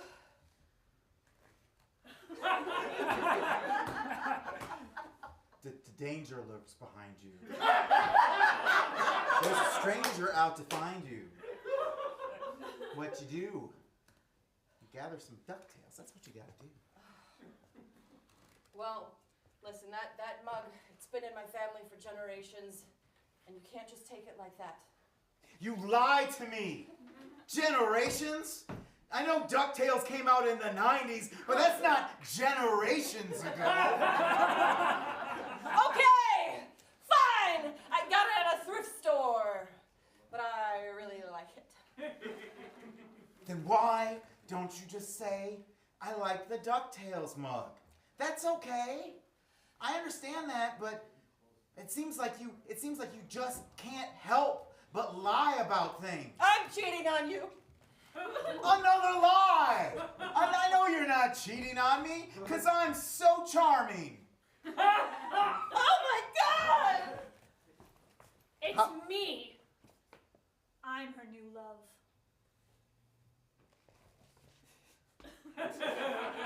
Sophie, I don't believe you either. I think you've just been brought into this scheme. I don't know what you're talking about. I've been in love with Roger for my entire life. I'm not going to believe this about you, Roger. How could you? How could you show up like this unannounced? I wanted everyone to know of our love. I'm tired of keeping it a secret. But you know he's right. You know it's a lie! Oh, I can't stand feeling this way. Did you really start having an affair because I was drinking out of your DuckTales mug? Did you really start having an affair because you couldn't look at the Beagle Boys when you were drinking your hot cocoa? Is that why you decided to throw our relationship in the bin of refuse? Because Launchpad McQuack wasn't looking back at you whenever you took a sip of your green tea? No! That's not the reason. You know well why it's the reason. I know why it's the reason. It's because I drink oolong tea. You never listen to me. I know the tea you love. I brewed it myself, fresh from the earth. It's true, but we could never be together while I was with another. You know that I'm more true than that, even though I lie all the time. I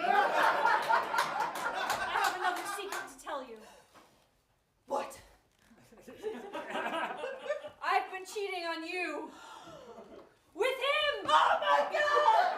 Blather and blatherskites!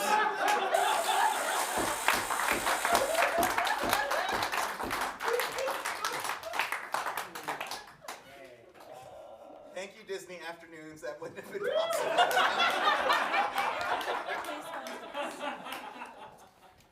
So I forgot this game was in the hat. Oh. Oh, duck. And I'm sorry for whoever is on Chris. Yeah, that sounds right. This is one of my favorite games. It is a game called What Are You Trying to Say? Duck's like, no, I got this. In this game, they are both easily offended. That's about it. Got it. So, I need. Let's see. I need a better job. Let's get an occupation. Carpenter. Carpenter. The inspiration for this is carpenter. Whenever you're ready. Watch your thumb there. Someone's mighty interfeely today, aren't you? No, it's not that I'm interfeely. It's just that like you were getting really close to your thumb, and I worry about your well-being, and so I just wanted to bring that up. I know you were working really late last night, and you haven't gotten a lot of sleep, so I wanted to make sure that we didn't forget about safety things that can happen when you don't get a lot of sleep. I'm sorry, I didn't mean to be so on edge. It's just that it's been a really hard couple of months, okay? You know. What are you trying to say? Are you trying to say that, like, I haven't been giving you enough support over the last couple of months? Are you trying to say that, like, our relationship isn't working? Are you trying to say that being with me is a burden on your whole life? Are you trying to say that our connections have been false, that when we're in the heat of passion in the bed, that you've been lying with your eyes when you look into my soul? Is that what you're trying to say? No, I just thought it's been kind of busy lately, that's all. Oh. Yeah. Okay. Sure. Do you want to help me put up this last one? After that, the whole thing is done. Oh, yeah, I can totally do Just go that. ahead and hold that right there. Okay. I'm going to go ahead and grab a couple nails. I'll be right back.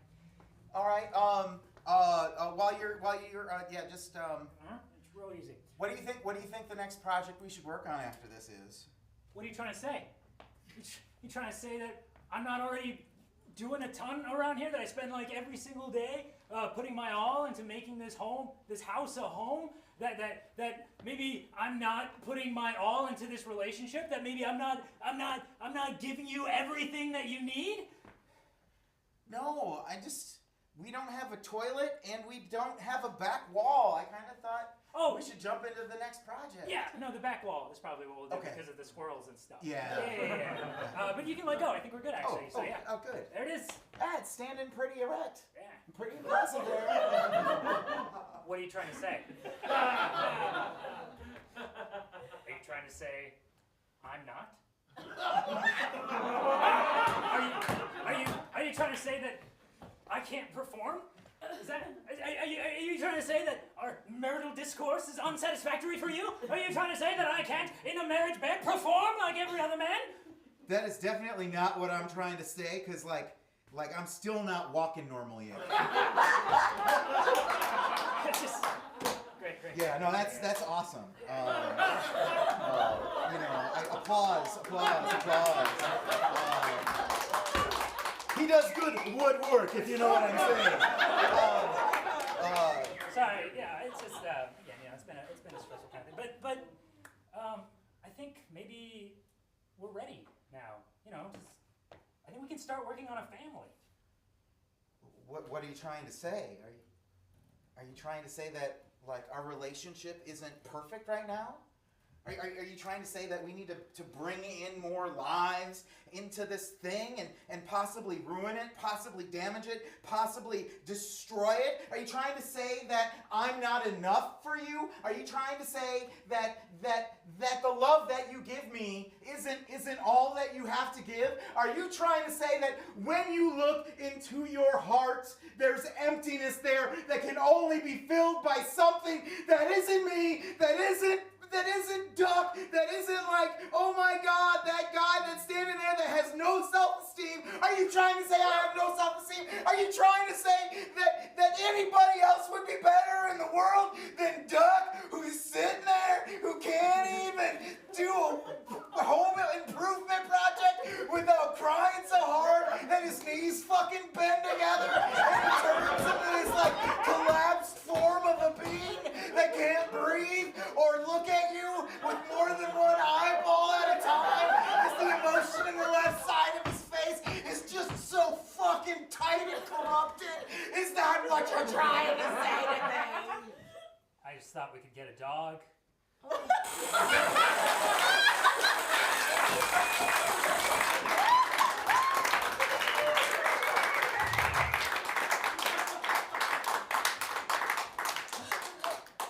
Friends, this has been Double Blind Improv.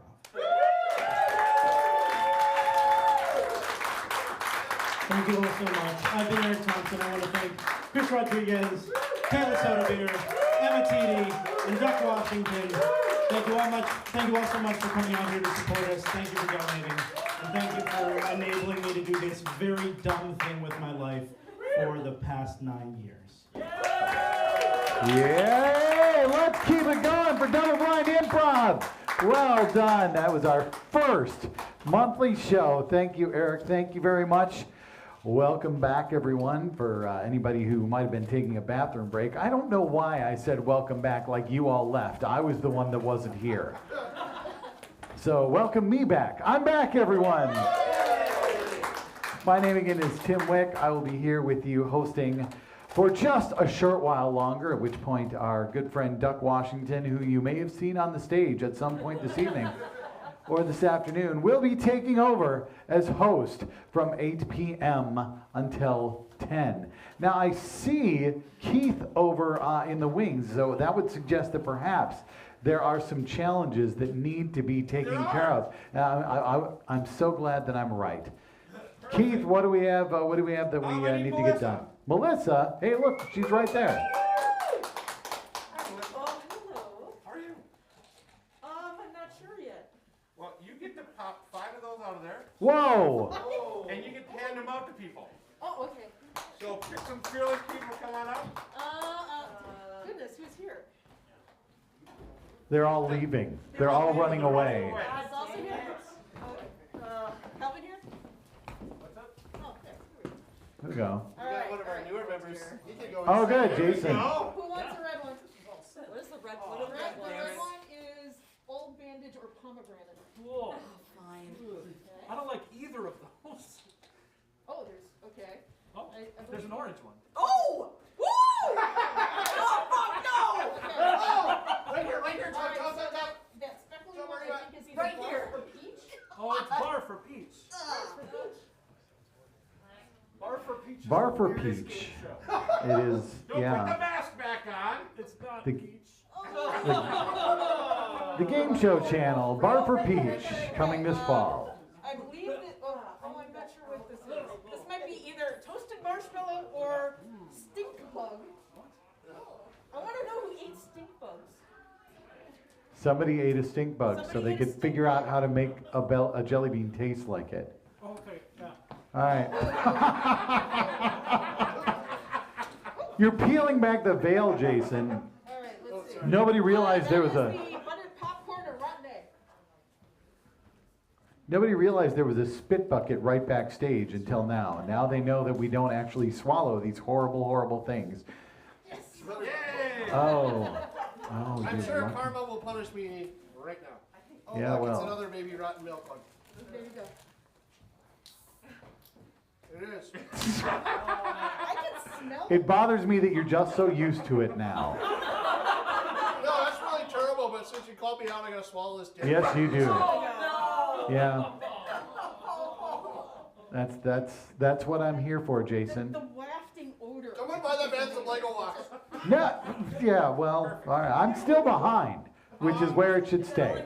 That's all. Yep. Oh, okay. Thank you, Melissa. Okay. Emma. Emma, Emma T. that's you. You got the Aw Shucks package. Aw, So you get a shucks. snack, bubble wrap, and we all have to be nice to you for half an hour. Oh, we're gonna be nice to Emma for a half an hour. 7:31, so at 8:01 we can be meeting again. Okay, thank goodness for And then that. Duck Washington, are you still Duck! Doug Washington! It's not like there's another act on after there? this. For a second. Hey, look. This is for your wife. Oh, joy. I want you to be safe. Good. They recommended adding a Duckett's therapy challenge for $50. Oh, what it's there? Oh, what? like, give us $50, we'll make Duck go to therapy. Oh, that's a good idea. All right, well, that looks very comfortable. And now we should just roll you across the Legos and you'll be, yeah, oh, that's it. All right. Well done. Thank you, Keith. Of course, there's still some challenges going on. They'll be going on until the end of the night. As Jason did mention, he and I have a Lego Walk challenge. He currently leads me 6 Lego walks to 9 Lego walks. I've only done 6. He has done 9. Let me encourage you to get him even further into the lead. It only takes $25 to get either me, Jason, or, I should point out, another member of Fearless to walk on our 8 feet of Legos. And I know you all are like, oh, they're playing it up. No, we are not. It is horribly, horribly painful every single time, and we're doing this for charity. So make us. Specifically, make Jason. Or any other member of Fearless. Or also me. Now, this next group is a fabulous improv group that we are super excited to have with us here tonight. They're going to be with you for the next hour. Please put your hands together for the Love Squad!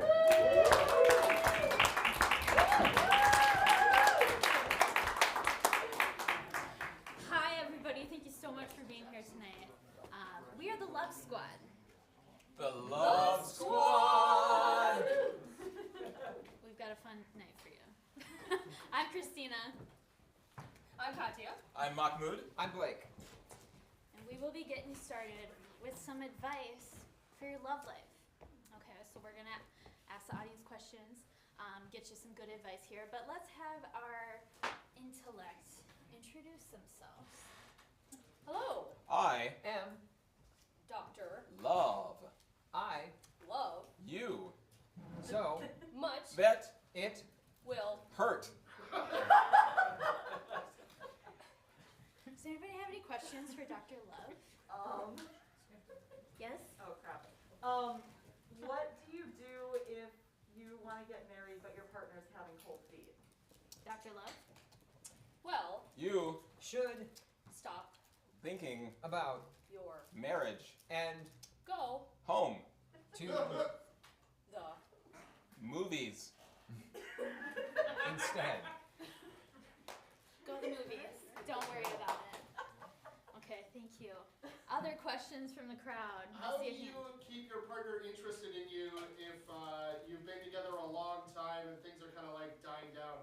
Good question. Dr. Love? Jason, you need money.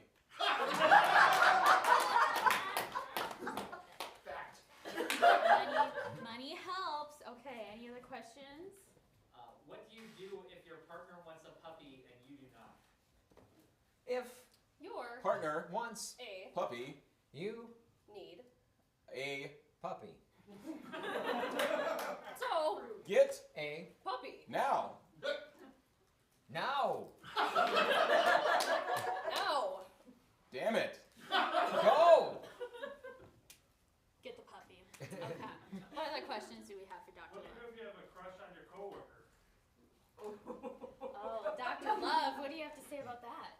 If You have a crush on your partner co-worker you need therapy so use HR to help you find a therapist that will help you with your conundrum.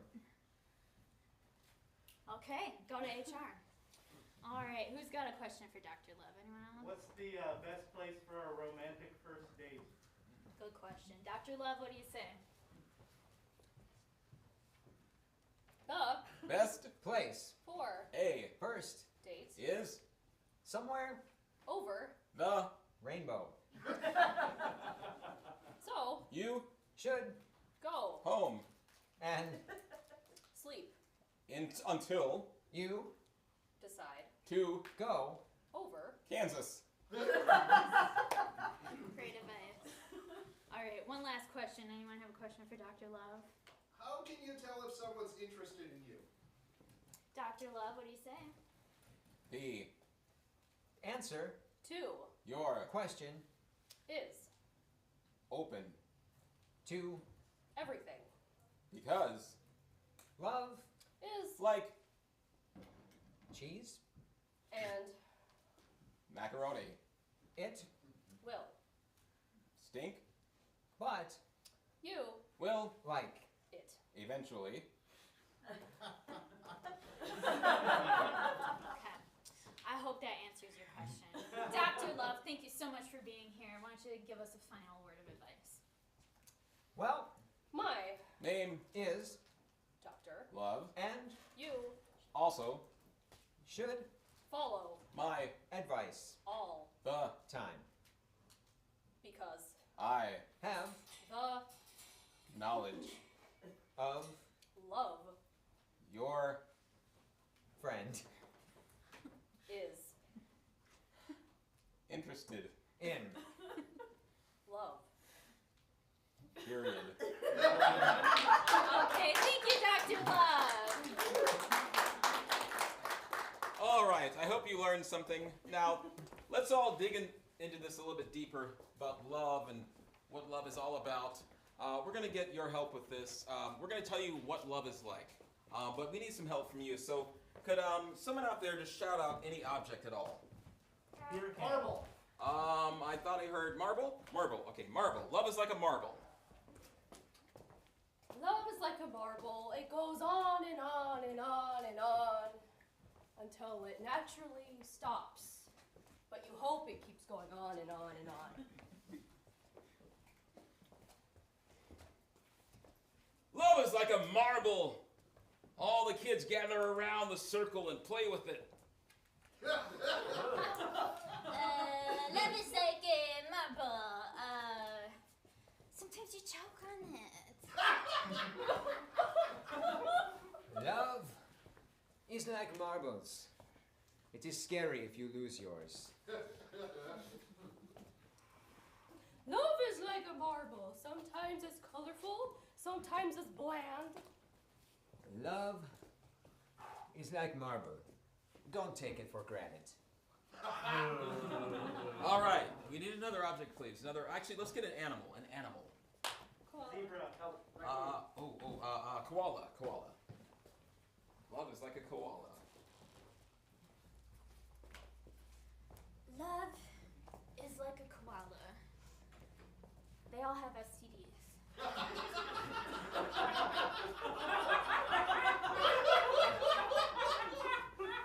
Love is like a koala.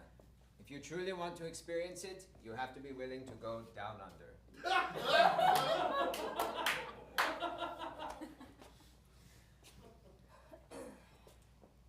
Love is like a koala. Sometimes it just clings on and doesn't let go.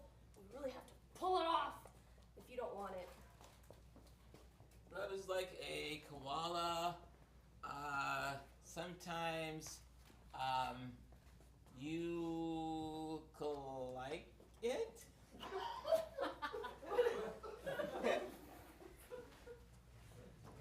And let's get another one. One final thing. Let's get an occupation. Dentist. Ah, a dentist. Dentist. Love is like a dentist. Love is like a dentist. You know the drill. Love is like a dentist. You gotta do it every 6 months. Yarr! Love be like a dentist. Watch out for those cavities.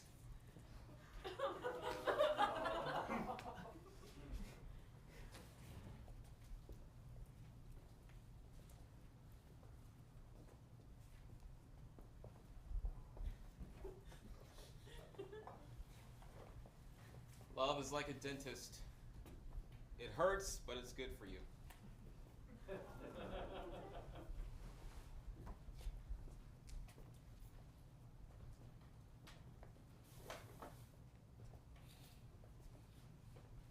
And one final one. Let's get the first thing that comes to your mind. Soup. Thank you. Love is like soup. Love is like soup. It's good. Love is like soup, and when it gets too hot, you get burnt.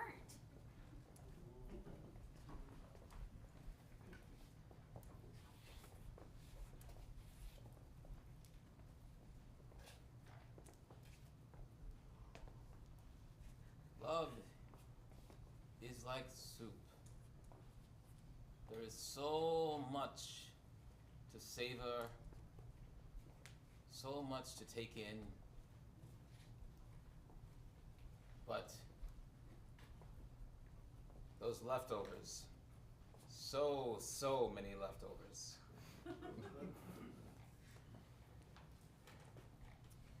Love is like soup.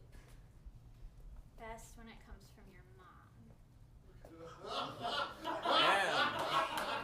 And that is what love is like. And now we're gonna do a game which involves Blake actually leaving the room. So everyone say bye, Blake. Bye.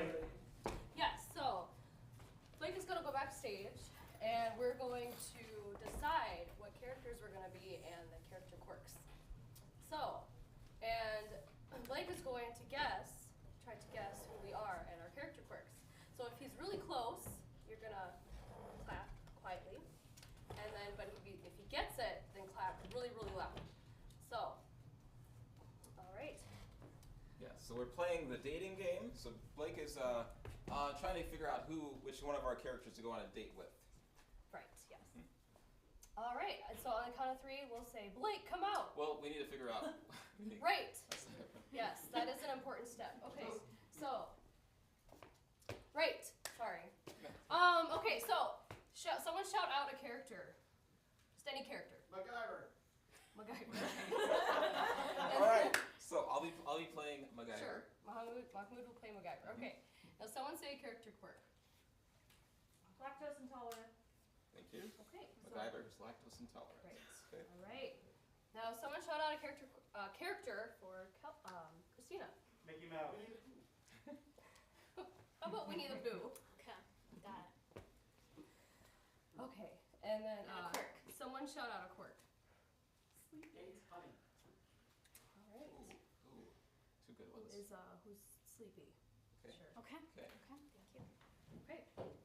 And so someone shout out a character for me. Kermit. And then a character quirk. Super intelligent. All right. Okay. All right.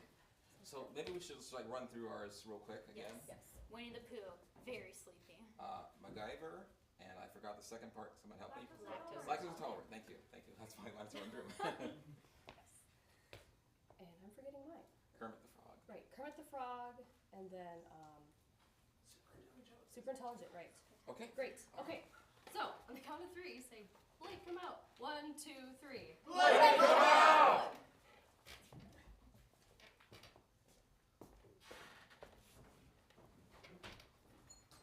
Blake, come out! Eric, get Blake! Hey! Oh. Never been on TV before. I have many times. Hi. Bachelor number 1. Today is a Saturday. What's your favorite thing to do on a Saturday? Well, it depends. What's in front of me? I'll make it happen. What objects are in front of me? I'll make it happen.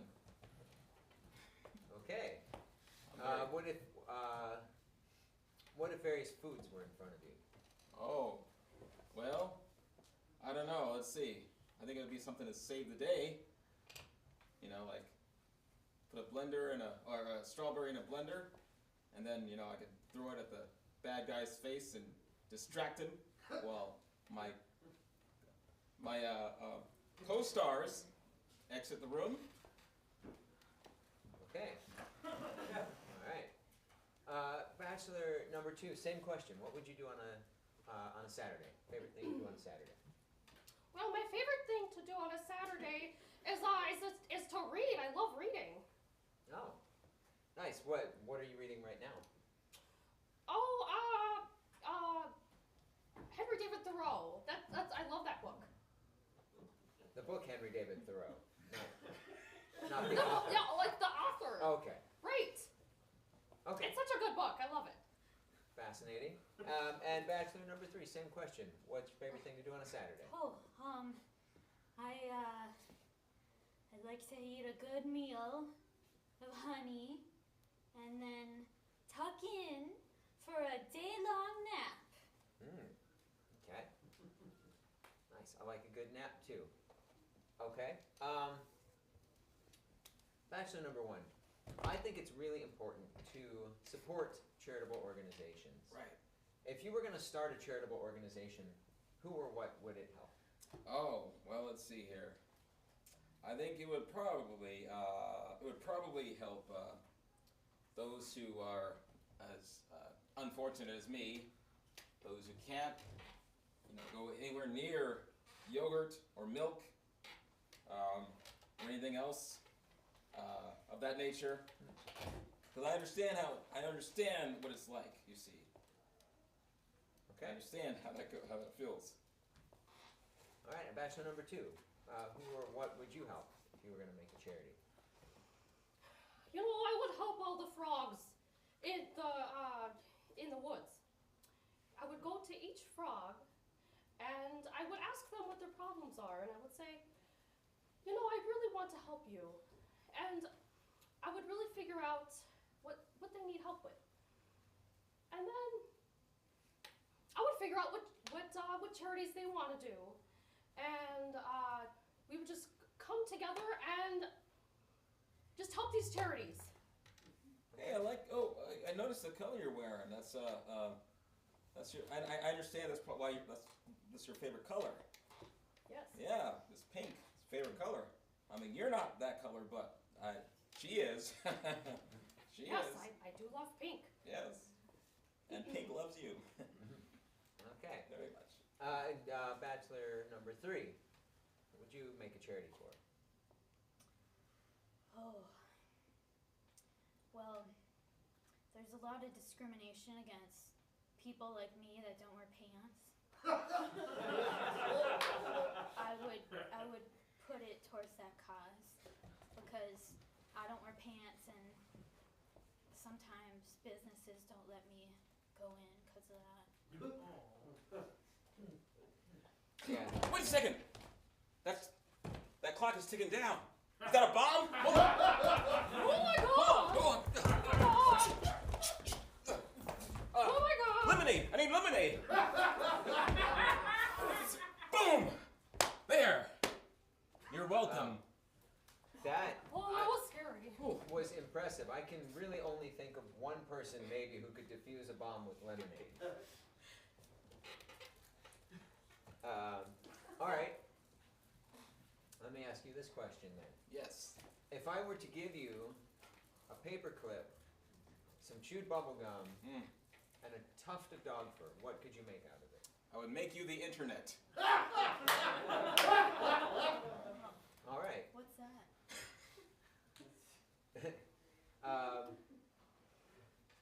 Contestant number 2, bachelor number 2. What is a secret talent that nobody knows you have?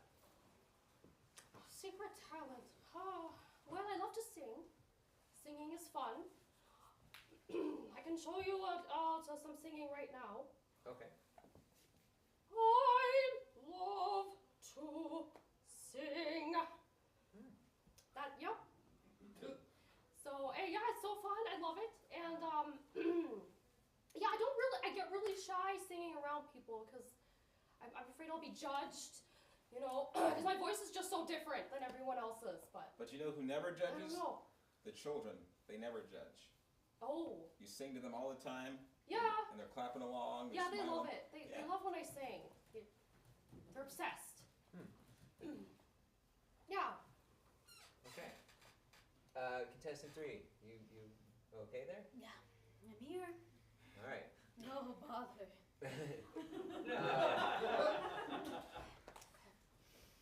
What do you think is the hallmark of being a good friend? What makes someone a good friend? Well, you gotta pay your friends lots of visits in the woods and share your honey with them and sharing is good. Fight off the heffalumps. That's a good friend. I'm a good friend. Okay. One more question for bachelor number 2.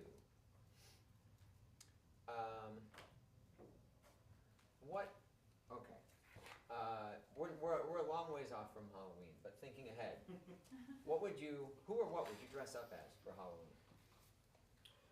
Well, I would probably dress up as Einstein. I love how he looks with his big hair and his glasses, and I would look so dignified and be an example of what I really, really am into. He was such an inspiration, you know, and I want to be that inspiration. You're into science too? I love science. I'm a brainiac. See. Yes. I think all the time. This is a nice banjo. Oh. Oh, and you play the banjo. I do. Ask about his girlfriend. What? Ask about his girlfriend. Oh, wait, you're on this show and you have a girlfriend? Yes. But you know, I kind of want to take a little break and Don't tell her that. explore my options. I won't. Okay. Yeah. All right. I think I'm ready to make my choice. Now, I do love a handyman and someone who is very heroic, but I'm gonna have to pass on lactose intolerant MacGyver. And as much as I do also think pants are stupid, and I prefer not to have to wear them, I'm also going to have to pass on narcoleptic or extremely exhausted Winnie the Pooh. But I know that it's not easy being green. And I know you have a girlfriend, and I'm very terrified that she's going to karate chop me. But I have to pick Kermit the Frog, who is a mad scientist, Kermit the Frog. That was very... You know, I know quantum physics very well. I can do it at the back of my hand, just right now. You're like a Mensa Kermit the Frog? Super genius Kermit the Frog. Say that louder. Super genius Kermit the Frog. Excellent. And that's the dating game. Okay. Yay.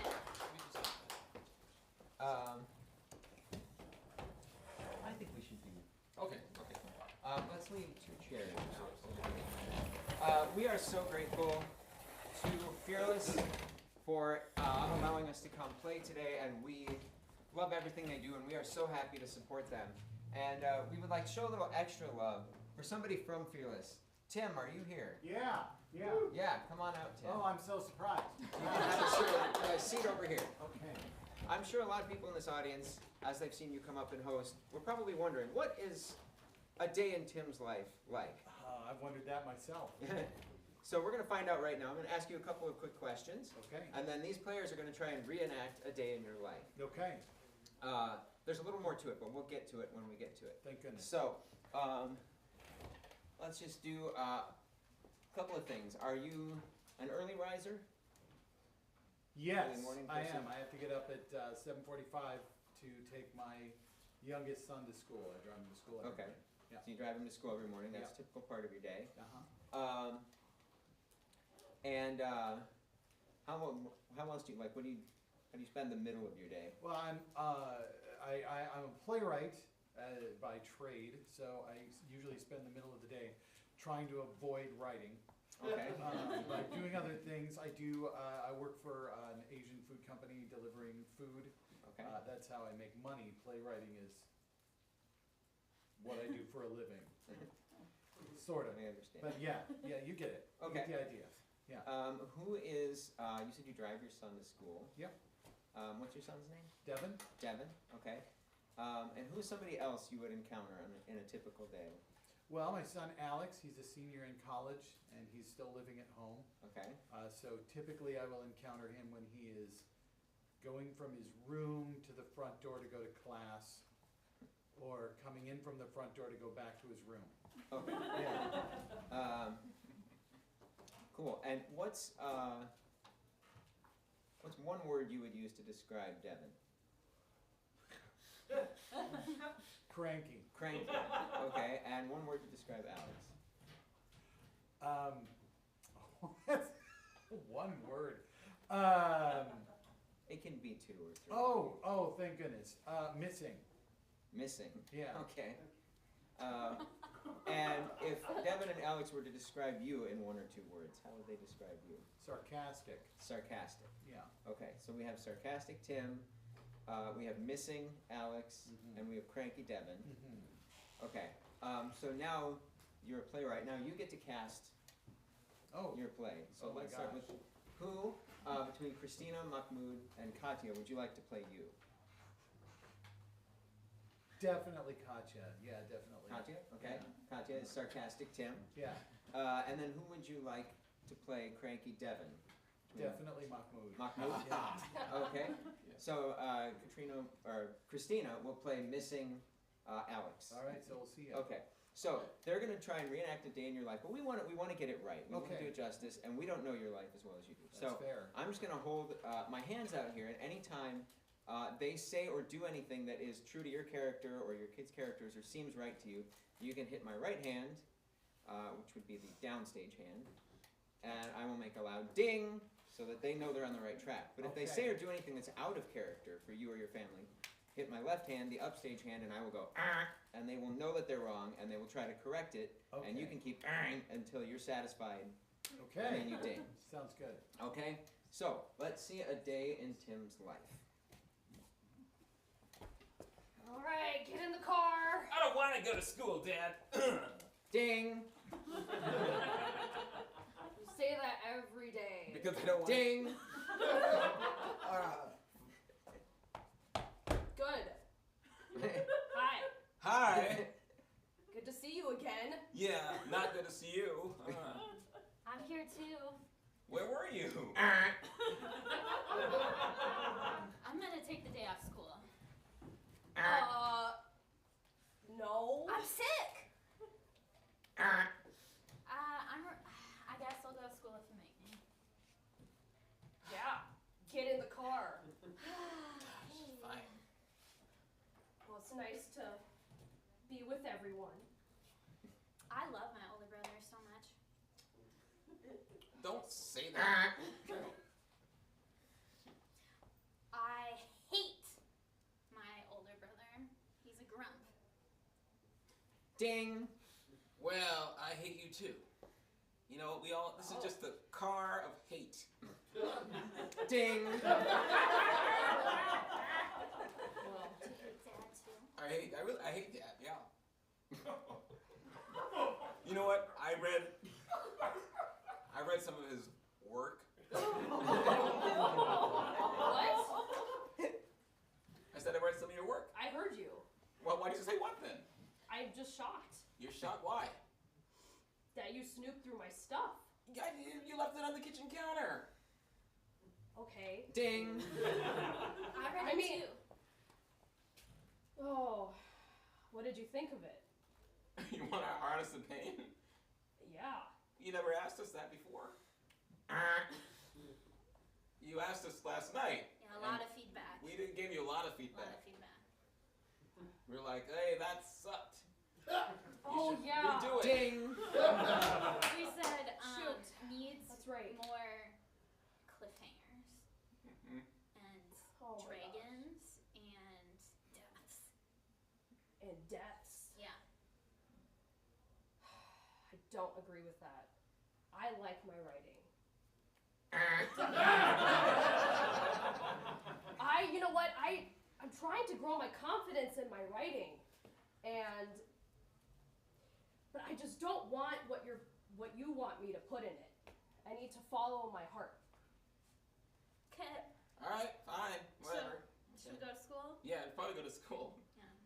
I mean, if you want it, we don't have We to go could to sit school. in the We can sit in the driveway car and all day and talk. just talk. Yeah, we're running late. All right. Ding. Gonna be late again, Dad. Thanks. Ding. Hold on.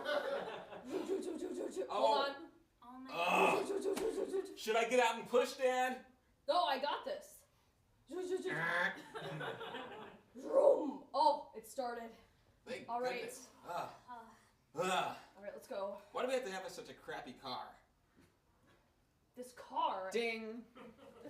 This car is my beauty. I've had it for so long. It's my best friend. It's been with me through a lot of stuff. Dad, you're running off the road. Oh, right. Ding. I need to pay attention. Yeah, you should pay attention. Ding. How's your job, Dad? I mean, It's good. Your real job. Your real job. Your real Yeah. job. It's good. Just good? Yeah. It's I'm working really hard on it. One day at a time. Yeah. When are you gonna stop bringing back leftovers? We're sick of the Asian food. Yeah. We want Asian food's good. Asian food is delicious. I eat it every Asian food. You know, it's okay. Asian food's okay, and I thought you guys would think it's okay. We want meatloaf We want chicken nuggets. and fish tacos. We want cereal for breakfast and dinner and lunch. Ding. Ding. Ice cream. Ding. Cereal for breakfast and lunch and dinner. Yeah. Just for a day. Just Dad, for are a you day. gonna watch the road ever? Well, we're bonding. I feel like for once I see you in person. Dad, watch the road, Dad. Pull over. I got I'm gonna this. walk the rest of the way. No! Dan, we'll stop there. I love going up! How we do, Tim? Thank you. That was perfect. Perfect. I'm getting a little bit of PTSD. If I'm Okay.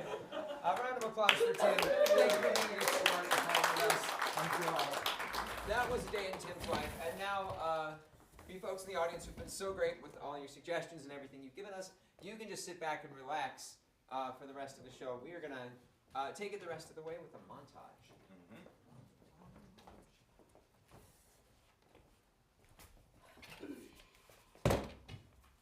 Okay, my first patient ever. Oh boy. Oh boy. Oh boy. Oh, hello. You're right on time. Yes, always. Yes, you're the one that needs the root canal, right? Yep. Okay, all right. Well, boy. Oh, dust it off the chair. Go ahead, sit down. Okay. Oh boy. No. I've never done this before. Have you? You've had a root canal before? No, this is my first one. Well, great. It's my first time doing a root canal. Oh my gosh. Wow. Okay. Okay. Yeah, So- well, you look nice. Oh, thank you. This is a tuxedo. Yeah. I dressed up for the occasion. Yeah. Oh, okay. All right. Okay. Oh, all right. hold on. What? Well, yes. Okay. You Yes. said this is your first time. It's my first time. Yes, doing a root canal. Yes. Oh, okay. Can you get an assistant in here just to like? I'm right here. Hey, this is my assistant. Yeah. Here, take a glass. I brought champagne to Oh, celebrate thank your you. first root canal. Thank you. Yes. Oh. How long have you been doing this? Here, would you like? Oh yeah. Something for the. Okay. Here. We just have the tiny little rinse and spit cups. All right. To root canals. Yes. Boom. Yes. All right. Oh. What?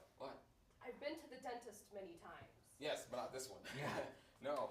Not a good dentist. No, not a good dentist. Yes. Not a fun dentist. Whoa. Not a champagne dentist. Yes, a tuxedo wearing, champagne drinking dentist. Black tie dentist. Ah, yes.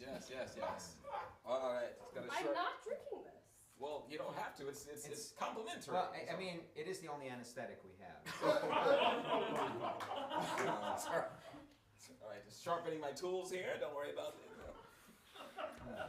Oh my gosh. At some point, we should probably do something about the rust. Oh, right. There we go. He just had a bunch of champagne. His mouth is sterile. All right.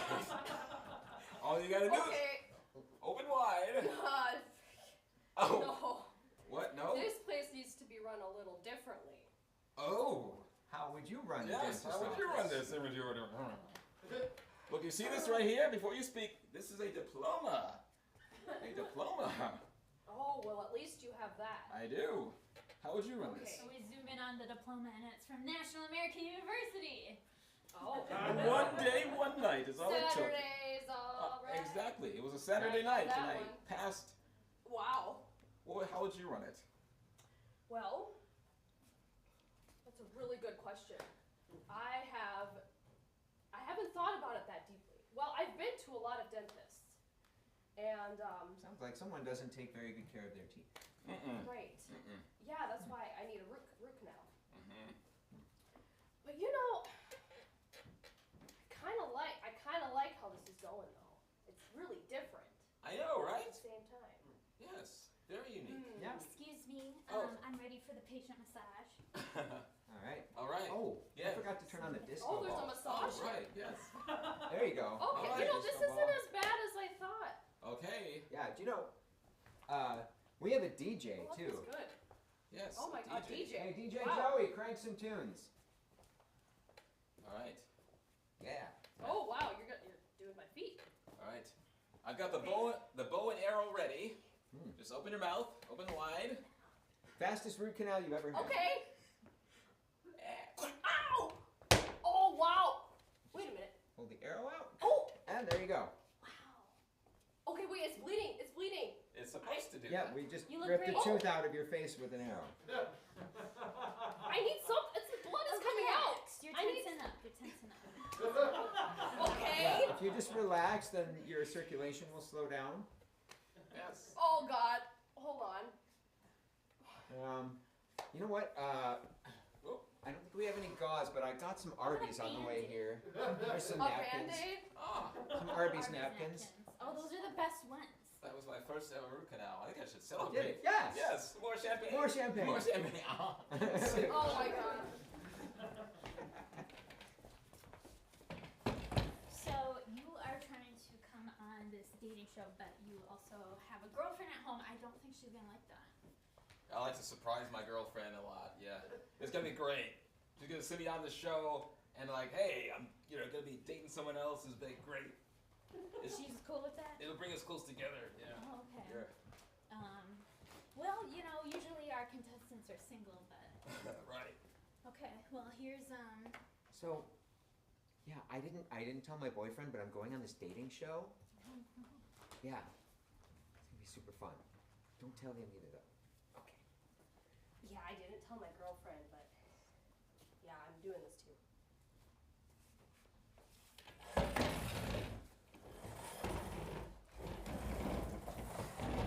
All right. have a seat. Have a seat, everybody. Okay. All right.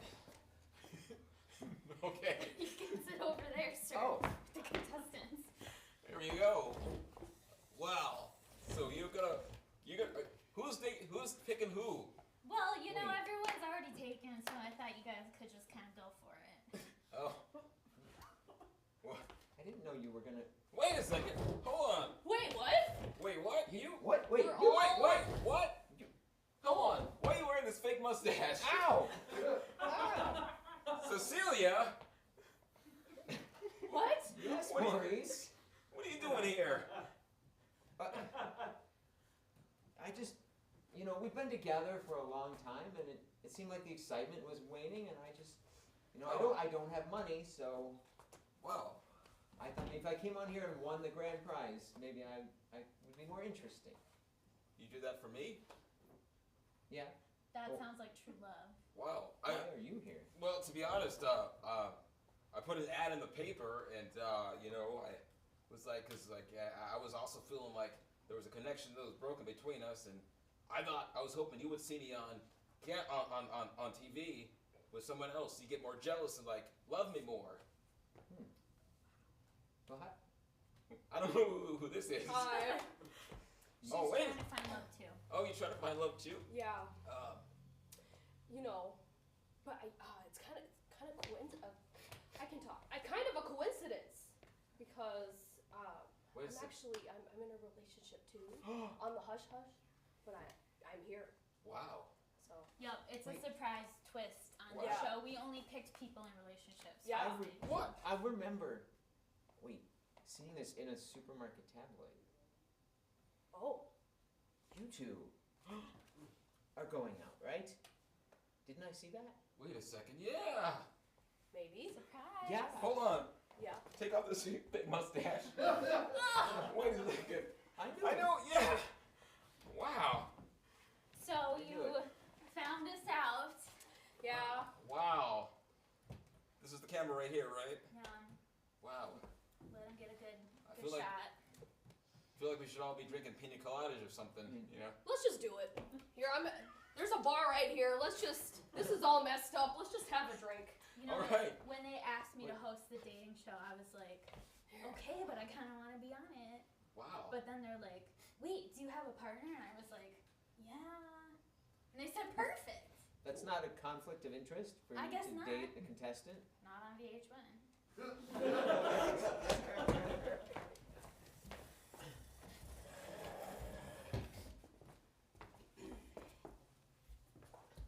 Get your love here. What? This is the love machine. Me? Yep. Oh, wow. So you're just gonna look here and look cute. Oh, okay. And, yeah. So, we have many contestants up here that are lonely. Okay. Need to come up and just look at you and they'll feel better. All right. They can play marbles with me too if they want. Yeah.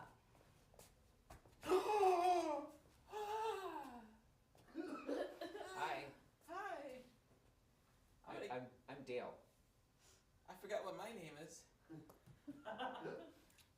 Yeah. You're so amazing. Oh, you know, Works. it's a funny thing. When I meet new people, they always seem to forget who they are. Like some effect I have on people. Wow. Want to play marbles? Oh, sure. Okay. Okay, your turn. Never seen anyone flick a marble like that before. I have many talents. I can see that. Yeah. Do you like other things besides marbles? Ice cream? I love ice cream. Yeah.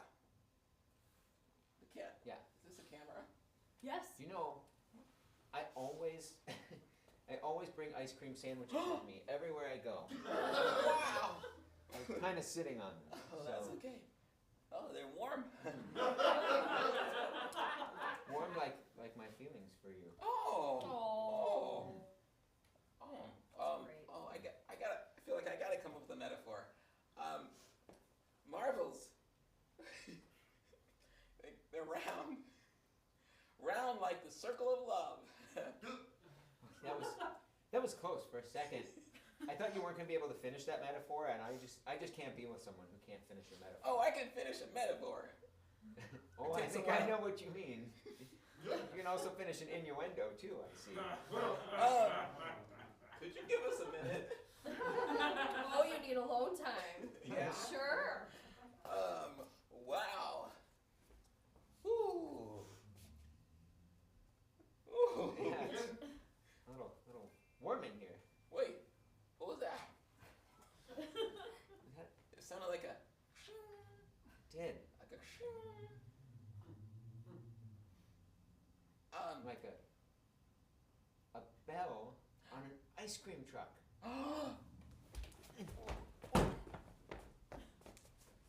Where is it? Oh! Oh! Hello! Oh my gosh. Hello! Would you like some ice cream? Oh, of course we would. Right into the studio. Of course we want ice cream. Yes. God. Vanilla? Oh, but don't throw it on the ground. Oh, sorry. No, it's okay. Here, I'll put one up here. Here's your options. Vanilla, strawberry, blueberry, and raspberry. That's our 4 options. Wow. Ooh. Let's say our favorite flavor at the same time. Okay, all right. Okay. 1, 2, 3. Butter pecan. Blueberry. Oh, they both start with a B. That's Oh, close. yes. Oh, what about blueberry butter pecan? Oh. What if we mix them? Yeah. Yeah, blueberry butter. Blueberry butter. Yeah. That Blueberry, one. butter, pecan, mix them all. Yeah. Yeah. Sure. Yeah. Okay.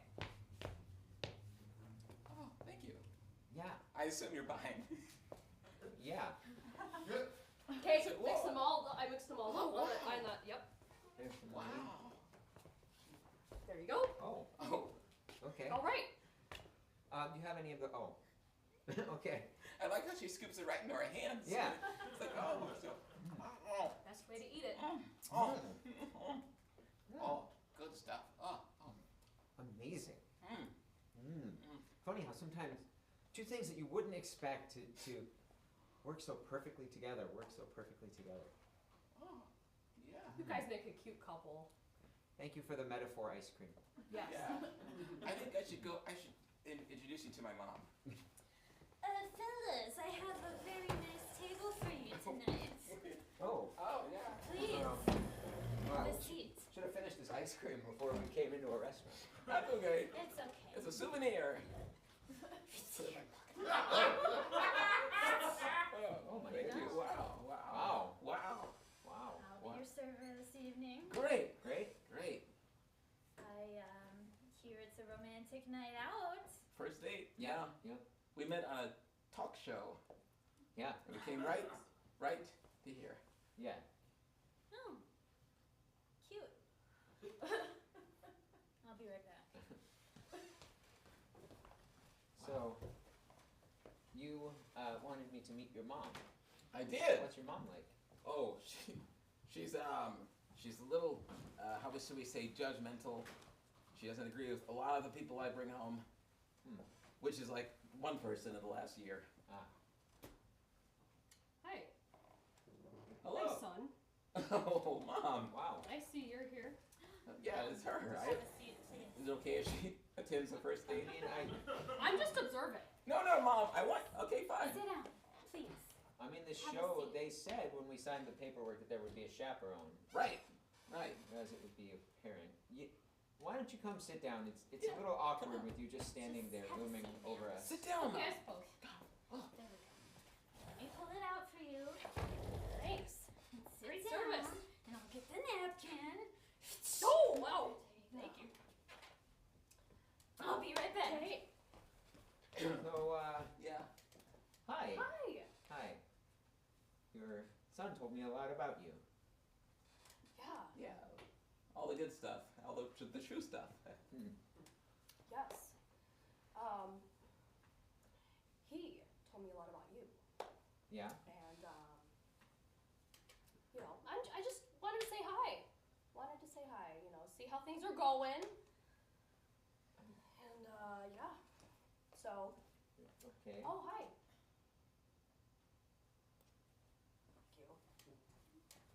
Thank you. Teresa. Let me know whenever you're ready to order. Okay. So,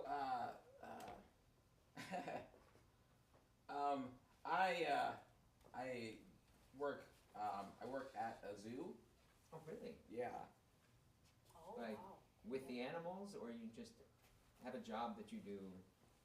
Oh, I work with the animals, yeah. Okay. So I thought maybe like you work from home, except that you go to the zoo and just sit at the zoo and work on your computer. Yeah, no. You work, okay. I What work- animals do you work with? Oh, I work with koalas. Really? Koalas, just the koalas. Just the koalas? Yeah. So cute. Yeah. I scrape all of their poop and put it away and clean out their bedpans and. Oh, Sorry. no. Never So- had famous customers. Oh, you saw us on the TV? Yes. Oh. Wow, we're already famous. Wow. Wow. Wow. I'll be right back.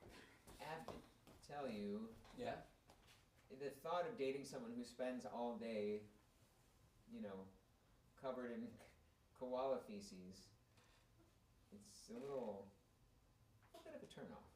Well, not covered in it. I mean, I have protection. I wear this like plastic suit which protects me from the koalas. Like to throw poop every once in a while, and it like bounces off the plastic and it hits the ground. So I'm not covered in it ever. Okay. I mean, do you not like koalas? Sir, it seems as though things are going badly. Do you still want the engagement ring and the champagne glass? Yeah, I think I can salvage You this. sure?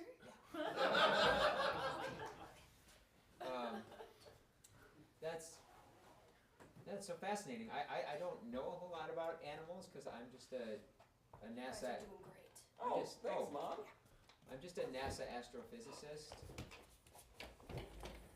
That's a good sign. By now, she would have smacked you upside the head, but she didn't. Good. Yeah. So, do the koalas, do they ever try to hurt you? Oh, all the time. All the time. Oh. You gotta be fast. Thank you, Vanessa. I mean... Or Teresa. Teresa. I'm sorry, Teresa. I'm sorry. Teresa. Yes. The only thing I ever have to worry about in my job is massive explosions. What do you do? Yeah, I'm a NASA astrophysicist.